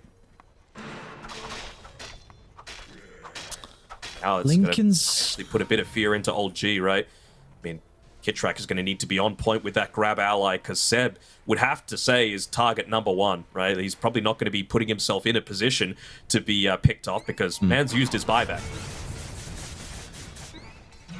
They're just going to force them back. So this set of barracks they attempted to grab maybe 10 minutes ago, they should be able to go back and claim. Sweden Strong is going to be a bit of a nuisance, trying to bully them away from their own high ground, but no one is just so far ahead that he doesn't have to fear about too much. It's that Hurricane Pike. And there's that barracks claimed. So we've got a smoke up instantly as well from OG, looking to try and sweep on over to Thompson, potentially the triangle as well, maybe anticipating Level Up to get set up as the Hawk. Let me do it again. Once again, we'll go pretty quick reactions out of the Dark Pact. That's the thing, though. This time around, OG weren't baited into dropping a bunch of these big cooldowns, right? They know that they're going to have 2 lanes pushing in passively. They can afford to play this one a little bit more conservatively. You know, fighting around these little choke points, they know that this Darkseer is just waiting for the prime opportunity to be able to drop a blink vac wall. While we have a chance, what do you think about the item build for Deucer? Going Lincoln's next, which I have to imagine you can probably just give to the Slark for the Hex and for the Morphling. Is there any value you could see out of a Scepter, considering he got the Shard? I don't think so, personally. Sure. Like, it's just really all about enabling Dahak to go in first. They lost the gem in that previous fight as well, so Nyx is able to just walk on in. Hobson doesn't actually get the jump up to the high ground. Could be very difficult. Oh, Tombstone used and just get out. That's the call, especially with Stone Gaze. That'll be able to cover the retreat. So they use the Tombstone, but they also use the Stone Gaze. So I would have to say OG is still relatively happy with that. Oh, Lorenov's going to be forced to pop the BKB. The Hawk is nearby to respond as well. But now with the BKB about to expire, it means that Lorenov's team fight is going to look much scarier. For sure. I mean, to me, it's just about if you could somehow get into a BKB on the Slark and you finish this Lincoln's on the Medusa, Dahak is really enabled to be that true frontline presence. Whoa, what the? That's how scary it is for him to walk into it without that protection. Look at all these mines set up as well. I mean, imagine a vac wall into the mines. That could potentially be that big turnaround explosion of damage that they need. Lorinov? Yeah. Depth Shroud saved him. And how is this only a 31% chance for level up? I feel like that's The so Frog loves high for them. Darkseer. They're starting to Try and walk get on it. out. I mean, it is still nighttime for the next minute or so. They have And they're this split. this gem to be able to play around with. Dahak, he's patrolling the very edge of this cliff ward observer vision to be able to avoid a lot of the potential aggression. As he's going to be able to get away from no one. And just avoiding this, a quick pick off onto Roger would be fantastic. And it would. The Hawk, he's going to be given the Lincolns as well to stop that replicate. Which is back up now for the Morphling. Both teams just playing around their vision, but again, this is the Super Creeps power. They're pushing in the bottom side. They're going to be forced to respond eventually. OG can just wait it out.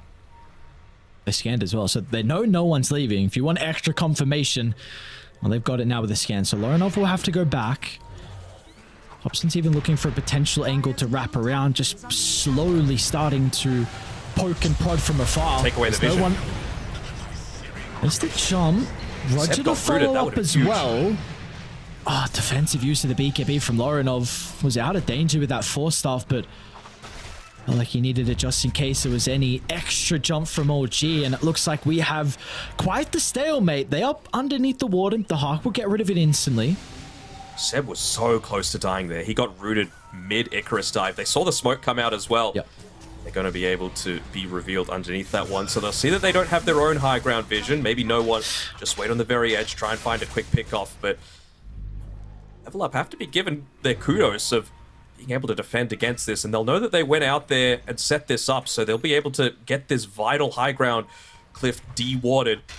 I mean, it's very rare that you see a team who's this far behind be able to get on top of the vision game as well as Level Up have. And importantly, it's daytime, but like that's the big thing as well. Right, there's the illusion. We see how much damage they're truly able to do into the Morphling. Oh! It's a really good wall as well, but the egg is even better directly in the middle of the fight. Level Up need to retreat, and they will be able to do so. So ultimate for ultimate, canceling each other out. Grab ally. Ended up being able to save one of the teammates there, and well, they get a tier 3 out of it. No mega creeps just yet, and they do have the glyph up in another 5 seconds, but the most important thing is they do not have the Roll of Replica. That is the thing that you are most concerned about. No Supernova. It doesn't feel great. Maybe Seb is still a little bit short of the Aghanim Shard. Just look to play around that potentially, but he's just looking to keep these lanes shoved in. It's lane shove Dota during the daytime.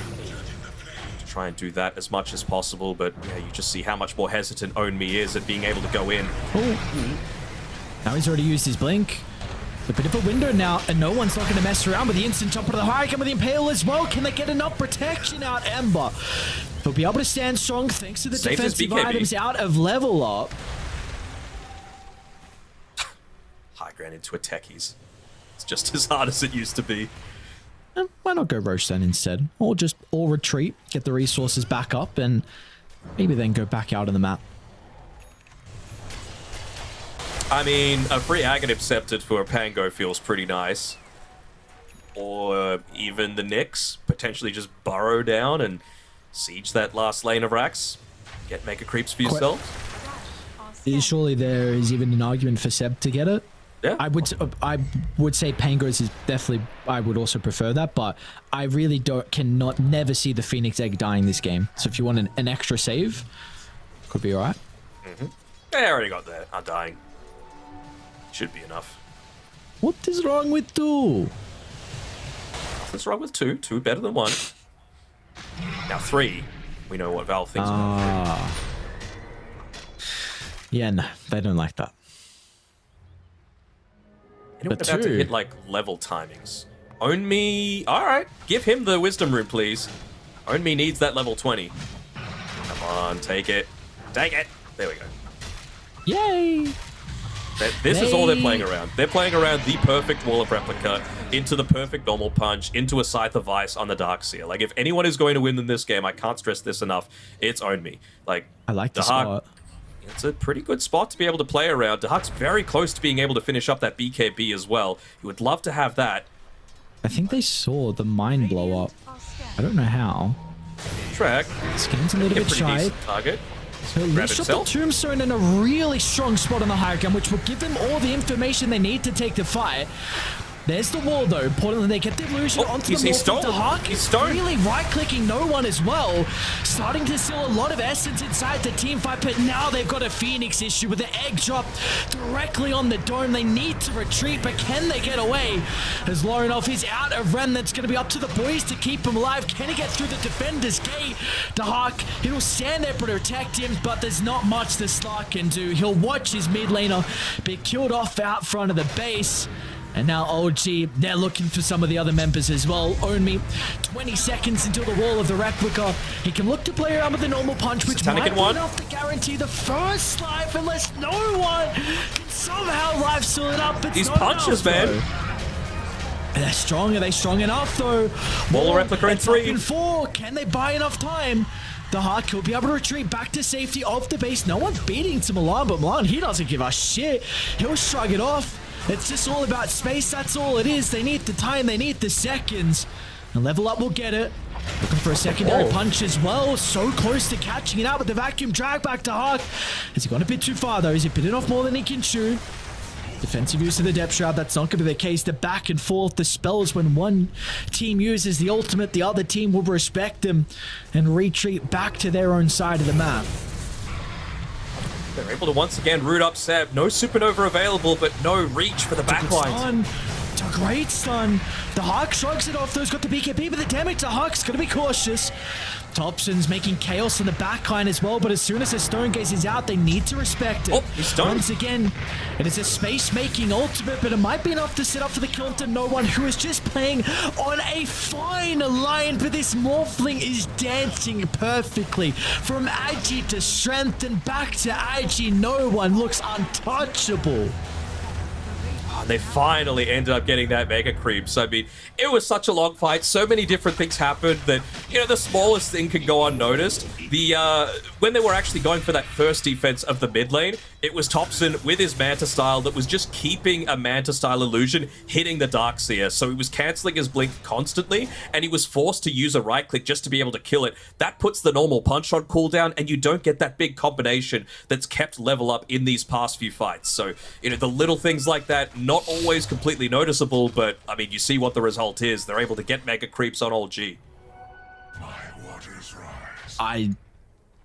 This is not a lineup that deals with Megas as well. No, I have not really. no idea what the call is going to be. Oh, this is... They're going to see no one move up. Smoke instantly pops. Then what's the call going to be for the Morphling? Jesus Christ, it's a little bit too close for comfort. Now, they're going to be cautious how long they stay outside the base for. The creeps are starting to swarm in. Korea. Corey side. Dark. Runs into no one first. So able to activate the BKB, but the Hex is out as well. Dark getting a lot of essence. Is it going to be enough to turn the fight, though? Because the Rolling Thunder creating chaos. That's a great vacuum. But as soon as the egg is used once again, there's going to be no rebuttal as it's an all-out retreat. But unfortunately for Techies, Sweet and Strong will not make it. And meanwhile, your base is exposed with a tier 4 down and almost a second as well. Zombies. They're chasing them all the way back from that fight. Poor Dusa, completely out of survivability. Goes for the buyback, but I mean, Just gonna go for the jugular. yeah, feels inevitable. No wall of replica for 10 seconds. And maybe no Darkseer. Look at the stun from Roger. The Hawk is beating onto no one, even though he's got all the essence. It's not going to be enough. Finally. It took them so goddamn long. What a frustrating game it must have been. But from start to finish, OG had a Level Up's number in this second game. Lanes looked incredibly good, and all the movements from there was just one step above that. I mean, we saw at the very end, the only one that no one was worried about was no one. You know, himself being killed by the Darkseer illusion, whether it be from the normal punch or the wall of replica. But yeah, as soon as Darkseer is in the grave, Job's done, boys. Time to hit some Ancients. And that they did. OLG bringing us to a game 3. I mean, we saw, though, like, this is really what I thought the level up lineup was capable of. You know, those last few fights, despite being 2 lanes of racks down, despite being an Agents down, despite being 20k net worth down, they're still really able to take it to them. You know, they forced out buybacks. They killed the Morphling once in both of those engagements. They just ran out of gas, and I'm guessing that they weren't expecting to be so far behind so early on. Yeah, I'll start by praising them as well. I did do it a lot in that game, and I did also think they were going to win, so I won't praise them too much longer. But I think even from the deficit they had, I think that shows like a true top team and a team who's competing to make it to Division 1, where it looked really bad off the lanes, but it felt like they did almost everything.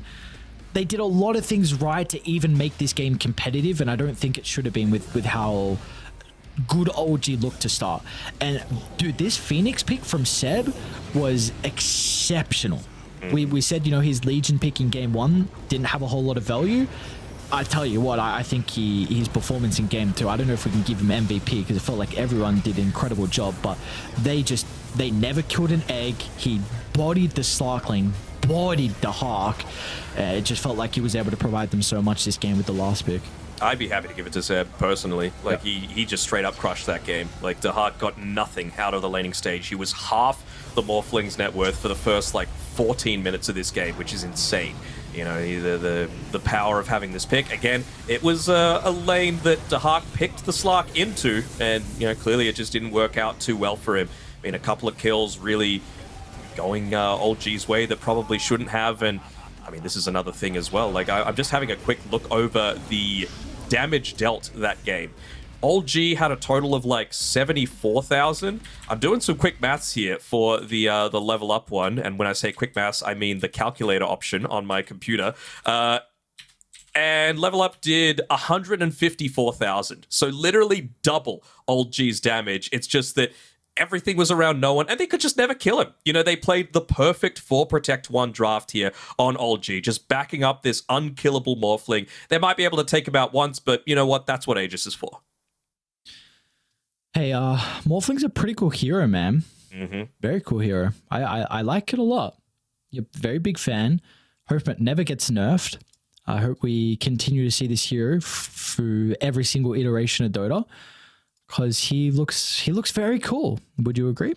Very cool, very XD? Fun, very fair. XD, smile, smile, smile. All right, stop it with the Twitch emotes. You're making me feel like a dad here, but you know what? Maybe I'll let you off this time, because it was kind of getting out a little too out of control. You know, you could see what Level Up tried to do. You know, they flexed this Medusa to a support role. It's had success for them in the past in these closed qualifiers, but these aren't no closed qualifiers anymore. This is Division 2, and this is potentially putting a bit of a dampener on Level Up's journey to potentially go up to Division 1, a space that, you know, across many different regions, these guys are no strangers to, whether it be NA, Western Europe, Eastern Europe. They've all been there, and they want to get back to it. Yeah, they've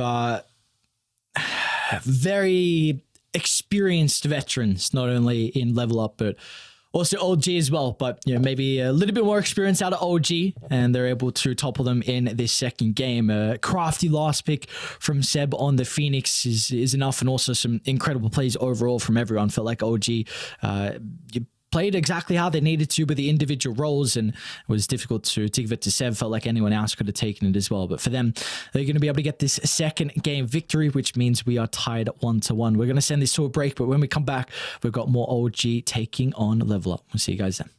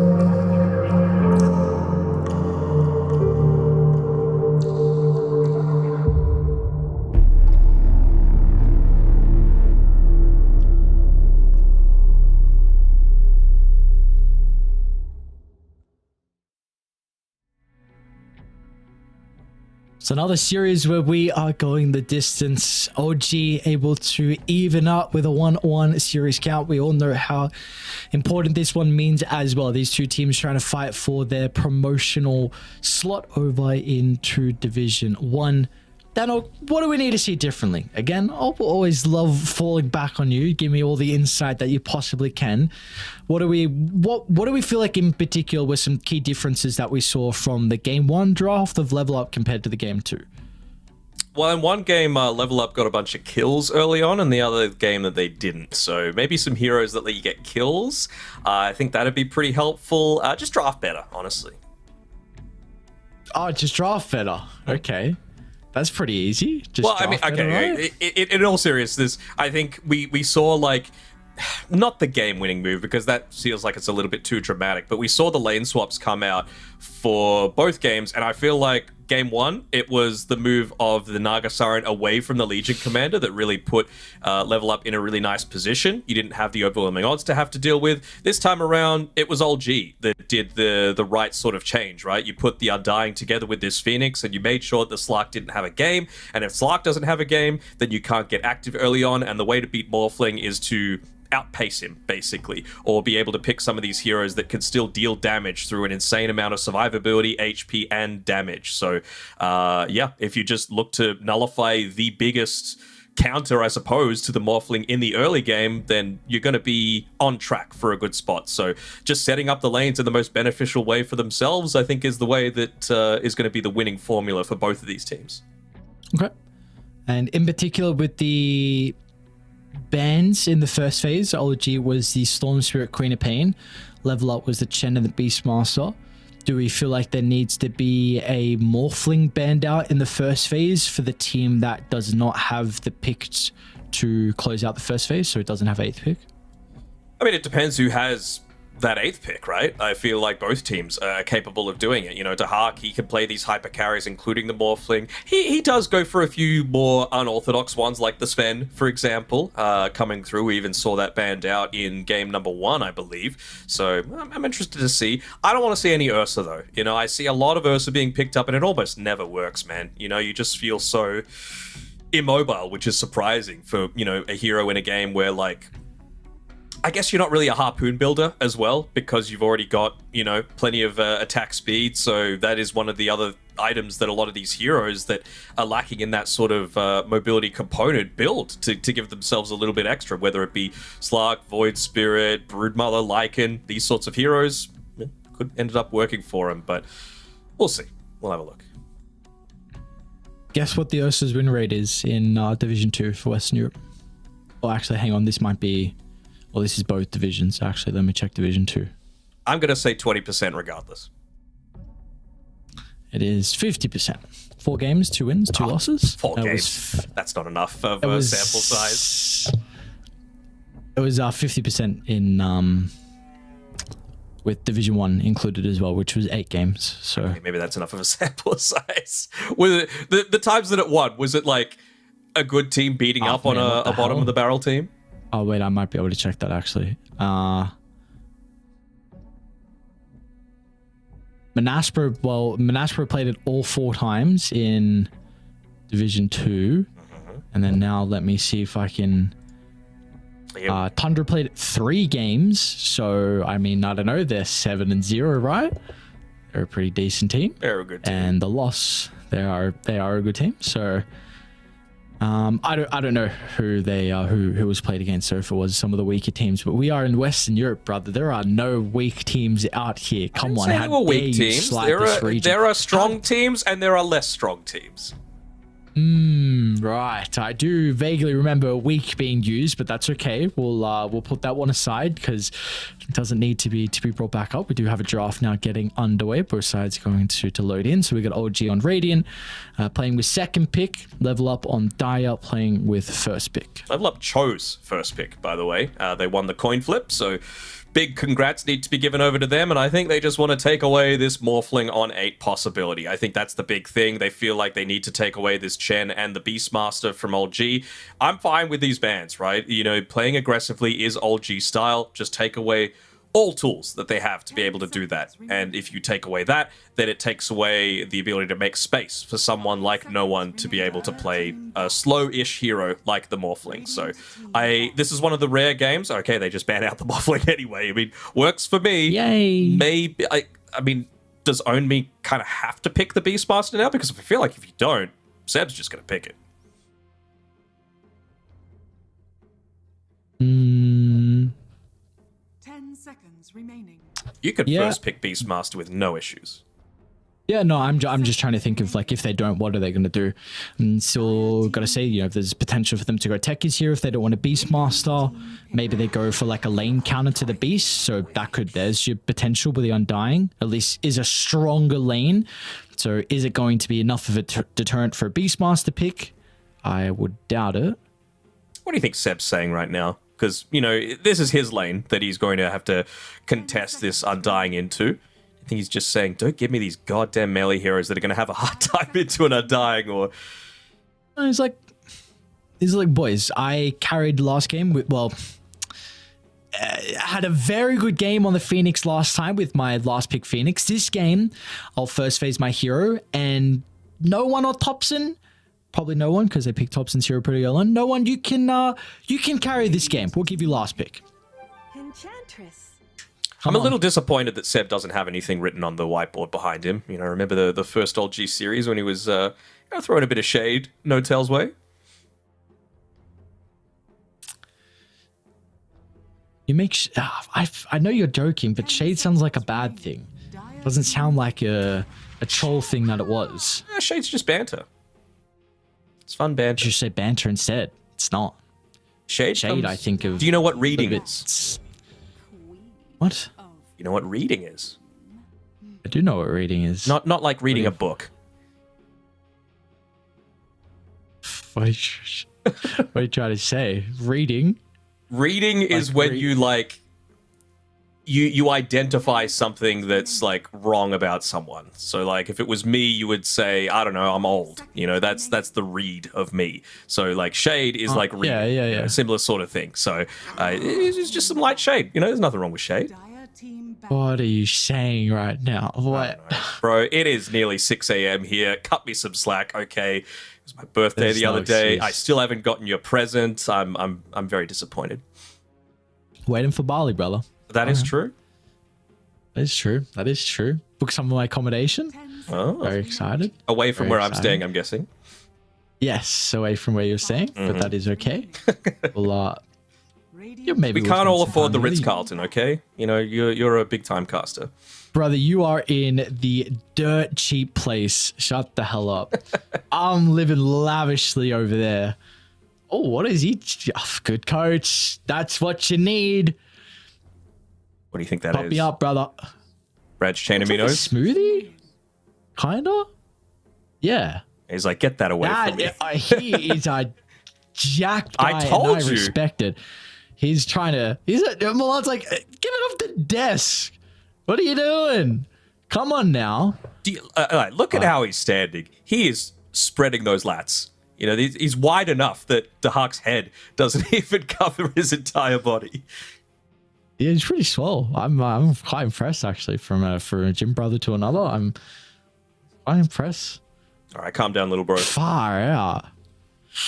I'm a bit jealous. What a big boy. All right, what do we got? Snapfire, so some flex for OG.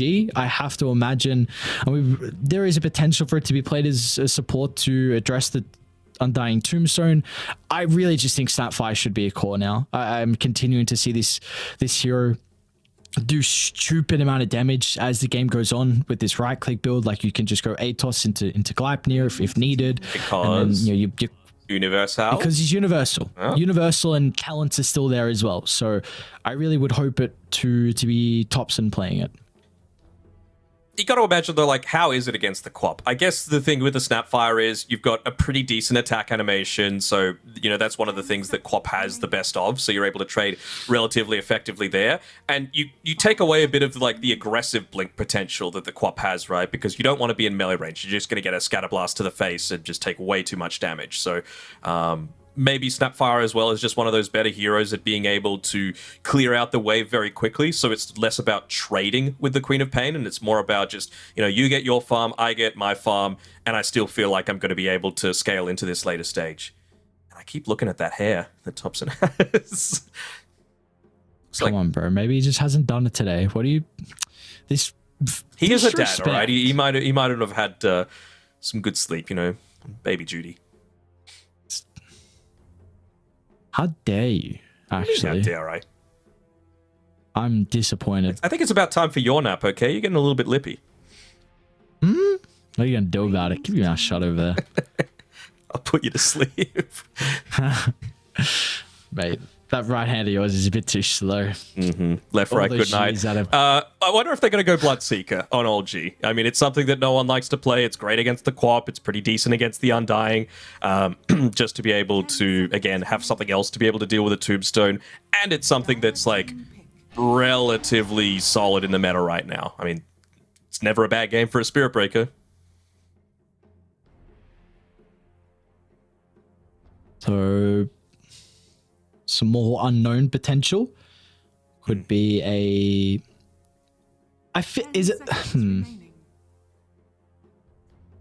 We could be running like Spirit Breaker... do you want to play Spirit Breaker into an Undying lane as a core? Not necessarily, but you can just, again, like, how do you beat Undying?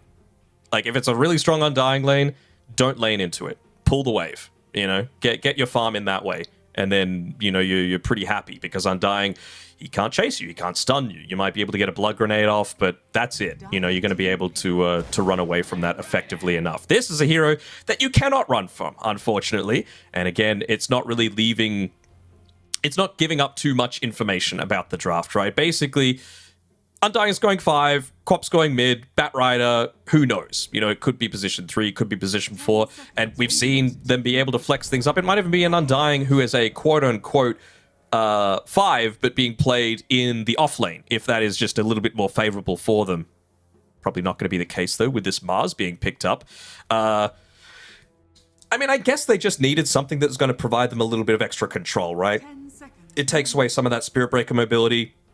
Snapfire, if you are going to go into this, like, right-click build, your arranged core, so the Bulwark plus the Arena are going to protect against that, and it also just feels really effective to have people burning inside of the Firefly, inside of a closed area. Quap gets Ags, closed-in area, and the Undying as well, Tombstone, just feels so much more enabled by playing around the Arena. So,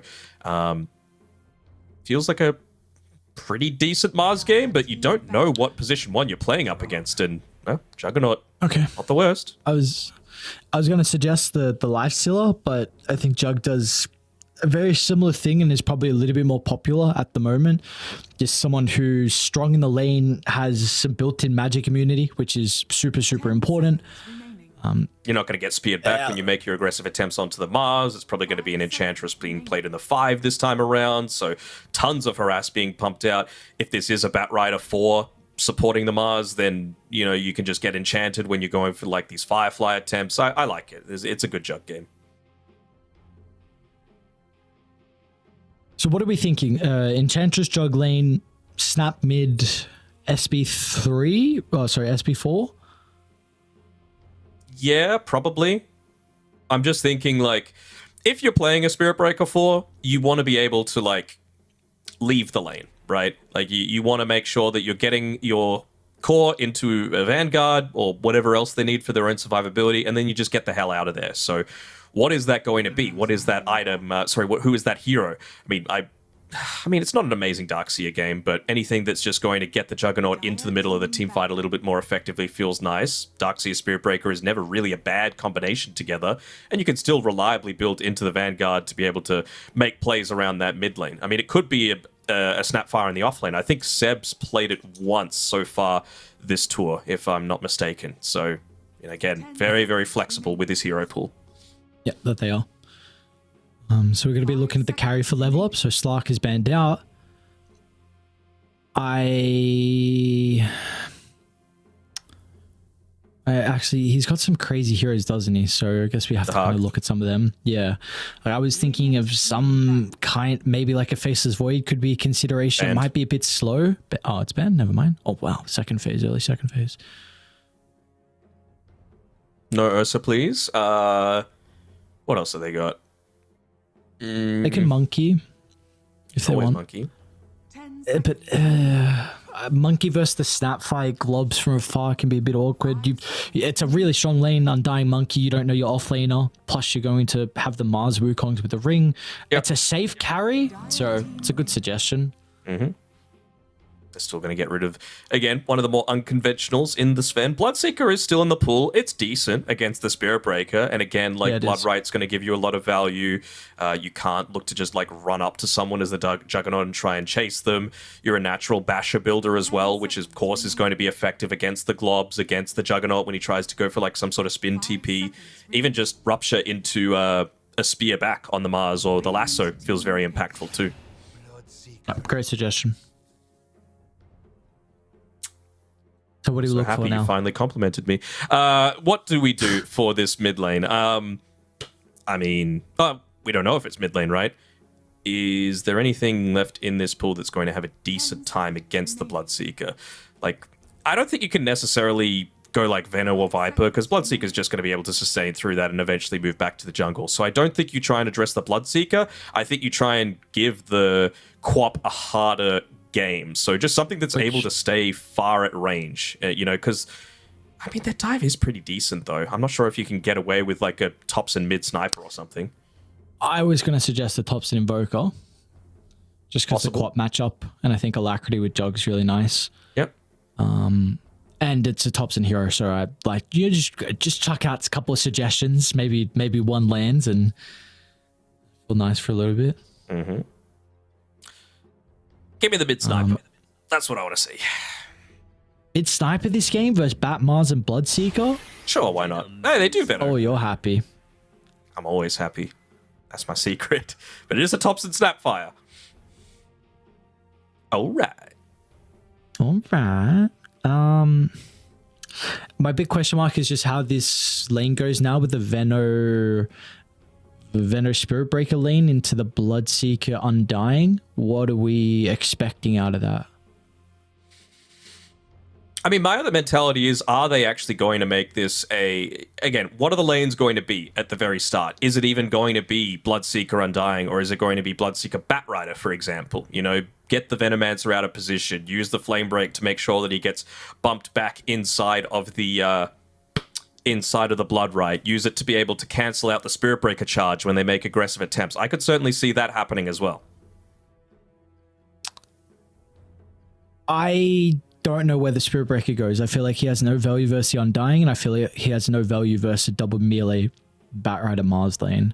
Yeah, so I think, again, it's going to be this style that I was saying before, right? You have no value against the Undying, so just don't lane against the Undying. Focus on pulling. Make sure that Seb gets to his, like, level 5, maybe level 6, and then just rotate. You know, you're going to be seriously suffering in terms of your own experience and net worth early on. Like, I wouldn't be surprised to see him, like, level 2 by the time Seb's level 5, but that's fine. You know, all you really need is a charge in one point in the bash, and then if you make a charge onto the Quap, if you get a stun off by Thompson, who, again, is a very skilled Snapfire player, maybe you are able to get a quick kill and get experience off that sort of move.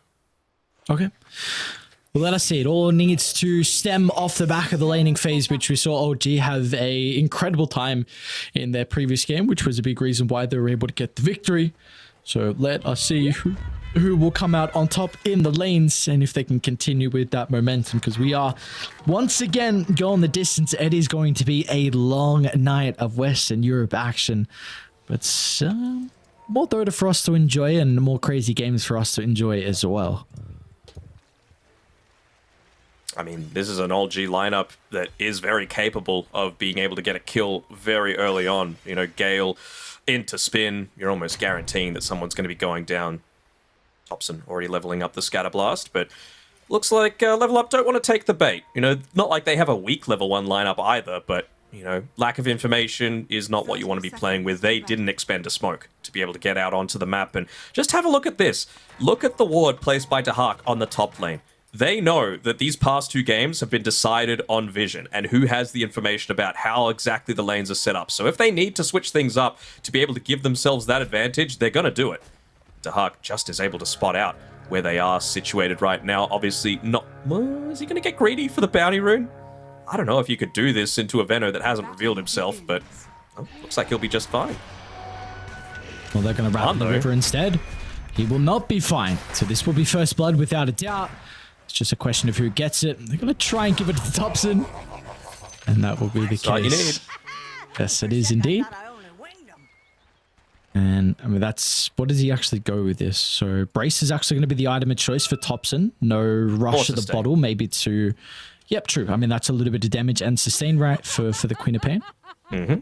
Absolutely. It's the thing that you're being worried about. Uh-oh. Discord. Discord never dies. To me. He disconnected. What happened? I'm just laughing at the voice lines.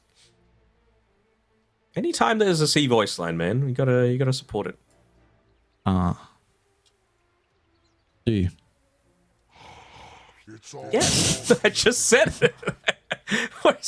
You're just very antagonistic today.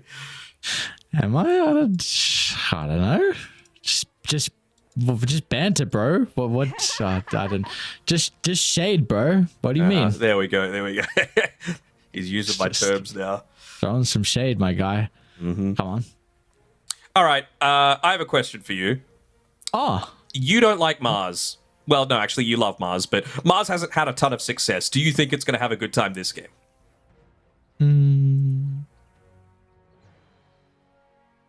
Snare I hates don't know Mars. how Despise. Snare does. Mm-hmm. I think he's going to have to change his opinion pretty soon. People are having a decent amount of success on it, from what I'm seeing. I do not...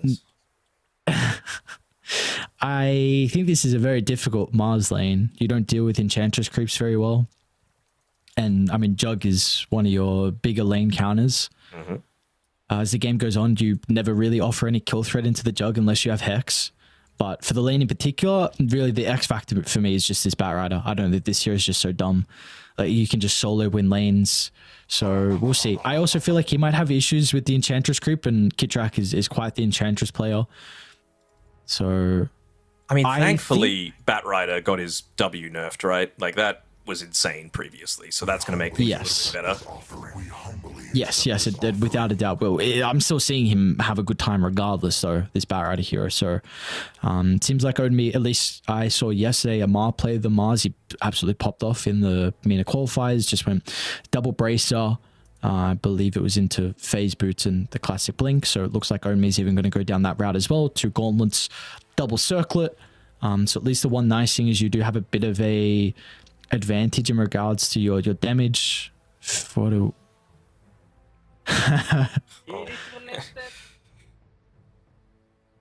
Hopefully.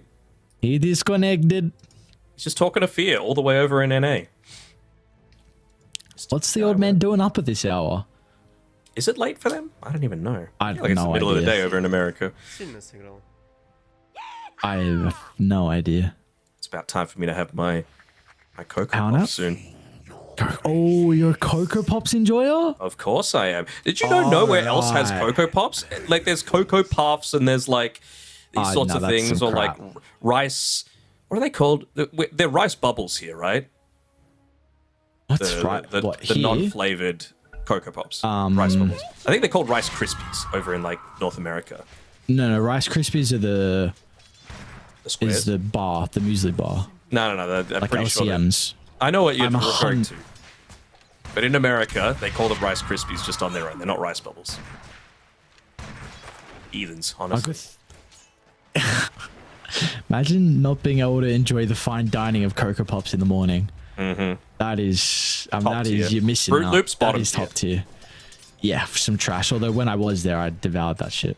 It's too sugary. At least there's like some maltiness or Milo cereal. Give me some of that. Oh, protein Milo cereal. Stop. Stuff I gotta eat. We got to get the level up coach onto that. Not like he needs it. So I need him to hook me up some smoothies. I was looking like he was trying to bulk all the boys up. I respect it. Maybe that smoothie's going to give them some extra power potentially. We'll see. We'll see. Alon wanted none of that. He's like, I'm strong enough already. Yeah, nah, can't get that out of here. I'm concentrating on the draft, and I think they've set themselves up with a pretty solid draft on level up. So, real for me, I'm just like, the last game was really off the back of the lanes. Like, that was a big reason why you were able to have such an advantage early on. Of course, late game, there was some execution base, but now I'm just really paying attention to lanes and seeing who's able to come out on top. They ended up placing the sentry on this bottom side of the map in the hard camp at basically exactly the same time. Spear misses onto Kitrak. Obviously wouldn't have been the first blood, but still would have been nice to be able to pick up that early-ish kill. Sweden Strong has to be careful with how deep he dives. No point just yet into the enchant, so well, maybe they will now. But Omi is still very, very healthy, so I don't think you're going to be getting a kill onto him anytime soon. And of course, you're going to have the Blood Grenade and the Flame Break and the Firefly to be able to run away from the damage this Juggernaut's doing. Nicely done by Sweden Strong as well to keep the aggro on the small camp, making sure that Omi just continues to get into these early-ish items for himself. I can't even remember if God's Rubick pushes people away in Magic Immunity, if it does, because I know it did for a while, and I don't remember if it still does. So that's something that can be a little bit annoying for no one, but that's really when you have like a boots advantage. So with the double bracer, he won't, and no one's got the boots out delivered on the courier. So this is probably when they're going to start to get a little bit more aggressive down bottom for OG. I do want to quickly mention mid before they make the go. Maybe I'm a little bit too late. You're fine. Nice flame break. So is this a Topson specific build? Because I believe Snapfire is even mid lane. I haven't seen Samewa's build, but he went for a 102 build. Is this what people have been doing on Snapfire? Or is this just Topson specific? I think it's Topson. Only might be dead. I think it's Topson specific. I mean, of course, you want to get some points into the little shredder to be able to eventually deal with their undying tombstone, but one's typically enough. So I guess one of the things that I mentioned is Kitrak. Is he going to go down here? Nice body blocks by no one to make sure that he doesn't continue that chase. One of the things that I mentioned is I really wanted a hero to go mid that was going to be able to like outrange the Queen of Pain. And I mean, if you level up that little shredder, you've got that bonus range. Even though it is that fixed damage per shot, it ends up doing a lot.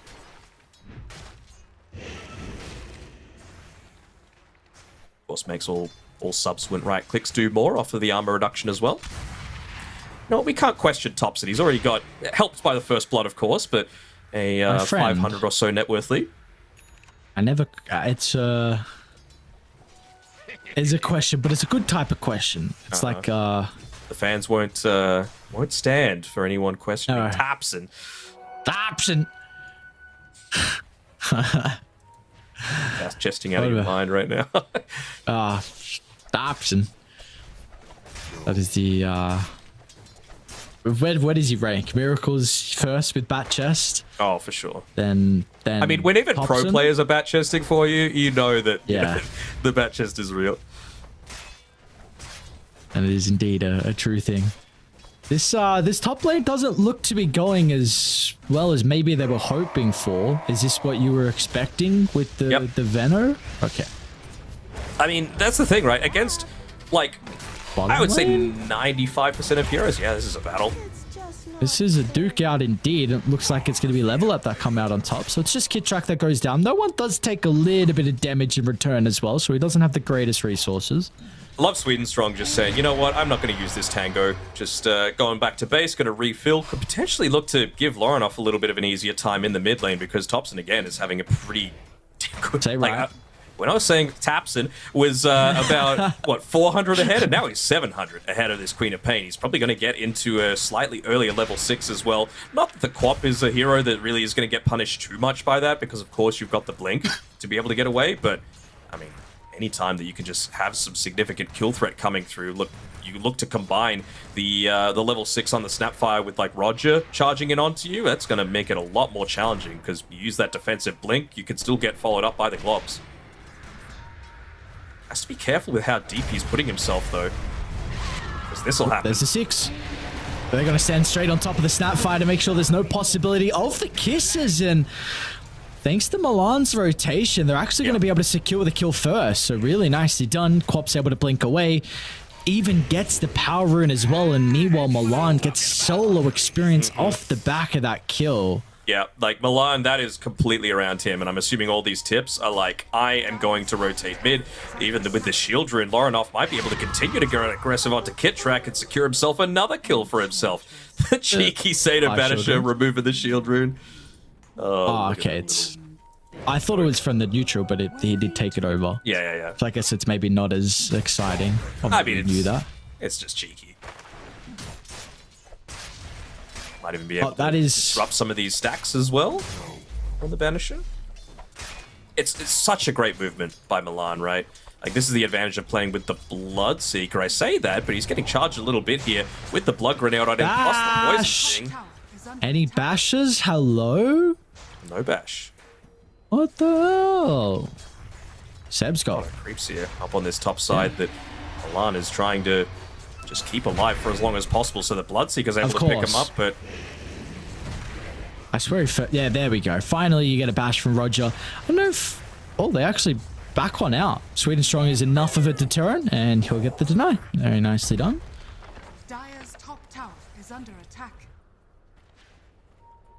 So are things going a little better for the Veno now, you know, off the back of what we just saw, you know, Dahak getting forced out of the lane. Again, the reason that I didn't really want to see the Veno into this is just because you're going up against one of these heroes that has sustained potential, right? Like, you get a few creeps for free.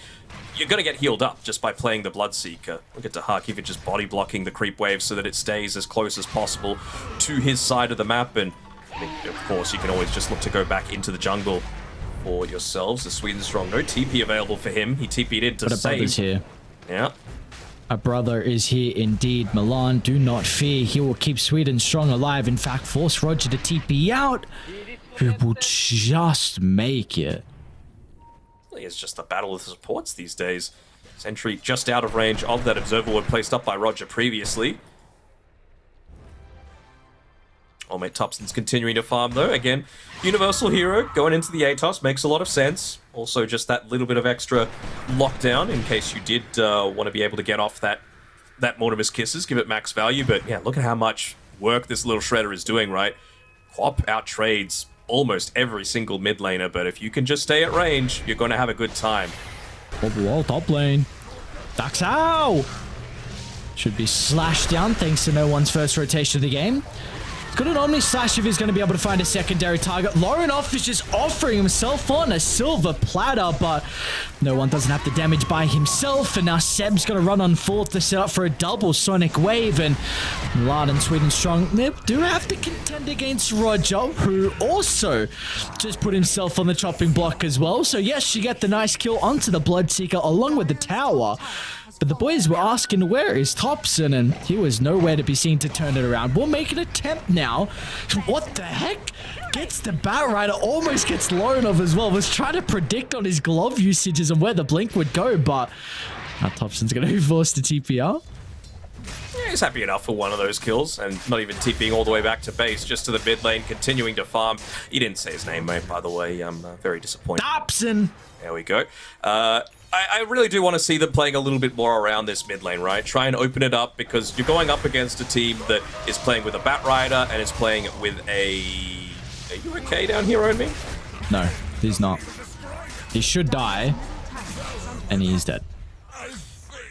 You're playing up against a Bat Rider, yes, it's a support Bat Rider, and a Bloodseeker, who eventually is going to be wanting to take some of the ancient stacks, but I'd have to say, like, a Snapfire isn't the worst at being able to take them as long as you do level up that Scatterblast. I think 1 point in the Fire Snap cookie should be just fine, but if you can look to yoink those away with that plus the Blade Fury, it's going to go a long way towards ensuring that, you know, you don't get into these scary timings with the Bloodseeker, because it's still a great Bloodseeker game. Ooh, Laurenoff. Please don't die to those neutrals. No. Meanwhile, even though there's a kill advantage to level up, it is still a net worth lead though for OG. Very impressed with how Seb has been able to hit back this game. Struggled in some of the early couple of minutes. Was, I think, bottom of the net worth out of all the cores, but has now leapfrogged all of Level Up's members. And they're putting a lot of pressure on mid lane as well, looking to play with their strongest hero, being Thompson. Got the catapult timing as well to try and get some damage into the tower, which will be stopped thanks to level up's rotations. I'm a little surprised that Seb is able to have this much effectiveness with his Plague Wards. Up until right now, it was only level 1, and he's basically just got them littering through this bottom lane, preventing these melee heroes from being able to contest up and secure any sorts of last hits easily for themselves. So now that it's level 2, like, it nearly doubles the health on them. You know, it takes so much extra time to be able to take it out. Will they be able to take out Dahak, though? It will be the Omni Slash. Meanwhile, we'll have to look at mid as well, because Thompson's getting dived. So, I mean, that's a pretty big kill. I have to use every single member together. Meanwhile, Seb is still free farming and putting some pressure on the bottom tower. But that was the hero on top of the net worth that they were able to kill. I suppose, but again, like, you just got to make sure you shut Bloodseeker, yeah, he's dead. What was that? Radiant are scanning. Good thing people like to call space created. Sometimes, though, it's a fine line of when it is space and when it is feeding. Or even when it is... TP back to this lane. Kitrak, great positioning as well to be able to save himself. Does he have a Tumbler's Toy on Own Me? Doesn't look like nice it. flame break. Who needs it? Got Sweden strong to push him back. They should have the damage with the use of the Sonic Wave, and now they're going to get the lasso drag back as well. And Seb, they're going to be cautious, though. The Noxious Plague is about to spread. Roger's going to be able to re-enter the fight as well. Lorenov has got another round of the Blink, and he will just get it off at the last second. They're putting so much attention into Thompson here. I mean, it's another one of these heroes that just suits his playstyle so well. You know, all-out aggression. We'll get the tower tonight, but yeah, you really don't have the defensive tools as a Snapfire. You know, they get on top of you, you are dead. You know, he doesn't play the Storm Spirits, the Pucks, these sorts of heroes that have that tool to be able to get away from a lot of these engagements. He's all about just damage, damage, damage early on, and he's been able to do it in the laning stage, but as soon as level up, just group up and identify him as the key linchpin to denying Lorenov from a, well, I was about to say a very good start, but the man is still 6-0-3 on his quap after an MVP performance in game number 1. I think a lot of that is just off the back of the supports, putting a lot of emphasis on rotating mid, and yep. Now it's going to be Lorenov in combination with Milan as well. Milan especially. I mean, he's just got the 1 point in the tombstone at this stage. You really... It's the taunt value that it gives, right? If that's there, then this maxed out Little Shredder isn't actually going to be utilized to its fullest potential. You know, if he's dealing with that, sure, you give it up, but it means that one of the cores isn't taking a huge amount of damage to the face from this universal hero. Meanwhile, no one. That's a pretty good timing out of the Battle Fury. Pre-14 minutes, has it completed. So continuing to free farm, and you see his counterpart. I mean, the Hawk at least does have his own farming steroid as well with the Maelstrom, but is it okay with the Hawk being this far behind in net worth, considering how decent of a Bloodseeker game it is? I mean, obviously, you would love to be in a better position, right? But, yeah. you know, you're one of these heroes that has the potential to rotate back to the jungle, that can just use the Blood Right to be able to, you know, shove the lane out a little bit if it does get underneath the tower. And it's just so vital for him to get up into that BKB, right? It's going to enable him against the Ench, against the Snapfire, against the Venomancer first and foremost. So I feel like the rest of the team can certainly look to pick up the slack. They're going to be looking to play a lot more aggressively in this next little bit. Athos from Thompson, they're going to be able to stop the kisses pretty early on. They're taking a fight deep inside Radiant's territory, and with the T1 tower, they're going to be able to start to get the extra reinforcements they need for the fight. Now, with no one here, you can look to play around with the Omni Slash. Even Lorenov is showing up as well. They get a little bit unlucky with some of the bounces. And now no one might be in some danger if Lorenov wants to continue to stalk him. Absolutely. Max out Scream, Sonic Wave ready as well. That's going to be enough damage just solely by himself. And now Onmi jumps over the top of the Enchantress as well. Finds another freebie with the deer just walking forward. Was not respecting the potential level up to get some extra kills.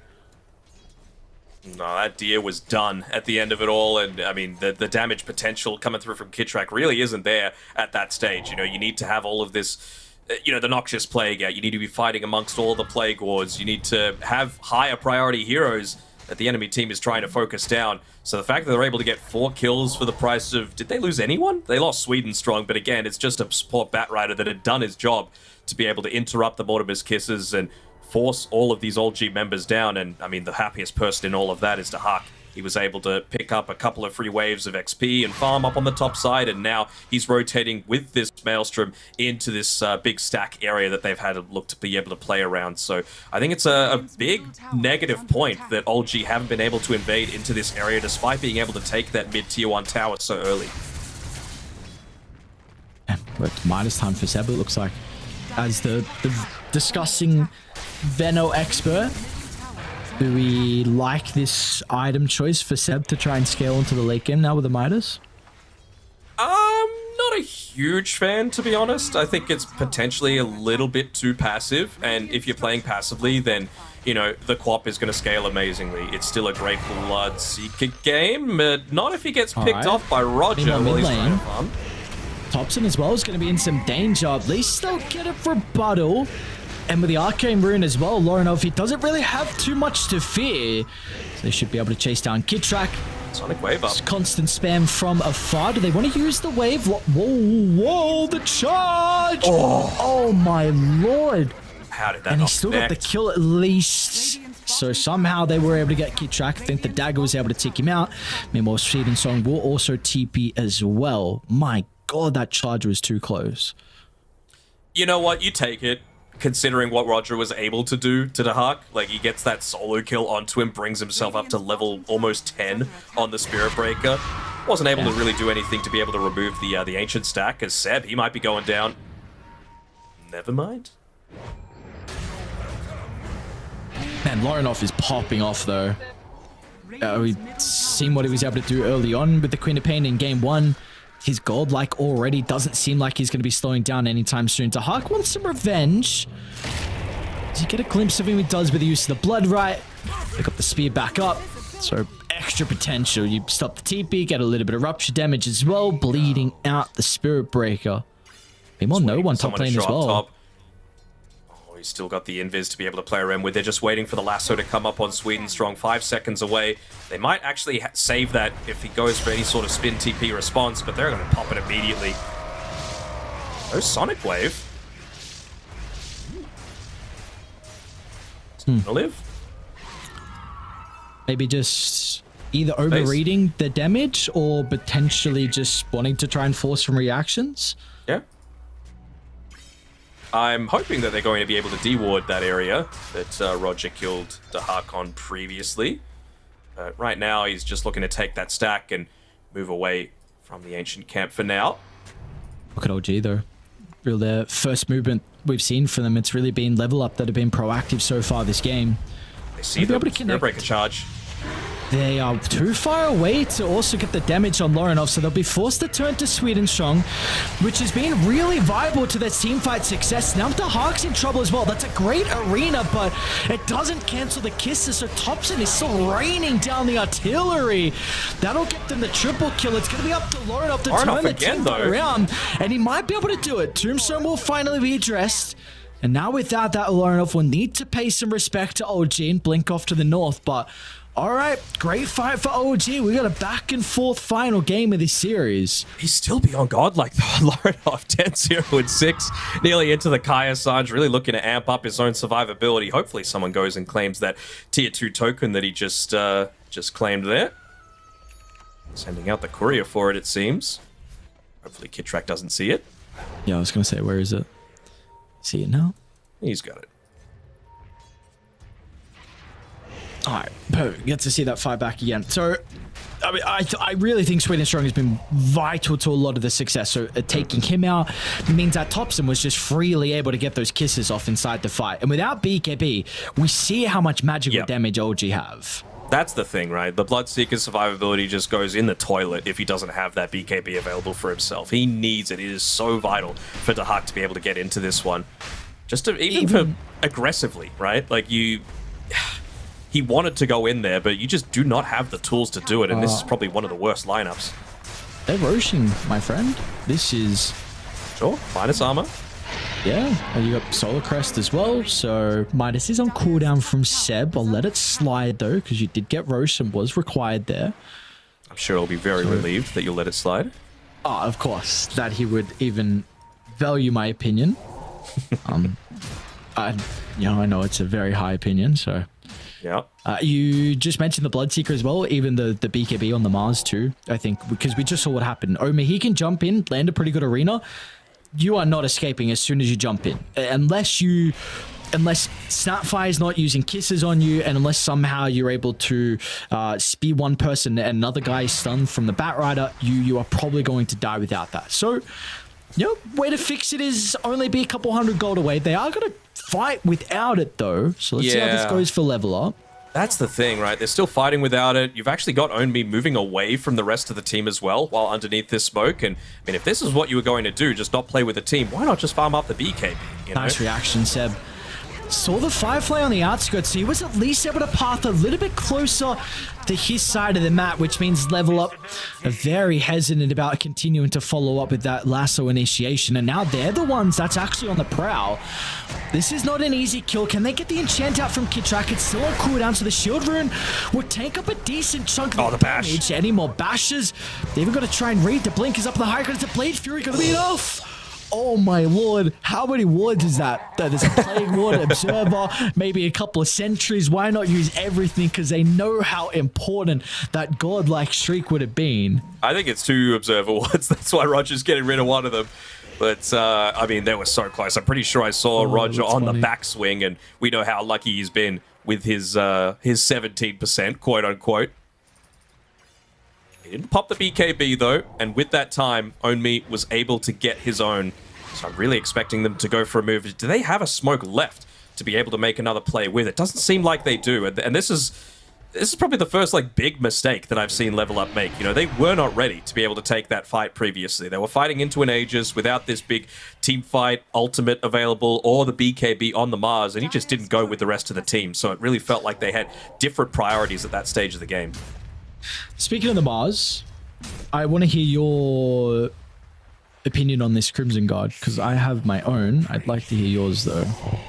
I mean, it's going to be decent enough against Topson, right? Just being able to deal with the eventual little Shredder multi-shot that I'm assuming that they feel like is going to eventuate this game, even just to be able to survive himself. If he's able to redirect a bunch of attacks to himself as well with the other Bulwark on himself, it's going to be quite nice. I have some concerns of his scaling. I mean, Enchantress can always purge off at least the Crimson on one person. Yep. Can't do it on all. My only concern is I feel like this hero pretty much thrives on going late game Hex, Refresher, and being that form of hero. So I'm just concerned if he loses a couple fights with Crimson, then he might not be a threat as the game goes on. Well, that's the... Omi can't be dying here. Might be Dahak that's under a little bit more trouble, though. Did you use the Rupture onto him? I think this is totally fine, right? Mars chasing him down. Can he get the spear off in time? Yes, he will.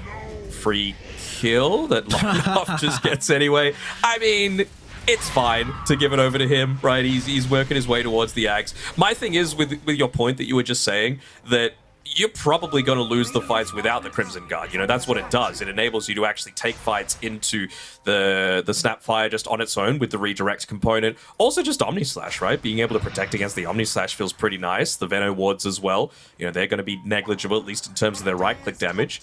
So I'm in complete agreement with you that Mars is going to have a rough time scaling. I don't think Ownme has played a bad game at all, as he gets scattered out by the Yoga Frost Mage, but he's still easily last on net worth on all of the cores, right? And this is the big weakness that I have with the Mars and why I don't value it as highly as a lot of others. I think you need to be a true Mars specialist to be able to make the hero work, and I can't fault too much about how he's played this game or even the entire series, but he's going to need to start playing with the rest of his team around that, even just the Vanguard, honestly. If they could play around him just having Vanguard and then take a team fight once the Aegis expires, I'll feel okay about Level Up's chances.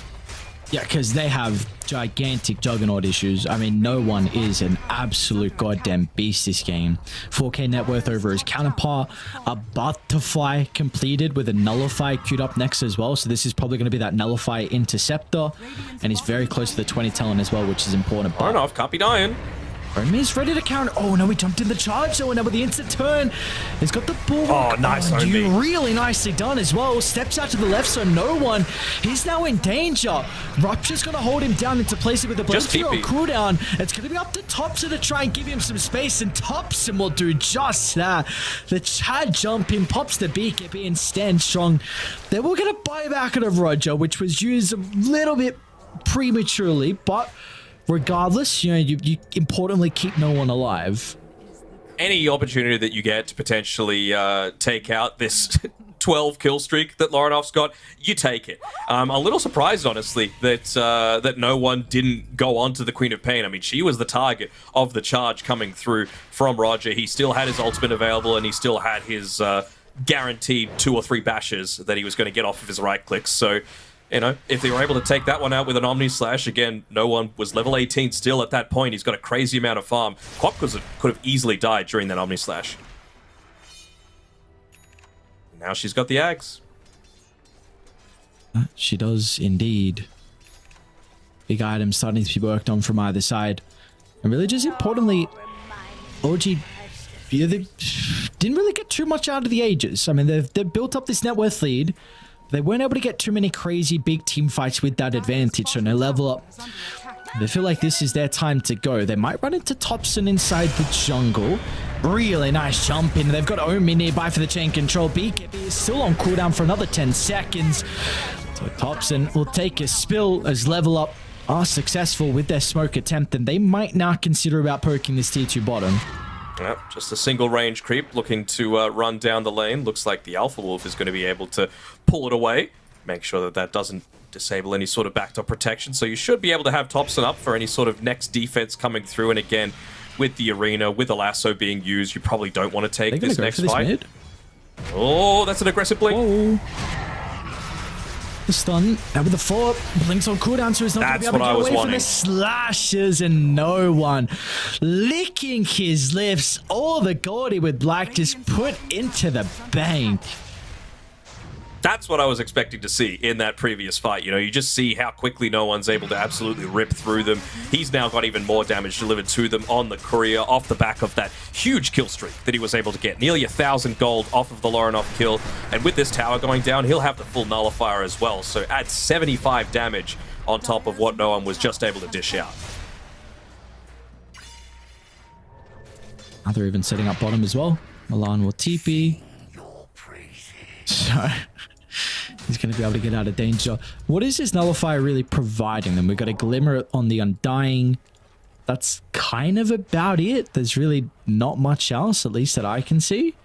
I mean, I'm guessing that they assume that there's going to be like a 4-staff or something coming through. Again, way to counter Juggernaut is like either go Invis, go into Yules, or go Scepter. So really just being a little bit preemptive towards all of that. Also just another Crimson Guard remover, potentially. That is true. No one might... Let's see if he continues to farm left. Okay. Maybe we'll be chilling. They're now going to get a glimpse of no one, so... Do you consider about doing something on the map now with the Juggernaut showing potentially away from the team? It does look like Level Up are going to start to group up. But there's some really good vision down as well for OG. One will get dewarded. I love how much, like, Thompson, I'm pretty sure, has gotten at least 3 wisdom runes this game. They are letting him. They know they smoked. Yep. Sorry, Roger already had the charge going before the smoke, so they're well aware. That's why they're grouping up. They even get the scan, knowing exactly where they're sitting. Good observer ward being placed down here. You don't want to be able to get hit track. Putting himself first, like you said, that's not the person they want. Look at them just running away. And Roger, he's going to try and stop them. Now they got the kisses as well. You don't want to force a BKB out into Hark. That's where the Glimmer Cape's able to come into play. Grab Milan. He's used the Tombstone. They get the jump. Blade Fury's about to be on cooldown as well. The chain control needs to be perfect to set up for the damage. And now to Hark. He can get some revenge. It's been everyone else's game so far, but he is finally looking to put his own stamp on this final game of the series. And what a way to do it in that team fight. The grab ally does it again, man.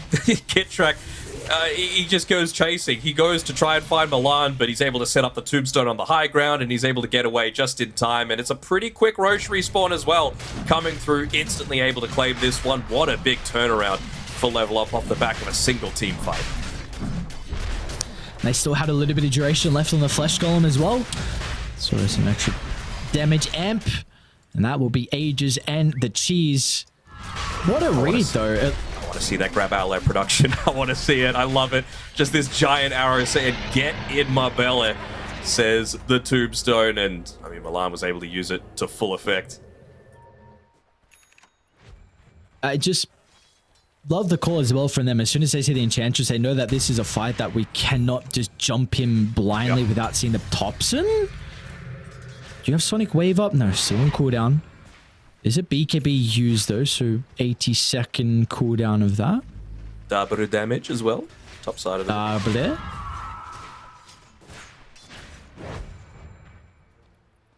Who do we feel like? Well, let's take a look at that replay. The grab ally. Let's go. Let's go. Let's go. So yeah, again, you see Kitrak and the call is just retreat. Even though you Goes have for the the strike. That's. And it's a pretty good start from Roger. Like the charge, you almost force the BKB out of the Hawk, but the Glimmer from Milan and the jump in. Oh, we're back to the start, brother. Don't worry. We get to watch it again. I do like seeing Spirit Breaker just ram through 3 different heroes. Come on. Don't tease me again with this grab ally. I need to see him. I need to see him get in. Oh, you think you can kill me? Oh, no, it's not going to happen. Wait, how much health was that? Like 70?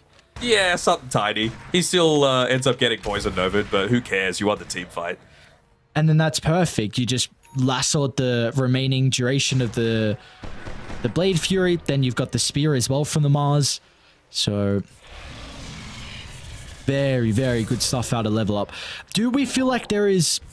Should Radiant feel worried about taking fights into this Aegis? A little bit, right? Because a lot of the damage coming out, it feels a bit bursty, you know, even just a little shredder, right? It basically feels like every 12 seconds you can get a kill onto someone. Or, you know, maybe once they pick up the Aghanim Scepter on the Juggernaut, they can feel a little bit more confident just because you could use the Swift Flash for a lot of that burst damage to maybe take out someone like Swedenstrong, you know? No one's still crazy farmed, so you don't need to commit an Omni Slash.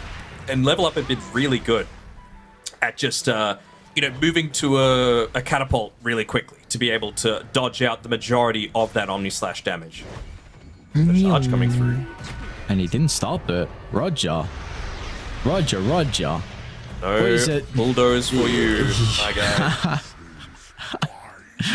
Here's the Yules, so justification for the nullifier coming through from no one. It's back up in 20 seconds, but that is his death timer of it, so no Spirit Breaker for 60. That is true.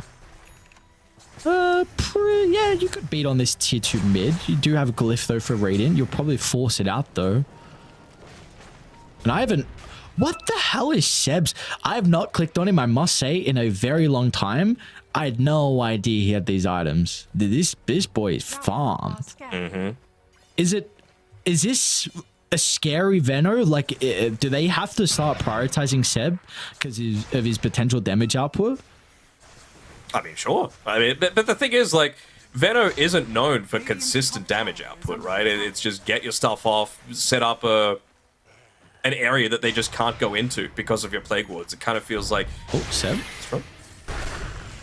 Launching Launching out that Noxious Plague. I mean, if you get the Octarine Core, you're able to just keep that one spammed off the back of the very, very low cooldown to it, just the 60 seconds. Doesn't change the Aghanim Scepter, unfortunately. Still every 10 seconds, but when you're able to use Venomous Gale every 18, feels pretty satisfying.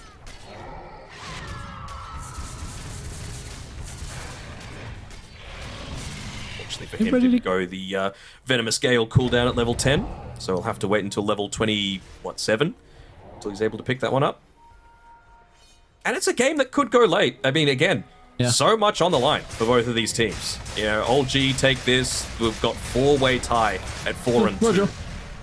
No, what's with Roger and Dying the Tormentors? He'll be fine. And then if Level Up win, they really set themselves apart. Maybe just seeing what shows in the lane, but very disciplined move by Old G, making sure to take the safe path back. Radiant's middle tower. Oh, Roger. Oh, man. As soon as Lorinov leaves his high ground, so Roger's even going to drop a ward. They will have to run potentially past the triangle where I do have a ward set up. Lorinov, though. Can he get the jump away with the Atos? All right. They don't have to commit too heavily thanks to the Swift Slash, but no one's going to be in trouble. Blade Fury will expire. They're going to drag him back into the Spear. If they got the damage and we got the healing ward out, it'll mean he can get the Omni Slash off and they'll start to rip apart some of the Dire members. And he is back to full thanks to all the lives. Still no one is not going to die. Are you serious? This man stands strong against the face of Level Up. All he needed was one healing ward. Just the reactions for him was masterful in that fight. Even just the Yule Scepter there, right? Taking out the Bat Rider at the start of everything, making sure to be able to rip through that. And you mentioned it, right? The Omni Slash, if you're able to get that one off, that 50% Blade Dance lifesteal, it acts like a Satanic. You don't need no freaking Satanic. It's just enough to be able to give that extra lifesteal amp as well through the Sanjin Yasha to potentially secure Old G this game. I mean, the big difference for me is that Lorinov, he's having an amazing game, but we haven't seen him have the opportunity to just keep layering out these Shadow Strikes. He is priority number one in almost every single one of these engagements, whether that be through the Atos that Thompson was able to land onto him that time, or Roger just charging straight on top of his face. Two lanes off the back of this. Fire up. So much objective damage. Probably even going to be able to go through the backdoor protection as well. They will get out. Oh, they got to be careful because they will be retreating underneath the Dire Observer pretty shortly. So maybe you do consider about fighting for level up. But Lorinov wants the wisdom and they want nothing to do with a potential engagement. Ward's even going to go down anyway. So wow. All right, 15,000 net worth lead now. One fight, couple of buildings goes your way. Even Thompson, like, he's finally starting to go into a couple of defensive items, right? We've seen the effect come through from that BKB. He's also got a Titan Sliver as well to play with, and a Lincoln Sphere coming out to him. So you are not a key target now for the Bat Rider to be able to go on to it, but you are one that's able to dish out damage, even if you just give him, like, 2 or so seconds of free time. You know, he is just able to, with that level 20 talent, absolutely demolish a lot of people around these. It honestly, once again, does fall to Own Me, right? Is he able to get that perfect Arena of Blood placement so that you're not allowing Thompson to get a lot of that right-click damage in off the back of the little Shredder? And, I mean, that's the reason why he's prioritizing the Refresher, right? Of course, it's great on the Mars, don't get me wrong, but it honestly feels, as much as it can be used as an aggressive tool, it's like a second layer of defense for the team.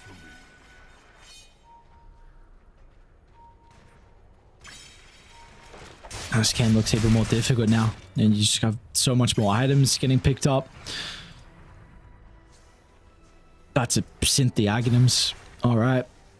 Here we're going triple Lincolns. Very cool. There's your second. Gotcha. Seb is uber rich, man. Oh, he's so farmed. The Hawk's going into the MKB. Just bought up the Demon Edge now. Okay. Just has enough of the buyback as well. I mean, that's a huge neutral item though for Sweden Strong. Getting the ninja gear at least enables him to play under the covers. So you are potentially not getting scouted out by these plague wards to stop the blink. Once again, Old G, they know the most important objective for them to play for at this stage is Roshan, and they're playing on the Radiant side, so even if he were to spawn right now, he would be making a journey down towards the bottom side of the map. So always want to be in the best position to be able to effectively respond to it. Lorinov can't go too far forward, my guy. Has the buyback this time, but he knows to join the rest of his team. Oh, there's a DD in the river. Oh, they're pinging it out instantly. I think they saw... Yeah, Thompson pinged it out. They saw with the creep. They want to enable the Hawk here. Do they have another smoke? They don't. Again, this is the downside of playing up into those mega creeps, right? It's just the inevitability factor. Even Seb just being able to provide so much information off of these plague wards. They're going to know as soon as there's any sort of attempt to move down towards this Roche pit. And of course, a plague ward plus a converted range creep, just providing all the information that Old G could possibly hope for. And look at Roger's positioning as well. He's actually going to get set up away from the pit. Track is not the ideal target. He got these set of cat up as well. So a little bit of status resistance. The DD from the Hawk just melts away the Enchantress's life pool. No one's task is to deal with the Tombstone. First task complete.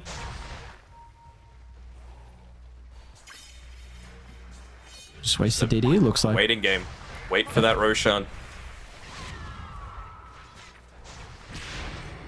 Now, though, you can't just throw Kit Track onto the front lines anymore. He's way too valuable. Use the buyback.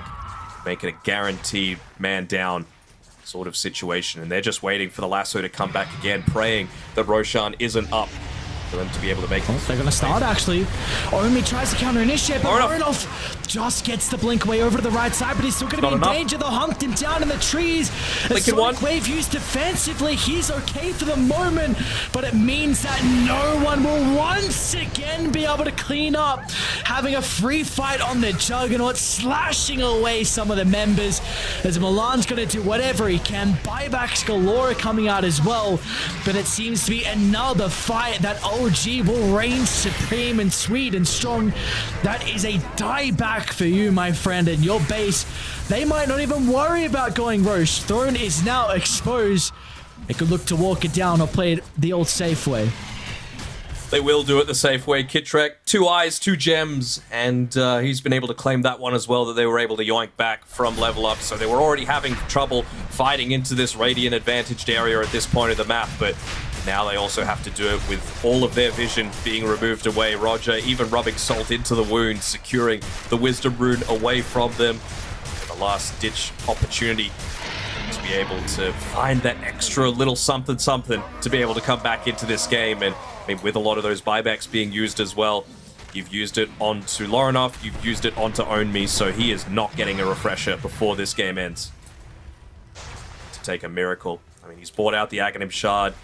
Need to be something like a spear back into the tier 3 tower, into an arena, into the perfect Sonic Wave, pushing them back into the walls, but you're not going to have Sweden Strong for it. Alright, well, there's the first spear, and there's a lot of damage to follow up as well. Can they do it a second time, though? Along with the Sonic Wave, so all of these are on cooldown, and no Tombstone as well. They've still got arena, though. So I force them back. Alright. Level up showing why they are towards the top of the leaderboards right now. Milan can't get himself killed, though. He wants to make sure that he's got the buyback for himself, and he'll get it off of that creep wave. It would be such a huge victory, though, for OG against a team that is currently 4-1, 5-1. They are 4-1 at the moment. So this should be huge to be able to buff their position up in regards to the standings. Man, they just got a pretty huge... Another start. Lincoln's popped. Sweden Strong's going to be able to get the lasso as well. This is the opportunity they've been waiting for. Got him. Finally, no one will go down. Great arena. Great arena as well. Stops the Spirit Breaker charge and catches Kit Track as well. 9 this seconds. game, they have still got a final word to say about it for level up. Radiant's courier has been killed. I mean, they are drawing lines inside the base. Thompson's got the boots of travel, so I've always got that in mind. You know, he is the type of player that if he's got the buyback especially, he will go for the flashy move, boots of travel in onto the creep wave, just to be able to take it out. But Own Me, he's going to be able to deal with it in time. And I mean, we said he needed to be on point with those spears. He was. They were just able to, as well, with that bounty rune, give the Juggernaut enough for the buyback. Yes. Yeah, that's what I was going to bring up. Don't worry, I don't miss a thing. That's incredibly debatable. Nice start. Pop the Lincolns with ease. Get the lasso. And no, 25 as well. So who? 25? Sebastian. Okay. I mean, reducing attack speed by that much on a Bloodseeker feels pretty good. Yeah. How much the Blood Rage? 175? Make that completely useless? I guess that's... I mean, I cannot believe I didn't say that for Nullifier. Silly me. Anyway, see it now. Doesn't matter. We got a Basher as well in the Bloodseeker, so... Very close to the Abyssal if he wants it. Lane's at least in a decent spot. Anything's possible. Apparently so. Sweden Strong, they see the tiny bit of that Firefly. Just giving away his position somewhat. Will at least be able to take this tier 2 tower, though, off the back of the double siege creeps at the 45-minute mark, you would think. That should be an easy-ish claim.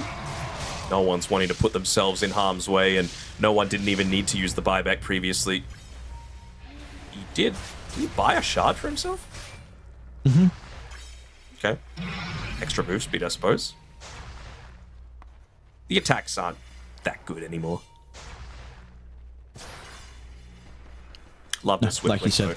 I mean, he just needs to connect on to whichever target Roger charges, and I mean, his priority is whoever doesn't have buyback. So right now, Hobson. Mars, Batrider, Hobson. Oh my Absent. god, they saw him on top of the lane and they're gonna pounce. Jeez, he's activated. Look at him turn as well. It's just a hope and a prayer of a Mortimer kisses. He'll buy back instantly. It's Jug's gonna be up wiped to out no one at the moment to be able to potentially turn the fight. He's got double tombstone to address. Meanwhile, Dobson back in the middle of He's it dead. all, That's a and look at dieback. the damage out of the crits. Down goes the Queen of Pain. That's a lot of your damage output for this potential final fight. I think that might be it. I mean, he is almost all of your damage, and you still don't have that BKB onto Hark for a full minute. I mean, he's going to have to walk back into the base, but this is still going to have a couple of siege creeps going into the top side, just not wanting to get picked off beforehand. But I think Seb, with that Octarine, Noxious Plague back up in 15 seconds. They're going to go the easiest route. And only do it again. They need the buildings, though. Yeah. If they don't have the buildings, you can't pin him against anyone. Mm-hmm. To rely on literally building to be able to do it, but going up against mega creeps, it'd be hard to make any sort of successful attempt off of that. Look at Seb as well. It up. Starting to place his wards in the tree line. That previous angle he had is now taken away, and as a Is it result, a spear mega back creeps. into the fountain? You think it's that sort of play? Oh, they're going to use Hark? Dahak? Dahak? Buyback. Okay. Sweet and Strong's ready to go. Once again, Lincoln's pop. 4-staff. Where's the spear, though? They've controlled Ownme for the moment, and once the activates the BKB, he just crits them down. Turns to the Mars as well. It is time to celebrate. And OG, all they have standing in their way is a measly Bloodseeker who will not be long for this world. It was a crazy defense prior, but unfortunately for level up, it is not enough. And once again, OG with Roger on the team will get another victory. Undefeated, baby. And Roger, he's got the standard buff, you know? We see it all the time from the Nigma players whenever they stand in. Mikey, of course, did it for Shopify Rebellion. This time around, you know, Roger just continuing to show that, I mean, if I had to give like a secondary MVP, absolutely him. You know, the amount of charges that he was able to set up, 11 deaths, who cares? Most in the game. It was really him that created all of that pressure to enable no one to just be the farming beast that we know that he is. And you can't give it anyone to no one on the Juggernaut, can you? Did you try and do some weird word pun there? No, I didn't. I just started. It's 7-8. Okay. Come on. So I just wanted to make sure I didn't let that shit word pun slide. But if it was a stutter, it's okay. I apologize. I brought it up then. That is my bad. Don't want to highlight it, but... Oh, the grab ally. Let's go. Yeah, well, Shambit wasn't able to do much more for them in that game in particular. There was such a... You get to see the true strength of these two teams, though, and like the high performance that they have as well. Like a big reason why Level Up, unfortunately, now 4-2. But they showed signs of life in this game and still able to fight back when they are behind. But OG, man, these boys know how to claw it into a victory as well for them. So they are definitely up there in contention for that promotional slot. They are indeed. I mean, man, that's kind of crazy, right? 4 teams on 4-2 after, would you say it was 2 upsets? Today? Mm-hmm. Manaspa losing to Nigma, OG beating Level Up. I don't think so. What a fan. You reckon they're upsets? What a fan. What a fan. Shut up. Come on. All right. He just sees whatever. the big names and he's like, Tapson, let's go. Are they truly upsets? I don't think so. I mean, how can you say that? It's very. Yeah, they're all tied now. Upsets. Look at Laurenoff. 16, 4, and 12. Man went crazy once again. He did, but we didn't really, unfortunately, feel too much of his impact as the game went on. Like the late game fights, I think OG did a great job of being able to, whenever they saw an opportunity to jump the Queen of Pain, they pounced on that. Like that ATOS was a really big issue for him, along with the Spirit Breaker in some of those late game fights. So yes, he had an exceptional early game, but just unfortunately, it was not enough for him to pull the boys over the finish line with him. Yeah, kind of did everything but buy a BKB to be able to protect himself, right? the Kai Assange, of course, it gives you a lot of status resistance. He had the Lincoln Sphere, but I mean, I can understand the justification to not go the BKB, right? Like, you're going up against a Spirit Breaker. He doesn't care about no BKB. He's still going to be able to charge a Nether Strike. You Juggernaut's Omni Slash, again, no cares. Snapfire was a right-click Snapfire, so magic damage, you're not really that worried about it. It was really just the ATOS and Seb's damage that you were concerned about. So it's just one of those times where maybe a Lotus on someone else would have been really effective, not only just to be able to get out of the ATOS and some of the damage coming through from Seb, but also reflecting the Omni Slash. You know, who knows how some of these team fights could have gone down if it was just the old Dragon Ball Z back and forth fighting in the air off the back of that. Well, who better than Thompson to have a interview with as well for the victory in OG. Thompson, congratulations. Thank you for joining us. I know it's been a long day for you. So, Dan, I'll go let you start with the questions. I'm going to start with a very intellectual question, Thompson. You're trying a new hairstyle, or what's going on? What's happening with the hair today? Yeah, I just cut my hair. I don't know. It just looks good. Just a new thing, you know? Yeah, sometimes you have to spice it up, I guess. Change it up. Keep it fresh. Cool. Yeah, absolutely. You're looking very fresh. I want to ask a question about the Snapfire skill build that you went for in that game. Going for, I think it was 204 that you went on the Snapfire. Was that a specific Queen of Pain response just to be able to like outrange her with a little shredder? Or is that something that you feel is viable across like multiple opponents? I guess it depends a little bit, but I've been trying it out on... I know I saw somebody do it and then I decided like it felt pretty strong, so I just felt like trying it, and I don't know, it feels pretty good on the lane against most heroes, especially if they're like low armor, and the cookie value usually isn't like that much anyway. Like, you don't really play for the cookie anymore, like you just, I don't know, the hero just wants to get to level 20 and just right click. But in the lane, it feels like the strongest build, in my opinion. Cool. Yeah, awesome. Was it a deliberate, like you mentioned, the priority for you is just getting to that level 20. Was it a specific goal just to make sure that you got as many wisdom runes yourself as possible? Because it really felt like you were scouting them out and always wanting to be in the position to be able to claim them. Was that something that you communicated to the team? Not really, but yeah, of course, ideally you get the wisdom runes, like especially like, I mean, maybe not the first two, of course, but after that, like, it's ideal that you get it on the snap, because I mean, getting a support from level 10 to 11 doesn't usually really matter, but getting the snap closer to level 20 is pretty important. So it's definitely like speeds up the game of the snap a lot. Yeah. Awesome. I have one last question. You guys at the moment are undefeated when you're playing with Roger. What unique stuff do you think he brings to the team? Is it like the connection that he's got with no one as being like a past teammate, or is it something else entirely? I mean, he's a good player. He just brings, just I don't know, just good vibes, good gameplay. So it's just nice to play with. I think very experienced, and he has a lot of like heroes that like people are scared of. So it's definitely a strong ally to have in your team. Cool. I'm done. Aries, any questions? I just have one question in regards to, there's a lot of people that look up to you in regards to your playstyle as a mid laner. I'm curious on who you look up to and who you try and emulate, or people you watch to try and learn as well from the mid lane.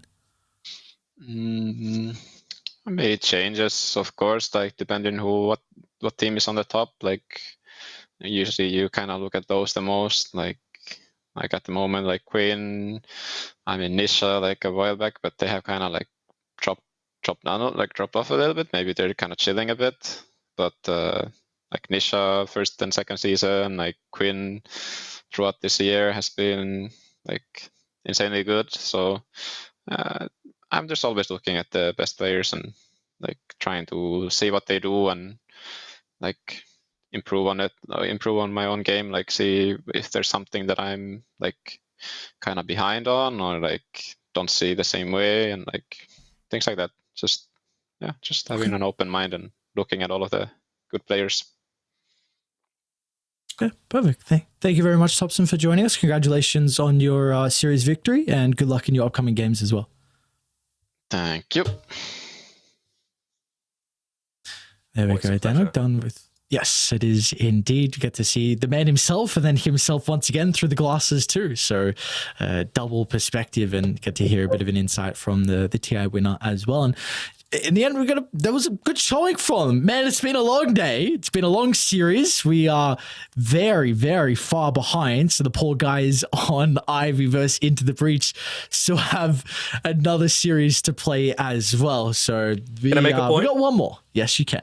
So now we've got 4 teams on 4 and 2. If Ivy beat Into the Breach, we're going to have another 4 teams on 2 and 4. So really setting up for those potential tiebreakers at the very end of the season. So I'm excited to see how it turns out. Actually, that's a lie. I'm probably going to try and pass the hell out because of how late it is, but I'm still excited to wake up and see the results, and hopefully you guys stick around and make sure that you watch that game because as much as you might be bat-chesting over tops, and we got some more great players in Western Europe to be able to follow Into the Breach. They're really on the up and up, and Ivy looking to keep their season alive. Yes, that they are indeed. So stick around. We have some more Western Europe Division 2 action just after the break. Oh, I'm ready. Look at the guy. Aegis though, Aegis. Can he die after? I don't know, maybe not. Just chill a bit, See him. We'll take off. Help me. I'm fine. Pull HP guys. Hello guys. Help. I'm pressing you. I'm killing them all. Look at the Bloodseeker. No, guys, it's running out. The BKB. No, I lied. Hit me like that. Come in. Jam in the ground.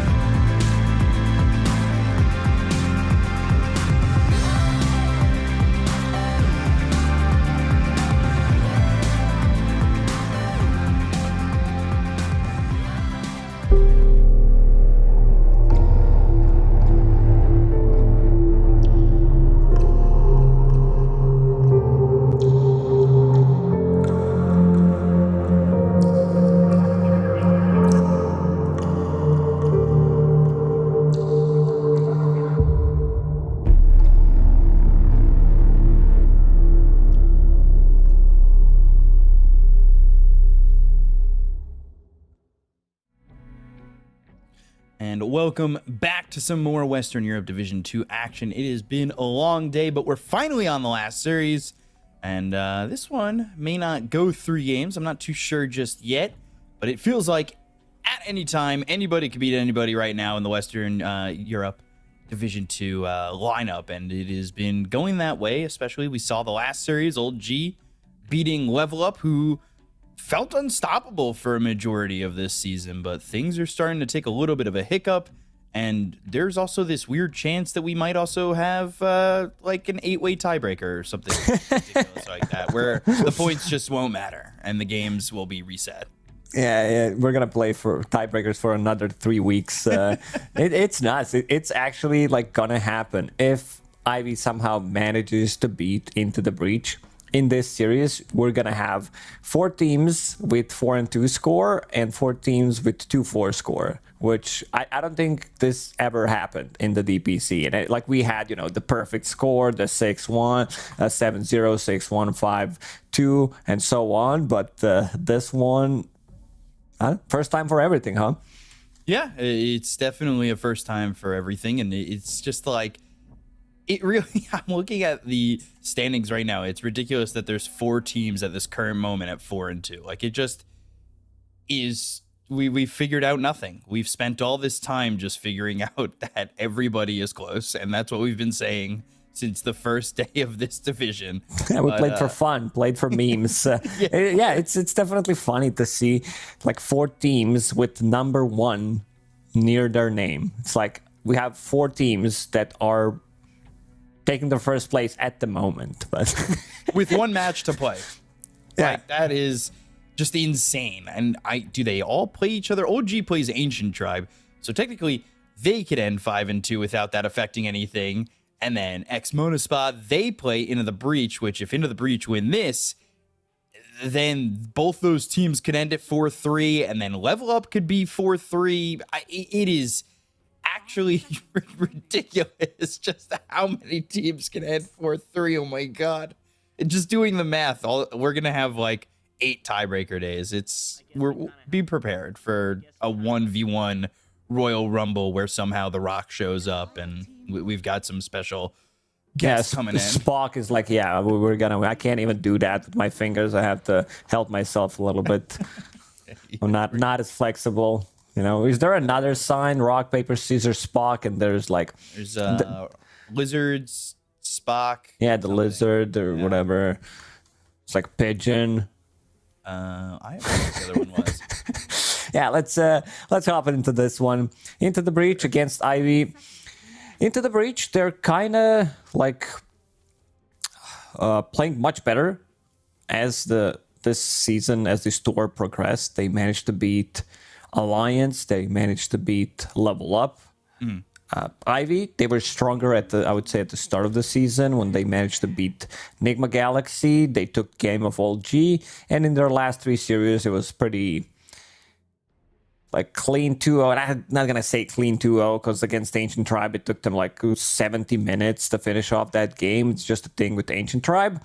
And looking at the draft, Batrider is in the poll. Into the Breach immediately picked it. This is the hero that they love to play from the mid lane. They can also run it from the mid lane.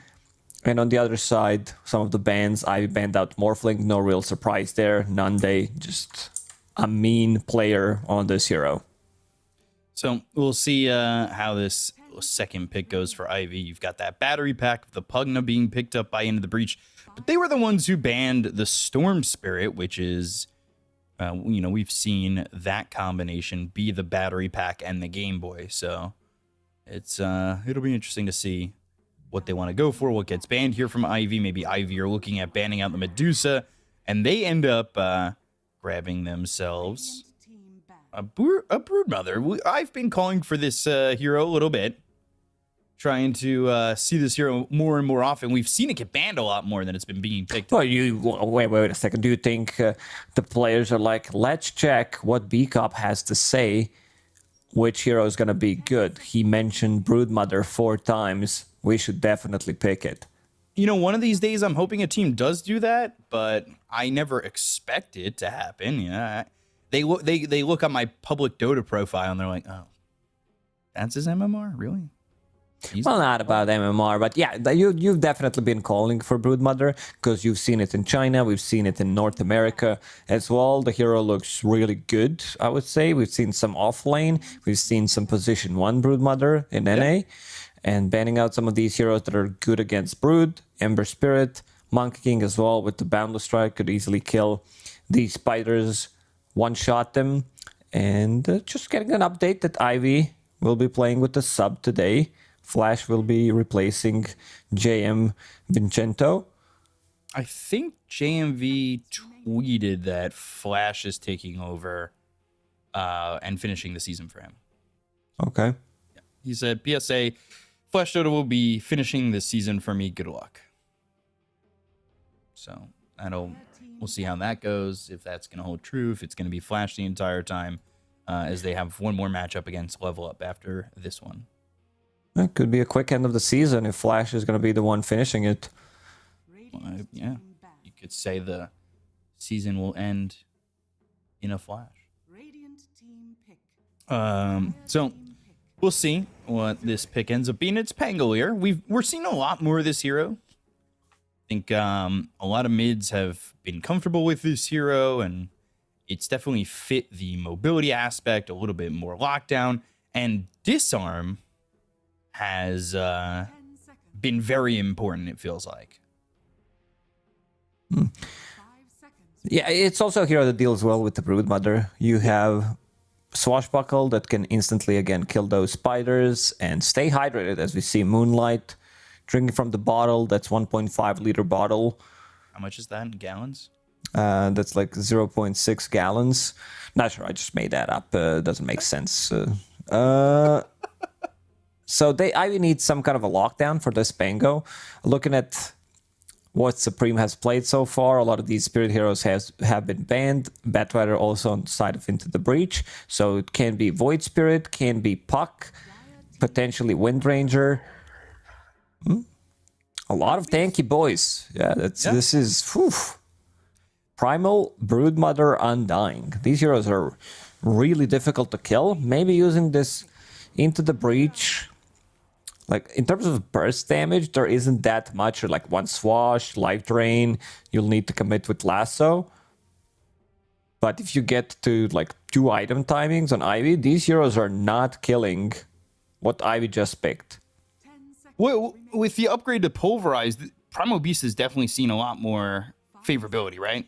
Yeah, he's really good against Pango, because he can catch him during Rolling Thunder and just smack him. That's a big change. You have like BKB piercing ability, which you needed talent before. I think it was it his 20 or 25 talent before? It might have been his 25. I got it for free. Not bad. I mean, changes to BKB made BKB worse, so it's not as good as his previous 25, if we're correct about 25. I'm not a Primal Beast spammer. Yeah, neither am I. And the thing is that back when Primal Beast was being picked then anyway, his first pickup was BKB. And I mean, and then you were never getting to that point. It felt like games were going so fast with how fast that lineup wanted to play.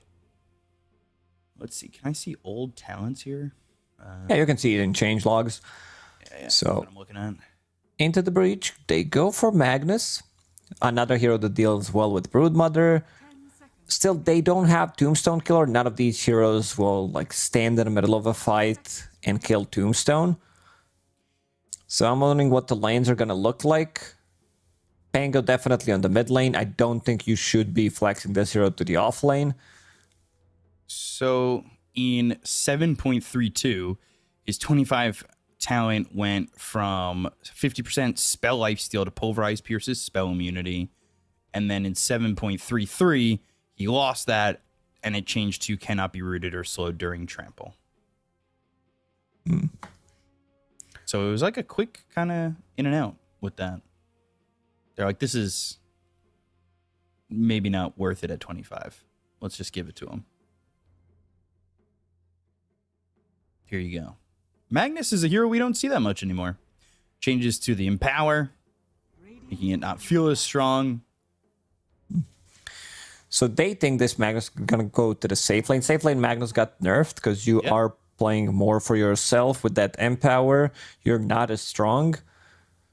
But I feel like, I feel like you could be playing this Magnus from the off lane, and when Broodmother hits level 6, you could rotate Magnus to the bottom lane, to the safe lane, and then have your either carry, move to the jungle, or try to make a rotation to the top tower with like 1-2 heroes. We'll have to see.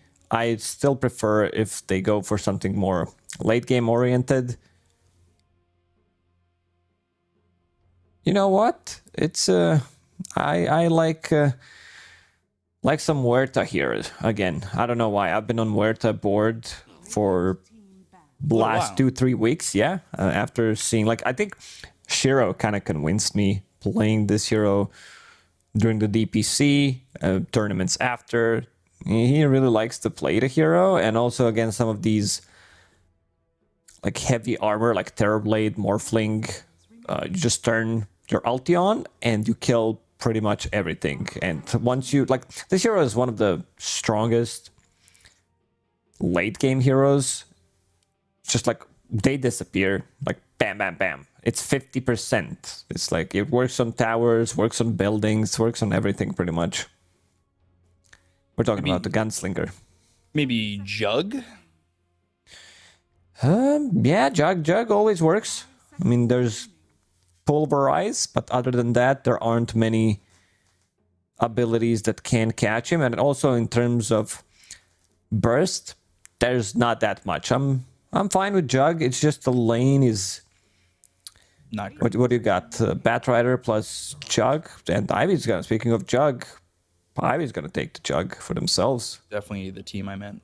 Yeah. Could be a snatch pick. So Peacock's so smart. I mean, there's still Terrorblade. It just carry the carry matchup. Terrorblade's always gonna eat Juggernaut. What else is there in the pool that Nande could play? Nande, judging by his eyes, it looks like he's the one talking. He's looking at int heroes, now agility, now strength. Going through the entire lineup, trying to figure out what he wants. Would you... I got the hero. It's Troll. That's the hero. Not even kidding. I can see Troll. We're in that territory right now. Good against Jug. Good against Broodmother. Built into Battle Fury. You can hit the Tombstone. There's not a better hero in this Dota universe other than Troll right now. Let's go. No! Mars. All right. Well, almost. Ewa is a god tier. Juggernaut, troll game. Was it? Even though this hero doesn't win Dota, I could see him winning this game. You also have Empower to play with, but Nande will be playing Magnus and Jibe. Jibe had some really nice performances on his Mars. There was one game last series that he played, didn't even die. He had that wild, like, double spear, Venn diagram Mars. Like, he was putting in the work. And that was that first game against Level Up where I think the beginning of that game, if I recall, looked okay for Level Up. And then it was into the breach. They got that 2-0. It looked really good. And we got to interview Respect. That was a fun interview. It was. I mean, we haven't seen this player before. Like, he kind of just started playing. He said he has ons and offs. He took a 3-year break from Dota and doing good. He also talked about that series where they're like, we didn't get to too much practice. So I'm wondering how much practice they got for this one. It seems like the less they practice, the better they are. Yeah. So hopefully they didn't play anything, maybe a couple of pub games, but that's about it.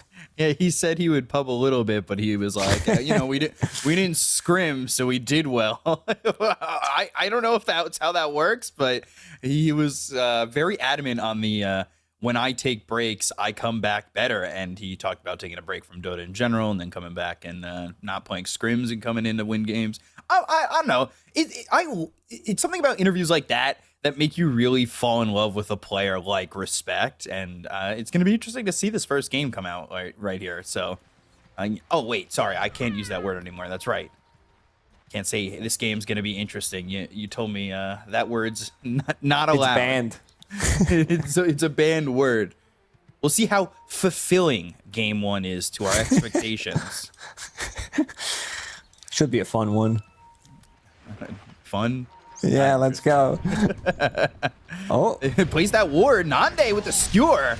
Back towards the tower. Odeker goes into the Blade Fury, but that makes him very vulnerable as that's going to be on cooldown for a long time. Blood grenades thrown back and forth. A God's Rebuke and a kill for Jibe. They go for a second. They'll take out Flash and get that kill onto the Undying. Rue on the run. Moonlight Onslaught's out, and that's 2 kills to start off for Into the Breach. And, well, Bounty Runes haven't even spawned yet. It's a 1k net worth lead.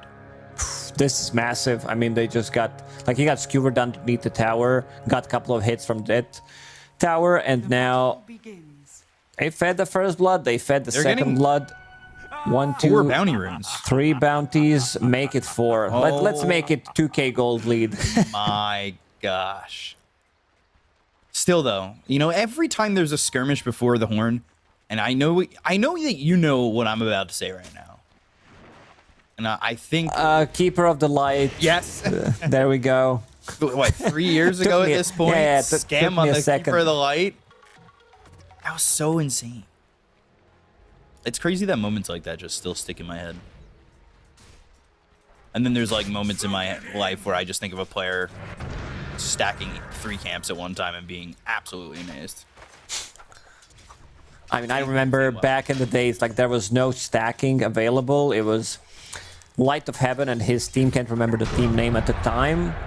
I heard that they're gonna like show us something amazing, that's something that hasn't been seen before, and he made Helm of the Dominator Luna and stacked the camps for himself with Helm of the Dominator, and then just showed up with like BKB Manta style, and you're like, where the hell is he getting the farm from? How's this possible? This is cheating. There's no way that this is real. Was this pre or post cut and paste? I don't know. It was around that time. I don't know, some 15, 18 years ago or something. Long time ago. There's 2 Mars heroes in this top lane. Dead Mars and Alive Mars with the cosmetics that we see in this lane. Yeah, he has a shield. It looks just like the one that Mars is holding. Where's his spear? Maybe that's why he doesn't deal as much damage. He's very defensive with Soul Rip. Ooh. Oh, immediately the unblock. Also, Mixa going down to Nande. Nande, again, another player that we just see with so much emotion. Love seeing the passionate play from Nande all the time. And, well, you can't really see much out of his webcam right now. It's just his eyes, because he sits very close to that monitor. But when they win games and there is time to show emotion, then yeah, we usually see it. But you see when it's time to dive towers, when it's time to dive fountain, you know you can rely on Nande. He's that guy. Like, his team also likes to talk about it when there's like, guys, chill. And he's like, we can take it. We can actually take him out. Dive the fountain. Kill them, dive them. Yeah, those listen-ins are always fun as well. So, early 2K lead, and I mean, this is maybe to be a little bit expected with the stand-in here for Ivy and the way Into the Breach have been playing recently. Into the Breach with a victory 2-0 over Level Up. Looking to get us all into that 4-3. Merlin will be taking Lotus from the pool and does have Boots of Speed available. 3 assists. Batrider, like, he doesn't need much items as a position 5, and it's gonna be Dead Mars, as you said. He's okay. Odeker's fake Mars. Lotus. Yeah, fake Mars going down, and Flash will die. Respect getting that. He threw a blood grenade over. Meanwhile, Mixa again going down to Merlin. You talked about it. He's got those Boots of Speed, and now he's got a kill, not just those 3 assists. This is just slaughter so far for Into the Breach. Mid lane and Supreme. I'm going to be a little bit careful, but pushing Moonlight to his last sip on his bottle. Support's not dying, not refilling any bottles. Supreme is like, guys, somebody go trade so I can get a bottle refill. Merlin, he's here. Yeah, Moonlight onslaught's trampling, but the swashbuckle, the kill is there. You got a water rune, but you also refill your bottle because you're dead. Yeah, that's one way to refill it. Supreme will pick up the water rune anyway, because they brought 3 heroes to that mid lane. Respect was there, guarding the top water rune. And this might be another one. Oh gosh, the Nether Blast doing a lot of damage to decay only on the 1. The healing ward's not going to be enough. It's only level 1. Flash dies so quickly there. And they killed the healing ward. That's 75 gold for Respect on that. Respect the damage. Sheesh. Spear onto the tower. And oh, he made a miss 2 CS with that spear. That's really worth it. Spear worth negative, what, 60-something gold for this this jug? Trample again, shield crash into the swashbuckle. Look at the damage he just does to Moonlight. One was flag bearer creep, so that's like 3... That's 150 gold from these 2 creeps. I don't want to be missing that. Respect picked up another blood grenade. Is that coming out to him? Let's see. No, just a ward. Your Pugna has mana boots, your Mars has mana boots. Like, this is infinite mana sustain in this. What are you gonna do? You show up as Undying, who's level 3, you get speared, you get blasted. Same goes for Otaker. At least he has healing ward available, but this top lane is Dunzo. Respect now lurking around the mid lane, maybe trying to get another kill. Orb of Corrosion, Rolling Thunder, should be enough to kill Moonlight, who's only level 5 now. Onslaughting in, but swashbuckle over. A little late. I thought maybe he'd Rolling Thunder to start that, but a shield crash knocking them down to the low Nice play ground. from Moonlight. Mars coming over, God's Rebuke, Rolling Thunder does get the kill, and now he can focus on getting the gold from the Tombstone. A haste picked up by Rue, so the gold actually goes the way of Jibe. He gets 120 for that. Shoot crash on Angel. He's going to try and run. Doesn't have the mana for the decay, and a double kill for Supreme, and they'll bring back Respect. So if Rue wants to fight this, he's really got no chance. Not a good trade. Ivy, they seem very disoriented in this game. It's like they lost the laning stage. I mean, laning stage is not over. We're talking about 6 minutes. Broodmother, only level 4. Mixa definitely needs that level 6 to start putting some more pressure. And speaking of pressure, speaking of level 6, it's so far away. Insatiable Hunger, the arrow. Ooh, getting the hit on Anande, and they'll lose Merlin too. So play an aggressive position here on Mixa. They lose both heroes as, well, they land an arrow, and they also have Angel coming in. Jibe's going to be left top 1v1 with Odegaard. Oh. Exploded. That's Max Swashbuckle, Orb of Corrosion, Supreme having a blast of the game. Involved in 6 out of 10 kills as mid Pango. Not too bad. I mean, a lot of these kills were pre-Horn, and some of them came onto him to the mid lane. This was his first real rotation, even without the rune. So, and let's see how many stacks they made for him. I see couple in their own triangle. That's about it. Another swashbuckle. Moonlight just taking some damage. Jibe drops down the arena, gets the spear out, and Nande comes in. Tombstone's down. Angel should die here, and now they're going to focus to get this Tombstone. Who's going to get the gold? It will be Nande getting that 150, and well, Odegaard, he's level 6. He has the mana if he pops the stick in the Healing Lotus for that Omni Slash. However, going after these two heroes, not advised. Just that first Omni. What a chat move from Nande. He's level 5 Magnus, goes in and ganks enemy safe lane, takes the Tombstone money as well. Another Rolling Thunder. Yeah, this is not stopped. Onslaught towards the tower. Starstorm lands on a Merlin. He's going in a little bit far. He's slowed up in between the towers. Respect doesn't land the Nether Blast. They lose the Supreme Courier that has the Blade of Alacrity on it. So Supreme now just running away from these 3 heroes on Ivy. And they'll take out that Nether Ward. 20 gold there for Moonlight. And Jibe also getting himself a Spark of Courage. All this is going on. It's been steady 3k gold lead for the last couple of minutes. Broodmother will now start to get some extra farm. Shield Crash, Angel. Swashbuckle Nether Blast, there it is. Onslaught in. They have Pulverized, but it's stopped immediately. Oh dear. Moonlight uproaring. Merlin now having to go away from the tower. Can somebody pull the aggro? It doesn't matter. He survives with 7 health. Jukes him. Nether Blast, Shield Crash gets the kill in the Moonlight. Arena down, by the way. And that's in the bottom lane. Jibe was going for Mixa. Nande's here with low health. He doesn't have RP. That was already used. Swashbuckle, Mixa getting through the trees with the webs around them and is able to survive all 3 cores down here from Into the Breach. Well, maybe they can go kill on Nande if that arrow hits, but it doesn't. Flame break. Oh my god. These swashbuckles. This is pre-diffusal blade. Once you pick up that diffusal blade, you're gonna suffer. In terms of control against Pango, there's none. Zero. Nada. There's Pulverize, but let's see. They can get something here. Not enough damage. He's not even dying. They don't even have Lasso yet. They're on Merlin. They do have Life Drain, but, well, they're need some mana for that. And giving over some of your life when you've got none isn't exactly possible at the moment. Not farming up some stacks. It's time to farm some of these stacks. Supreme also holding on to Region Rune. Can they maybe get something out of this? Nande brings the healing cell for him. Trying to steal some of these creeps. Shockwave lands. Now they're pinging. They want to go. They've got Respect coming over at level 6. And he's got 3 leaps, so he'll be fine. And 142 gold for that ward for Respect. A lot of gold for these supports. A lot of gold for Respect. He's got the same amount of gold as their mid-primal beast.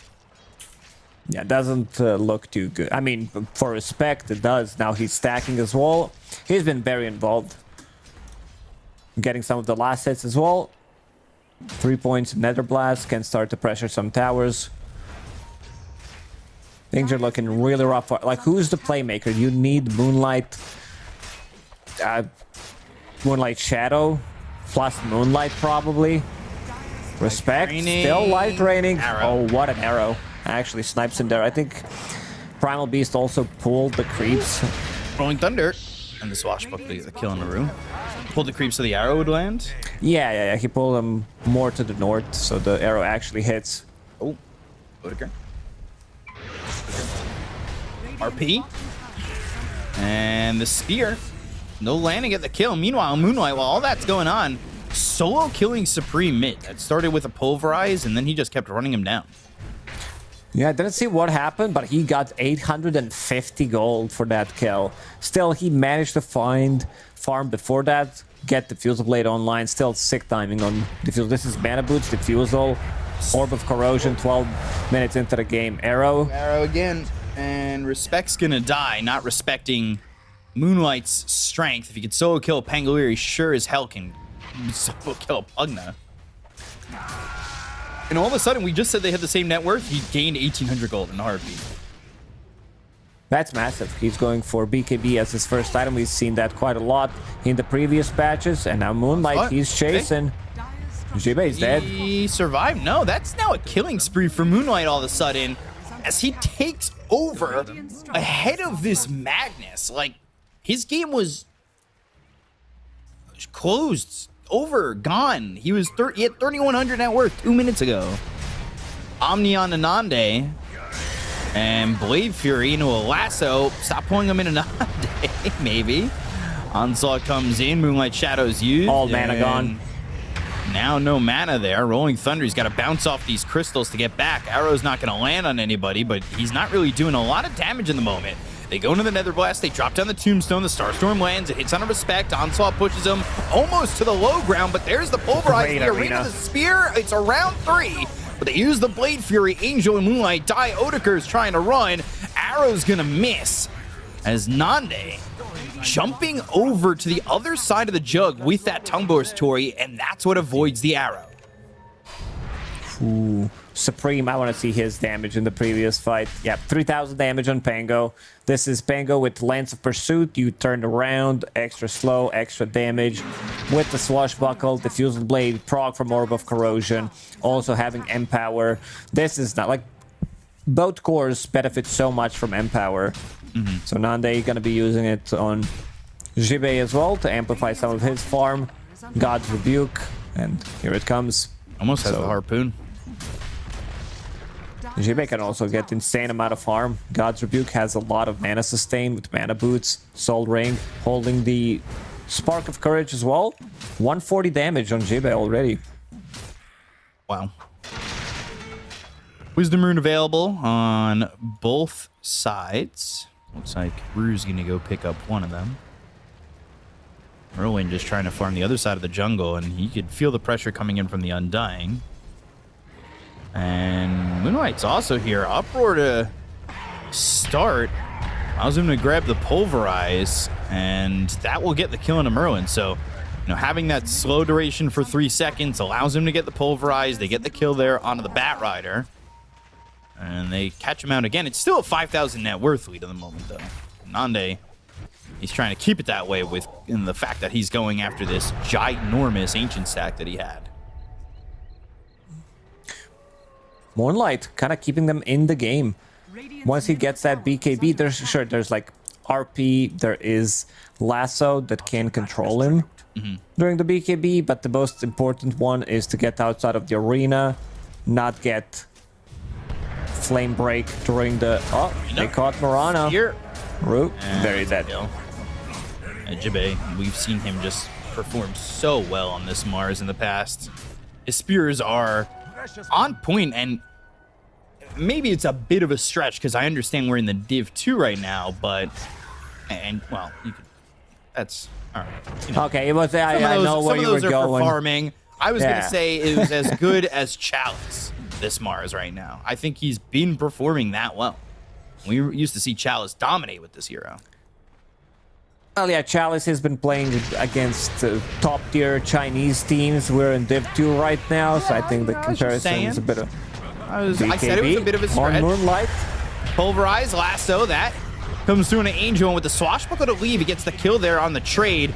Moonlight going to be life drained, but they've got themselves this Broodmother trying to go in. RP is used. That'll lock down Moonlight to get the kill there. That's going to be 317 gold for respect. Spear missing, so I guess that'll add to the negative accuracy stat that we saw. Nande TP'd in. He's like, I don't give a damn about your Omni Slash. Now try that again, because you're dead. That wasn't even close. That spear. Like, you're trying to go on 2000 plus HP Magnus with power treads on strength, extra HP regen, extra armor underneath the tower. You're not getting that kill. Even if you have Blade Fury with another skewer, he can really get away from you. And look at the item that Nande just bought. Like, usually we see Magnuses picking up this early Mask of Madness and then getting like Echo Saber Mask of Madness, but he went full Harpoon, now going back into Mask of Madness. He's like, I'll just farm. I'll farm, but if there's a fight, I'll also join Shiva with another spear. Yeah, landing it on the hero that's been farming its way back most. But Merlin's going to die to Mixa, and Mixa's got full health, so they need to find a way to catch him, and that's with the Diffusal Blade. They'll try to stop this TP. They've got the spear. He's lined up for the tree exactly, and Mixa now on the run still. Inside these webs, it makes it very difficult for the side of End of the Breach to catch him as he plays them on that cliff. Really well done. Now throws down another web. The Swashbuckle misses. A Diffusal inhibit again, and Mixa is able to walk away. You know, you swat once at a spider, that's about all the chance you get in real life and in Dota, because they scurry quick. Yeah, problem with this Broodmother is not when you see her, problem is when you lose the track of Spider. Like, you've seen it in the laning stage, then she's off the map, and this is where the hero really becomes annoying. She farms so quickly, very difficult to enter this part of the map, and we've seen this build on Broodmother. This is universal hero, so getting stats means damage. Echo Saber going into Manta style next to remove the Cripify, sticking up palm charges, and also disarm from Lucky Shot, so that's going to be pretty big. We've seen the same build coming out from Lycan, either from safe lane or the off lane. When you don't want to build into auras, this is a new hybrid universal hero build. Right. Very balanced, by the way, yeah. Is it? Yeah, I don't know why we buffed the damage in Universal Heroes. Like, I think they were in a good spot, 0.6 per stat. Felt nice, I don't think anything was broken. Then, like, even that number could have been slightly lower and the heroes would still be good. Maybe increase their initial base damage. I think that would be good, but yeah, 0.7 seems slightly too high. I think it should just be 1-to-1. Yeah, just for easier math. Yeah, I agree. Yeah. But only in the NA region. So, like, if you want to host an event where Universal Heroes get 1-for-1, you got to host it in NA. Yeah, because NA is the whole universe. Makes sense. No, I was just saying we were the worst at math. But, I know. But yeah, you know, make us look bad. Make us look bad over here. Making a joke about Universal Heroes. Universe revolves around me. A little skewer back. This Angel's gonna die here. That was with the Harpoon. They have that nice catch with a Magnus. Respect still farming a gross amount of gold. And Tormentors are up in 2-1. You don't want to go for Tormentor if you're like right there. You have, I don't know, Magnus +1. They can easily take Tormentor with the damage. Mask of Madness, Empower more than enough. Mix up, getting initiated on. Yeah, they're going to try and squash the spider again. This time they will. Nande's got the control. That is without RP, by the way, which is always, you know, when you're a Magnus, you don't need RP to catch an elusive hero. That feels pretty good because that means you've got another fight left in you. Odeker got hit a little bit on that, and he's trying to get in with an Omni. Yeah, he got hit by Shield Crash, and he's like, do they see me? Am I going in or am I going out? Whoa, hold up.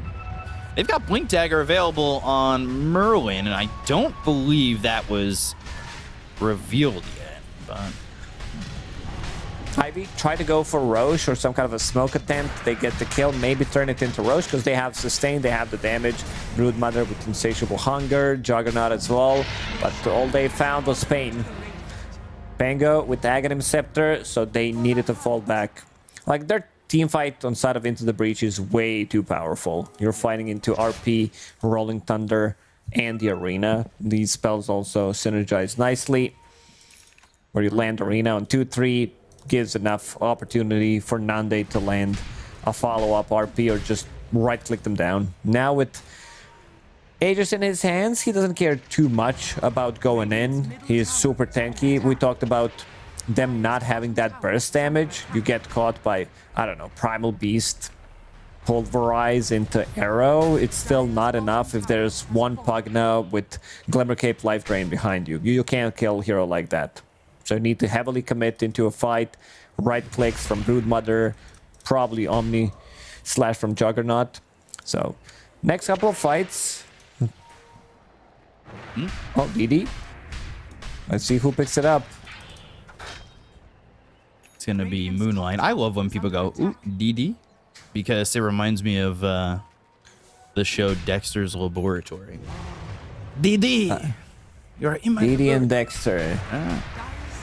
What a good... Well, hey, I love that one. Cow and Chicken, Dexter's Laboratory, what a Johnny great Bravo. show!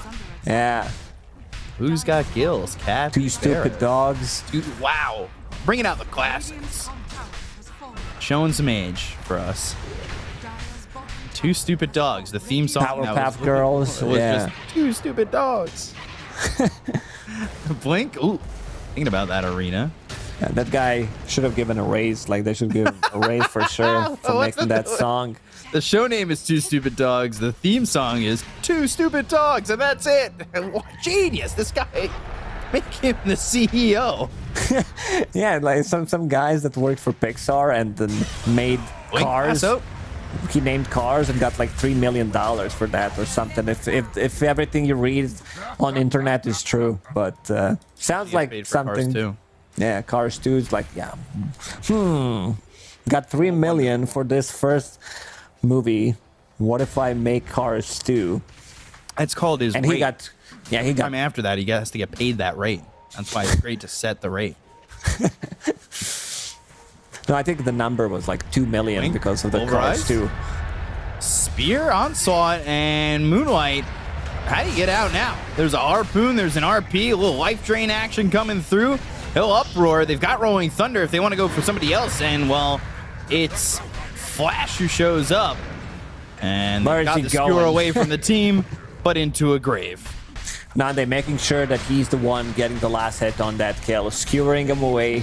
Rest of the team unable to connect, and seems like they're going to be going for the high ground, forcing a BKB out of Primal Beast. They used RP, Arena still available, Rolling Thunder. I would say you don't even care too much about this one anymore. And look at the damage in Tier 3 tower immediately, down to half HP.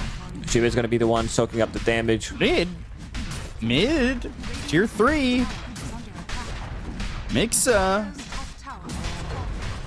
Base race? Question mark? Arrow hits on Anande. He's got the Aegis. They got the real one. Oh. And Arena. Pulverize. And the Tombstone. Nande. He's so tanky. Pops that Manta. Keeps running. There's the Blade Fury. They're still trying to get a kill for the first time on Anande. BKB's been popped by Jibe. They go to the Swashbuckle. They get a couple of hits and disarms. And they get nothing. That's unfortunate. Yeah, something that we talked about. Not having enough burst damage. You need to commit. Primal Beast with the Pulverize, Omni Slash. You still didn't manage to get the single kill. And now they're going to reset. Jibe going back to full HP, full mana. Nande as well. Thanks, respect. Moonlight Shadow? Moonlight? Dire's middle tower is They need to get former Wings player Shadow on this. Yeah, well, he can buy Shadowblade, Moonlight Shadowblade. Nah.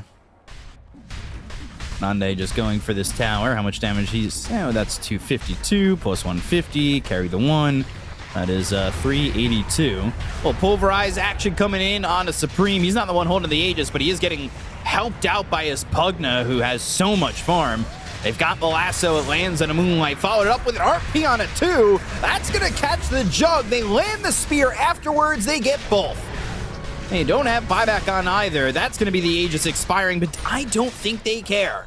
They look over at Mixa. They'll throw him into the Mixa and spear and kill him off. They'll squash the Spider, take out Flash. 4 heroes dead on the side of Ivy as they drop down an arena around on Rue, and they will get the full team wipe for the side of Into the Breach.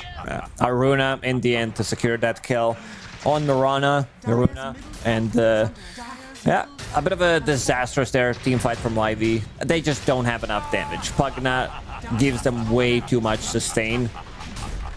Like, they reset everybody's full HP, full mana, and look at Jibe. Like, how is this a thing? Like, it's even after the nerfs. It got nerfed from 160 to 120 at level 1. Level 2, not as much. Level 3 is just 20 difference, but at level 1, and Flash will just immediately die. Moonlight trying to clean up some creeps here as they're working on this mid-set of racks. Flash hits them with not feed in the old chat voice line. Space. So, Rue hits that arrow. That's 1 part butter, 1 part flour. And that's going to be a Pulverize, but still not a kill on a Supreme. They get the kill on the Respect, though. They take out that battery pack. And now they'll look over at Merlin, but here comes the Rolling Thunder. Well, there goes the Rolling Thunder. He's going back. And there comes the Rolling Thunder. He will TP out after that, though. And the only one to die so far is Respect as they chase Merlin. Good flame break there to stop the onslaught and just continuing to throw that sticky napalm as Flash still moving forward. Jibe's here if they want to maybe try turning a little bit. I could see them taking a fight like 2-3 versus 5 if there's RP Arena available. Nande just purchased Scotty.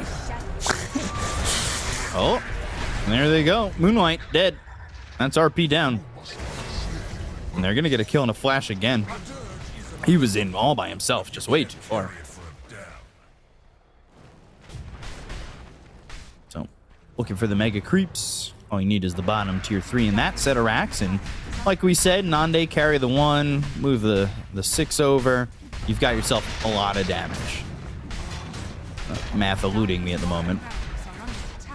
Merlin gets hit by that arrow, but it doesn't matter. There's nobody here to stop this. They are out and looking to cut some creeps and farm a little bit. They are not near this fight. Odeker comes over. Spear actually ends up missing, but they've got lasso, so they don't really care. Odeker now in a lot of trouble as they drop down that arena. They've got the skewer into the side of the arena. They get the kill there onto the Jug. They look over at Rue. They'll take him out while Mixa cleans up Respect, but Mixa's going to be ripped apart here in the blender, and they'll call GG. Game 1 going into the Breach. Yeah, this was a very clean performance from Into the Breach. Couple of good fights from Moonlight, but that's about it. That's what Ivy did in this game. Other lanes were bleeding way too hard. Bottom lane, like the way this game started is 2 kills, 4 bounty runes. Yeah. It's like you're playing with so much deficit already. That's 2k gold lead advantage divided by 5, 400 per hero. That's like you can buy Boots of Speed immediately. Yeah. Write it down. Yeah, you could get yourself Boots of Speed if you wanted, which is what Merlin did. You pointed that out. He was like, yeah, you know, this Batrider's already got Boots of Speed. They got 2 kills on a mix in that bottom lane too, while that was going on. So that was a great arena there from Jibe. I just don't think you can really give this guy the Mars. That was a great move by Nande too. Using that Tumbler's Toy to avoid the arrow and get in front of the Jug was a pretty sweet move. It was. And it's all Breach highlights here. Yeah, it was such a one-sided game. There were a couple of shining moments there for Ivy, like Moonlight playing from very far behind, recovered his game kind of well in, you know, the aspect of where the game was at. This solo kill on Pango gave him 850 gold, so He was allowed to play the game, rushing that BKB, but again, they had BKB piercing abilities, RP, lasso, and lack of damage. I mean, this one's definitely on the draft. You picked, I wouldn't say non-meta heroes, because all these heroes are kind of popular, except maybe Mirana 4, the hero has fallen off significantly. It's just the synergy between the heroes is not there. Lack of damage, also what they're playing into, where you get like stuck inside of the arena. Your Broodmother had a bad laning stage, so she was always in this like recovery mode, unable to put the pressure when you needed her to. When she like pushes enemy carry out of the lane, never really happened. She died like 2-3 times, but other than that, it was pretty much all into the breach. Yeah, you take a look at Nande and Supreme, 11-1, and then the assist between them is carry the one, 33. So.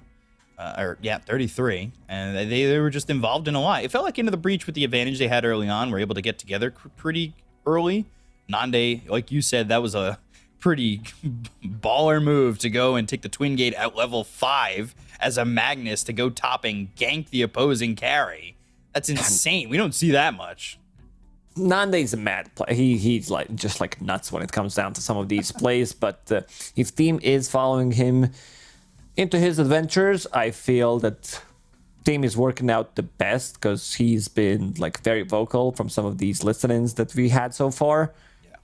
But making a rotation, like he did this before with his Monkey King, with his like Terrorblade going through the gates, with his Morphling, and then ganking the enemy's safe lane, taking the tower, coming back to his lane, and continue to farm up. And there he is, the man himself, MVP, for a good reason. I don't think I've seen Scotty. I mean, he could have bought Dagon. He could have bought Midas, 5th item. The outcome would still be the same in the end. But Scotty, yeah, synergizes nicely with the hero. Gives you insane amount of stats, which is insane amount of damage, and kill participation, 69% if you round up the number. Been very active on this carry Magnus. Yeah, I like when carries get active. It's not just a farming game for them up to a certain point. And Nande really knows how to be with the team and really put the pressure on. So it looked really good from the Magnus overall. And I like what Into the Breach are showing. They go up pretty quickly, 1-0 over Ivy. And we're going to take a quick break. We're going to be back with game number 2. We'll see if Ivy can push it to 3 games, or if Into the Breach are going to take a 2-0 and we get closer to that 4-3 legacy everybody tiebreaker scenario. So stay tuned. We'll be right back. Primal. Yeah, I didn't get him. Fuck. I can last. They can still get him. Black also. I'm sucking him top. No BKB. Okay. No BKB this guy. I give him power.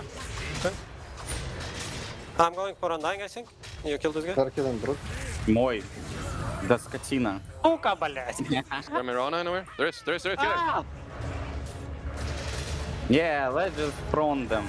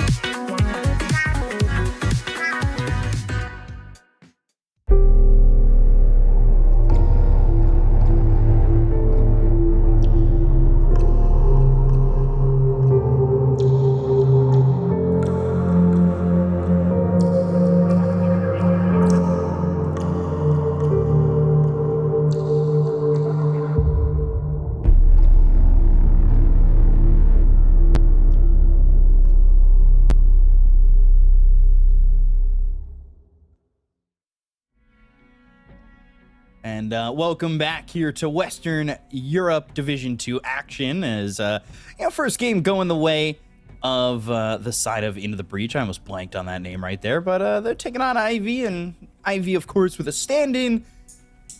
Didn't exactly go so well from the get-go, but we'll see what happens as we get into game number 2 soon. Lucas, what has to change? You can't be giving up first blood, second blood, and all 4 bounty runes, or is it more than that? Yes. Okay. That's how you start. I think their draft was just like all over the place, very difficult to execute. Like, you don't have the damage fighting into these 2-3 tanky cores. Like, you get the shield crash off in just like 2 heroes, you're not gonna be killing him. If there's Pugna with the life drain, some kind of a stun, you know that they're gonna be grouping around, setting things up for RP. Just overall, very... You need damage. Like, Undying's not providing you damage. Marana as well, she was very underleveled. It's about Starstorm, maybe 1 arrow. Moonlight had a good game. Otiker, he needed to, like, he was always in recovery mode as this Juggernaut, so was Broodmother, so kind of a rough one. I feel like they put themselves in a difficult spot with the draft that they drafted for themselves. I want to see some like less cookie cutter when it comes down to drafting. I think when they played against Enigma Galaxy, they had a pretty clear entry to the team fights. They had some super strong meta heroes as well, Void Spirit plus Magnus, when these heroes were not nerfed. Both of them got nerfed pretty heavily, I would say, especially Void Spirit. Like, you had Naga Siren, sure, you had this position 4 Marana, but yeah, just want to see something different. Yeah, so when we get into it, we'll see what the drafts end up being, if we're going to allow that Pugna to get back into the hands of Into the Breach, or if we're even going to see Jibe on that Mars again. I mean, that is just a hero that I think you cannot let him play. That he is so good on that Mars. The spear percentages are okay. They're pretty solid from my point of view, because my spear percentage is 0, so anything higher than that is good. And let's get into this draft. So we're going to see what these bands are going to start off as, and really what you have to do now, shuffling with Flash on the team, standing in, and what you want to do to really bring back to a game 3, right? Oh, for sure. I just pick stronger lanes. Their off lane also didn't have much synergy. Marana plus Broodmother, it's not a setup for an arrow, it's more about the harassment. But Magnus not the hero that can easily be harassed. I don't think anything was wrong with just like Undying pick, but also there's 0 synergy between him and Juggernaut. He wants to be playing with some kind of a stun, some slow. Let's see if they pick same heroes again. Okay. Ooh. All right. And now right back into the Brood. Wow. So back Undying Brood. Okay. They banned the Pugna, and then Batrider Skywrath. Like, straight up Sky.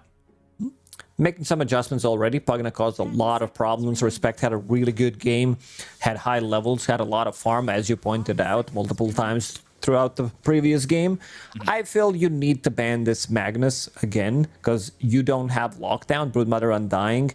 It's not the lockdown. I also want to see what Broodmother is going to be paired up with this time. I feel some position 4 hero like Snapfire, I feel like it can work.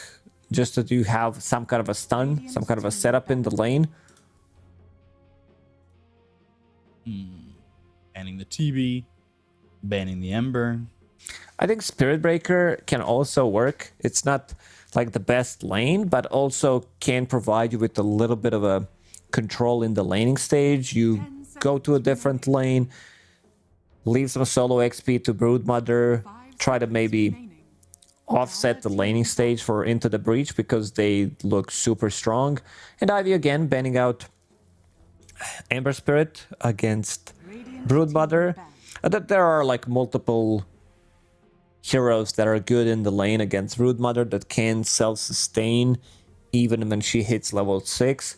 You can play some of these offlane heroes from the carrier role, which I think Nande could be pretty okay with them. Into the Breach is like, well, we'll pick the same heroes. This Broodmother is going to get shut down again. Magnus is still in the pool. Well, both teams are like, yeah, nothing was wrong with the draft. Okay. It's kind of ridiculous, right? Like, just straight up redrafting like this? I swear, if I see Mirana here, I'm going to lose it into Skyrot Mage, Batrider, Pango. The hero just doesn't do much. Right. I'm down for Snap. Plays much better with Primal Beast. You have always this combo to kill the heroes. Okay. So what did you say you were going to do again? Lose it? I don't know what I said. Well, it's not me who's going to lose. It seems like Ivy's going to be the one losing it. Oh, sheesh. 10 seconds. Might happen. Yeah, we kind of went in hard on the draft that they had in the first game. It's the same exact draft. Dude, where does Respect get these shirts? I'm a big fan of the Hawaiian, like, shirt style. Wow, never noticed. Whatever.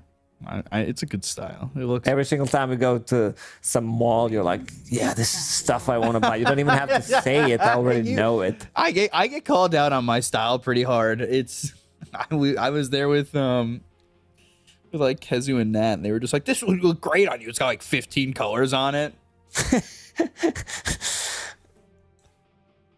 So yeah, Into the Breach, they swapped one hero because it got banned. If it was available, I'm sure that they would have picked it. Would they go for the Space Cow? Well, Spirit Breaker? Not here. They already picked their heroes for the roles. They're looking for carry. So some carry that Otaker can get for this one. Do you like? I don't think you want to play Medusa, playing into Pango. So Faceless Void, I think this could be the hero that works out nicely for them, where they're going to be grouping around RP. You don't have much damage inside Chrono. Maybe some Terrorblade type of a hero, something illusion based for Ivy. Problem is Magnus carry comes online way too quickly. Right. The question is, do you ban Mars here or not? Or do you like, we're very stubborn, we had a better draft and we're gonna beat it this time? The only hero that we cared about was Pagana. 5 seconds remaining. Slark, we saw that earlier get beat pretty badly. There was a 5 Medusa in that game. That was kind of odd. So let's see what this final ban is. Well, hold on. Let me also look at what was played game 1 as that final hero. It was the Jug, so... I'm gonna do it. I'll go back real quick, rewatch what I said about these picks. Yeah. And just play it on my speakers. Yeah. So I don't lose my voice. I mean, it's the same one. If they go for Jug, they're still gonna have the same issues as they did in the game 1. They banned the same heroes, Anti-Mage plus Enigma. Oh my god. I'm gonna try and up my percentages here and say it's gonna be Jug. I think it's Faceless Void. I think they need slightly more team fight coming out from their position 1. And it's not an easy choice. You're playing into 2 BKB piercing abilities, a lot of team fight on their side. You can always say like, well, you know what, we're gonna go something super late game. That's not it. Wind Ranger is really good early on. I mean, they just... I think I like it more than Jug, to be honest. I feel like this is something. Maybe if they played 5 games in a row, I would have liked Ivy's draft because they're swapping 1 hero per game. Yeah. All right. Wind Ranger, by the way, in Division 2 of Western Europe, 85% win rate. much better than what we saw in Division 1 with its 20-something% win rate. Wasn't exactly a great look, that's for sure. Yeah, the hero like loses a lot. Like, just I think I've said this point so many times. Just like I can't find anything new to flame this hero. You don't play well from behind. That's one of the biggest things. You're forced to go for different items. You're like, I gotta buy Maelstrom. I can't allow myself to pick up Rod of Atos, which is set up for some of our spells, for Arrow, maybe Primal Beast to get closer for your own Shackle, but you also want to be farming, so you get Maelstrom. And then they just go and pick Mars. I do think they're just gonna troll, wait until all the reserve time is gone and pick Mars. They could. Jimmy's probably like, yeah, I could play it again, I guess. You know, my spears are all right. I could get some lockdown. Yeah. Let's see if he says, sure, pick it for me. They judging by the look of his face, they suggested a hero, and he's like, yeah, that's it. Yeah. That's the one. That's it. Oh, gosh. Let's see. Axe. All right. They got a little different at the end there as well. And Nande, look at the smile. He can only contain it by showing us his normal webcam position, which is just his eyes. But he looks pretty happy with these picks. And we mentioned Axe when we're talking about the Brood Mother, the self-sustainable, like safe laners. I said that Nande might play it. He's not going to be the one playing it. It's like a lot of control, another BKB piercing ability for this Primal Beast, another catch. For Wind Ranger as well. Hero that doesn't like to play into Axe with the Blade Mail. Later on, you'll have a lot of damage, a lot of control from Into the Breach. I would have had to, like, I don't know, be insane after what I've said for the last 15, 20 minutes, where I was like, they don't have enough damage. I think they need to work on their draft to say that they won this draft, because it would be completely opposite of what I was saying. But some slight changes. Wind Ranger, I think this one is slightly better than the previous draft. Wind Ranger, a hero that can, if off to a good start, kind of carry the game on her own, or she immediately deletes one hero, right? Then resets, comes back into the fight, another Shackle power shot, a couple of right clicks.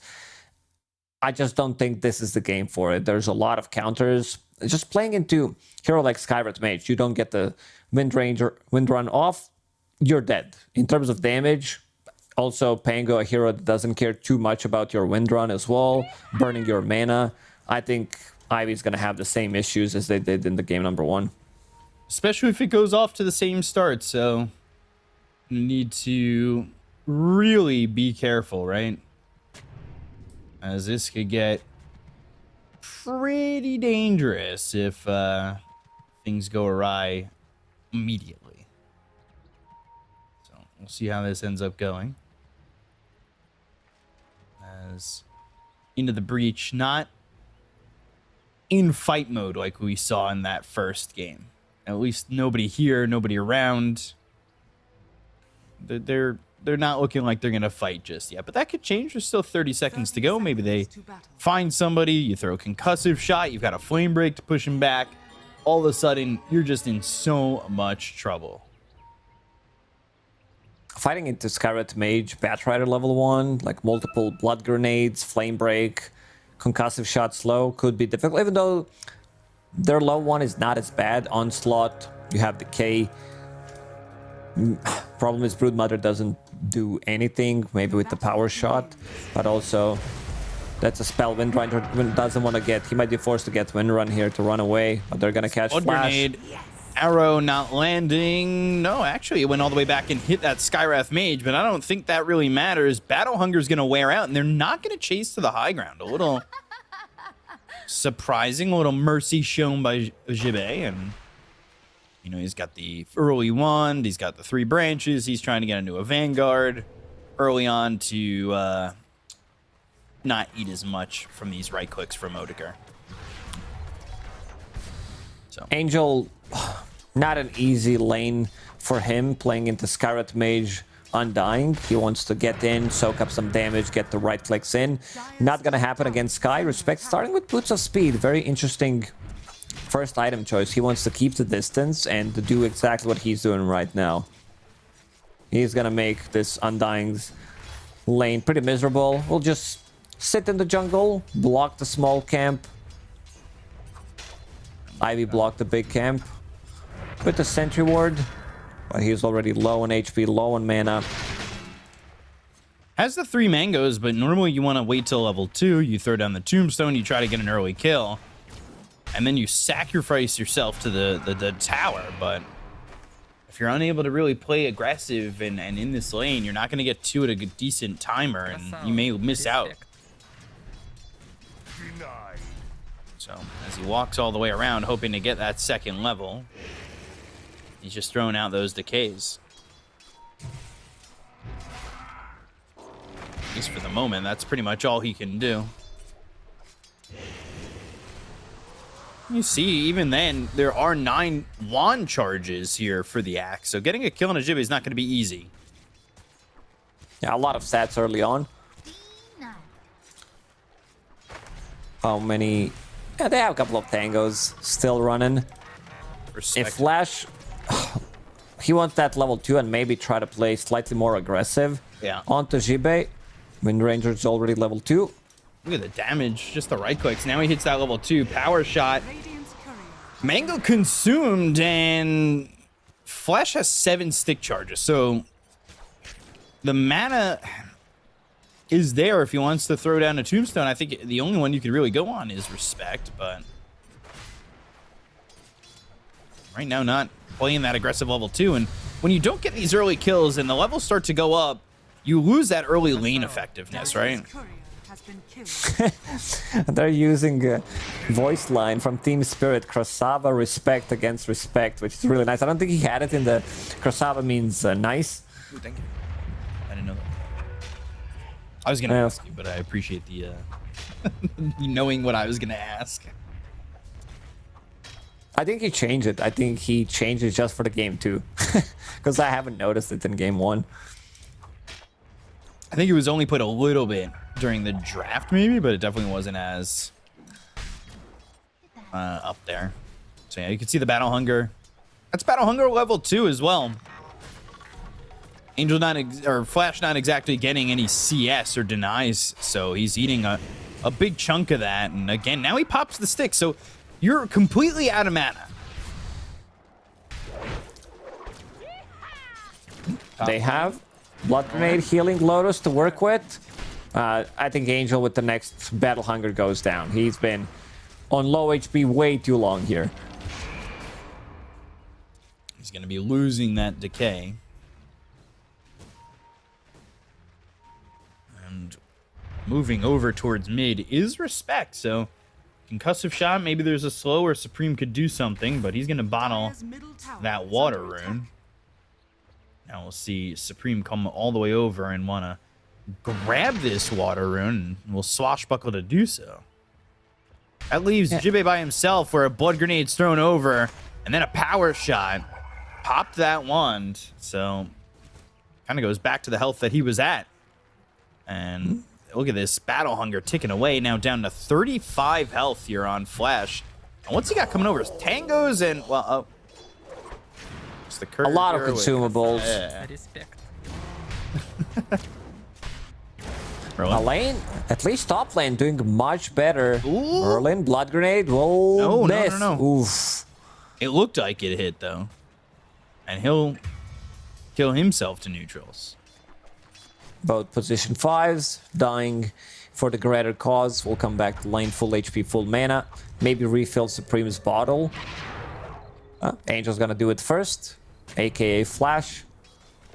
So a bit of a slower game this time. The big difference is the top lane, where Broodmother has more farm than Magnus. So them saying the same thing, we're gonna be playing the same draft, at least from their point of view, makes a lot of sense. Right. It's like fixing some mistakes, laning stage they're not feeding. The lanes are not bleeding too much. I mean, they're not bleeding at all, considering that there is no kill yet. 2 deaths, but to neutrals. Neutrals probably have the highest net worth in the game with those 2 kills. Bunch of sports coming over. Flash is going to be here with Rue on the Mirana again. Respect throws out the concussive shot. Thinking about the Rolling Thunder. Onslaught all the way over and never commits that Rolling Thunder. They drop down the Tombstone. They're chasing after Respect. They've got that pulverized. They'll get first blood 6 minutes into the game. And now the question is, do they trade anything? They're already backing off the fight. So into the breach will allow them to get away with that move. Jibbe comes over to farm some stacks. Yeah, this time Ivy, much better start. They're the one, like a bit of a slower game. 6 minutes, we get the first blood. Jibbe finally finishes off his Vanguard. We'll come back to the lane. Even though they have decent amount of magic damage, and Merlin also dying. Moonlight, again, being the player that keeps them in the game. At least that's what he did in the first game. Pulverized onto the Pango and hit him. They're going to go for Supreme. Swashbuckle, Blood Grenade. And that will tick him down to about 100 health. And he'll get that bottle refilled.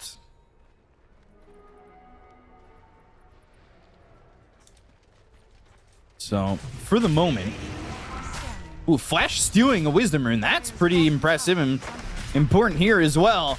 As they've got the Blood Grenade, they're trying to get a kill on a Flash, but the Power Shot makes it a little dangerous. Jibbe just able to help get that kill there for Respect.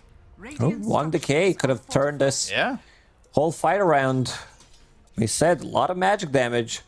Power Shot is maxed out on Otakar, going into Gleipnir as first item. And both Wisdom Runes, yeah, that's the big one. Like, in the previous game, Supreme had, what, 12 minutes? Diffusal Blade, Mana Boots, and Orb of Corrosion. This time it's gonna be much, much slower. Even though he didn't die, but he also was involved in a lot of kills early on. Yeah. The offlane 2 here for Into the Breach, they had quick double Arcanes. Not that, you know, Jibbe is going first item Arcanes like that Mars. But now they've got the Arcanes on Respect. He's still farming really well. He's actually got a good amount of farm, considering everything. He's got 1,800 compared to the Mirana's 1,300. And, well, when you're a Mirana and you've got an arrow, you are killing some creeps with that arrow to get that extra boost in net worth. Power Shot sniping both creeps. This should reveal a ward that they have on the high ground. And this is also a freshly placed ward. So, should get dewarded. Mixa, also, having a much better game on top of net worth. Yeah, Soul Ring, double raid brand, power treads. He does pack a punch, and you can see Nande doesn't feel too comfortable coming close to it. If there's one hero missing, now Mirana, even Primal Beast, they could land a kill on him. Gonna have to play it a little bit carefully. Jibbe, who's doing a good job of stacking and farming his own way through everything. And I wonder what the first item is going to be for him after this Vanguard. Maybe we see an early Blink Dagger. Yeah, you gotta get the Blink. And there's no way you get any other item. It doesn't make much sense on Axe. So, Mixa does get spotted, but the arrow comes through, doesn't land. Merlin with the Flame Break, trying to burn these Spiderlings, but he's just chased down. The Starstorm lands, and they get the kill. So, Supreme, by the way, he was the one who gets the gold for that OBS that they took out on that high ground. I think this game also shows how strong hero Pugna is. Because with Pugna, same heroes, they did so much better in the first game. Without Pugna, they're losing the game. Onslaught for a shield rune. And Swashbuckle got the deny on the shield rune. Leaves him vulnerable, and they've got that ancient seal pulverized down. And, well, don't stop it immediately. Merlin gets onto the high ground. Swashbuckle trying to kill Moonlight, who's got that damage with the trample.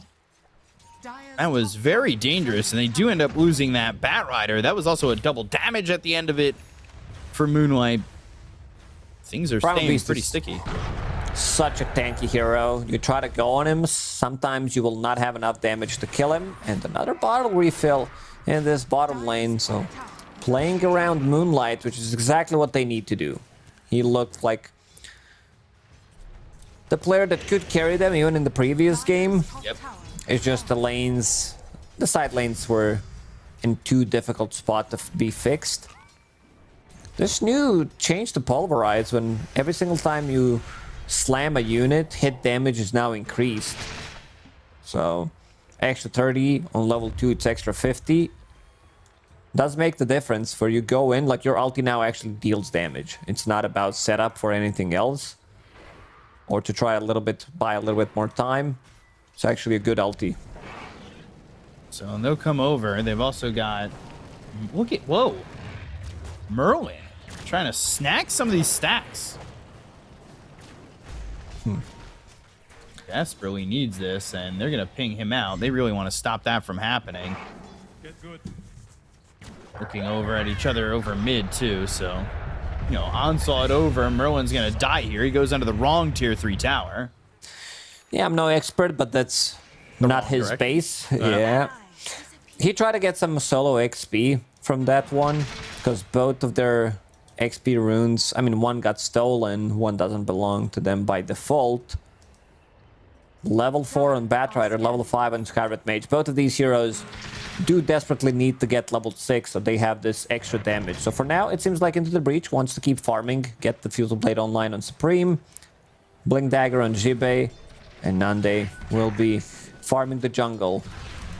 Going into Mask of Madness, this is a difference from the previous game where he feels like he needs to amplify his farm much more.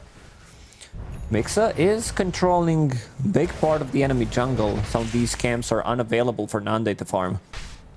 And look at the damage that Merlin takes. He's killing off some Spiderwings there, but it is still very dangerous for him to do so. He had a little help in that situation. They're trying to clear out their own jungle and start to put down some vision. All that while Jibe's trying to get himself into that Blink Dagger. You want that with the level 6 of the Skywrath Mage, because you can get the Blink Call Mystic Flare down and really start to take some early damage fights.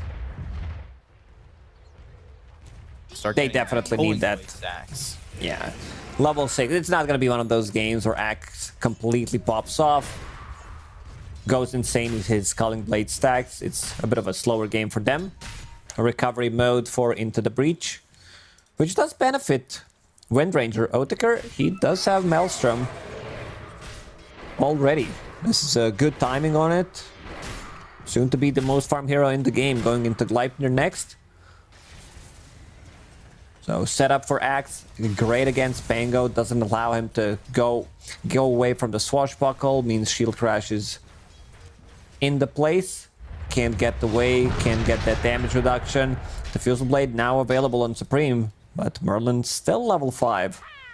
These XP runes are way too important. Yep, and that's why Respect is here early to grab theirs. Dire's middle tower is under attack. Nobody at the other one if they're able to sneak by and somehow steal it, but that just doesn't feel feasible. Dire's bottom tower is under At least at the moment. They smoke up. There's some vision down inside their part of the jungle, but they do want to slow down Otaker's game. And they want to smoke and get this Blink Call and get themselves that first kill with a Mystic Flare. They're going to have to find themselves the Wind Ranger, who isn't exactly showing at the moment. But their smoke's going to be broken. They go to the Ancient Shield, and now the concussive shot missed. Moonlight Shadow comes in, and I think Respect is going to end up dead. Drops down the Mystic Flare, everybody rotates, Moonlight gets the killing spree, and this just felt like, you know, you've got the Pango and the Sky going in ahead of Jibe, who you really wanted to be that blink in and that call. So Swashbuckle off the mark, but it gets the Diffusal going. They go to the Lasso, that's onto this Brood, followed up with an RP, and they've got the damage to get the kill on a Mixa, which is desperately needed considering the fact that he's starting to get out of hand. Blink call. Shackle on a 2. Power shot lands. Swashbuckle's there. Flash is a little bit low. Skewer under the tower. The blood grenade hits. They go to the pulverizer. They've got the ancient seal. They get the kill on a Moonlight. That is a big decay with Odeker going in with a focus fire on Anande, taking out that Magnus. But now the Swashbuckle, and Windrunner was out of mana for a moment, but has that blink call from Jibe on him, and now he is in trouble. But the arrow, it connects. That stuns up Jibe for a long time. Flash ends up dead to Respect. They're trying to chase. They've got the Battle Hunger on Odeker. Jibe, blink in 2-1 unneeded to go and get, well, no Culling Blade available because it's on cooldown, but they drop down the Mystic Flare on Aru, and all of a sudden into the breach. They get themselves a bunch of kills in this exchange. That was a full team wipe. Oof, Respect, cleaning up. I think it was a nice move from Jibe to not reveal his Blink Dagger. He could have done that Broodmother, get the stack, but he didn't want to do it. He waited and then calls Primal Beast underneath the tower, which does allow rest of the team to connect. And they were also fighting. Oh, he's dead again. Back up, and this is going to be a tombstone for them, too. Give that gold over to Supreme.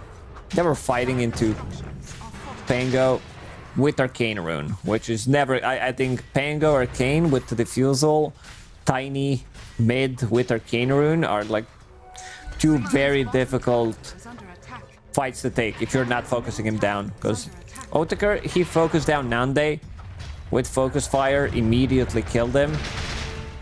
But you can see power of Swashbuckle against Windrun.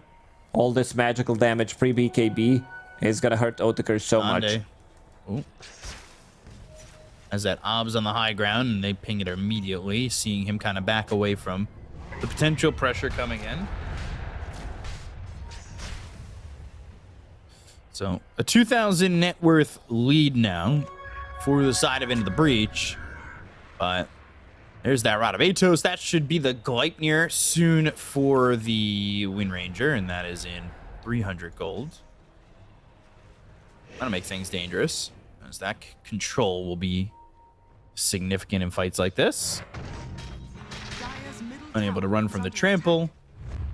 Could be in a lot of danger as the fights get longer and longer.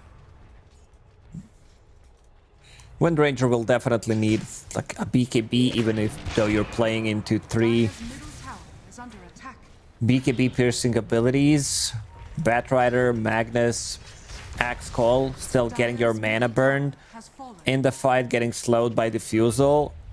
It does hurt you a lot. Let's see. Moonlight. He's looking with his 9-second BKB, but they're on a different side of the map. No one is there. Using a scan. Into the breach. Scan's not going to connect onto anything. Both teams kind of having a bad read right now. They're going to go through the Twin Gate? They could. It's a dangerous move. Moonlight Shadow is fading. They scanned, and that doesn't connect, but they jump through the Twin Gate. And Moonlight's on the high ground. They're going to find themselves Nande, who needs to kind of run away. That Skewer will help him into the RP, but that's on the Flash. Mystic Flare a little late. They've got the Shackle connecting on a Merlin as well as Jibe. They get the kill there on the Merlin. Now they look over as the BKB is going to be used here by the Primal Beast. He's trampling right on top of Nande. There's the Pulverize afterwards. They're already trying to retreat. Nande's going to fight back for a second, but eventually he dies, and so does Respect. That's 3 heroes dead with the buyback being committed by this Batrider. Supreme hit with the onslaught. The arrow doesn't come through, so he can swashbuckle to the low ground, but the blink call's a little bit too late. He's not popping it. Jibe is not doing enough damage. The Culling Blade is not going to land, but they get the kill on Odeker. They end up losing Jibe, and that will be everybody dead on Into the Breach this time. Yeah, they killed 5 of them, and Flash is picking out Batrider. A much better fight for them. Now, spellcasting from Into the Breach in this one, really not on point. First, Magnus pops RP on Undying.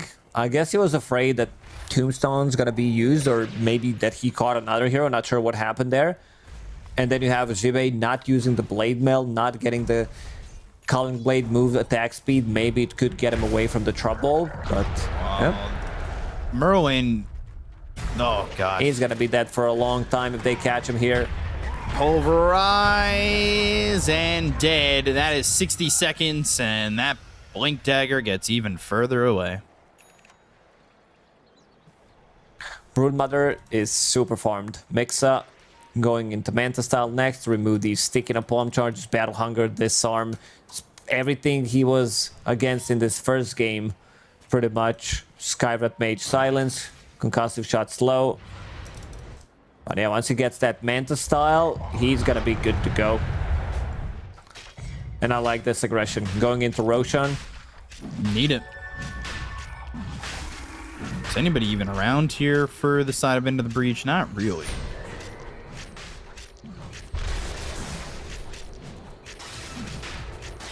They're not going to see this.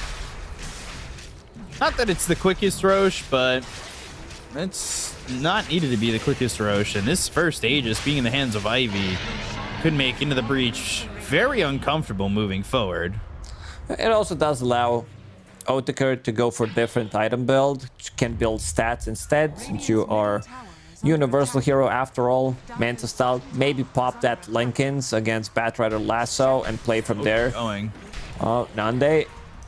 Ooh, they see him, but they've got the silence, so Pulverize is going to be on cooldown, though. Drop down the Mystic Flare. Can they get the kill here? Out onto Moonlight. No, he's going to be able to onslaught.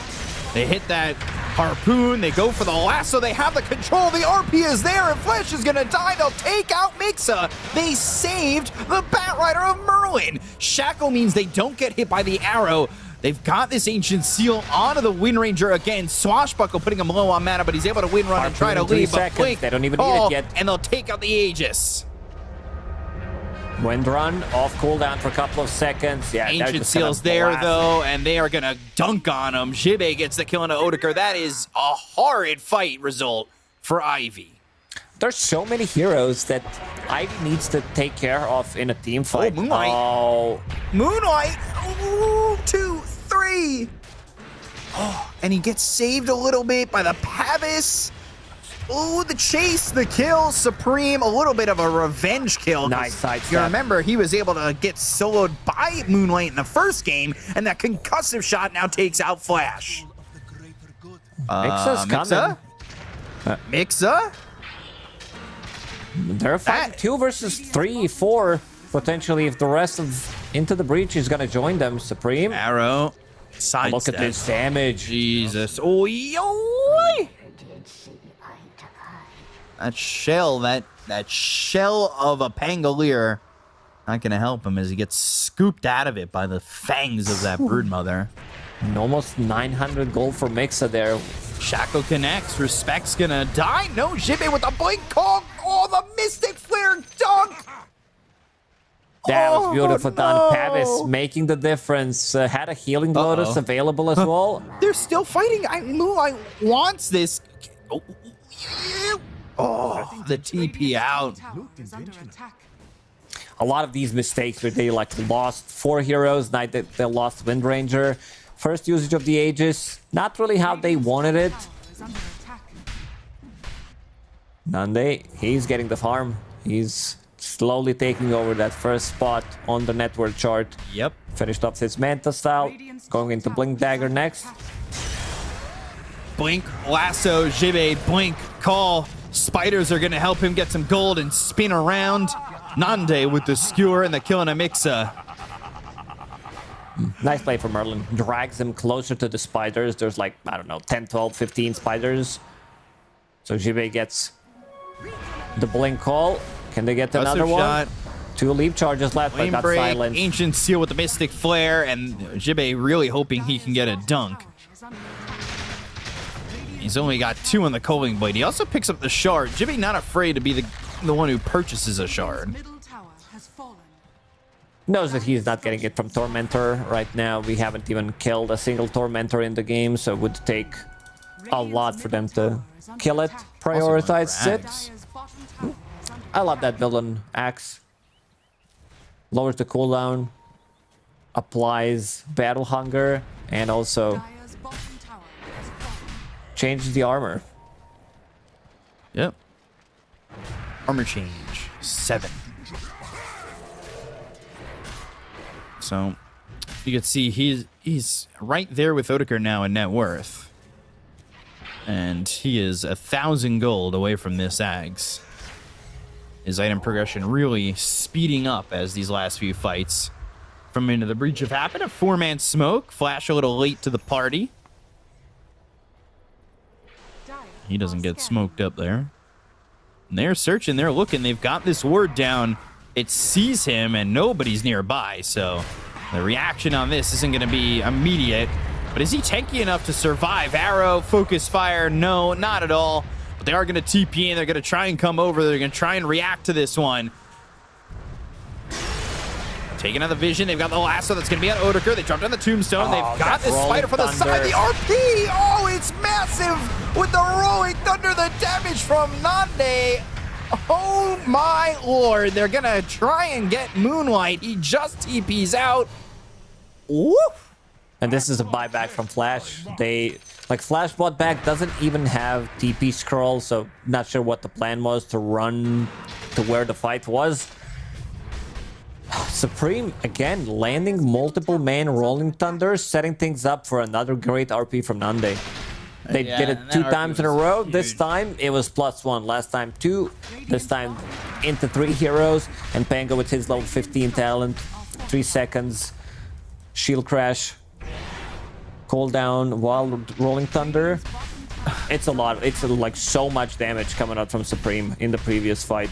Orb of Destruction, this minus armor, lucky shot, Orb of Corrosion, and then Nande right-clicks him down. I thought when you said that, he hits these multiple man Rolling Thunder shield crashes. I was just like, well, he did RP a bunch of heroes lined it up for him, but I guess it also was lined up thanks to the Pangolier to start. So, taking a look at the Dota Plus graph. Line of probability. 85-15. As it's a 10,000 net worth lead here for Into the Breach. And they're looking to kind of put the pressure onto the high ground. They're throwing creeps here at the tier 2. Maybe looking for someone to sneak or peek their way over in this area, but Roche also in a minute 30. Things are looking good for Into the Breach. Definitely. Odeker's item progression is like it just stopped. Remember when we were talking about him getting a BKB? He was the one picking up Aegis, then died, I believe, 3 times in a row. So completely stopped him from getting another item. Getting closer to Manta style, but again, you're going to be playing into Pango. He deletes those illusions immediately. Axe benefits from those illusions as well. Philosopher Stone, Blink, Lasso, and Rolling Thunder. You hear the thunder coming in before the storm. Not at the moment. They're being storm chasers here for the side of Ivy. They're going to go through and try and get the kill into Supreme. They don't have the damage quite yet, but here comes Mixer as they look over at Supreme. Arrow and still won't catch Supreme. Force step. And there's the 4-step, but they've got the blink. They have the power shot. They get the kill. The blink. Nande's gonna clean up. Oh, Jibe with the RP to follow coming in from Nande. They will take out 3. They'll look at Moonlight, and they will make the sunrise because there ain't no Moonlight no more. Man, as soon as I saw Nande, the angle that he was coming from with the skewer into RP, there was like this small area, so they just get in and they clean up. This should be, with the damage that they have, like at least melee barracks. Looking at the buyback status, Primal Beast, if he doesn't buy back, he might need to be forced to buy back to save the barracks. That's the question. Do you want to buy to save barracks, or do you want to, you know, not get items? That's the trade. Yeah, it's tough because they get the glyph again, right? But they don't glyph. Instead, Lasso, Odeker, he's going to get caught. Mystic Flare down with the Ancient Seal. They'll get the kill on Odeker. Now you're definitely losing that bottom set of racks. Oof, you also lost your carry. That's massive. It's like, it's one of those kills that usually support dies in this kind of a awkward spot. They're like, yeah, I gotta do something. And now this game kind of flipped completely. 10 minutes ago, you could have said that Ivy, they have a really high chance of winning it. Doesn't seem like it anymore. So Roche in 5 seconds and Into the Breach with that Roche, if they get it, could just seal the deal here. Which is not what you want if you're an Ivy fan or the team of Ivy. But I would sense that they probably have to fight into this, Roche. Giving up this Aegis seems too detrimental. It's one of those, if you don't fight, you give him cheese Aegis. If you do fight, you probably lose that fight, and then you lose another set of barracks. So you gotta choose the way you want to die. They're gonna smoke and try to contest it. Too late. It's going down way too quickly. 3 heroes with Empower hitting Roche. Look at Jibei popping dust just in case to stop them from going in. And they kind of stop the line on the push and start to turn around, and that is to be expected. So now they smoke on the side of Into the Breach. Moonlight Shadow used here. They don't have Nande nearby, but they look for the Pulverize, and BKB's late, so that means the Pulverize gets stopped immediately. It's not on the longest cooldown, and maybe they can re-engage. It's only 20 seconds left, but look at where Nande's coming from, looking for an opening. They've got the Harpoon, they'll hit the Skewer. It will be Flash who ends up dead, and the rest of the team is just going to get out of here. It's the one where you, I think, need to use BKB on Primal Beast to get this going. There has been 3, 4, 5 times where Respect silenced you during Pulverize, so you gotta be able to take care of yourself. And now, with this Aegis, with Cheese who's holding the Cheese, Pango in the backpack, he doesn't care too much. He gave it away to somebody. Yeah, Jibait's now holding it. Look at where he's playing. Nande not afraid at all. Was he ever? Skewer. And there is the Mystic Flare with the Arcane Curse. Beautiful. Or the Ancient Seal, execution. Really nice spell usage. Only 4 stacks on the Cold Armor, but that's all he needs. Like, he's just been getting the control here. They have the RP. He's not exactly getting Culling Blades down, but with Ancient Seal and Mystic Flare, the damage is just more than enough. And especially Nande there with the follow-up lockdown, if that is even needed to get something going.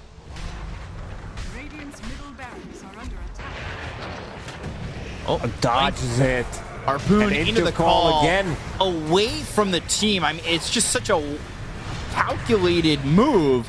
Rolling Thunder once again, and they're trying to get the kill onto Odeker. They'll use that RP. The control is on Aru. The control is on Amixa. The kills are both there. Respect. He's throwing down the damage, and they have not been giving him the RESPCT on that one. As they hit the score, they bring him down to the low ground. Merlin ends up dead, but the Ancient Seal is onto this Wind Ranger. They get the kill onto Odeker, and they will take out Flash. Nande godlike with a double kill, and GG is already called into the breach. You're going to take a quick 2-0 over Ivy. And yeah, they will finish off the team. With a style. I mean, Ivy, they understood. I think they understand that they had a really strong opening coming into this second game. A completely different game than game number 1. Similar draft, almost the same draft that they had, playing against the same draft pretty much. How many heroes? This is, what, 8 out of 10 same heroes from the previous game. So, being a bit of a stubborn, thinking that this one can work, and it did work out really good in the laning stage. Like, all the lanes went really well for Ivy. It's just some of these fights, I think Respect was really on the money with these silences. They were a little bit of a slower this time. And yeah, this is the beginning of the kind of a comeback play from Into the Breach, where they kill 1, kill 2, RP onto 2, Rolling Thunder to set things up. You need to, like, you have one ability that can control Rolling Thunder, that's Pulverize. So if you misuse it, and this usage of the Aegis as well, Odeker immediately loses it, proceeds to die 2-3 times after that, kills his own. This is also the fight that they take 4 versus 5. I like that Into the Breach understands how much damage they can deal. And check that, Rolling Thunder into 3-man RP again. Yeah, it is insane, the RPs that were being landed in this game, and right there, look at that. And then a multiple hero Rolling Thunder and knocking those heroes up after the RP. They don't quite get the kill here on the Moonlight, but they were winning fights hand over fist after a certain point. You could see 0-12 and 8 for Flash, But on the other side, you're looking at Respect, who's 7-3 and 24, involved in 31 kills, and Nande getting involved again. And, you know, when you compare game 1 to game 2, yes, Ivy's laning stage went much better, but the fight choices and, you know, the rebound from Into the Breach was there for them. Yeah, it was. I mean, I think they needed to put more pressure. Also, kind of a difficult. You play against so much AoE, same as you did in game number one. I keep going to this game number 1 because they were playing against the same draft pretty much. Respect, I think even though you had like Nande going ham again, same goes for Jibe. Like Supreme had pretty much the same game, really delivered. I think Respect on Skyrim Mage because he was really strong. He was level 4 for a long period of time, level 5, and then one fight. Level 9, suddenly higher than both heroes, like both supports from Ivy, and controls this Pulverize every single fight.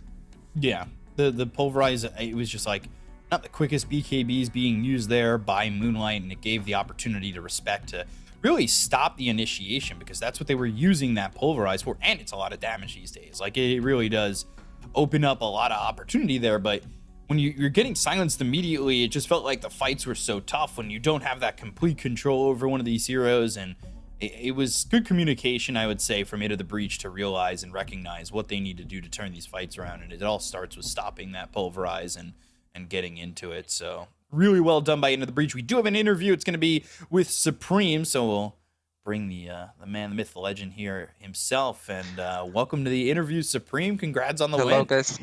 Thank you. How's everything going? You guys get another victory under your belt, and things are looking pretty good, right? Yeah, we kind of came back. Everything is good right now. We stopped practicing and everything is good. That's what Respect said. He's like, yeah, we stopped practicing. We feel a lot better. Is that just, you know, you guys is that like part of the plan to be more comfortable? It's kind of part of the plan, I guess. We just randomly decided that we played way too much, like every day. We should just take it more easy and save like energy for just play pubs and just save energy for the officials. And it worked out. To definitely be working. Yeah, it definitely seems to be working. Wait, so you're gonna be actually not playing, even though this series, like the next series that you play against X Monospa squad, could take you to Division 1, you're not gonna scrim? Is that what I'm hearing? I mean, we have only tomorrow, right? So it's just 1 day of scrim. It's not gonna save much, but for future we will for sure scrim a lot. I'm sure. It's just like a few days now we took kind of without scrims.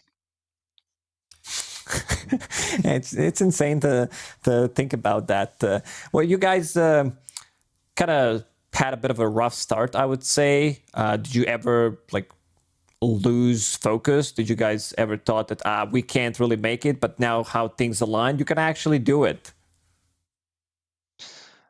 Yeah, I mean, I'm not sure, to be honest, what really went wrong. Like most of the series were very close. We could have won all of them. Definitely could have been. No, we're sorry. Okay, I just disconnected. Oh, okay. Well, I think we still have you, right? And you know, it's been definitely a close division, a close like tour for sure. But what other than not scrimming, what's been the biggest mental change for the team to turn things around? Because I feel like that's obviously a big number one, but there's got to be more than just not scrimming, right? Like there's got to be maybe some talks happening. Yeah, I mean, I'm sure everybody is still like trying really hard. Everybody's playing a lot of pubs. Everybody's thinking about Dota non-stop, right? We are like not lazy. It's just we did the scrimming part before. We played way too much. We played the games, so it's just it's not necessary for us to play more at the moment. Right. And yeah, we still talk and stuff. Right. Going into game 2, you guys pretty much almost picked up the same lineup as game number 1, and so did the side of Ivy. When you guys saw them like open up the draft the same way, were you just thinking run it back, or did it just work out so well game 1? You guys thought the draft was good for 2 games in a row? Yeah, I mean, I guess it would be more, I guess, a question to our enemy because we won the game one, so it was like their decision to do it again. We were, of course, I think, happy with the draft. I suppose they were too, since they did it again, but I would not say they were very outdrafted both games. It's like kinda even, so I'm not that surprised that they tried again.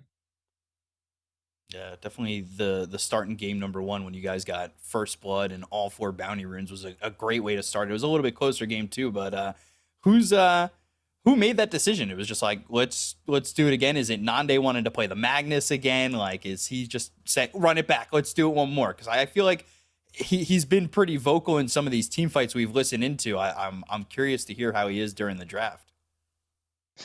Yeah, I'm sure it was all of us in the draft. Like when was 15 pick coming, I was like, if they give me Pango, just go Pango instantly. And I guess everybody was the same. He was like, if they give me Magnus on 18 in the same situation, just do it. So it was the same for everybody, I would guess. And Nande is the type of a guy that have strong opinions on stuff. So he has a big voice. Yeah. Lucas, you have any more questions? Yeah, I just want to hear your thoughts about like D-patch coming into it. Is this like something you expected? Do you think like game is balanced right now, other than some of the universal heroes that still seem a bit OP? Yeah, I mean, the only thing I don't like is that there is like not many heroes in meta, right? It's just a very limited hero pool on every position, I would say. Like, yeah, I think patch is really good. I enjoy it, of course, but I would appreciate more heroes in meta. Now, is there a hero that like you really like to play that you would see being buffed so you could play it from the mid lane? Because there's like some theory crafting going on. I see like some new tech, some Snapfire going, could she's universal hero again. Is there something that you would like to see being buffed so you can actually play it? Yeah, of course, I would like to see Invoker get buffed. Every patch note, I just look at Invoker, what do they change, and it's never enough. Especially this patch. Yeah, it seems to be in a really, really rough spot right now. But yeah, thank you for your answer, Supreme. Appreciate your time. Thank you, and yeah, don't scream, by the way. Don't touch the keyboard or mouse. Go to bed, sleep for 24 hours, and show up strong against X on a spot to have even more tiebreakers. Thanks so much for the interview. We're going to let you go. Have a good one. Thank you, guys. See ya. See ya. Bye-bye. I love that they're not scrimming. It's truthfully the fact that he said it too. Like it's on their mind. Like just we're coming in fresh. We're coming in. We're not scrimming. We're keeping the energy high though. So don't disrespect the fact that we're not scrimming. But hey, it's working. That's what 2 victories in a row now for him. 1 over Level Up, and then this one over Ivy. That's a big win over Level Up. That rejuvenates the season for them, especially with how close things are, and continuing it over Ivy now, like you said, one last matchup on the 25th against X Monospawn. That's going to be a close one, right? Should be, especially if they only keep playing pubs. But yeah, this one is mega interesting. I just want to see some like extra tiebreakers. We had like a bit of an infinite tiebreaker scenario in the first DPC tour where it was like it's never gonna end. How many rounds was it? Like 3 or 4? I think it was 3. And then we managed to find the real winner, OG against Level Up. Also a very interesting one. I do like that we're deciding everything in the end. It's not like we don't have, because like if Level Up won 2 of their series, you would have like, oh, this team is going to Division 1. But just being, like 5-2 would probably push you to Div 1 anyway. And now you have 4 teams that have 4-2, and then you have the rest who, like, Into the Breach can still make it. Potentially, if they win against X Monospa squad, there will need to be tiebreakers. But yeah, Alliance, Ancient Tribe, and Ivy, they can go to Division 1, and they're going to be battling it out to stay in Division 2. Yeah, and Alliance had that big win over Ancient Tribe that looked pretty clean. They kind of talked to us during that interview where they were saying things were starting to click a lot more with this team. So they're no pushover when they end up facing Nigma on the last day of the tour. And then you've got Old G going up against Ancient Tribe. And Ancient Tribe, their games have been, hey, let's lead the game for 35 minutes. If on that play day, maybe they find a way to close out the games as well, they could put Old G at 4-3. Like, there's so many scenarios where we just see the top four at 4-3, or like one of them's 5-2 and 3 teams are 4-3. It really is pretty insane the potential we can see for tiebreakers, especially within the region now 3-3. How many times did we say so far this Div 2 is pretty stacked? You don't know what's going to happen. We had a lot of good comebacks, a lot of good throws as well when it comes down to gameplay. But yeah, we don't know what's going to happen. So June 25, this is the place to be. Yeah, so June 25th, let's take a look at the schedule because it's going to be deciding a lot. And we will have ourselves Old G against Ancient Tribe to start it off. Monospa against Into the Breach, probably the marquee matchup of that day in that second slot. And then Ivy against Level Up coming through to close out that day. And it's going to be a fun one like that. If you have missed most of the Div 2 DPC, or maybe you've missed a day here or there, this is basically the only day that's going to matter, I guess, based on the fact that we've got tiebreakers. Hey, it may not even matter. If so many teams end 4-3, the only day that'll matter will be tiebreakers. But it's a chance for everybody to go up against each other in this last one, and it's going to be interesting for sure. This is pretty insane how the season's kind of lined up. I don't remember the last time we've had, well, we always have potential for tiebreakers, but this big of tiebreakers, I don't know when the last time we've had that was. It's insane. What's the matchup you're looking for on that last day? X Monospot Into the Breach, because I feel like Level Up against Ivy shouldn't be as close. Level Up just seemed to be on a different level than Ivy, but they also like lost 2 series in a row against Into the Breach and Old G. So could be an interesting one. It's just that Level Up seems slightly more like stable. So I think X Monospa against Into the Breach, that one's gonna decide a lot. I mean, every series that day is just like a bomb. It's gonna be insane to watch what's gonna happen. So it's definitely gonna be a fun day. You have to show up again on that day, and that's gonna be on June 25th. So come back for that. That is all we have for today. We're gonna let you go to watch some old cartoons like Cow and Chicken, and well, we'll see you in 2 days' time. Have a good one. Ко мне. Get out after, guys. Get out. Well, I think Supreme's dead. Field driven, fly. Run, Supreme. I can maybe save him. We can maybe turn these guys. Can we help him? I force him into. I won't win.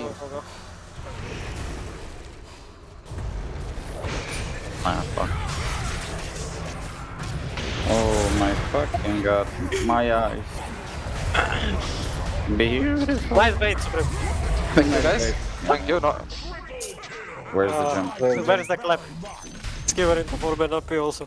Where is the clap or Rospuchodu?